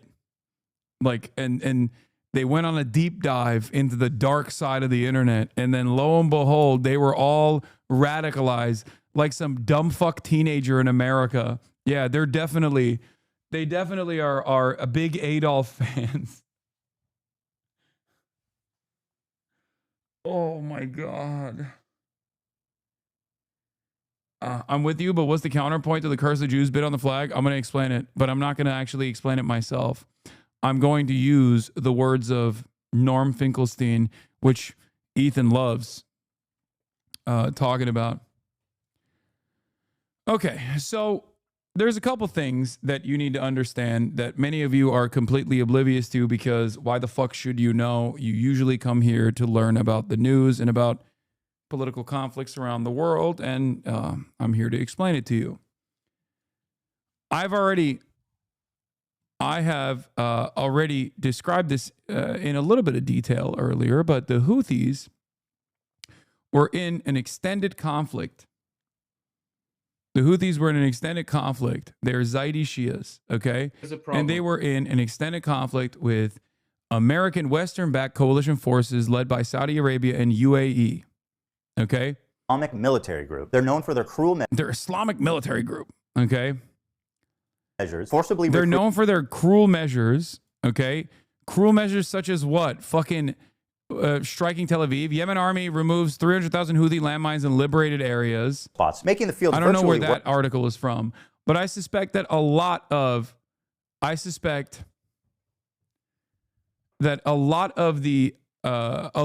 the actual fucking articles are coming from Saudi-backed news outlets with very little veracity or interest for real information. Now, one might ask the question, why? Why would the Saudis actually write propaganda about the Houthis?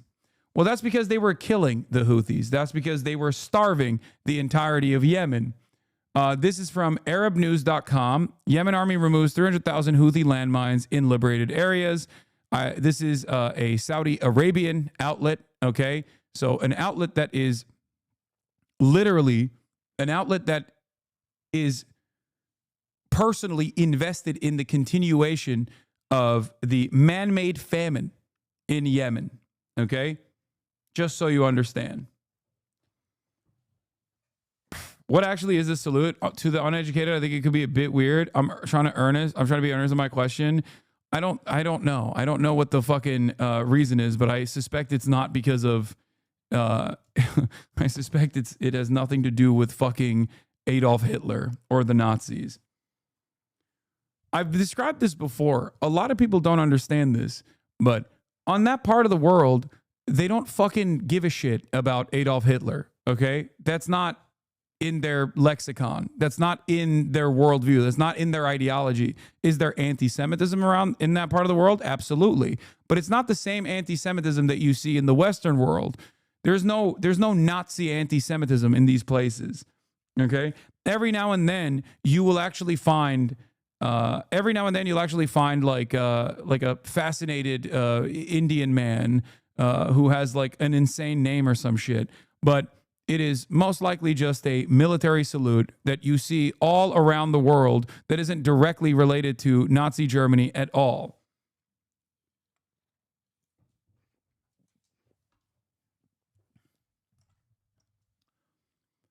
In any case, yeah. I had to make a gesture exactly like this, the Oath of Allegiance, when I turned 18. It was required to enlist in the Brazilian army. Yeah, there's the Mexican salute as well. Anyway.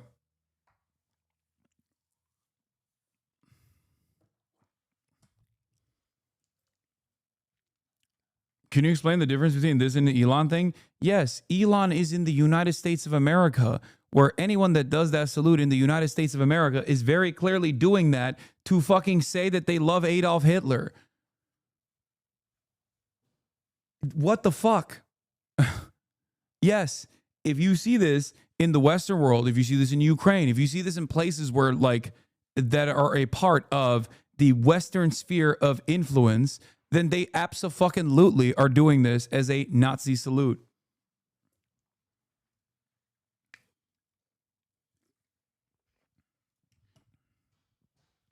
This dum-dum was cited Der Stürmer during the Holocaust? Yeah. So, Arab News, the English language daily newspaper published in Saudi Arabia. It is published from Riyadh. The target audiences of the paper, which is published in broadcast sheet format, are business people, executives, and diplomats. It's owned by Prince Turki bin Salman Al Saud, the brother of the ruling crown prince of Saudi Arabia, Mohammed bin Salman. So obviously,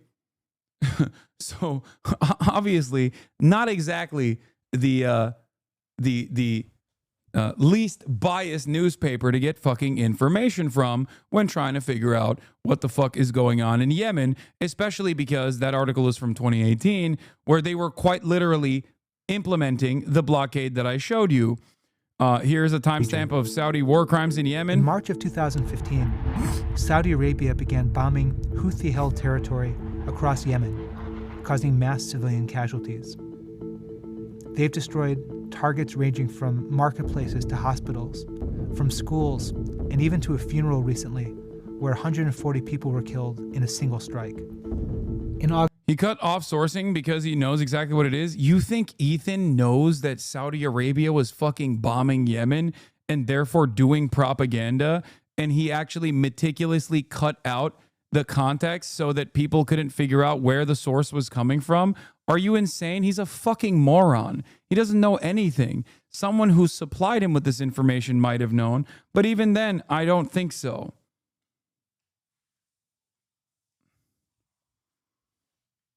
Worthless. Women have virtually no rights, and homosexuality, of course. Yeah, as far as like women not having any rights in Yemen or homosexuality being criminalized with a sentence punishable by death, yes, they're not woke. This is not supposed to be shocking to anyone who has any brain cells whatsoever. This is not a defense of any of this shit, but you have to understand, you don't have time for fucking civil liberties when you're getting pummeled to the ground, okay? You don't have time to have your own civil rights movement when you're too busy trying to fucking claw your family out of the fucking ashes of a Boeing bomb that exploded on top of your fucking family. The pathetic nature of Westerners who go, oh, they're just uncivilized, barbaric, anti-gay, anti-woke monsters is so fucking frustrating. Okay? I can't believe the poorest country in the world is not woke, dude. That's crazy. That's fucking crazy. I guess they deserve it then. I guess they deserve to be fucking bombed into oblivion. Great. It's no Western culture. No, it has nothing to do with fucking Western culture. And it has everything to do with material conditions. It's incredibly fucking stupid to have this expectation that these guys are going to be fucking woke. Okay? And also, the country that's fucking destroying them is Saudi Arabia. Are they woke? Is Ethan going to bring up the fact that Saudi Arabia also has severe penalties for homosexuality? A country that only recently allowed women to fucking drive? Is that actually woke? And Saudi Arabia actually has a direct... Saudi Arabia is a kingdom, not a fucking democracy, for the record, just so we're clear. And also on top of that, has direct access to the Western world, and even to whitewash their reputation. They don't even care enough to launder their reputation a little bit by trying to be as woke as they possibly can. So get the fuck out of here. Meanwhile, Lockheed Martin is very woke. Does that mean it's good? Are we going to do that? Lockheed Martin has a gay pride parade. They have trans pride at Lockheed Martin. The Human Rights Council has considered Lockheed Martin to be one of the fucking wokest companies to work for. Does that mean that their output is good? It's fucking stupid. None of this shit matters. Get the fuck out of here. The only reason why you're bringing this up is because you want your audience that is watching this to go, oh, they're barbaric, they're savages. It's like, no, dude, they're fucking poor and they're constantly under a blockade and constantly under bombing. Okay? Fuck. I can't believe he tried to hit me with a bigotry of low expectations when we were talking about this, by the way. That was so crazy. Of course, is punishable by death. That lines up with leftist values. Now, just how little rights do women... Yeah, no, man. I don't care. I genuinely don't care. And I think it's an incredibly stupid point to bring up. Yeah, I don't think they should be bombed. I don't think they should be blockaded. I don't think the other countries that are also incredibly fucking homophobic shouldn't be blowing them up with Western weapons. But you have no issue with that, do you? Or perhaps you are fucking oblivious to that reality. Yeah, I don't give a shit. What the fuck? Liberate Yemen from the throes of Western Empire, and then maybe they can have their own fucking civil liberties movement. The same shit goes... The same shit goes for Palestine. Chris Kunzler and I had a wonderful conversation about this as well. If you guys want to fucking bring up that video again, I can pull it up one more time and talk about it. It's so silly that these guys go, oh, they're just like an inferior culture that, what, deserves to be bombed? Is this... They're all dead. Or this part where he condemns Hassan Piker for his endorsement of Syed Hassan Nasrallah. We didn't even get here. I have a question, not a gotcha, but comparison with my own life, I've been grappling with is your brother works for Boeing, my aunt works for Northrop. Should I hold her in any contempt as it should department that she works for? Yeah, it does.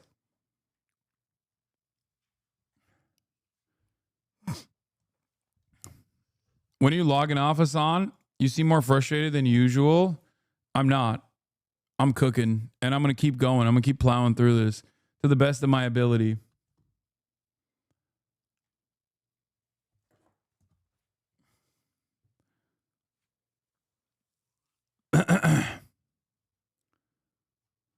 Anyway, this should not come as a surprise to any of you, for the record. This is not like the soft bigotry of low expectations or whatever. This is a direct analysis of the material conditions. People don't have time to actually do gay liberation or an advocacy for women's rights when they are trying to fucking survive. Okay? And the reason why people like Ethan Klein do this gross shit is because they want to sell American imperialism to a liberal audience that is infinitely more has a lot more appetite for death and destruction, or looks at these guys as like fucking monsters when you say these guys are homophobic. Okay? And the Houthis Yemen have. Well, according to this, there's been 1,181 violations committed by Houthi rebels against women, including torture, rape, and murder. So, not great. The Houthis have a very wholesome flag, as you can see here. It says, translated, Allah Akbar, death to America, death to Israel, and a curse upon the... Why didn't he translate Allahu Akbar? It just means God is great. Huh. Wait, why did he keep Allahu Akbar in there? He translated the other ones from Arabic. I wonder why he didn't translate God is great. That's weird. I wonder why. Oh, that's right. Because he's a racist fucking piece of shit. Anyway, death to America, death to Israel, curse the Jews, victory to Islam, right? That's the fucking banner. I've talked about this banner before. You've heard me talk about this banner a million times over, I assume. I don't think the banner is optically correct. But since Ethan Klein used Norm Finkelstein's statements on "From the River to the Sea, Palestine will be free," even though he has no issue with the usage of it, he just thinks that it scares people. But it's all right. He's not going to fucking stand at odds with people that use it. Here's what he had to say about the Houthis in general. Problem from hell. Yeah. I have to ask you this, Norm, because I'm sure people raise this with you. The fact that Ansar Allah says, curse the Jews. It's their slogan, I Their think. slogan. Death to America, death to Israel. No. Curse the Jews. Yeah. Now, I don't I get know it. what I Wait, oh, this is just on the banner. Hold on. I totally support the Houthis as a Jew. Huh. You said that, Norm. Yeah, totally. The Houthi flag says, God is the greatest, death to Why do you say optically correct? Wait, what? Optically incorrect instead of calling it disgusting?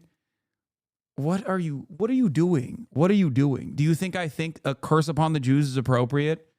Like, are you that desperate to try to find something? Of course I don't think it's appropriate. It's inappropriate. It's fucking disgusting. Are you happy? It's disgusting. Yes. You got it. Americans are so fucking stupid and have their heads stuck so far up their own fucking assholes, dude. Just shut the fuck up and listen to the goddamn video and you will understand. America. Here is Norm Finkelstein, academic, and also the son of Holocaust survivors, explaining what his take is on the banner of the Houthis. Death to Israel, a curse upon the Jews, victory to Islam. Mm-hmm. Yeah. By the way, this is why I said the fucking Rashid al-Haddad making a distinction between Jews and Zionists is very clearly not for the optics. He doesn't give a shit about optics. He's in fucking Yemen, okay? These guys obviously are not thinking about what dumb fuck Americans think, because their only experience with the United States of America is when an F-18 flies overhead, drops a fucking bomb on the cement factory in Hodeidah, only to fly back and then accidentally get dumped into the fucking ocean like a bunch of payload because the goddamn aircraft carrier was doing a fucking evasive maneuver. So that's their only experience with America. They don't give a fuck about you. It says literally death to America on the banner, which I have no issue with, okay? Suck my dick. How do you reconcile this? I have no problem reconciling it for this very simple reason, and you'll allow me, you can disagree, I have no problem with that. From my first conscious moments in my own... No, they lost another one? It's 3. 3, it's the third one. No, this is from... Oh my God. Oh my God. Oh my God. America has lost 3 FA-18 Super Hornets. 3. Those are $70 million a pop. $70 million a pop. The Houthis in the process have also dropped 22 MQ-9 Reaper drones. Oh my fucking Lord, dude. Oh my Lord. The amount of fucking college education we could pay for that shit. Nope. No, it's not only 2. It's 3. Under the Brandon leadership, America shot one of its own F-18 fighter jets accidentally. And then 2 under Trump. One under Brandon, 2 under Trump. Life, okay? My parents loathed the Germans. They didn't loathe the Nazis. They hated the Germans. In fact, I vividly recall my father once recommended me a book on the Nazi Holocaust. And I asked him, what makes this book special? And he said to me, I liked it that the author didn't talk about Nazis. He talked about Germans. Now, my parents were very decent human beings. The apple did not fall far from the tree. But I could understand that sentiment. The only Jews the Houthis have known are the Israelis. It's a regrettable fact that they don't know, have never experienced any other kinds of Jews. I remember I once asked my mother, just out of curiosity, did you ever come into contact with a German who was decent? And she said to me, she thought hard, and she said, I remember one German soldier, he had a kind of guilty look on his face. That was all she could remember, one. So it doesn't surprise me that she loathed all Germans. Do I wish the Houthis were more discriminating in their slogans? Of course I wish it. But do I understand where it comes from? Yes. And here's a guy, Rashid al-Haddad, who is discriminating in his sloganeering, who does make that distinction between Zionists and Jews. And here is Ethan freaking the fuck out about it, which is, by the way, I mean this with all sincerity.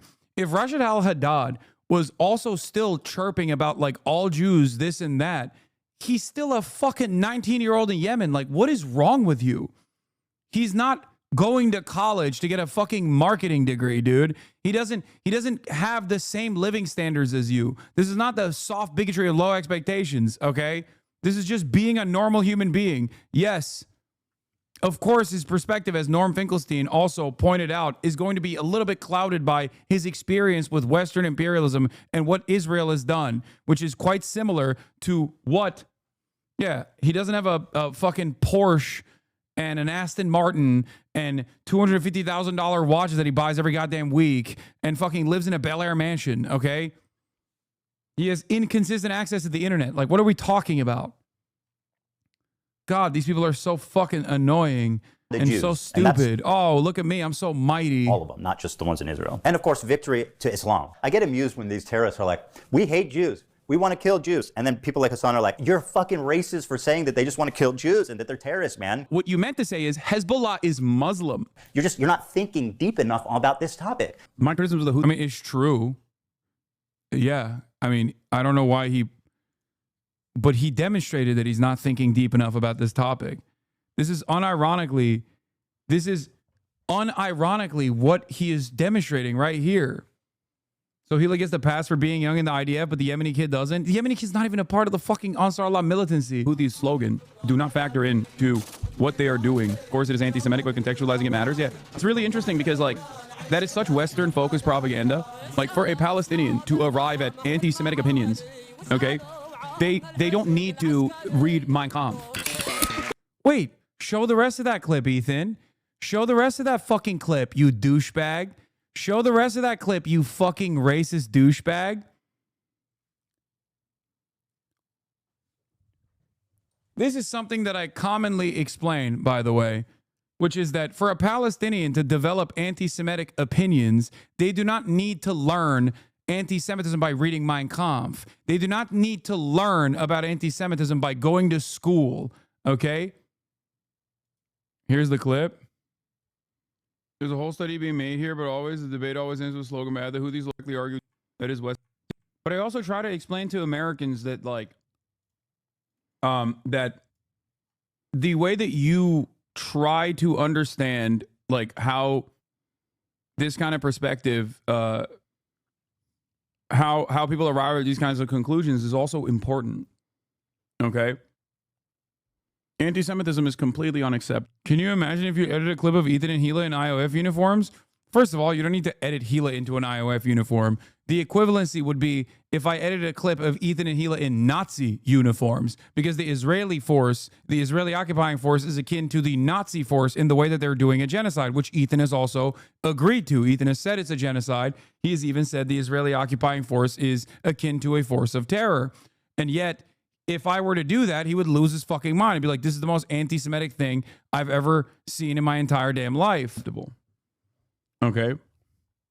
100%. And I have criticized the Houthi slogan in general. But my criticisms of the Houthi slogan do not factor in to, oh, by the way, you want to hear what's really funny about this? Did you notice the clip I was watching? Did you notice something about the clip I was watching when I was talking about the Houthi slogan?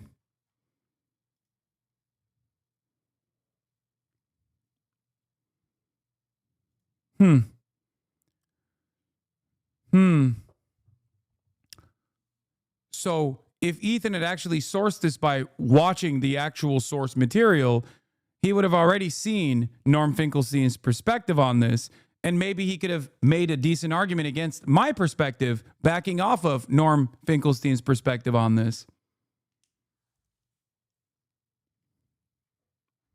This is my point, chat. He is disingenuous, and he's clipping everything out of context. If you watch the full video, okay, that I just showed you, or if you watch my coverage over it, you understand that I'm talking about how unacceptable the Houthi slogan is. Having said that, here are the reasons as to why they have developed this opinion, because all the Jews that they've ever known is Israel, okay?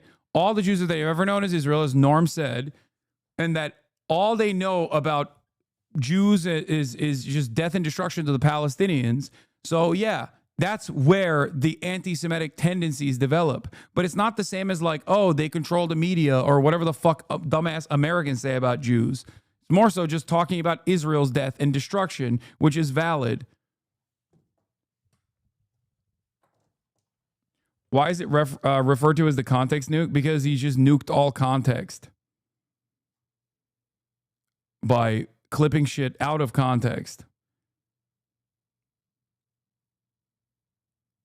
As I always say, and I repeat in this fucking clip as well, which Ethan could have actually sourced from if he truly cared about my actual opinion on the Houthi slogan or where it comes from, but that would require him to, one, actually do research, and two, try to make a convincing argument, a convincing counter argument, instead of fucking slapping a photo collage behind me where he posts like this fucking random dumb fuck and banners of I guess like Hamas and the fucking Houthi banner behind me. I can't tell if he's dishonest or just stupid enough to think that he understands what you're saying without ever looking for context of any kind. No, he is dishonest. He's incredibly fucking dishonest. Oh, I almost forgot the most fun one. They brought back slavery.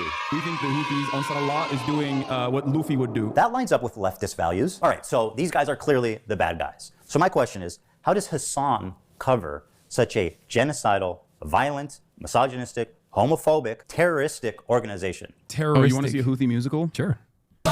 These were the people that the Saudis were killing. Yeah, for the record, and he actually left this in there. These are the people that the Saudis were killing. And the song that they're fucking singing here is directly about Saudi Arabia, by the way, just so you know. These fucking musically gifted individuals. Yeah. Yemen's We Do Not Care chant from today is a refrain from the folkloric war song mocking all of Yemen's enemies. Some have requested it. Here's the entire thing with English subtitles. Okay, I'm sorry. I'm gonna grab my food.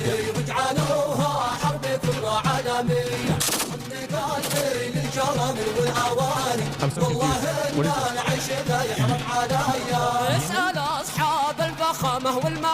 is I mean, they're shitting on MBS. Does Ethan like MBS? Is that what's going on? Is that what's happening? Explain the slavery. Don't forget. Oh, yeah. Wait, did he, I forgot. There's a bunch of things that he actually sourced in here that were really stupid, but I fucking jumped over it because I don't give a shit. But Ethan at a certain point is talking about how like the Houthis are bringing back slavery, and he's too stupid to recognize that it was actually the government that Houthis overthrew that was bringing back slavery. That is literally what he did. Yeah, the only source for bringing back slavery is, again, Ashharq al-Awsat, another Saudi propaganda rag, in the process of them doing a fucking mass blockade and mass starvation in Yemen. But I guess he's completely consistent in that regard. He just always happens to find himself loosely associated with groups that are engaging in mass starvation of Arabs, you know, whether it be Saudi Arabia or whether it be Israel. Interestingly enough, you know, this was the other article, Houthis restore slavery in Yemen. And then there's also a point where I think he uses like an Al Jazeera documentary to be like, oh, the Houthis actually did slavery in Yemen. And the actual Al Jazeera documentary that he uses in his fucking video is unironically from a documentary called Slavery in Yemen, okay? And this documentary is actually before the Houthis overtook the government of Yemen. Yeah. This is his proof that the Houthis did slavery in Yemen. It was made in 2014 when the Saudis were in power and they were implementing slavery. 4 years. Yeah. Also cites his BS article, which furnishes no credible evidence whatsoever to support his claim and does not happen to be printed in, like Noah stated, a Saudi propaganda outfit owned by the same royal family that beheaded Jamal Khashoggi. But again, who cares, right?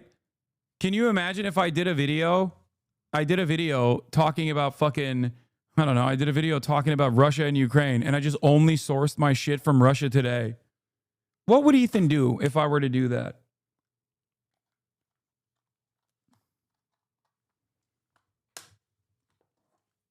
Yeah, I'm gonna do a video talking about Russia's military campaign, a special military operation in Ukraine, and how justifiable it is, and then only source Russia Today articles to really drive home a point, okay? Only sourcing state propaganda from fucking Russia. Yeah, it'd be ridiculous. Everyone would understand that that is ridiculous, but Ethan is here taking advantage of the fact that many of you don't know any of this shit, okay? That's it. Where are we? Where is the rest of this fucking... Ethan only cares about Israel? It's true. He really does. Lol,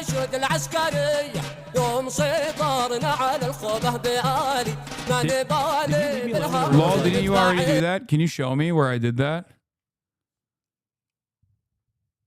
Show proof where I've done that, or you get banned.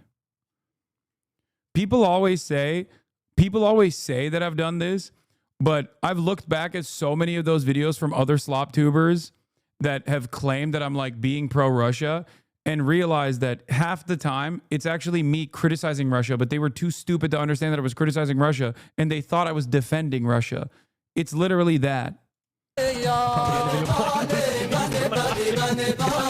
That's right, my friend. Hassan just played straight-up terrorist propaganda without even being there to analyze it. Surely this must be against terms of service. Twitch does not allow content that depicts, glorifies, encourages, or supports terrorism or violence. Yeah, he's trying to get me banned, okay? And it didn't happen, which is why he fucking lost his mind a little bit.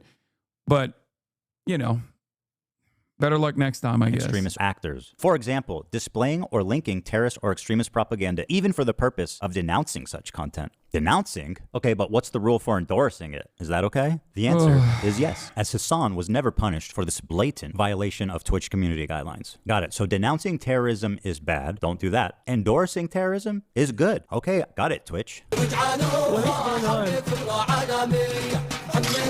By the way, his takes on this and fucking Asmongold's takes on this are identical. Asmongold and Ethan Klein both want me to be banned. This video is literally on YouTube, dumbass. What the fuck are you talking about? YouTube is Hamas. Okay, I'm going to give a quick analog to this, okay? I watch come out ye black and tans and videos on the IRA, and I glorify the IRA. The IRA was a terrorist organization, okay? Same with the ANC. Same with all of these other fucking, same with the FLN. All of these other groups that have actively fought against imperialism has always been branded terrorism, okay? And the same goes for the fucking Houthis. The Houthis were not even considered a terrorist organization up until Donald Trump left office. He as a last ditch effort, as a goodbye present to Saudi Arabia, when Saudi Arabia was continuing its endless blockade against Yemen, Donald Trump called them a state sponsor of terror. Okay, I've not only talked about other terror groups that are designated as terror groups by the United States of America, like PKK and shit. I've literally had a fucking terrorist on my stream. What are we talking about? Okay. Brace Belden literally fought alongside a PKK cutout in YPG. What? And I've had him on the broadcast a million times. Shut the fuck up.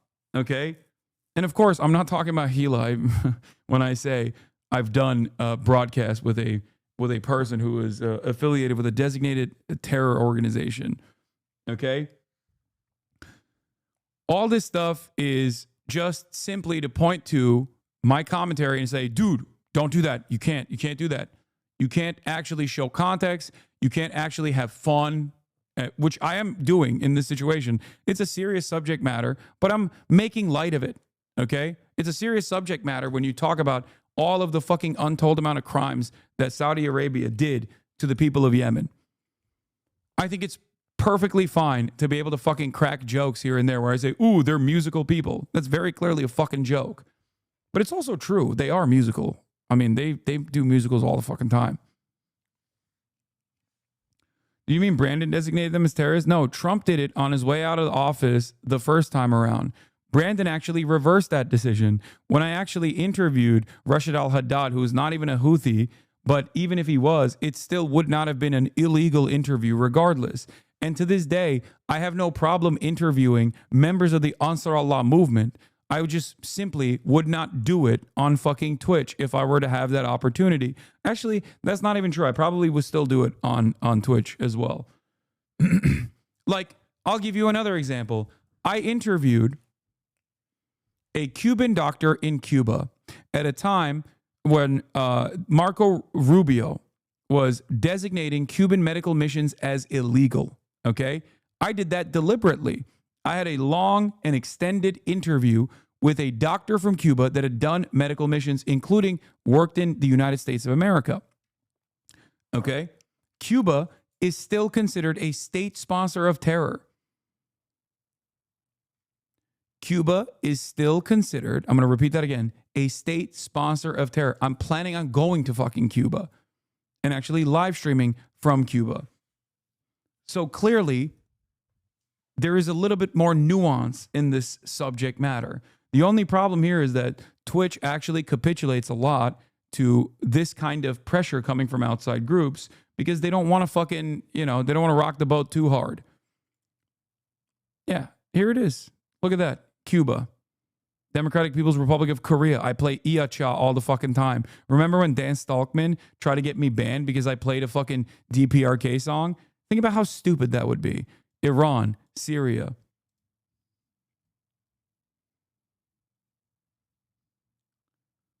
At a certain point, you have to recognize that America's state sponsor of terror designation is ridiculous. Okay?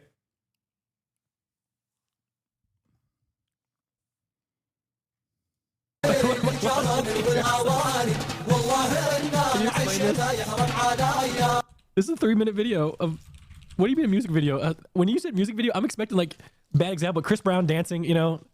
They do this? musicals. They're very Notice how Ethan never points to, like, Ethan will just be like, oh, they're homophobic. But with respect to the reasons as to why I say I think the Houthis' actions are defensible in terms of resisting against Israel's genocide of Gaza, something that Ethan also is in agreement with. Notice how Ethan actually doesn't talk about that at all. He's just like, yeah, these guys suck. These guys suck. it's the same exact way to refuse to tackle an argument and rely on the audience also not having a good grasp on the situation whatsoever. Can't believe we've only done fucking 34 minutes, by the way. Musical people. Are you being serious? Dog, what do you look? You think I made this? Isn't I know they're singing, but I'm seeing just guns and shit. This isn't a music video, Hassan. No, it is. They do musicals about like their fucking like their actions all the time. Hold on, guys. Hold on. I've got this. Instead of terrorist propaganda, let's call it musicals. They do musicals. Instead of violent jihadists, let's call them musically talented people. They're very musical people. Are you being serious? Guys, let's just use our brains. Fiddler on the Roof, Wicked, Alexander Hamilton, man. There's no reason we can't put these Houthis on Broadway. Well, they go, listen, you want to fucking bring a ship through here? We're going to take it. So that's exactly what the Houthis start doing. They start fucking sending in helicopters onto fucking ships. Bro, they fucking, look at this. They got the Palestinian flag that they painted under the helicopter, the Yemen flag. They fucking they start overtaking the ships. And they're like, guess what, dog? No more trade to Israel. If you are sending ships into Israel, if you are owned by an Israeli subsidiary, if you're owned by an Israeli corporation, we're going to take over your ship. You cannot fucking use this trade route anymore. Guess what, bitch? It's our fucking territorial boundary, and we're going to enforce this until you stop doing genocide in Gaza. So let's review his claims. His first Okay, great. Please. First claim is that the boat is headed for Israel. It's not. It's going from Turkey to India. Next claim is that it's owned by an Israeli company. It's not. Galaxy Maritime Limited is owned by the Isle of Man ship. Beneficial owners are Abraham Rami Ungar and Yael Ungar. Huh. So you just copy pasted the Wikipedia page without even like thinking about what it was showing? It's being chartered by a Japanese company, and the boat's owners are registered in the Isle of Man. I'd like to remind everybody that the crew that's kidnapped. Oh, the boat was. Oh, dude. Oh, they were just a bunch of Isle of Man people. That's what it was. The boat was owned by the Isle of Man. Okay. Interesting. Yeah, there's probably no like flags of convenience situation happening here. It's just the Isle of Man is the Isle of Industry. Everybody knows they're industrious people. The industrial nation of Isle of Man. They are really important for commercial shipping. Yeah, they are. They're fucking. It's a flag that you place on your goddamn ship, dumbass. It's owned by fucking Israelis, and you show that in your fucking fact check. Kidnapped in this video has been missing for over a year now. And they weren't missing. And even Willie Sloptube called him out for this. They actually had numerous occasions where United Nations and like other humanitarian missions actually went in and checked on their well-being. They did welfare checks throughout the process. And by the time this video came out, they had been released, as a matter of fact. Ethan literally lied again. Okay? He lied over and over and over again. I have a VPN out of Switzerland. I am Swiss. Yeah. Yeah, ICRC visits the crew of the hijacked ship for the second time since being detained in Yemen. A delegation from ICRC has visited for the second time 25 members detained on Galaxy Leader, the Israeli vessel that was hijacked by the Houthis late last year in response to Israel's war in Hamas and Gaza. So the fact that he just simply did not even look up how commercial shipping works, flags of convenience, and the fact that he didn't even realize that it was owned by Israelis. The ship was owned by fucking Israelis, for the record.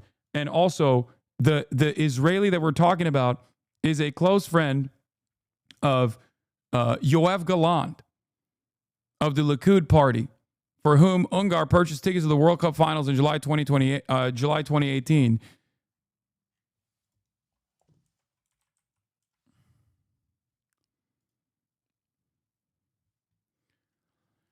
International Shipping Mobile, Abraham and Yael Ungar. The amount of time he spent on this when he was like looking for out of context clips that he could slap together, perhaps he could have done a better job of, I don't know, making a convincing case.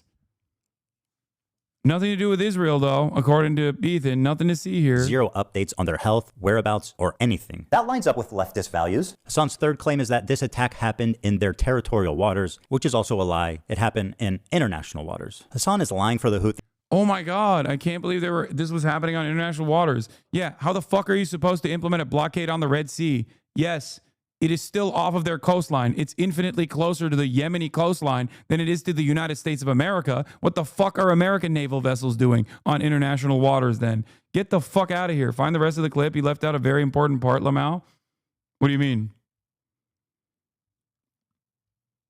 He's like he's being paid. And honestly, at this point, is he?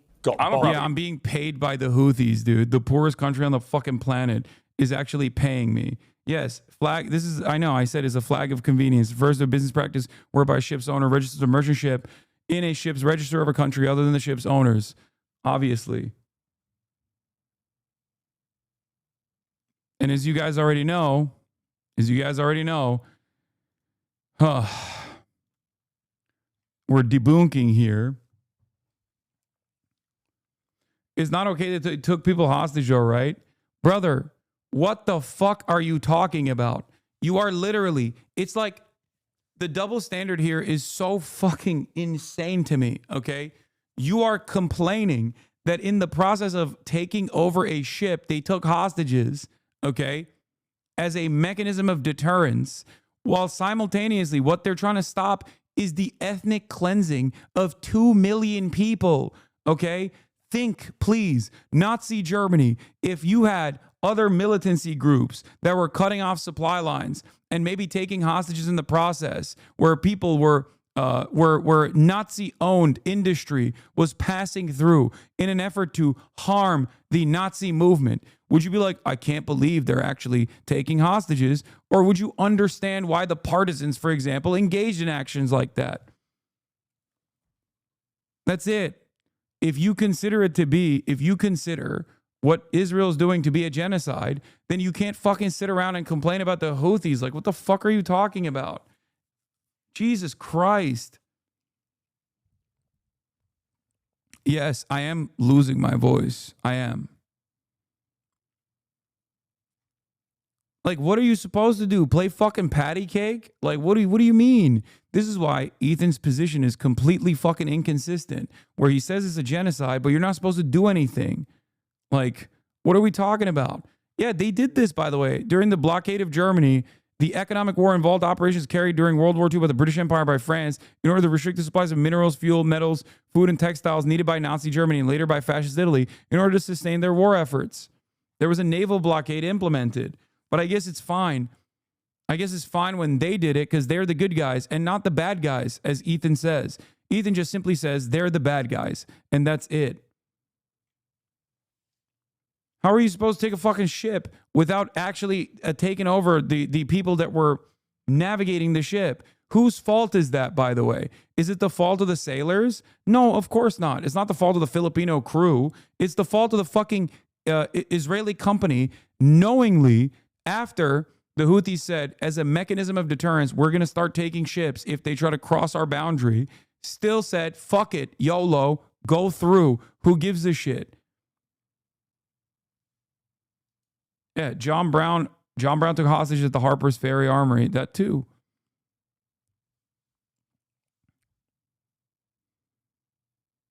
Propagandist. Well, no, For the record. no, I'm not calling it that. This is like a hostile. They're streaming this? Yeah, they're flexing. What? And they're coming in hot with guns. Yeah, but you have to understand, this is a deterrence. Israeli society is going to start getting upset. They're going to be like, I can't get my treats. I can't get my Amazon Prime deliveries. What the fuck is going on? I hate this. Israel sucks. I'm leaving Israel. That's the goal. I find it disturbing that Hassan thinks that a slowdown of imports is going to cause Jews to flee Israel. 80%. Oh, dude, what the fuck is a blockade, Ethan? That's the whole point of a blockade. The entire point, the entire purpose of a blockade is to cause instability, is to literally, in the least deadly way possible. Jews, by the way, like I said, Jews. Yeah, I can't wait for the Jews to leave Israel. That's what I was saying, right? He has to always slam it. Like, dude, nobody fucking cares, okay? Nobody cares. Like, You can't just, Jews are not magical people, dude. What the fuck is this like exceptionalist argument? Oh my God.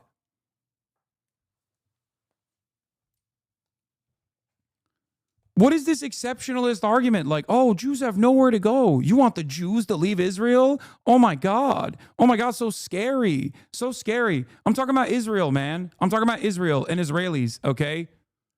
Fuck. It's like, it's literally, like, I think he just keeps saying it because he thinks like American normies are conditioned to be like, oh, but not the Jews. Like, this is going to be just like the Holocaust. What the fuck? Yes, that is the whole purpose of BDS as well, which is a peaceful mode of resistance, civil disobedience, a demand to boycott Israel. A part of that is because Israel is cast aside as a social pariah in the global stage. This is the most effective, most meaningful mode of peaceful resistance against the Israeli apartheid, against the Israeli genocide. What are we supposed to do? Nothing? We just have to sit around and be like constantly condemning Hamas and condemning the Houthis. That's the only way to fucking stop Israel from doing a genocide, I guess, in Ethan's mind. Yes, the point I'm making there is that before it gets to a point where people are fleeing Israel because their living conditions, their living standards have worsened, Israel makes the decision not to continue its genocide. It's that simple. Percent of Israelis were born there and do not have citizenship anywhere else. So where do you want them to go, Hassan? Back to Poland or back to the Arab countries they were forced out of? What? Where do you live, dumbass? You live in fucking Bel Air. Shut up. Yeah, back to Poland. Yeah, that's what I was implying, that they should go to Auschwitz and fucking die in a death camp. Like, what kind of insane... If I felt that way, I would say it, okay? It's not like... Anti-Semitism has exploded on the planet. It's not like people are shy about that kind of perspective that they hold. Jesus Christ. Hassan attempts to deny Jewish heritage in the Middle East. It characterizes them not as indigenous, but as white colonizers. This is the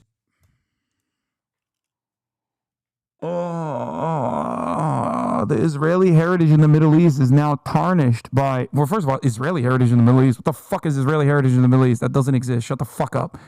You're talking about a 76-year process, okay? You can't really call that heritage in the Middle East, okay? But as far as Jewish heritage in the Middle East, that's valid. You can talk about individually Arab Jews and whatnot, but that's not what you're talking about. You're playing fast and loose, making this dangerous fucking conflation between Judaism and Zionism once again, over and over and over and over again, okay? Hassan is denying Israeli heritage in the Middle East. The Israeli heritage in the Middle East, you know what that is? Death and destruction, genocide and apartheid. That's the only thing that Israeli heritage is in the Middle East. If you're talking about Jewish heritage in the Middle East, that's a little different, of course. Jews have lived in the Middle East for a very long time, as a matter of fact, under the rulership of the Ottoman Empire and even far before then, okay? But as far as like Israeli heritage in the Middle East, that's like saying, you know, what about the Boer heritage in South Africa? What about Rhodesia's heritage? Why does nobody care about the Rhodesian heritage in Africa? Shut the fuck up. Israeli heritage in the Middle East is death, destruction, genocide, and apartheid. It is the Nakba, okay? That's all the Israeli heritage is in general, and specifically in the fucking Middle East. Despite the fact that 60% of Jews in Israel are actually native to the Middle East. This is wild. So these guys did all... Are they native to Israel? Are they native to Israel, Ethan? Are 60% of the Jews living in Israel native to Israel? Are they native to Israel, Ethan? They're not native to Israel. Shut the fuck up. Oh my God, what is this? And then he tries to fight the audacity of this fucking asshole to claim that he is not... To claim that he's not doing fucking Zionist propaganda this entire time. Holy fucking shit. Are you native to the Middle East, Ethan? Is that where you're native to? You're an Israeli citizen. Like, what is this? What is this fucking argument? Like, you think anyone... Like, the argument is additionally fucked up because Palestinians are native to the Middle East, specifically to the land that is occupied by Israel, dominated by an exterminationist, Jewish supremacist, exterminationist principle, okay? Exterminationist ideology is fascist, okay? Palestinians can't even go to their own native land. And this motherfucker has the audacity to be like, well, you know, that's where Jews are native to. It's just it just belongs to them. Why are you even questioning this? It belongs to them. Shut up. Shut the fuck up. Like, you're a Libyan Jew. It belongs. Palestine belongs to you. Sorry. You're a Jewish person from Morocco. Palestine belongs to you. Sorry. They're native. They're native there. Don't ever question this. Don't ever actually mention the history of this. It's not that long ago, by the way. Like, this isn't that long ago. There are people that are still very much alive while all of this was unfolding.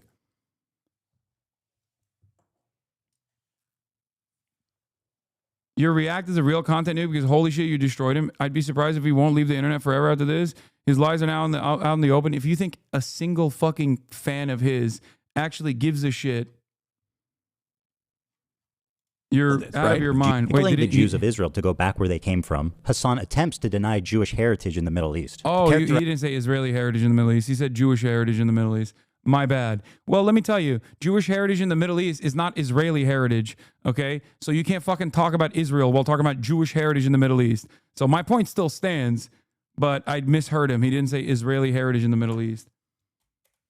It's still fucking Zionist bullshit. It's still Hasbara. It's still Zionist propaganda. Characterizes them not as indigenous, but as white colonizers. Because they're not indigenous to Palestine, brother. They're not, okay? No amount of, you don't understand, they actually are, does not change that reality, okay?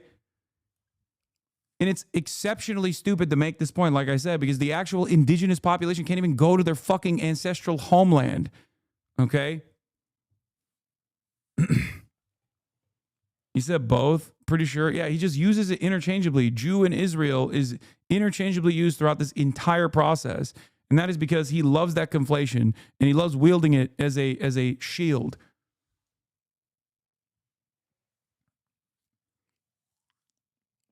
This is despite the fact that 60% of Jews in Israel are actually native to the Middle East. This is wild. So these guys did all of this, right? They did all of this. Is that their helicopter? Yeah. That looks like a legit helicopter. It is a legit helicopter. This is wild. So they take it over. They take it over. They take it over. And they tell the people in the ship, it's usually like mostly Filipino people, Filipino crews. Oh. And they're like, all right, we got no problems with you, you know. Wait, did he initially say, okay, fuck, I'm sorry, I'm going back. Did he initially say Israeli heritage in the Middle East and then said Jewish? Turkey to India. Next owners are over. Hassan's third claim is waters. Well, no. What? You're gonna be like, I can't get my treats. I can't get my Amazon Prime delivery. That Hassan thinks that I hate this. Israel sucks. I'm leaving Israel. That's the goal. I'm sorry. I find it disturbing that Hassan thinks that a slowdown of imports is going to cause Jews to flee Israel. 80% of Israelis were born there and do not have citizenship anywhere else. So where do you want them to go, Hassan? Back to Poland or back to the Arab countries they were forced out of? Israel sucks. I'm leaving Israel. That's the goal. By telling the Jews of Israel to go back where they came from, Hassan attempts to deny Jewish heritage in the Middle East. It characterizes them not as indigenous, but as white colonizers. This is despite the fact that 60% of Jews... Anyway, what? Don't you think that the Jews deserve some place? They were in a minority after being persecuted like in World War II. Not saying how they went about it was right, obviously. Dude, that is a fucking ridiculous thing to say when talking about killing Palestinians and genociding Palestinians. Like, what are we talking about? Build it in fucking Germany then. What the hell? No one deserves an ethno-state as a treat, by the way. What a ridiculous assessment. Come on, don't you think the Jews deserve a little ethno-state as a treat? They've gone through a lot. No. The argument is fuck no, okay?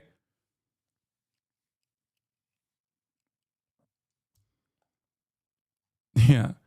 Let's build a little ethno-state in the middle of an area where other people were living right on top of it. And then, they'll just fucking ethnically cleanse the population there. They're like, all right, we got no problems with you, but you're coming with us. We're taking over the ship. What an incredible way to characterize having a gun in your face. Hassan is asking us not to believe our own eyes as we watch terrorists hostilely kidnap the crew. We got no problems with you, but you're coming with us. We're taking over the ship. And once again, the crew is still MIA for over a year. They're not. And they never were MIA. It's fucking bullshit, as I already mentioned. Prisoners to a terrorist organization. But don't worry, guys. Hassan says they have no problem with them. They're like, all right, we got no problems with you, but you're coming with us. you, you know, who you This is a 3-minute video of, what do you mean a music video? When you say music video, I'm expecting like, oh, are you being serious? I like that the implication here is that Nick is actually terrified of me and not a good friend of mine. Like, I terrified Nick. I know they're singing, but I'm seeing these guns and shit. This isn't a music video, Hassan.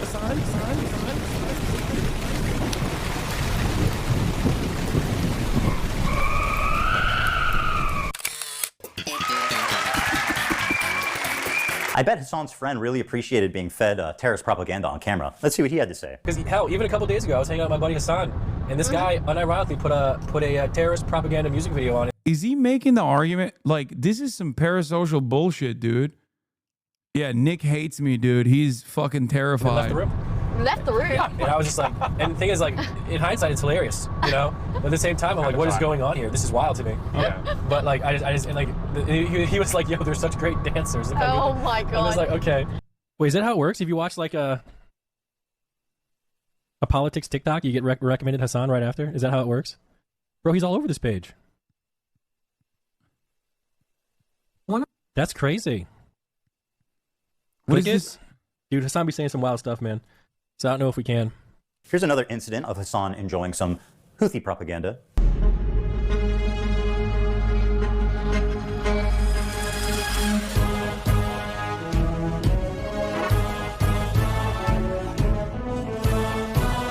Twitch, don't ban me. This is within the context of this clip, of this video.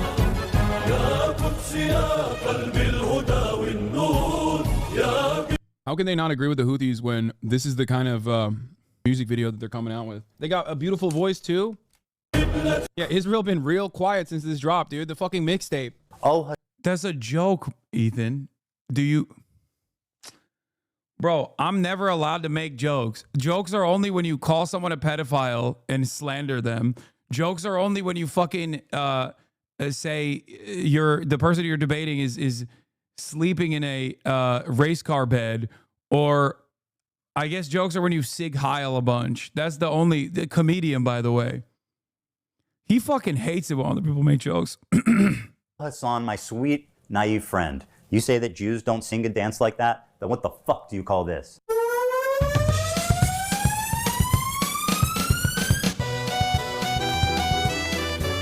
That's right, bitch. What the fuck you stepping on our shit?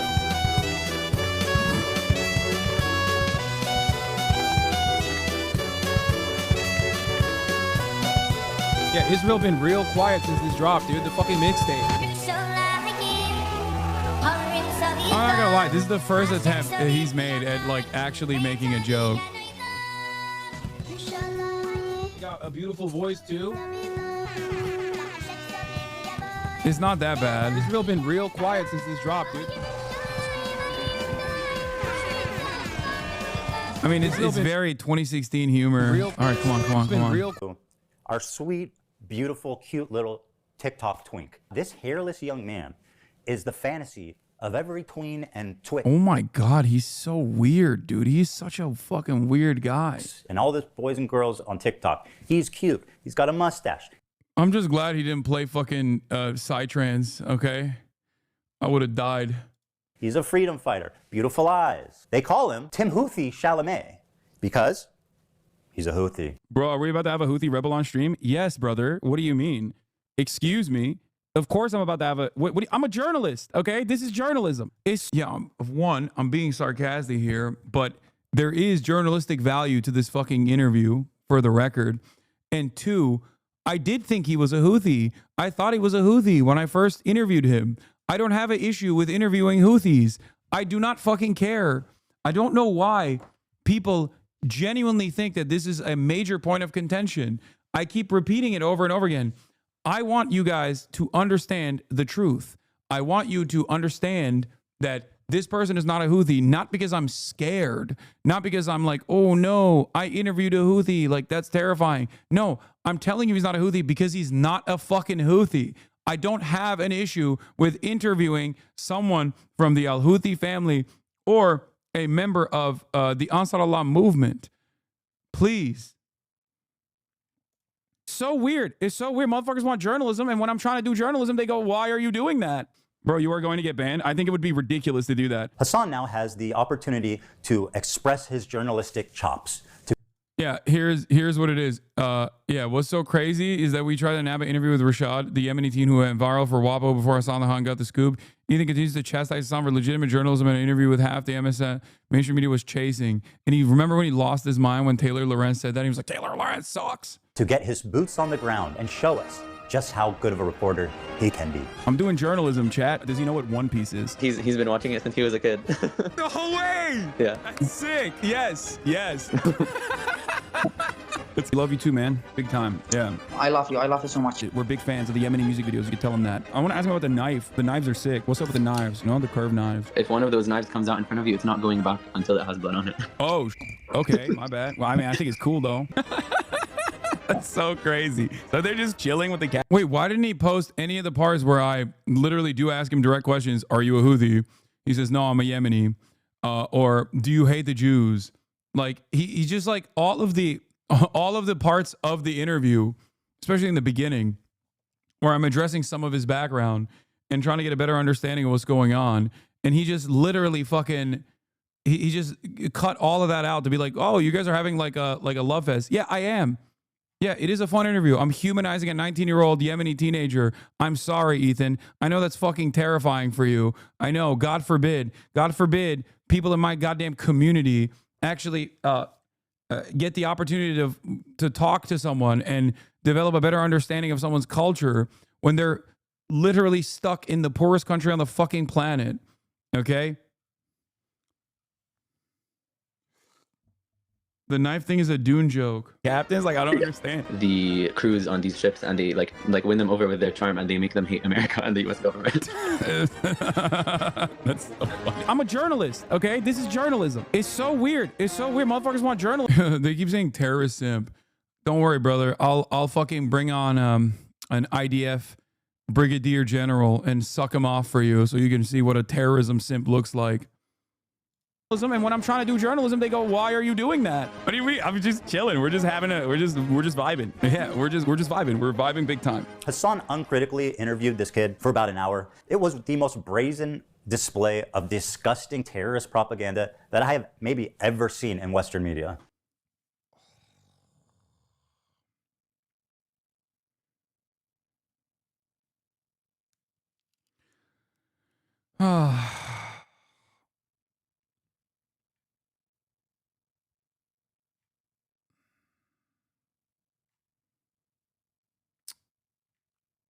I don't get the outrage. You're literally married to a terrorist.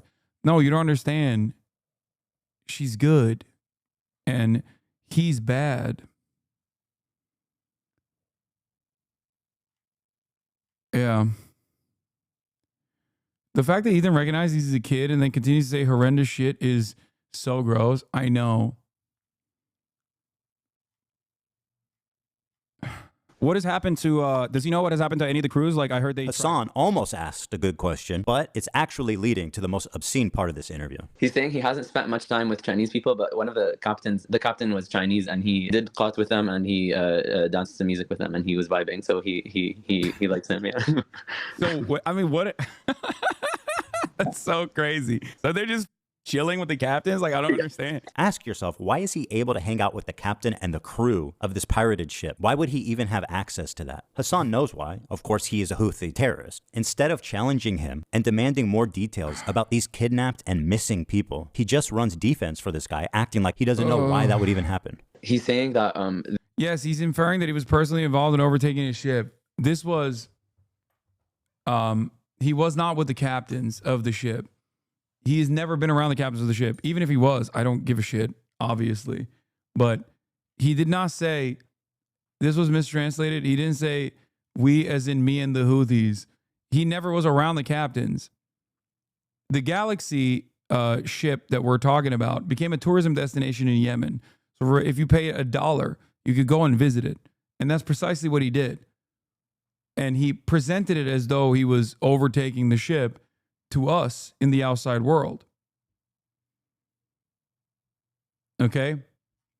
The most brazen display of terrorism propaganda is basically every other fucking broadcast where Hila Klein comes on and starts talking about how Palestinians are there. We want peace, but not really. Okay. Like, that's the real brazen display of fucking terrorism propaganda is Gila Klein and Ethan Klein talking about Gaza. Okay. Fucking bullshit.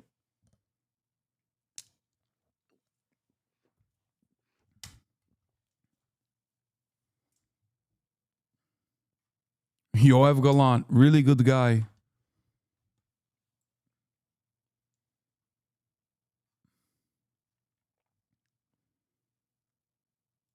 They win. Aren't you glad you watched this video so we can all reflect on this completely unique and legitimate criticism you've never heard before? I know this was such an exercise in futility because holy fuck, he did not bring a single new thing with the exception of like idiotic article titles that he slapped onto it. Over the Yeah, this was a fake video he saw from years ago that went viral in 2024 because he pretended it was the captain. Yeah.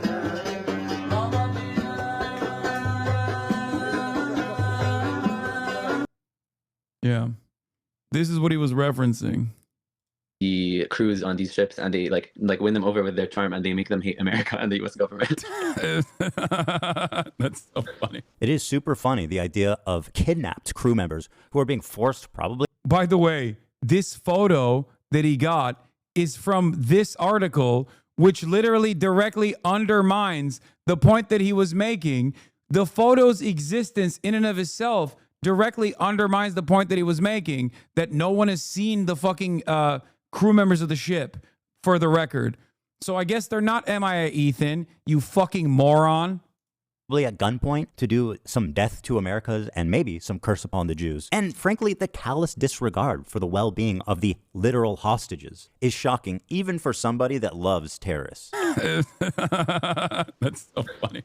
Is there a KFC there? They're everywhere. I don't think there's a KFC in Yemen, dog. He says they have two.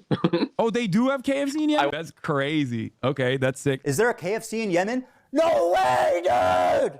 Holy fuck! There's a KFC in Yemen! He's just like us! Does he know what One Piece is? Oh, what if he's been watching it since he was a kid. No way! Yeah. That's sick. Yes. That's fire. And that's so... He so clearly watches before he has a response to everything. Yeah, as if he would ever go into that without canned response. Wait. Are you guys fucking stupid? Go watch my earlier video. Oh my God. I tried to stress the importance of why I actually know exactly what his criticisms are in the fucking context puke. Because these are the same exact criticisms that Destiny launched against me. This is precisely the reason why I made a video before the context nuke came out that addressed all of these claims that Ethan was making. What's really frustrating about this is that none of their fans will actually go and watch this video of mine that came out 3 months before this video. They think Ethan came up with these incredibly unique fucking arguments. Aren't given as a right, they're taken by force, they are maintained through force. Exactly. Okay, there are hours and hours and hours of commentary dedicated to this, tens of thousands of hours of commentary dedicated to all of these issues over the course of many years. Chatter put some effort and corrected this. Oh wow, this is like a massive effort post. Holy shit. Dangerous prospect to make this conflation, which serves the interests of anti-Semites. It all is some such as Islam. Why don't you respond? Okay, that are akin to acts of terror. Because on October 7, it wasn't just the Palestinian Brigades, a coalition of resistance forces that includes Hamas, Palestinian Islamic Jihad, PFLP, DFLP, and many others. It was also once the barrier into Israel. Anyway, I'm not going to get into it more. He watched it the day it dropped. He's too narcissistic not to. It's so clear, lol. He did have that whole Cove stream while actively on vacation in Japan. At that point, he wasn't even pretending that he didn't know what was in it. I mean, he'd be fucking moron not to watch it. Hassan is a bad person, not a stupid person. He's watched it dozens of times and preferred a dog with rebuttals. Haas never made a monologue he doesn't love. Oh, man, that's cute. Well, I'm glad you guys liked it. I'm glad you guys are enjoying the fucking...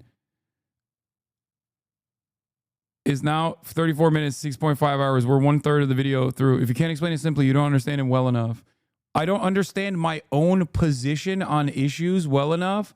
Are these people that fucking stupid? I am the subject matter of the video. What the fuck?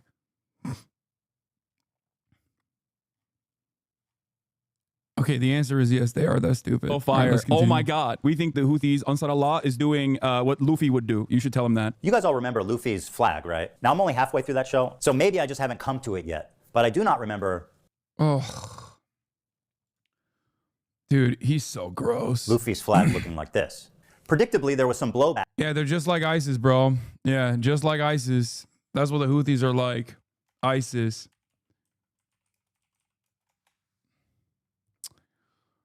Huh. It's weird because where is it? Syrian government and Iranian officials have accused Israel and the United States government of supporting ISIS by attacking Hezbollah and the Syrian Arab army, as well as arming and giving medical attention to the Islamic State. In 2017, this is a Wikipedia summary of the articles that I've shown a million times over. The Syrian army claimed it found Israeli-made artillery pieces at ISIL hideouts. Israel strongly denied the accusations and providing arms and medical support to ISIS, except they also admitted that they actually supported ISIS.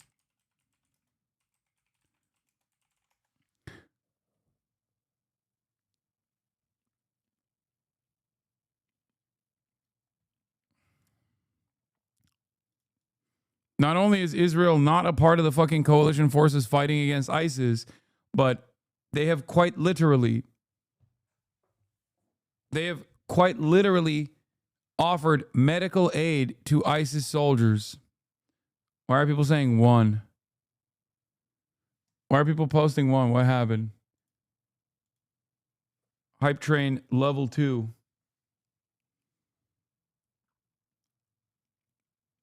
Oh, one's in the chat if you condom hummus. Oh, donor request.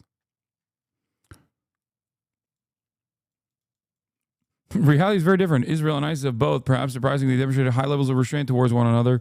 Israel is not part of the international coalition fighting ISIS, and the jihadist group has yet to mount any serious attack on Israel proper. ISIS rhetoric towards Israel is also limited in volume, even less brutal in tone compared to ISIS' other enemies, mainly Shiite Muslims and Arab regimes.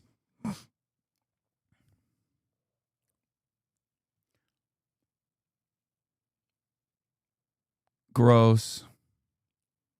Ethan is so fucking gross. Back after this interview, and Hassan went immediately into damage control to rewrite history. He said that he... No, I did not. You are, again, misrepresenting my position. I do not care. He is not a Houthi because he's not a Houthi. Okay? I do not care about interviewing a Houthi. I am not doing damage control. Why won't anybody listen to me on this? Oh my God. He was just simply a Yemeni person and not a Houthi. Yeah, I mean, we don't even know if he's a Houthi or not. He's a teenager in Yemen. The dude is neither a Houthi, nor a terrorist, nor a pirate, is not a Houthi rebel. They didn't fucking call him a Houthi either.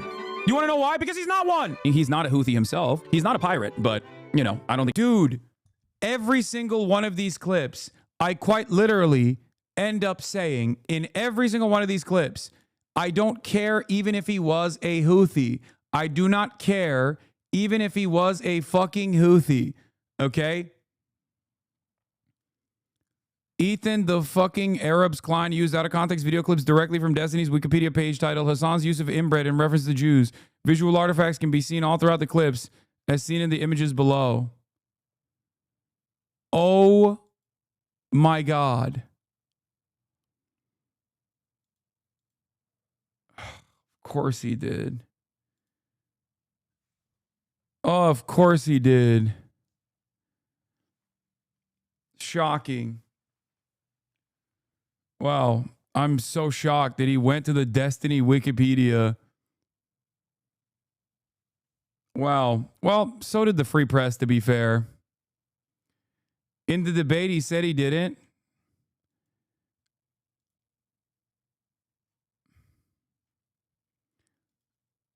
Oh, you mean to tell me he fucking lied? He's on Insta again using a rape victim as a cudgel. I'm going to lose my fucking mind. Yeah, it must have been a coincidence, I guess. Hey, we're at $171,000.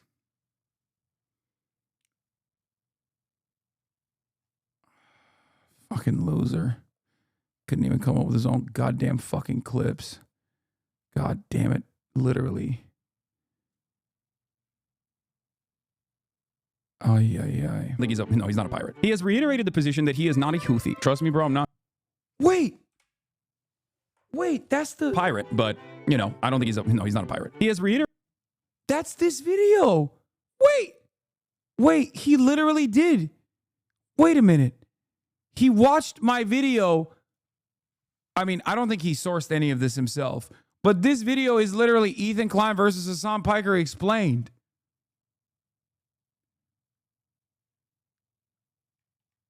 How's this a fundraiser? I mean, we fucking blew it out of the water. The initial fundraiser was supposed to be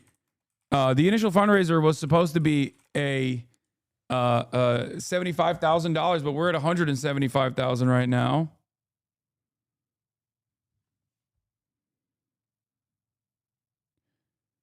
All right, I'm gonna have Ian come on. I've already fucking ass fucked this video up and down. So thank you to everyone who has donated. Y'all won over a new member of the community tonight. Thank you, Hassan and Isa and Ian, for caring about cancer research.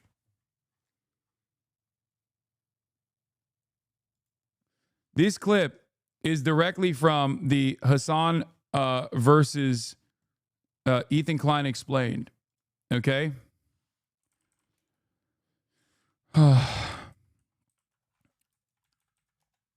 I've maintained. Let's see if I can find exactly where it was.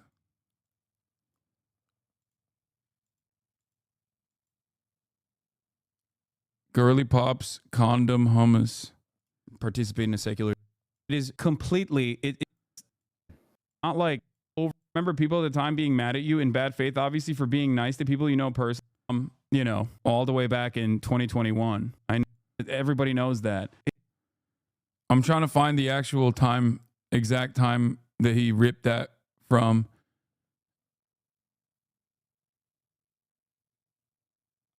To see if I can't find it. Fuck. Gaza. That's in. Does IDUB support Palestine? What are you, crazy? He's using his dono to the fundraiser to try and justify his bullshit again? What dono to what fundraiser? What?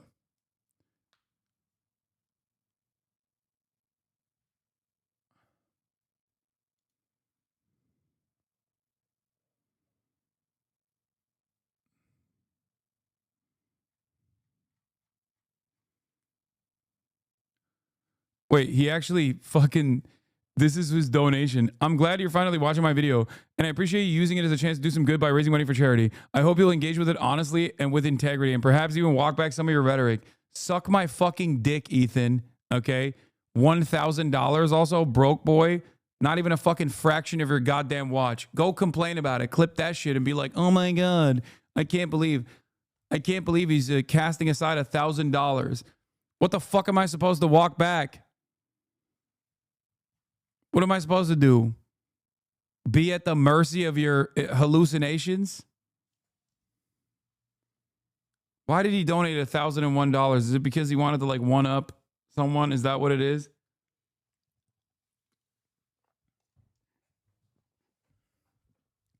By Ethan's logic, he can now go give someone cancer, which I think he gave all of us a little bit of brain cancer today. But, you know, since he donated $1,001 to cancer research, now he can spend the rest of time giving people cancer and then fucking talking about how much of a stalwart defender of cancer research he is. He's going to go and collaborate with the Trump administration to pull NIH funding from cancer research while being like, I'm a stalwart supporter of cancer by his own fucking logic. Since last time he gave me $6,500 for a fundraiser, this is the shit he pulled off.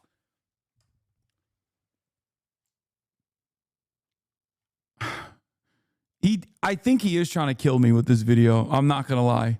He narrated the position that he is not a Houthi. Trust me, bro, I'm not Houthi. Be for real. You suck. Wait, I want to find the actual point. I don't think he's a, no, he's not a Houthi rebel. He's just some ordinary Yemen teenager. Let's go ahead and take a look at his social media and see if that lines up. All right, let's see here. Tel Aviv will burn in the... coming hours, ready for sacrifice and eager for martyrdom. Maybe he's talking about football? Here he is singing a song with the words, "Do you threaten us with what we are waiting for, son of a Jew?" The meaning of Houthi is a title, and it's not something to fear, but for the Jews. They are very afraid of this title. The execution we will carry out on all Zionists, with the lovely depiction of a man impaled through his asshole and out of his mouth with a pike, or how Hassan likes to say. I don't care. I don't care. I don't care. I don't care. And if you take issue with whatever the fuck a 19-year-old's posting in Yemen, that's on you, okay? Wow, he's problematic. I can't believe how problematic this 19-year-old in Yemen is. Say it, a pike for a cup. Okay, why would he retweet this article called "Houthis use social media to boost global prominence and support"? Israel falls. Wait for the new operation in Tel Aviv. The Jaffa drone, which no Israeli defense can stop. The ships we bombed and sank. I know the red arrow is supposed to be. Wait, what? What is this? What is this? What is this argument? Israel falls. Wait for the new operation in Tel Aviv. The Jaffa drone, which no Israeli defense can stop. What is he? What is the implication here? Is he saying that like he knows insider information about what the Houthis are doing before they actually do it? Is that what he's saying? Like, is that what it is? Like, he's the. I know the red arrow is supposed to be a cool military Hamas thing. This is a butt plug. Just saying. To every Zionist, I will put this into your stomach. And let me state the obvious. Jew and Zionist is clearly interchangeable to this guy. Okay, but hating Jews doesn't make you a Houthi. Are you a soldier? Yes. That seems pretty definitive. You know what makes you a Houthi? Being a Houthi. Bro, this is this dude in Yemen who's 19 years old, okay? And he's freaking the fuck out over this dude. Let me look up something real quick, okay?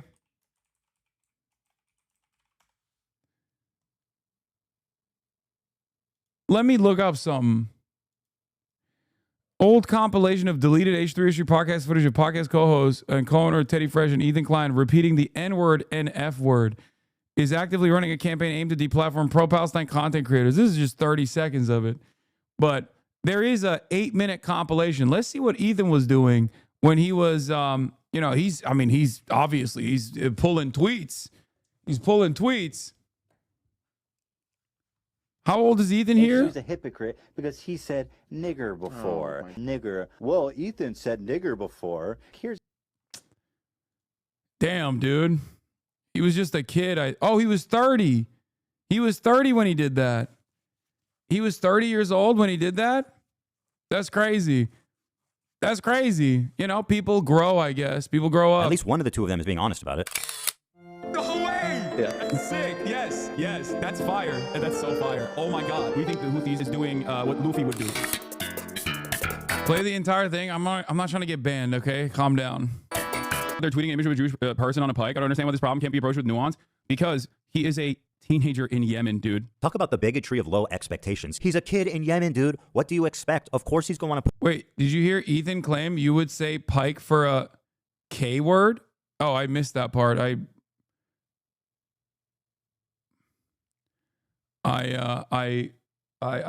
passed that part. I didn't see it. That was very, very funny. I would definitely not say that, by the way. Put a pike through a Jew's asshole and through his mouth. That's just what kids in Yemen are like, man. And also, he didn't say Jew, for the record. You said it. What do you mean? It's just a person on a pike. There's no Jewish person on a pike on that photo, unless I saw something different. Hassan claims this isn't even a Jewish. It's not. It's a fucking photo from, I think it was from the Haitian Revolution. Yes, I don't care. You should have played this at the debate. I don't know how to describe this over and over again, okay? He tried to get the Don't Worry podcast crew fired for criticizing Israel while living in Lebanon. He's like the Pope of Karens. What is this? Ethan Klein slips and makes his opinion on Anne Frank saying death to the Nazis. Oh, I mean Germans. Wait, okay. Said in this conversation, this is what Hassan told him about the cute Houthi pirate. From Yemen, okay, who everyone called, myself included, called Tim Houthi Charlemagne, or Chalamet. Is that the One Piece one? Yeah, exactly. Now this kid is like, I think he was like 19 at the time when I talked to him, which means that for most of his life, he has withstood, right? Sure. But he is a person whose only experience is like, it's literally like talking to fucking Anne Frank, basically, okay? Being able to talk to Anne Frank in real time. Once again, I find this comparison insidious for a few reasons. First of all, I don't remember this page from Anne Frank's journal, but again, it's been a long time since I read it. I don't recall this this picture of saying, we will spike all Nazis through the fucking, all Germans through the asshole and mouth and wish them a gruesome death. Wasn't in there, actually.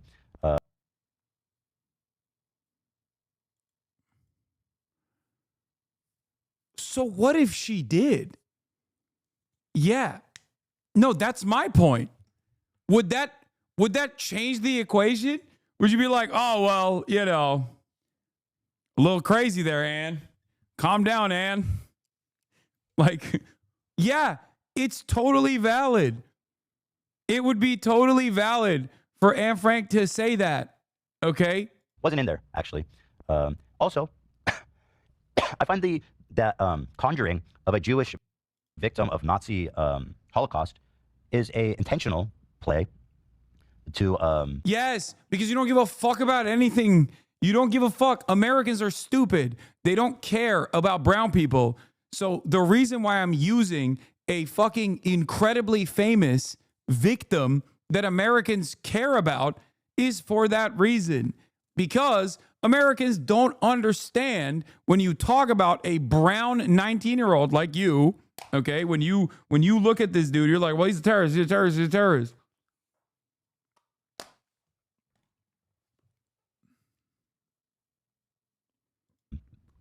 to further blur the lines of anti-Semitism and to try to take away from, try to exploit the suffering that happened on the Holocaust. Once again.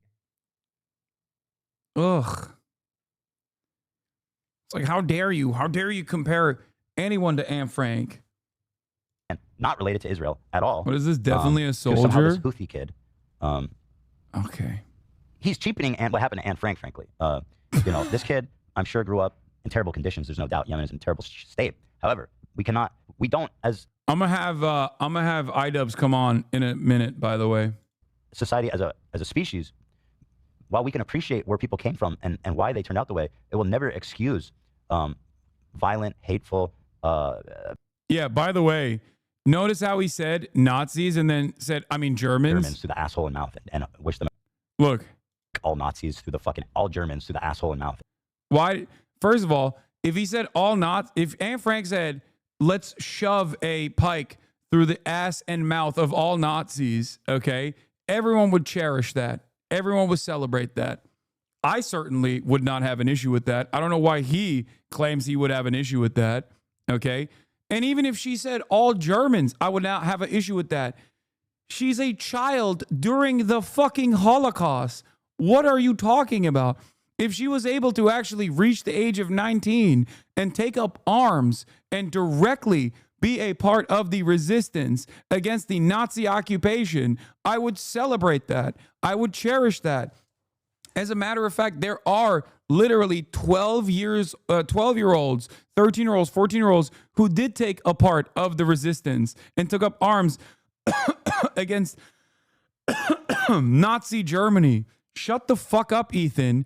No one believes you when you say this. You are trying to develop a consistent argument here, but it doesn't make any fucking sense. That's why one of the most viral tweets from the aftermath of our conversation was literally people making fun of you for saying that you wouldn't show support to Anne Frank, or that somehow you would view Anne Frank differently if she were able to join the resistance movement against Nazi Germany. You would never call her a fucking terrorist. If you did, you would be a psychopath. Okay? Ethan Klein trying to cancel Anne Frank. God damn. It's so stupid. Who the fuck believes this? Oh my God. All right, let's keep going. Jewish person on the pike. How exactly is a naked piked person supposed to look like a Jew for you, Hassan? You know what? You're right. Let me make it a little clearer for you. First, he needs a bigger nose, right, Hassan? Of course, he needs a yarmulke, the curly things. Oh, look, Hassan, he dropped his dreidel. He must be Jewish for sure. Or, you know, you could just read what he wrote, you dumbass, liar, terrorist-loving, propagandist piece of shit. This is why this entire conversation is fucking idiotic. He's this close to condemning things like the Warsaw Ghetto Uprising. Yeah, dude, he's just, I think in his mind, like the victory against the Nazis happened because people just like peacefully resisted or something. It's not a Jewish person. I feel like it'd be pretty understandable if Anne Frank failed to rhetorically distinguish between Nazis and Germans. I'm removed from the situation so I can have that nuance. But if I was in the Holocaust, I'd probably be a little harsh on my view to the Germans. There's no analogy here or anything. Yeah, no, that's why Norm talks about his fucking parents and how much they despise Germans, dude. What are you going to do? Tell Holocaust survivors not to fucking hate Germans? That would be an insane expectation. What the fuck? He said, this is, I think if we're, why am I held accountable for some random fucking 19-year-old in Yemen's tweet? What is happening? How many steps removed are we from this situation? 0? I mean, you platformed him. Do you not remember? Did the check not? Oh my God. This is a perfectly valid moment of anger. Like, what are we doing? We're parsing through. Okay, chatters, please steelman this for me. What the fuck are we doing? What is the point here? Like, what is the point? The entire point is Hassan fucking bad. He platformed a terrorist is scary. He scared me when he talked to a 19-year-old in Yemen, and we parsed through his social media to find moments where we can make it seem like he hates all Jews and he actually wants to secretly kill all Jews or something. Like, is that what it is? Like, what the fuck is going on? Bro, you literally unironically platformed a Sneeko fan on your Instagram yesterday. That dude straight up denies the Holocaust. And so does Sneeko. You fucking posted him on your Instagram story and you put his @ on your Instagram story. What are you talking about? That is infinitely more damaging to anything. That dude has actively been more anti-Semitic than this fucking 19-year-old in Yemen. I'm losing my mind. This actually makes me lose my faith in humanity. And it makes me lose my faith in fucking liberals so hard. Because, like, anyone that has made anyone that has ever made any sort of fucking stink about this, anyone that's ever made any sort of stink about this I'm sorry, you are nothing to me. Okay? You are nothing to me. Ethan Klein has posted about Hen Mazik, who is a fucking genocidal Zionist. His entire goal is to do Hasbara.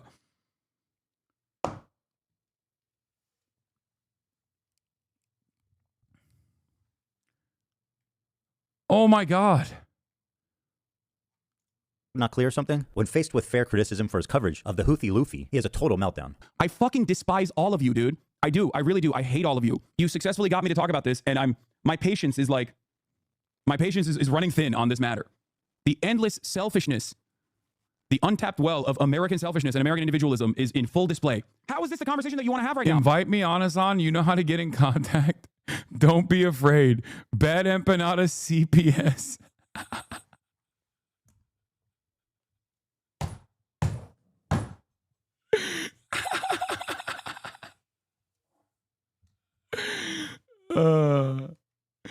Oh my God. Isn't Bad Empanada permanently banned from this platform? Am I crazy?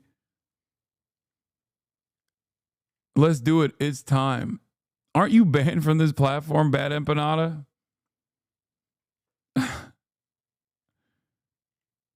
Created over a year ago. They don't ban you for inviting banned people to Hassan. Stop pretending that happens. What? Yes. That absolutely happens, you dumbass.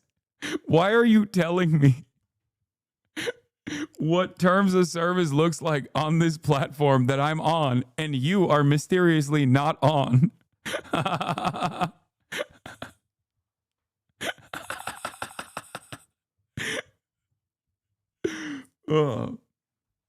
They're probably, all the hate watchers are probably already mass reporting your account for ban evasion at this very moment.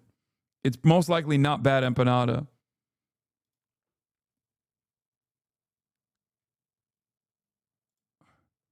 Oh, it's Factions SZ. Watch the Sex Pest one.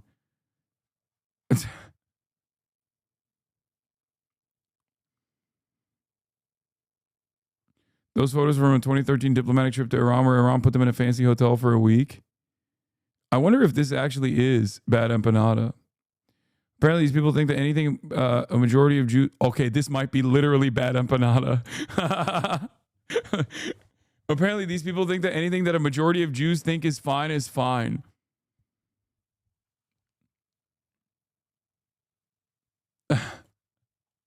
Jakub shall call your name, Hassan. You will learn the tricknology expert brain rot.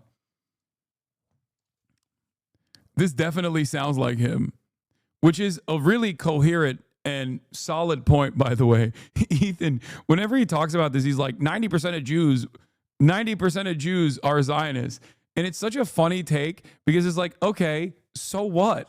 Like, what do you mean? If 100% of Jews were Zionists, I would still be an anti-Zionist. This would not somehow change the equation for me. I wouldn't be like, oh, well, if 100% of Jews are Zionists, I guess it's okay that Israel is ethnically cleansing Palestine. I guess that's fine. You know what I mean? I don't know why he thinks that's a solid own. Wait, it is actually him?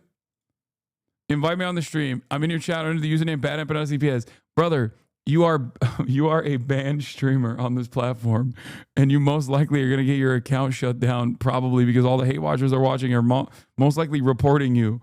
Okay? Take your fucking meds, Bad Empanada. One of the most cynical methods Hassan deploys to sidestep any criticism is to deflect to the ongoing genocide in Gaza. I've seen him do this so many times. He frames it like you are selfish for trying to criticize him, no matter what the reason is, because there's a genocide happening, man. How can you criticize me at a time like this? Claiming that I am, you know, too pro-Houthi. When someone is like, yeah, no, this is valid. This is actually valid. What do you mean? There's a genocide happening, but also you can't resist against the genocidal state.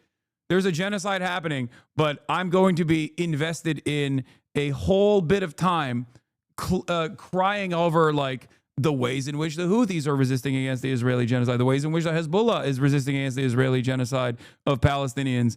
Like, yeah, at a certain point, I'm going to think you're not focusing on the serious matter here.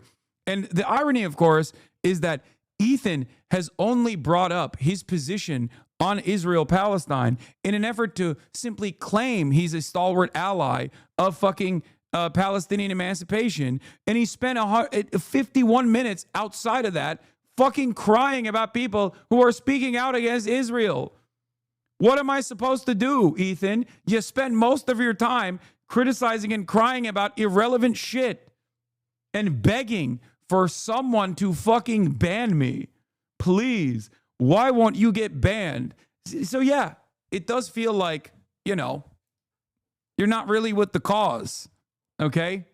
Focusing on that while there's an active fucking ethnic cleansing campaign happening. He also apparently thinks Twitch is liable for me interviewing a Yemeni teenager who's only known genocide his entire life. In the middle of fucking talking about fucking genocide in Gaza, and this dumb fuck. Blow your nose, brother. Love you. Not trying to be mean. Just keep some tissue nearby and clear it out occasionally when needed. Much love.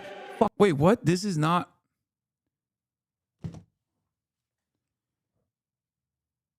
I don't understand. I don't understand. Yeah, when I'm covering some fucking gruesome shit and a chatter comes in with like some irrelevant parasocial nonsense, how is this a point against me? Worst part of the video is coming. Cognitive hazard alert. What? Fuck you, dude. My argument sucks. You think it justifies genocide? What are you, stupid? What the fuck? When criticized for being anti-Semitic, dude, for being anti-Semitic, because I didn't fucking call Night of the Long Knives happening, a pogrom happening in Amsterdam, because the ADL claimed that it was a pogrom happening in Amsterdam, because all the fucking pro-Israel accounts were crying about a genocide happening against Jews in Amsterdam. Get the fuck out of here. Everything that wasn't a real anti-Semitic moment, you dumb fuck. Oh my God.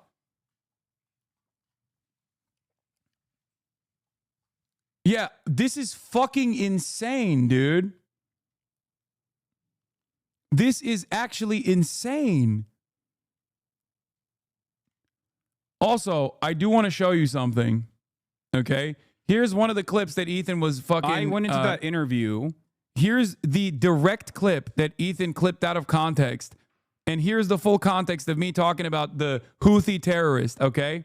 Assuming that... As in, this clip was in the fucking context, Nuke. As in, he ostensibly saw this video. He ostensibly saw me talk about the full scope of whether or not I think he's a Houthi, why I don't think he's a Houthi, and why it doesn't even fucking matter. I'm just going to let this play while I go pee. There is a likelihood that he might be Houthi. okay? A Houthi rebel, a Houthi pirate, right? Aside from the memes and whatnot, that was my overarching assumption. There is a likelihood that this person, because at the time we had seen him like going towards the ship and whatnot on a fucking dinghy. I did not know that it was a tourist destination in Yemen, basically, that you can go to and fucking take photos of or whatever.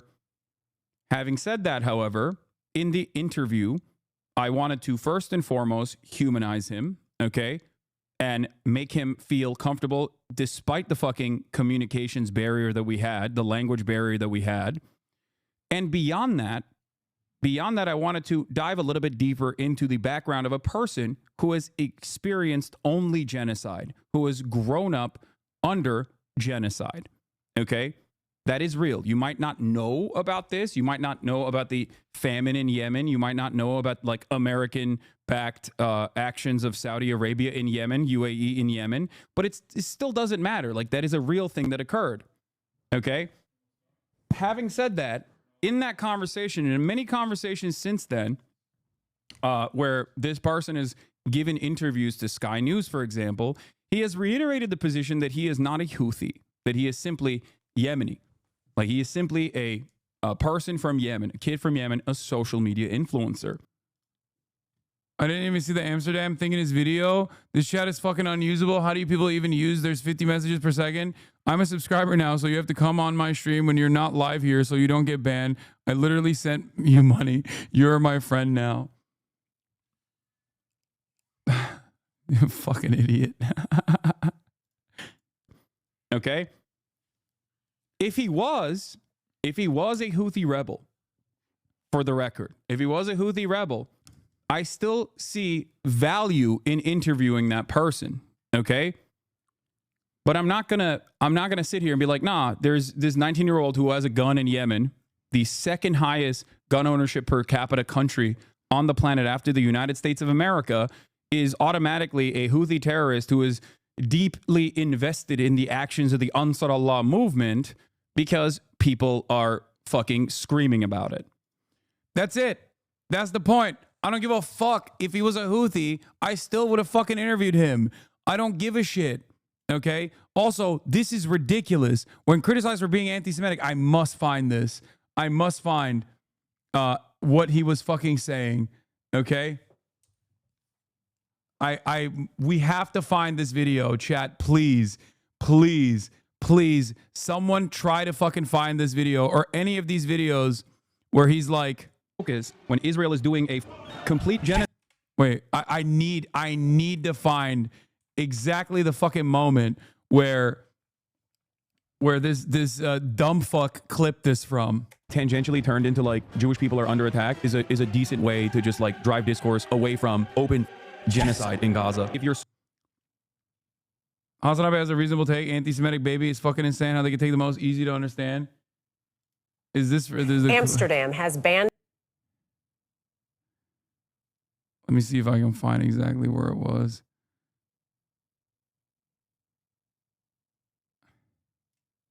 Footage of being reported. Gaza genocide up at my fucking doorstep, brother. What a fortuitous turn of events. The way we know. It's so gross, dude. It's like, it's so gross. It's so deliberate. It's so obvious. 2733. They're doing bad anti-Semitic things. They're doing pogroms. You already know. Let's just go. It isn't being unsafe. The Socialist Party went with this narrative. Yeah, it's not just the Dutch politicians. Most Western politicians immediately went with it because everything that can be tangentially turned into like Jewish people are under attack is a decent way to just like drive discourse away from open genocide in Gaza. Wait, so I wasn't even being criticized. You fucking animal. You stupid fuck. I wasn't even being fucking criticized there. I was literally talking about the exact purpose as to why this story became a story of international importance. Because yes, abso-fucking-lutely, pro-Israeli accounts immediately flood the markets with as much misinformation as possible. No one was even fucking criticizing me for being anti-Semitic there. Okay? I'm God damn, dude. You are so bad at Hasbro. fucking Christ. Sole focus when Israel is doing a complete genocide in Gaza. Like, he just literally key searched someone. He paid someone to key search the word genocide and find a couple fucking clips. This wasn't even being criticized for being anti-Semitic. God damn it, you're so fucking stupid. Holy fuck. It is actually broke. My brain is broken. My brain is officially broken. No, it's not fucking AB, okay? There's 0% chance. I feel like AB would have done a better fucking job than this. Holy shit. Yeah. He most likely literally scoured this from Reddit. Genocide in Gaza. If your sole focus when Israel is doing a complete genocide in Gaza, if your sole focus revolves around that people are saying you're a Zionist, yeah, go fucking yell at streamers. Nothing that I said here is wrong. For not covering sufficiently the ongoing active genocide in Gaza instead of coming in here and fucking chirping at me. It's quite a charge to just... Like, what was it? I wonder, when criticized for not covering other stories. Yes, I'm sorry that I spent a sufficient amount of time covering the actual fucking genocide that's going on that you claim is a genocide too. What am I supposed to walk back and concede here? I can't believe it. I need to find what this one was. I can't. Didn't Ethan concede that he didn't cover enough too? Yeah, Ethan himself literally said, yeah, I guess like, you know, I didn't cover the ongoing atrocities enough, even though I say I care about the genocide. And for the record, I will say something here. For an entire fucking year, every single day, I'm not saying woe is me. I'm not saying I'm a victim in this. It doesn't fucking matter. I stand by my principles on this. But for an entire year, I covered every single day extensively what Israel was doing, okay? What Israel was doing in Gaza. And when I did that, post-October 7, a lot of people did not like that. Some people thought it was too gruesome. Some people thought my positions were too radical. A third of this community fucking left, okay? A third of this community left. And I still kept doing it because I think it was worthwhile to do. Because as long as I had a platform, this is what I wanted to speak out against. I wanted to speak out against Israel doing this with my fucking tax dollars.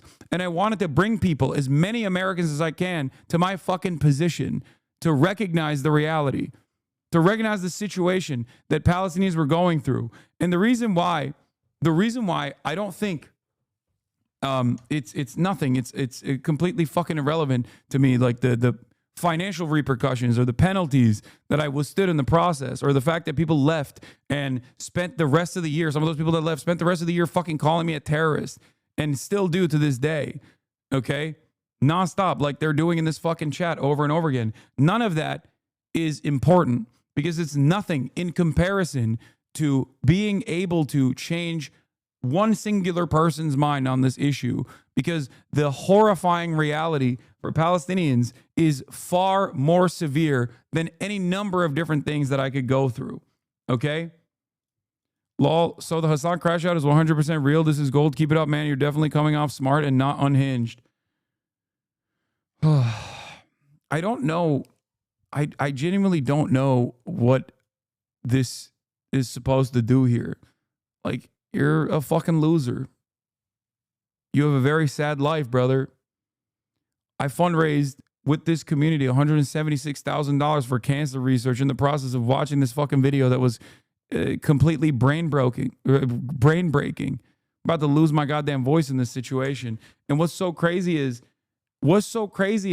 Ethan thought this video was too terrifying for me to watch.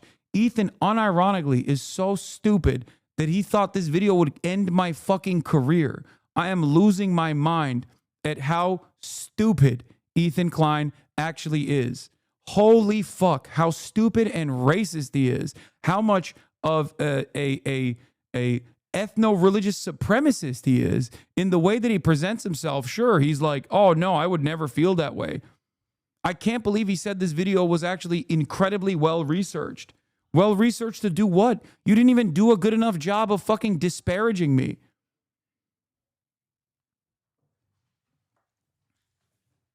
Time stamp for the VOD on the current clip. There's going to be another person Tomorrow there's going to be another situation. They're going to be like, why? Why aren't you covering this? You must be hiding the truth or some shit.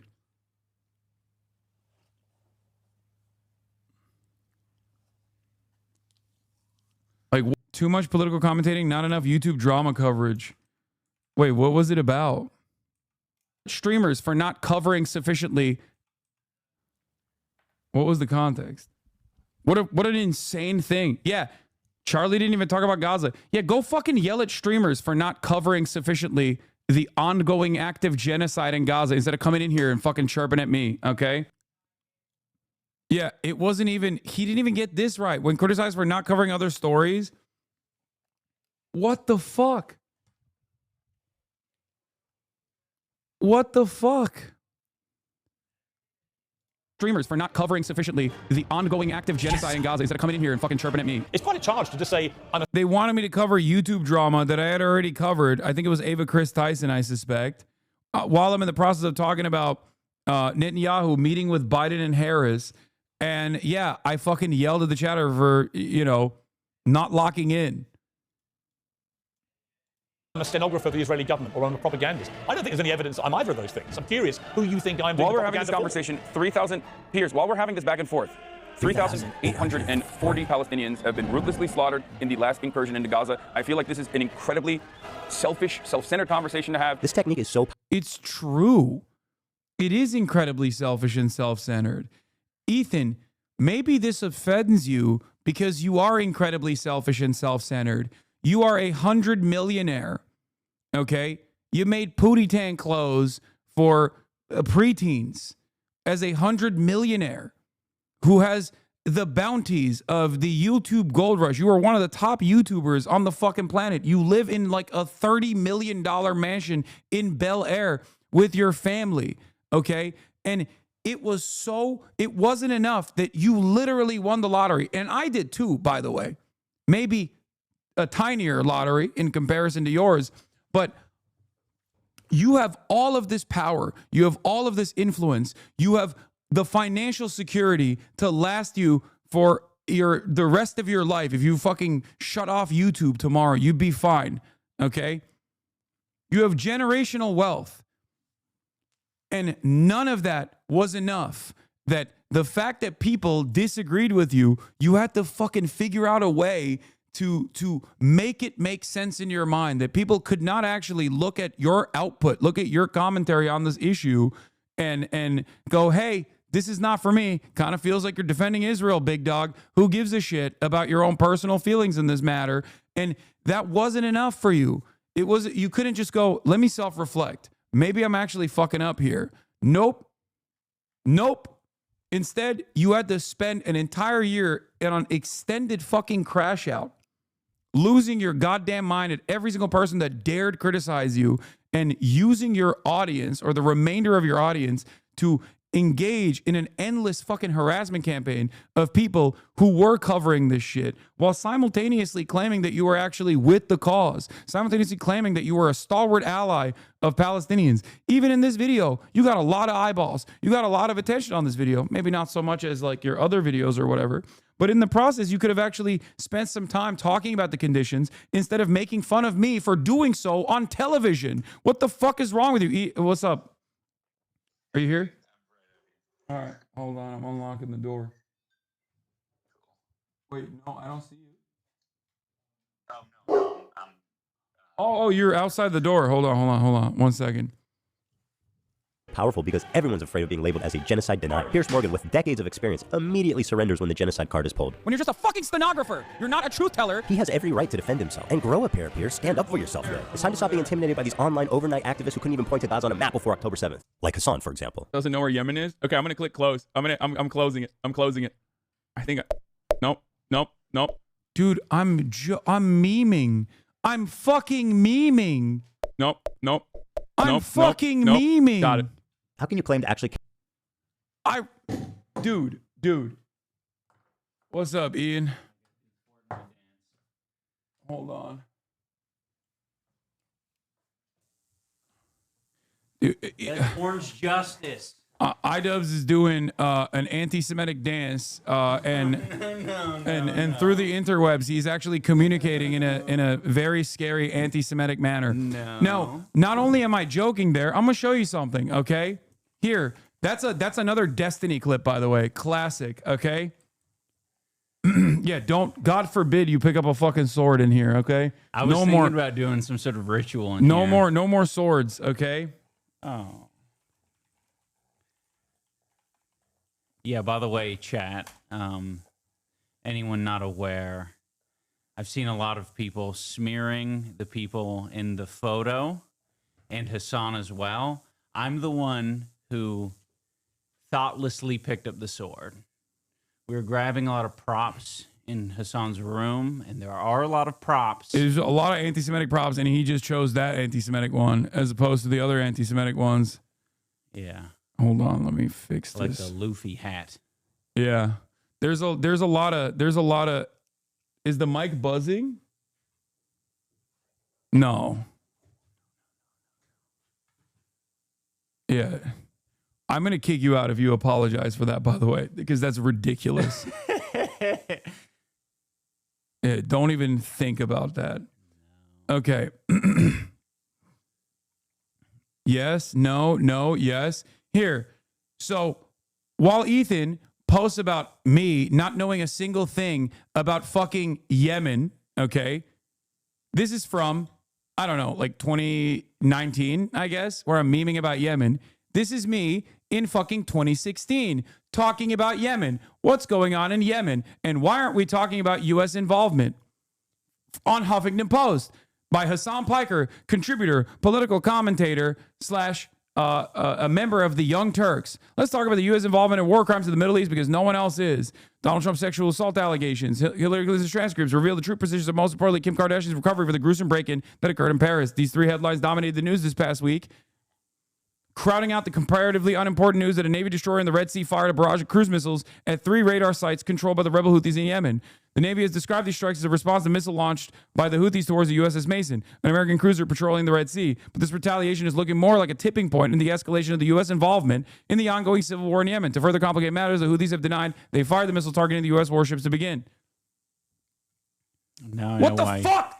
Sorry. I know What are why you saying? Ethan was saying The that. fuck are you saying? What were you doing in 2016, Ethan? What were you doing in 2016? Is this clip from 2016? No. No? That's earlier.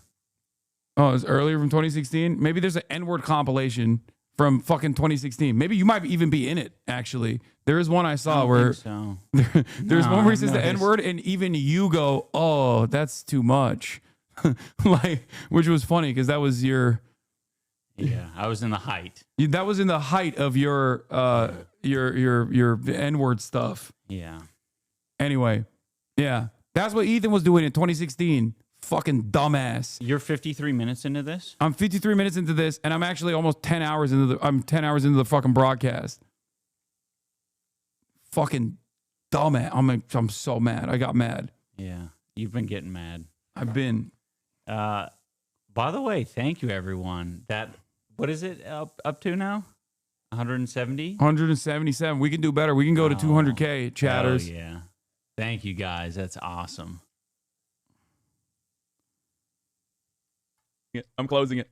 I think nope. They care about before we move on. Decide when you're willing. Disneyland during a Please exploit it genocide. to sidestep. Yeah, dude. Yeah, I think I sufficiently covered the fucking ongoing genocide as opposed to you, a person who only bitches and moans about people being mean to you and then constantly packages it under anti-Semitic attacks, anti-Semitic incidents. The ADL was saying anti-Semitic incidents rose by fucking, 4,000% or something? And I guess half of them were people being mean to Ethan Klein. Half of them was my feelings were hurt. I, Ethan Klein, a Jewish man, had his feelings hurt. That's anti-Semitism. Any criticism. What a bigot. Before we move on, Hassan has one final taste of idiocy for us all to enjoy. Yeah. This kid is like, I think he was like 19 at the time when I talked to him.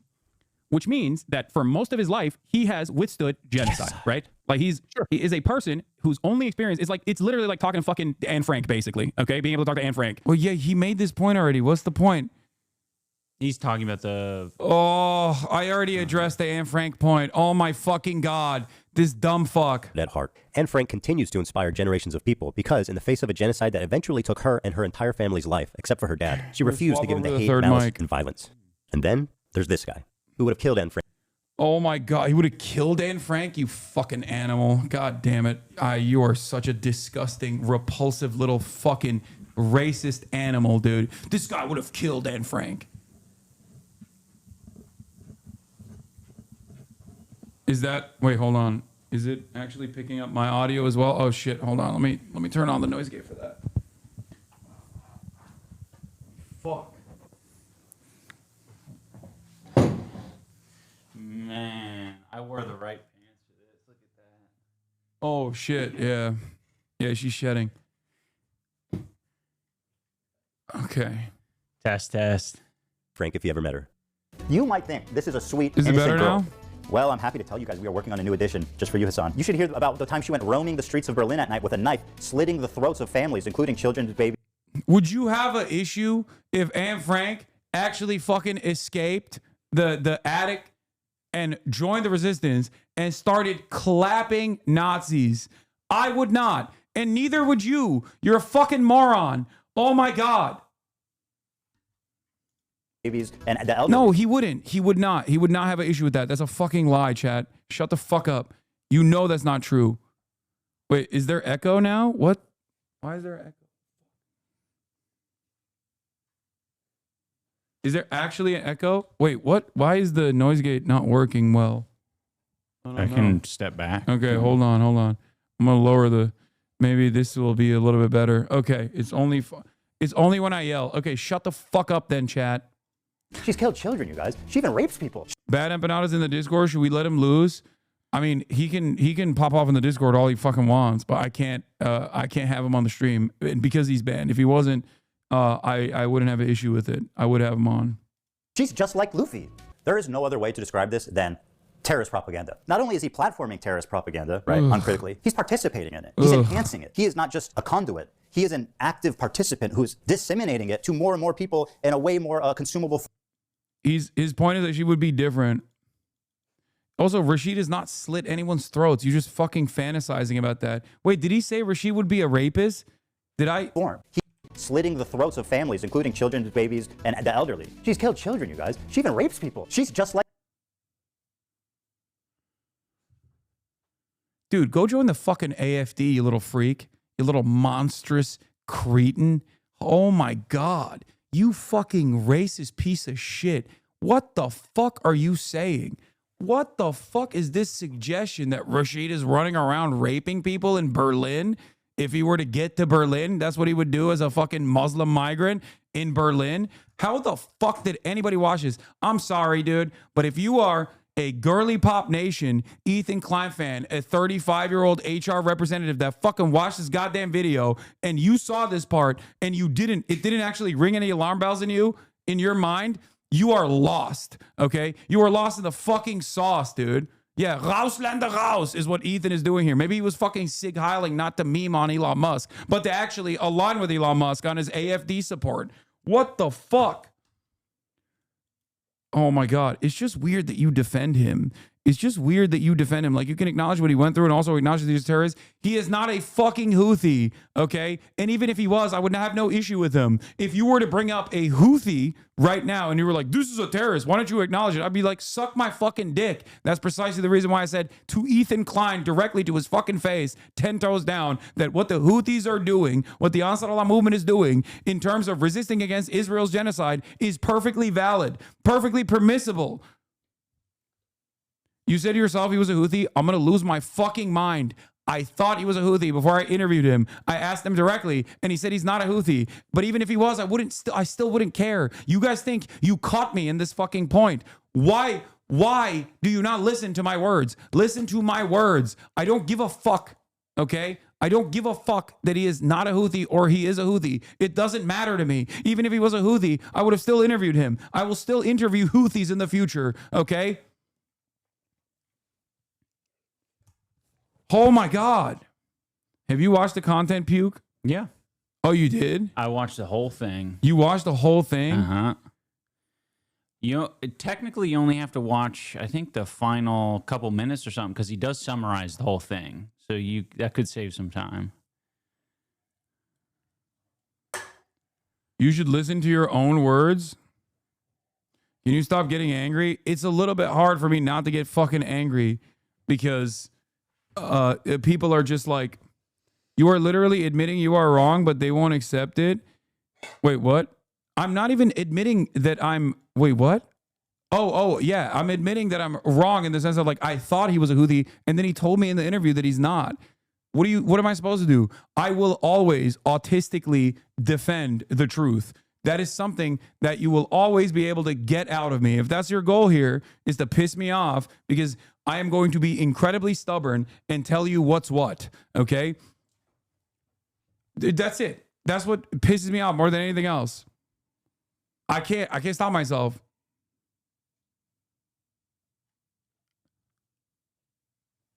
Low-key, how do you handle your former friend obsessing and slandering you daily, bro? Is insane. I mean, he is a fucking giant piece of shit. So and also everybody... It didn't happen overnight. It was a build-up. Yeah.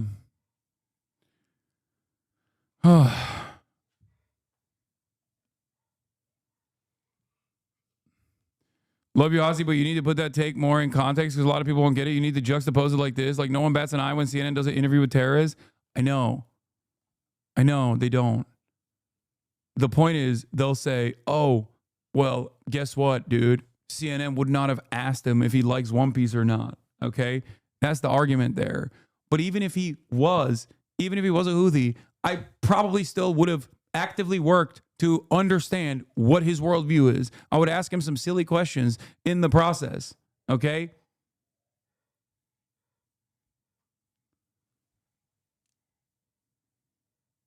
Anyway, you have to watch it whole or he'll call you a pussy. I think my brain will explode. Him saying you might have defamed him on Monday, he's looking for a reason. He was saying you might have defamed him on Monday, he's looking for a reason to sue you. Sue me? For fucking what? For clipping me out of context? For this entire goddamn thing? And also simultaneously making zero fucking arguments. The entirety of Ethan's argument relies on his audience not knowing anything. The entire argument is basically, well, these guys are bad. They're the bad guys. They're terrorists. They're the bad guys. They're terrorists. That's it. This is his foray into political commentary, and it's dog shit. He hasn't even watched the whole content cop or deputy. He skipped the crew portion of the cop and the tattoo section of the deputy. He's a coward. It's just him being a fucking racist, dude. That's it.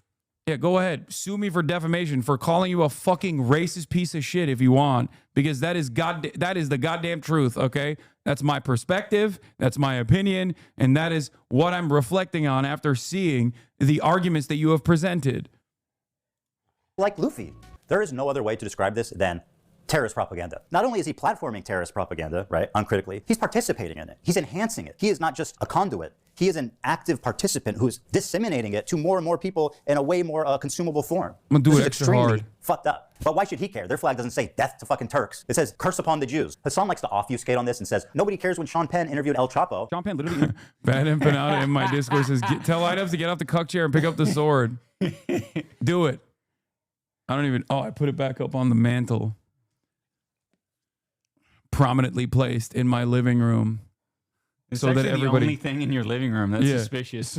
So that everybody knows. Well, it's on top of the Japanese artwork, but so that everybody fucking knows. You know, when they come in, they're like, "Wait a minute." Interviewed El Chapo, exactly, dude. Nobody is saying you can't have difficult conversations with controversial people. You just have to ask them hard questions, guys. We know this. Now let's move on to. I should have debated the 19-year-old Yemeni teenager even after he fucking admitted that he is not a Houthi. I should have been like, wait. Well, I should have been like, hey, do you hate Jewish people? And he's like, no. I was like, did you know, what do you think about the anti-Zionist Jews that are leading many of the anti-Israel protests here in America? And he was like, oh, I love them. I should have been like, you don't actually love them. I'm going to own you in the marketplace of ideas. Okay. And also, I'm going to try to figure out where your coordinates are so that the fucking CENTCOM can laser your house in the aftermath. This stream has surpassed the cringe eat stream for stream of the year. Thank you, saying shit. Respect. You know you can push her off. Yeah, I was enjoying it. Someone said he's about to lose another fight, this time to Kaya. Yeah, their flag doesn't say death to Turks. Little does Ethan know, you know, I'm tight with the Armenians. I'm tight with the Greeks. Those motherfuckers are not too fond of Turks. I'm tight with the Kurds, you know.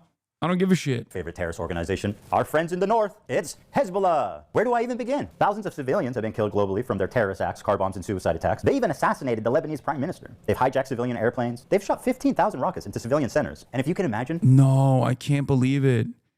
Dude, how many rockets has fucking Israel shot into civilian centers? Because he hasn't brought that up one time, and it's been 56 fucking minutes, dude.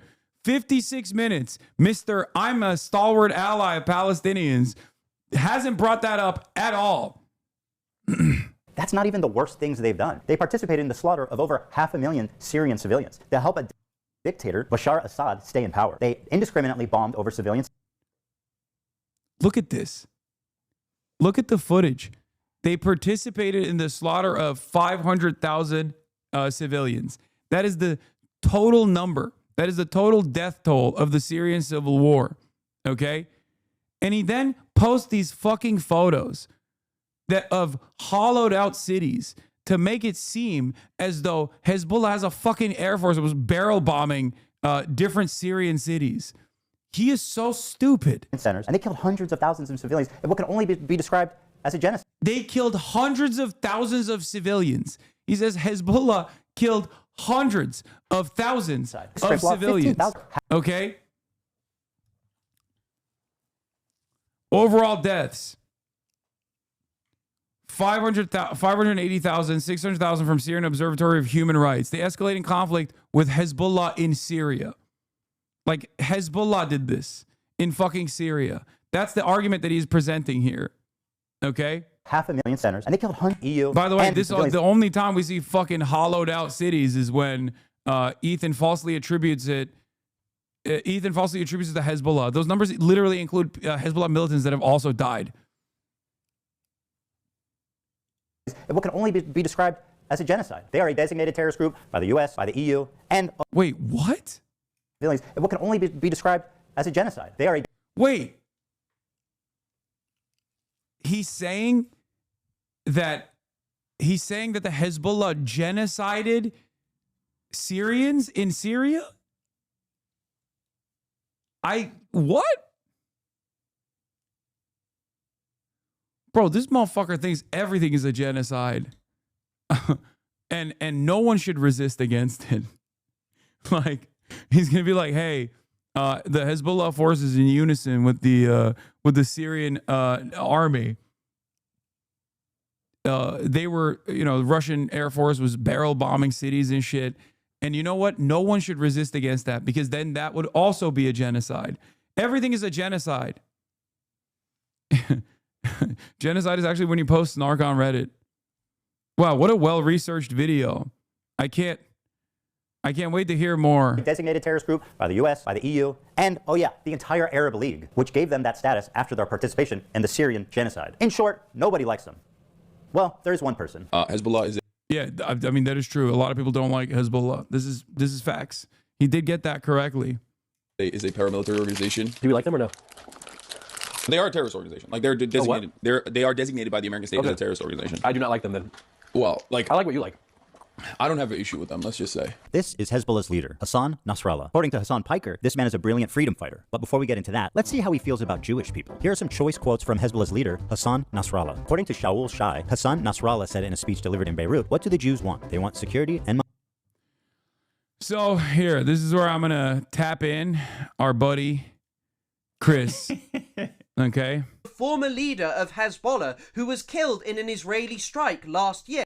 Hezbollah is a paramilitary organization. Do we like? There is Hezbollah fighter. Hezbollah said in a history. Just going statement. More miserly or greedy than they are. Now, at first, I was just going to let this section of the content nuke play because it seemingly shows anti-Semitic statements by the leader of Hezbollah. But a quick look into this shows that much like the rest of Ethan's video, the sourcing is just absolutely terrible. He has gone on Wikipedia and repeated unequivocally what is put on there without bothering to check the veracity of anything. So let's quickly go through them. The first quote comes from the book of an Israeli official, Shul Shai, the former head of the IOF's military history department, a lifelong Israeli soldier. So it may be that this man made up his claims, especially since the articles he cites in his book are almost impossible to find now. And we all know that Israel, its government and senior officials don't necessarily love telling the truth. The second quote is not actually from Nasrallah. The source that Wikipedia cites is noted to be incorrect in this 2012 article. It is not a quote from Nasrallah. The third quote is perhaps the most outrageous of all of them cited by Ethan, because it is noted on the Wikipedia page that this is likely a lie. It literally notes that Charles Glass says that this was fake, and the managing editor of the newspaper that it was first published in said he had no faith in the article. The fourth quote is not from Nasrallah. The fifth, there is apparently no specific source provided in the book A Privilege to Die, but it does appear in the text of Hezbollah's Al-Ad, as well as in the same English language collection of Nasrallah's speeches. However, straight after is an emphasis that Hezbollah's fight is with Israel and not with Jews. The final quote is just a citation from the Ministry of Israeli Foreign Affairs. I am sorry. Yeah, that's insane. Quoting the Ministry of Israeli Foreign Affairs to be like, this is what Hassan Nasrallah said is psychotic.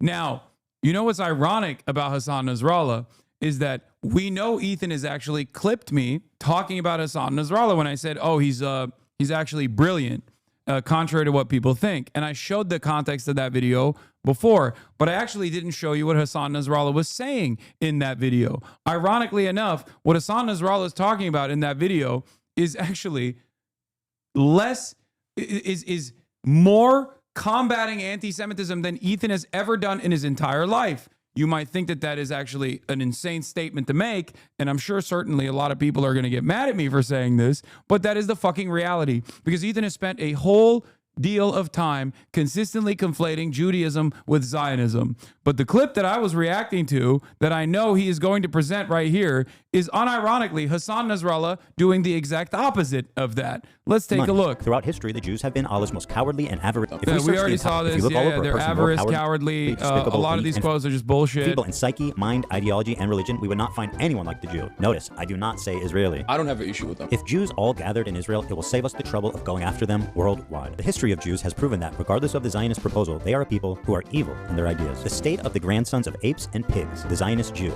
the murderers of the prophet. The Jews invented the legend of the Nazi atrocities. I don't have an issue with them. I can't believe I'm calling Nasrallah base. I mean, listen. So, Israel used to be a tool at the hands of the British. All right, roll the clip. Does anybody have it? Does anybody have it readily available?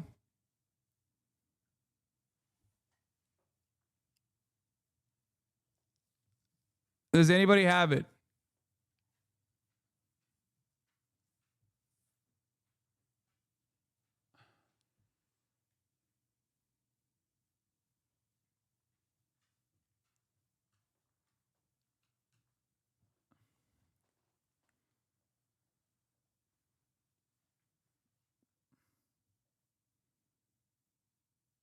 No, not the OG clip. No, me reacting to it. I want to show the exact clip.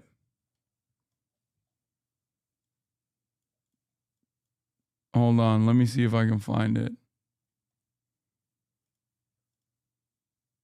I mean, it's basically Turkey. Are we gonna learn a lot today? Maybe. Oh, this is the Hassan Nasrallah was assassinated. I mean, it's basically Turkey. Are we gonna learn a lot today? Maybe. Hassan Nasrallah was assassinated. Wait, what'd you say? Hassan Nasrallah. Who's that? He's the leader of Hezbollah, the general secretary of Hezbollah. What's Hezbollah? Hezbollah is that small guy? Hezbollah is this is the same name. Okay. Hezbollah is a paramilitary organization that is also a part of the Lebanese parliament. Do we like them or no? I think as a resistance group, they're pretty successful against Israel. But everybody hates them. Like everybody in the region, a lot of people don't like them. Like I like what you like. I don't have an issue with them. Let's just say they're Shia. I am Sunni technically. Not that this sectarian distinction. Yo, Hassan, this is your personal invite to Jason the Ween's 21st birthday. Would you be down to come May 9th? Oh my God, nephew, you fucking changed. Back in the day, you used to FaceTime me. You used to FaceTime me for official things such as this one. Okay, I'll consider it. Wow. I used to get FaceTimes from nephew. Now, just a fucking message in the chat.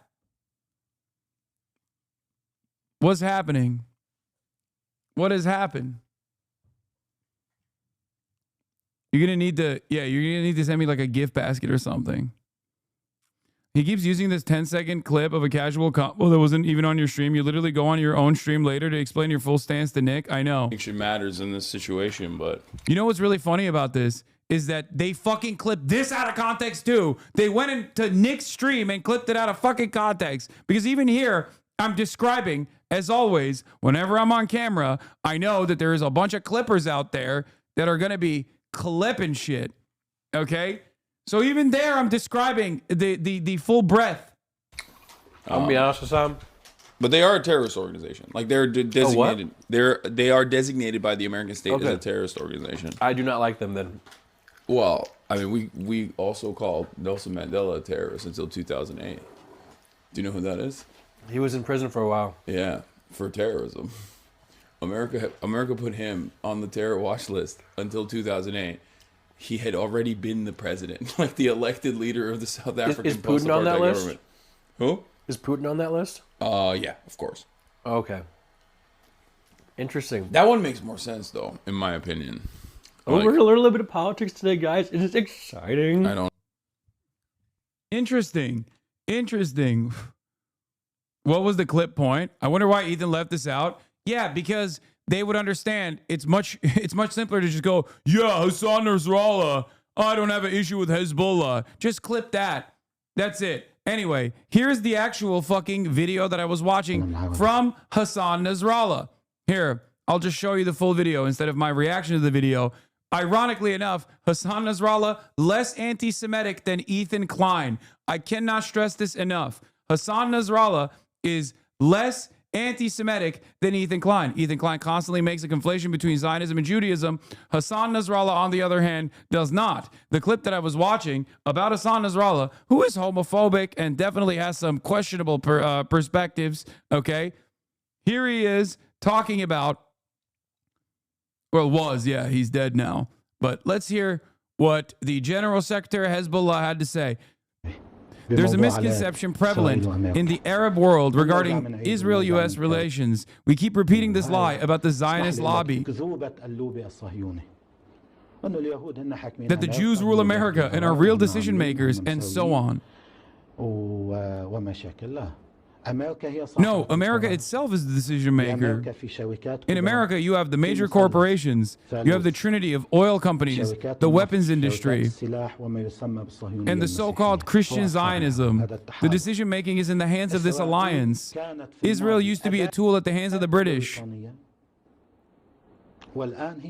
now is a tool in the hands of America. Wow. Attitudes about like gay people for interesting. Once again, Hassan Nasrallah 1, Ethan 0 on the failing the anti-Semitism, don't do anti-Semitism challenge. Ethan Klein failing the don't do anti-Semitism challenge. Hassan Nasrallah winning the don't do anti-Semitism challenge. But I don't buy their nonsense so quick. Oh, sorry. Where's the fucking actual goddamn stupid fucking context puke? Did I accidentally close the fucking tab? Oh, here. Listen. You have to remember something, okay? A lot of these dudes, you see them in their fucking fits, and you hear about like some of their attitudes about like gay people, for example, and you immediately fucking resort to Orientalist perspectives, not realizing that these motherfuckers are better read than you by a million. Okay? Wait, what? Yeah, I'm not saying that they're pro-gay. I'm saying you hear their backwards perspectives on gay people and you see the outfits that they're wearing and you immediately hit the oh, these guys are backwards barbarians attitude when they're actually unironically very well-read people. Some of these people are. Hassan Nasrallah is. Hassan Nasrallah was an infinitely better read person than Ethan Klein. I will stand on that once again, 10 toes down. This is not defending everything that Hezbollah did. This is just, once again, speaking fucking facts. That is also not necessarily too hard of an accomplishment because that motherfucker, I think someone was saying, has an English major, an English degree, and has not done a good job with the language of English even. Okay? These arguments are lab made. What do you mean?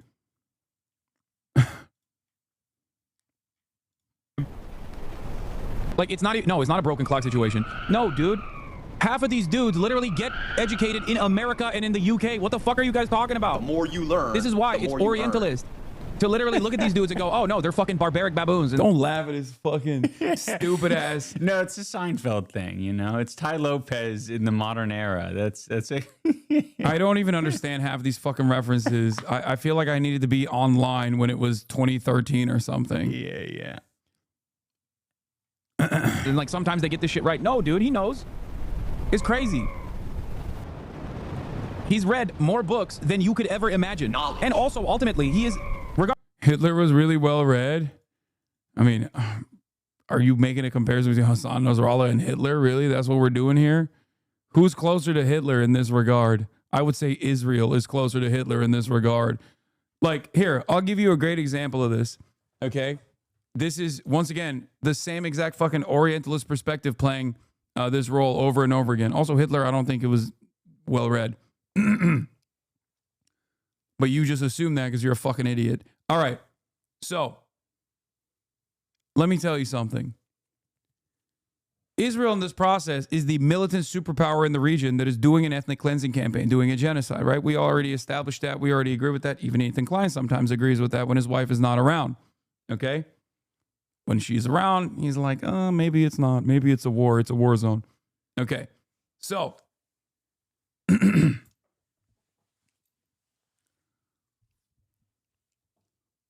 the resistance against Nazi Germany, fascist Italy, okay, came from the United States of America and England. England was also simultaneous in the process of doing its own fucking man-made famine, okay? They were genocidal and imperialist. America, at the time, during World War II, was a segregationist, homophobic, misogynistic place to live in, okay? Does that mean that I think the Americans were on the wrong side of this conflict? No, because I'm not a fucking Nazi. I don't give a shit that America was segregationist and white supremacist and incredibly fucking misogynistic and incredibly fucking homophobic. I still, every time I watch Band of Brothers, stand up and fucking salute the goddamn flag. I root for the Easy Company. Why do I root for the Easy Company? Because they killed a fuckload of Nazis. Okay? That's it. That's it. The idea that like Hassan Nasrallah is fucking homophobic. Like, I don't give a shit, man. What the fuck is wrong with you? They didn't kill him because he's homophobic. They killed him because they were applying a penalty to Israel. They were disrupting Israeli society. That's it. Okay? That's why they fucking killed him. Why does him being well-read matter to your point right now? No, because being well-read matters to my point in this process because I'm talking specifically about Orientalist thought in that moment. And he clipped it to make it seem like I'm glazing Hassan Nasrallah. Do you not understand? Maybe you'll never understand. What is this? Okay, stop. Guys, fucking Christ. Bad empanada, stop making this about yourself. Oh my God. Some of you guys literally can't let this go. Oof. Regard as a pretty brilliant a person in terms of like everything that he's done. You might not agree with his methods. You might not agree with his attitude overall in terms of like, in terms of his opinions on civil liberties and shit like that. But yeah, like that's what I don't know why he's putting up these quotes. Like, I don't give a shit. Yeah, I know. Does he think that I'm not aware of this? Like, I don't get it. Like, what is this edit supposed to imply? I'm quite literally describing that, yes, he is homophobic. I am aware of this. Ultimately, this motherfucker has read a shit ton of books. Knowledge. I feel I've shown you guys enough evidence that Hezbollah is an evil terrorist organization, but... No, you haven't. You showed zero evidence. You just said that they participated in the Syrian civil war and then attributed all the deaths of the Syrian civil war. You said hundreds of thousands. You fucking dumbass literally claimed over and over again and got fact-checked by AB and had to button yourself with the erroneous claim that Hezbollah had killed more Muslims than Israel. What a fucking insane statement to make. Oh my God. Every single part of this is literally, hey, here's my proof. They're Arab barbarians. They're Arab barbarians. They're homophobic. They're Arab barbarians who are homophobic and hate women. Have you noticed how much they hate women? Is that why Israel killed them? Is that why Israel killed thousands of women in the process of killing Hassan Nasrallah? Is that why they were liberating those women in Lebanon from their mortal toil? Is that what happened? Thank God Israel liberated them with these gay bombs. You know? Fuck. Have you considered this? What you meant to say is Hezbollah is Muslim. Okay? That's what you meant to say. What you meant to say is they're Muslim. Oh, he also knows that, you know, that is the point. So, of course, as they're Muslim, it's different. If you're wondering why Hassan's audience is so radicalized, it's because of stuff like this. Israel, America's greatest ally, the most important country in the world, most moral nation, the most moral democracy on the planet, is ruthlessly and mercilessly bombing southern Lebanon, including southern Beirut. What did Lebanon do? They just kind of were there. They happen to be Israel's neighbor. You're kidding. Yeah. Even as someone who's critical of Israel, this retelling is fucking insane. They just kind of were there. Hezbollah started launching rockets into Israel hours after the October 7th raid began. Hezbollah, in the aftermath of Israel's conquest, by the way, literally right here, it says it. They didn't start launching rockets hours after October 7 began. Your own Wikipedia source undermines that. You fucking moron. They started launching as soon as Israel started attacking Gaza. Okay? And where did they launch their rockets at, you might add? Oh, that's right. They launched their rockets at IDF installations near Sheba Farms. Where is Sheba Farms? I wonder where Sheba Farms is. The IDF responded with counter battery fire and an airstrike that destroyed a tent Hezbollah erected in Israeli-occupied territory several months prior. Yeah, 24 hours, I guess, is hours technically, if you can stretch the truth long enough. No, they literally fucking... Ethan is trying to clip chimp his own fucking Wikipedia article, and it still doesn't work. Okay? Yes, their first response, their first retaliation was illegally occupied Lebanese territory in Sheba Farms. Okay? And then they escalated after Israel's retaliation. Then they increased their fucking targets. Here's Sheba Farms for those of you who don't know. Israel should withdraw. This is Jimmy Carter in 2006. Israel should withdraw from all Lebanese territory, including Sheba Farms, and the release of Lebanese prisoners. Yet yesterday, Prime Minister Ehud Olmert rejected a ceasefire. There will be no substantive and permanent peace for any peoples in this troubled region as long as Israel is violating key UN resolutions by occupying Arab lands and oppressing Palestinians. Oh, wow. It turns out history did not start on October 7. That's so crazy. But of course, if you don't know anything about anything, it doesn't fucking matter. They launched 12,000 rockets, killed nearly 100 people, including 12 children, and displaced 250,000 Israelis. Yeah. Once again, no mention thus far of how many rockets Israel has launched into Gaza. No many mention of how many children Israel has killed. Because if you were to turn around and say, oh my God, how many children has Israel killed? It would kind of undermine the entire fucking project of this video. You'd be like, what? What are you fucking, what? What are you talking about? Israel's killed more than 12,000 children. What the fuck is wrong with you? Israel has dropped the equivalent of multiple nukes on the Gaza Strip, which it is a belligerent occupier of. Is from northern Israel. That's what caused them to respond. What did Lebanon do? That's what caused them to respond? No, that's not what caused them to respond. They responded because they have an axis of resistance against the state of Israel. They responded because Israel started nuking Gaza instantly. That's the reason why they fucking responded. It's a video about you and you don't support Israel. Why would he need to say that? What? Because he's anti-genocide, as he said. Do you not understand? I'm trying to lead you to the conclusion that he is actually not in support of Palestinians. Are you that fucking dense? Are you that stupid? Do you not understand? The reason why I keep reiterating this point over and over again is because someone who is actually fucking in support of Palestinian emancipation would have probably spent at least a little bit of time talking about what Israel has done so far. Of course, he did not do that. And he's never going to do that because he's not fucking pro-Gaza. He's not pro-Palestinian. He's pro-Israel. Okay? Hezbollah was punished by Israel, and the Lebanese population was punished by Israel because of Hezbollah's resistance against Israel's genocide in Gaza. Why did he ask that? What do I say? Do I tell him the real... What is this, AI voice? What the fuck's he doing? Shit. Why did he ask that? What do I say? Do I tell him the real reason? No, my audience will kill me for being a Zionist. Okay, let's try this. They just kind of were there. Hell yeah, another slick political safe by boots on the ground Hassan Piker. Damn, I'm good. Even as a pro-Palestine activist, how does lying about this serve your agenda? All it does is further... What are you, fucking stupid? You think that's the end-all, be-all of the entire commentary surrounding why Hezbollah and Israel engaged in tit-for-tat military strikes? What the fuck? Are you that stupid? You had to use an AI voice? Why didn't you just, instead of using a fucking AI voice, actually explain what my actual position is on the matter? I thought this was a well-researched video. Ugh.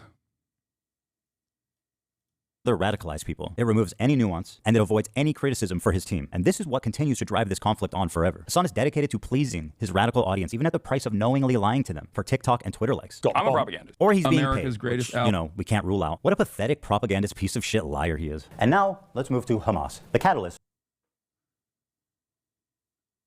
Oh. This is from... This right here is a 7-hour broadcast where I basically explained to Nick all of the fucking gruesome details.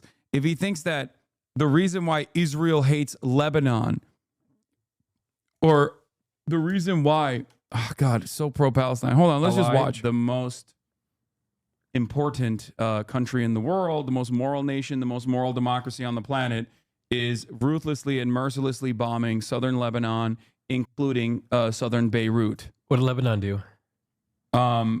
They just kind of were there. They happen to be Israel's neighbor. You're kidding. Yeah. Israel's justifications for it is that Hezbollah, which is one of the parties inside of the Lebanese parliament, which was created as a resistance group against Israel the first time Israel invaded Lebanon, and occupied it for years, and then successfully fought back against Israel and removed the Israeli invasion from its territorial boundaries, and then did it again in 2006, is lobbing rockets into Israel in a tit-for-tat Wait, are you saying Israel's trying to expand? Yes. That's what I'm saying. Does everyone know this? Yeah. Everything. You are so misinformed. Yeah, I know. I'm so misinformed.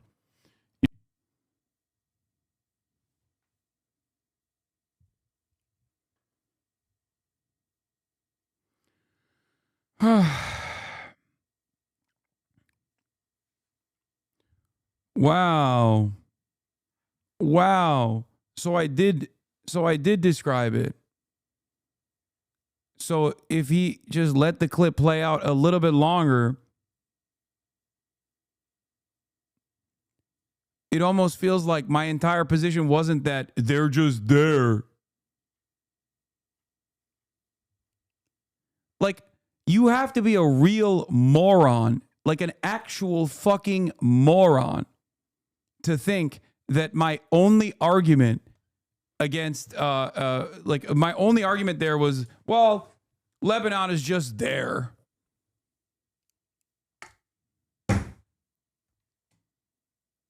Well, since then, Ethan has learned a bit about Hezbollah and has called their inception noble. So I'm glad that that happened. Brother, we've raised 10 cases. Ian showed up, and you have said less than 2 words to him. Sorry for backseating. Okay, listen, he wanted to show up. I'm chilling. Yeah, he's chilling. And also, you know, what Also, yeah. What kind of feedback do you have? Well, I was going to say, there's a reason that I didn't get in all of this in my video. I think I kept it mainly to like my personal relationship and like these very non-political things. Yeah. You It's know, okay. I'm Hey. trying to stay in my lane. Hey, imagine if Ethan did that.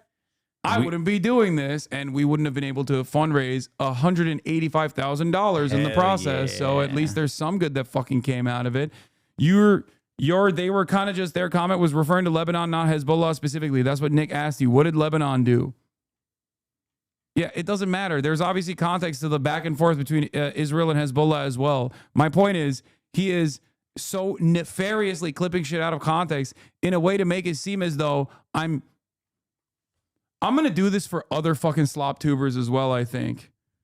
I might do like a Willie Mack show one also to fundraise for another initiative.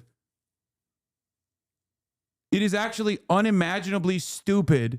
Like the ways that these guys have fucking operated is so dumb. And they literally have created this echo chamber where they fucking think I'm afraid of their perspective. I'm afraid of my chat seeing their perspective when chat was here, when I was actually talking about all this shit in context. I honestly think he doesn't even think they're out of context because he just gets sent shit and doesn't do how to do research. I can't even talk anymore. If I do that, I will turn into John Fetterman. Hassan finally accepting he's a slop tuber. Oh, do you think Ethan's going to respond to this whole thing? What, the 7-hour fucking response? No, Yeah. he's going to clip shit out of context again to be like, see? Got him. Oh.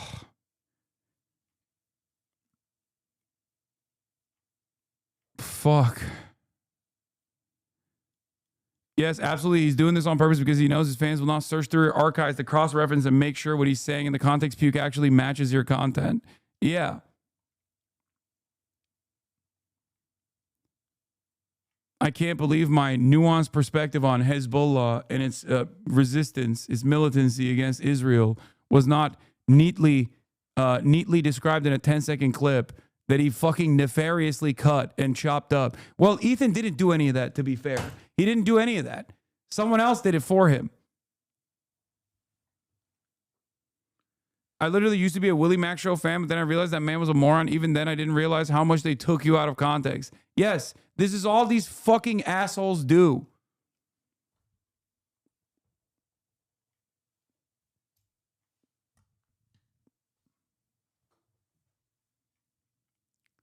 Holy fuck, it took 10 hours and 42 minutes. I mean, I covered the news for like the first 2 hours, but it's like there are so many instances where he just lied. This only works if his audience actually watches me and then sees all of this shit and then actually takes it to Ethan and says, hey, Ethan, why did you do this?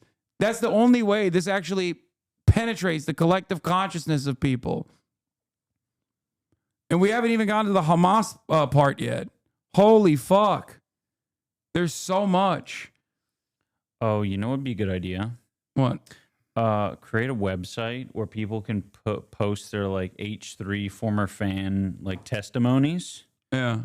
Saying how they got out, like what steps they took, you know, relatable sort of recovery stories. I think I could sway a lot of people. Maybe. I don't think so. I don't think anything is gonna get him out of this. Yeah, their only interest is fucking slop and drama, dude. Their only interest is slop and drama. They're fucking morons. Hassan takes 3.5 hours to watch 18 minutes of the nuke. I never want to hear Hassan fans talk about Ethan pausing ever again. He's somehow worse, lol. Yeah, because the video is literally nefariously clipped. So of course I have to fucking add to one individual clip. I have to add a shit ton more context to it. Hassan crash out getting progressively worse. He tells Ethan to open up your wallet a little bit fucking harder.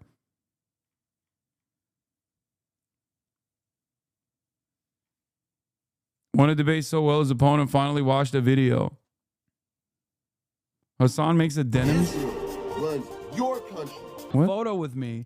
Wow. Wow. What is the big whoopsie denims moment? Don't run your own country. A foreign country. Can we just add here, as far as I know, I understand AIPAC is American. They lobby for Israel because they're American Jews. Oh my God! Okay, I can't look at this. I can't look at this. I'm done. I'm done. I'm done. I'm done. I can't do this any longer. Okay. Oh my God, they're so fucking stupid. Yeah, I wonder why AIPAC doesn't actually have a FARA restriction. Yeah, clearly they're just American Jews who are only interested in what American Jews are interested in. That's right. It's not a fucking foreign lobbying organization that somehow has been able to avoid FARA restrictions. I wonder how that worked.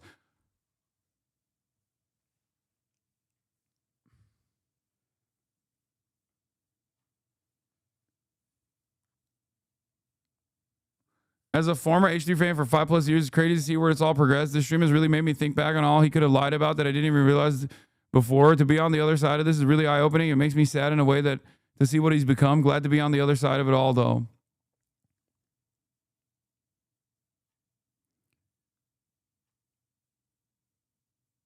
You didn't even watch the clip? I don't care.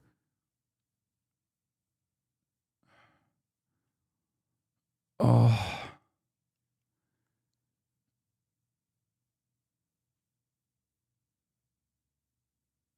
Oh, my head hurts. All right. You know what? We're going to do, I can't.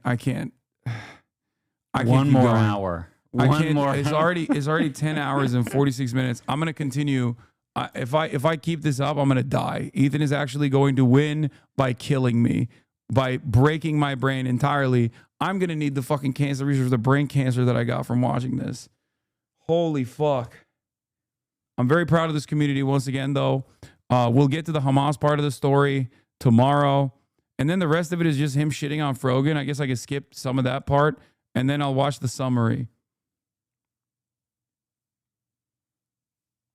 Hasan, have Ian talk about the event? Yeah, so what happened? Here, let's talk about that stuff. Yeah. What took place? So you guys are no longer affiliated or something, right? Like, yeah. So we decided. I mean, obviously, I think year 2 was very eye-opening for Anissa and I. We got into a lot of drama, and we tried to, be very corporate about the whole thing and just like let things play out and not really speak on much. And this year, I said enough's enough. I need to fucking. I was not happy with what Ethan was saying, and it was very upsetting. So I'm like, I gotta bring back Content Cop. Yeah. And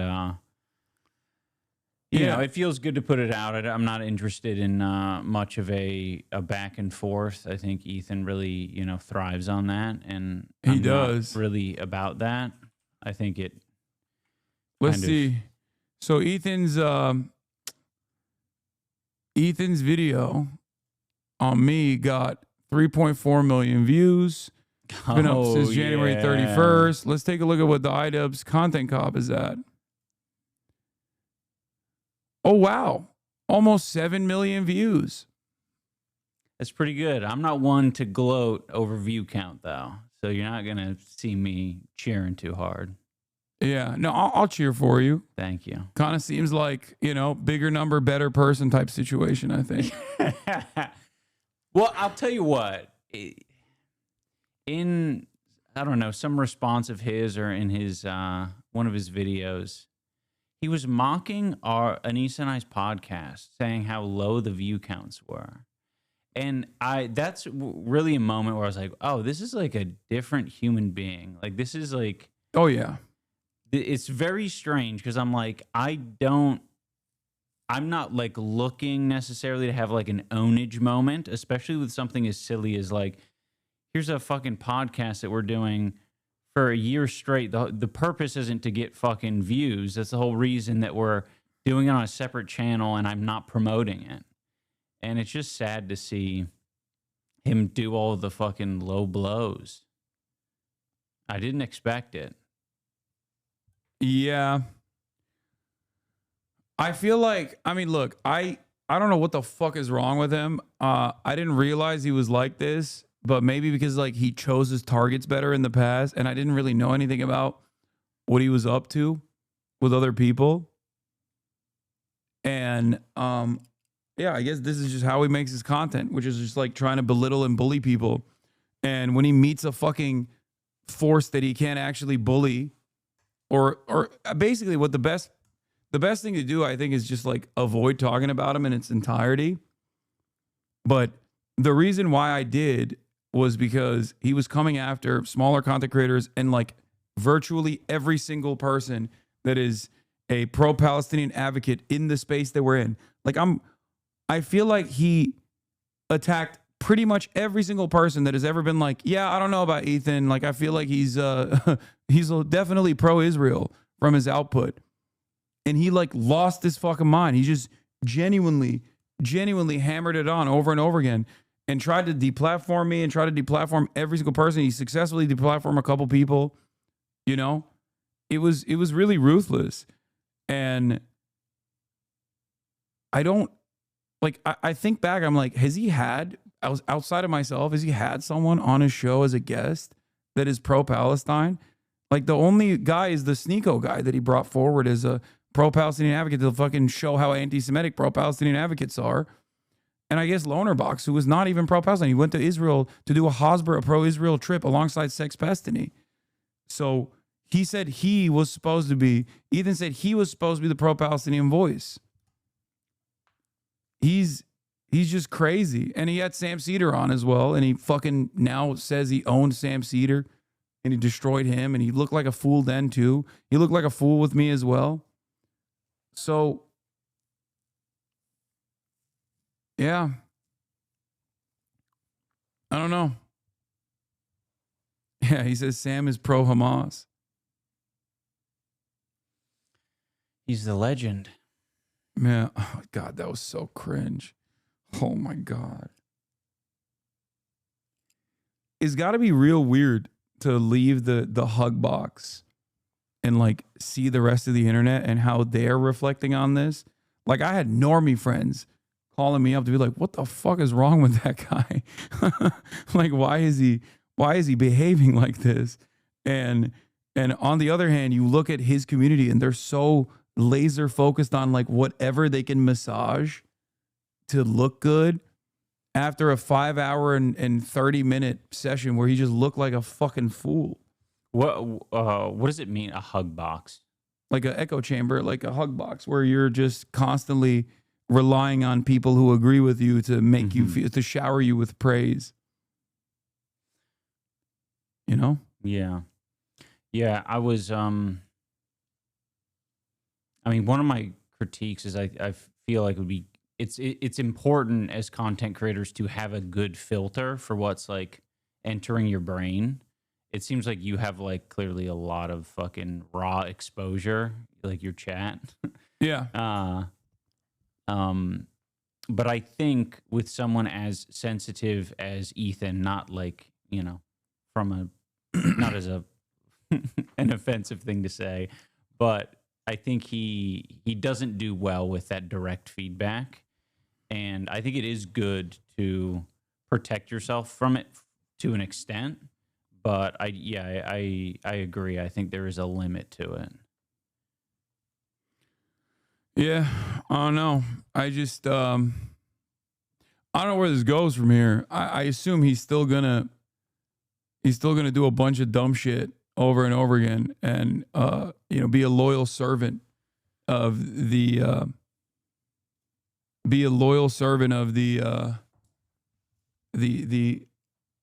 weirdest pro-Israel stalkers online. You know, What did you think of the context, Nuke? I don't like the attempt at political commentary combined with Ethan jokes, because it's very confusing when he's trying to make a point. Like the beginning when he says there's a big problem, communism. I don't really understand if that was meant to be serious or not. I didn't understand that either. He was trying to, it felt like he was trying to make a joke, but it also kind of also corresponds to the rest of the commentary. So I guess it's not a joke. Like he legitimately thinks the real problem is me radicalizing the youth. Yeah, but there was a lot of that vibe throughout the video, and it's hard to take it very seriously. People ask me all the time how I deal with this, like you just asked as well, like you just talked about. And like there is a relentless sea of attacks that come from every direction, right? Liberals, other leftists criticize me. Liberals criticize me. Obviously, the entirety of the right, far right, Nazis. And they all have their own version of this criticism. Sometimes it's the same. Most of it is just like delusional shit that they believe that they saw on a meme that they are trying to repeat. And the reason why I don't give a shit about any of that is because I have my moral convictions, and I know what I'm doing is getting people to reconsider a lot of the social conditioning that they've taken for granted their whole lives from their upbringing, right? I'm sure throughout this process, there was, 50,000 people watching throughout the entire day over the course of 11 hours. I'm sure there were some people that heard me say something and went, I've never thought about it like that. And I think that's what matters at the end of the day. That's the reason why I don't mind all of the relentless attacks or anything like that, because I can sleep soundly at night knowing that I've had a decent impact on someone's life, caused someone to go on their journey of learning, journey of development. And as a consequence of that, I have this amazing community of people that can just fundraise on a dime like that. You thought we would, I told you we probably do 100,000, and you were like, let's do 75. Right? Yeah. And we blew past that Yeah, instantly. it's Like amazing. we raised $185,000, and I'm just so profoundly fortunate. And I feel like for every issue that I speak out on, if I didn't use the platform that I have, if I didn't actually fundraise like this, if I didn't use all the privileges that I have for what I think matters, for advocating for things that I think are important, then I think that would be pathetic, And to loop this back around to Ethan, I think he's a pathetic man. And I don't think he's ever going to actually understand why so many people despise him. I do. I understand why a lot of people find me to be horrible. Many of it is because they're misguided from clips. Some of it is genuine ideological disagreements. Some of it is the way I carry myself and how I pop off on a random chatter every now and then that people don't like. Okay? Certainly. But I think he will never understand why people find him to be repulsive. He's never going to get it. He's just going to consistently, as his crew leaves one by one, he's going to replace them with active sycophants. And it's going to ruin the content that he was able to make initially. And he's going to be surrounded by the likes of Keemstar and all these right-wing fucking losers wondering how things changed. And because he's already been there before when he was doing edgy shit, I think, and then he saw what it was like when he wasn't doing that, when he was on a journey of becoming a more progressive person. He already knows what both sides look like.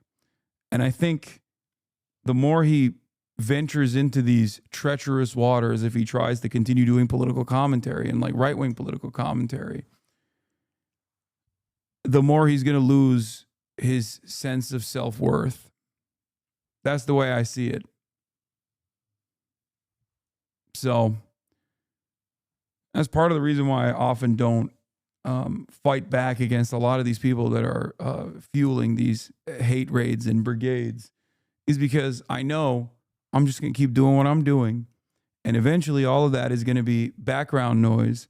And those people, they have a shelf life. They have a shelf life because they don't have the same fucking stubborn nature that I do. They don't have the same interests as I do. They inevitably become their own worst enemies. They inevitably cook themselves. You might think you're riding high on the slop for a little bit. You might think you're getting showered with praise. An army of anonymous Redditors telling you you're brilliant. But at the end of the night, when you go home and you sit down and you look yourself in the mirror, you're not going to recognize who you've become. That's it. It's turning into a lolcow of a different variety. That's what I think. That's so mean. Was it? No. I mean, I think it's, well, I mean, I guess the truth. Accurate. I think the truth is what's mean. Sometimes it needs to be said.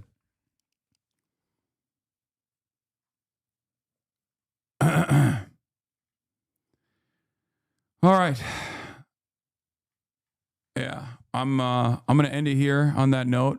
Everybody, thank you so much for coming on the broadcast. Thank you, Ian. Yeah, what was the final amount? The final amount, I mean, I'll keep it going. Cool. I'll react to the rest of the video tomorrow as well. Sick. I'm not the whole video. I don't think I'll be able to finish the whole thing because there's still 42 minutes remaining on it. But shouts out to Stand Up to Cancer. Shouts out to Tilt Fire for putting it together. Yeah. Thank you, chat. Y'all are awesome. All right. Fucking half day again, everybody. Okay. Stunning lo-fi introduction. Bye. Off the day. All the chatters trickling in has helped people hate. Sunny Los Angeles, California, says Hassan. The starlock to the starlock to the topic just begun. There he is again, Hassan is streaming. Hassan is streaming. There he is again, Hassan is streaming. Hassan is streaming. Reviewing the P.O. box, Uncle Uger's face. Sat in Discord at your prop, great names take embrace. Tiny Bernie Sanders, LGBTQ Air Force. The whole left at your fingertips, Ane at your door. H3 crowded debate, the Young Turks online show.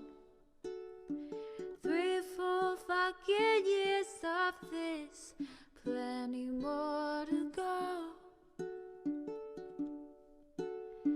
90-day fiance, jugs of champagne, bourgeoisie. A Trump rally live reaction, a mass riot at DC.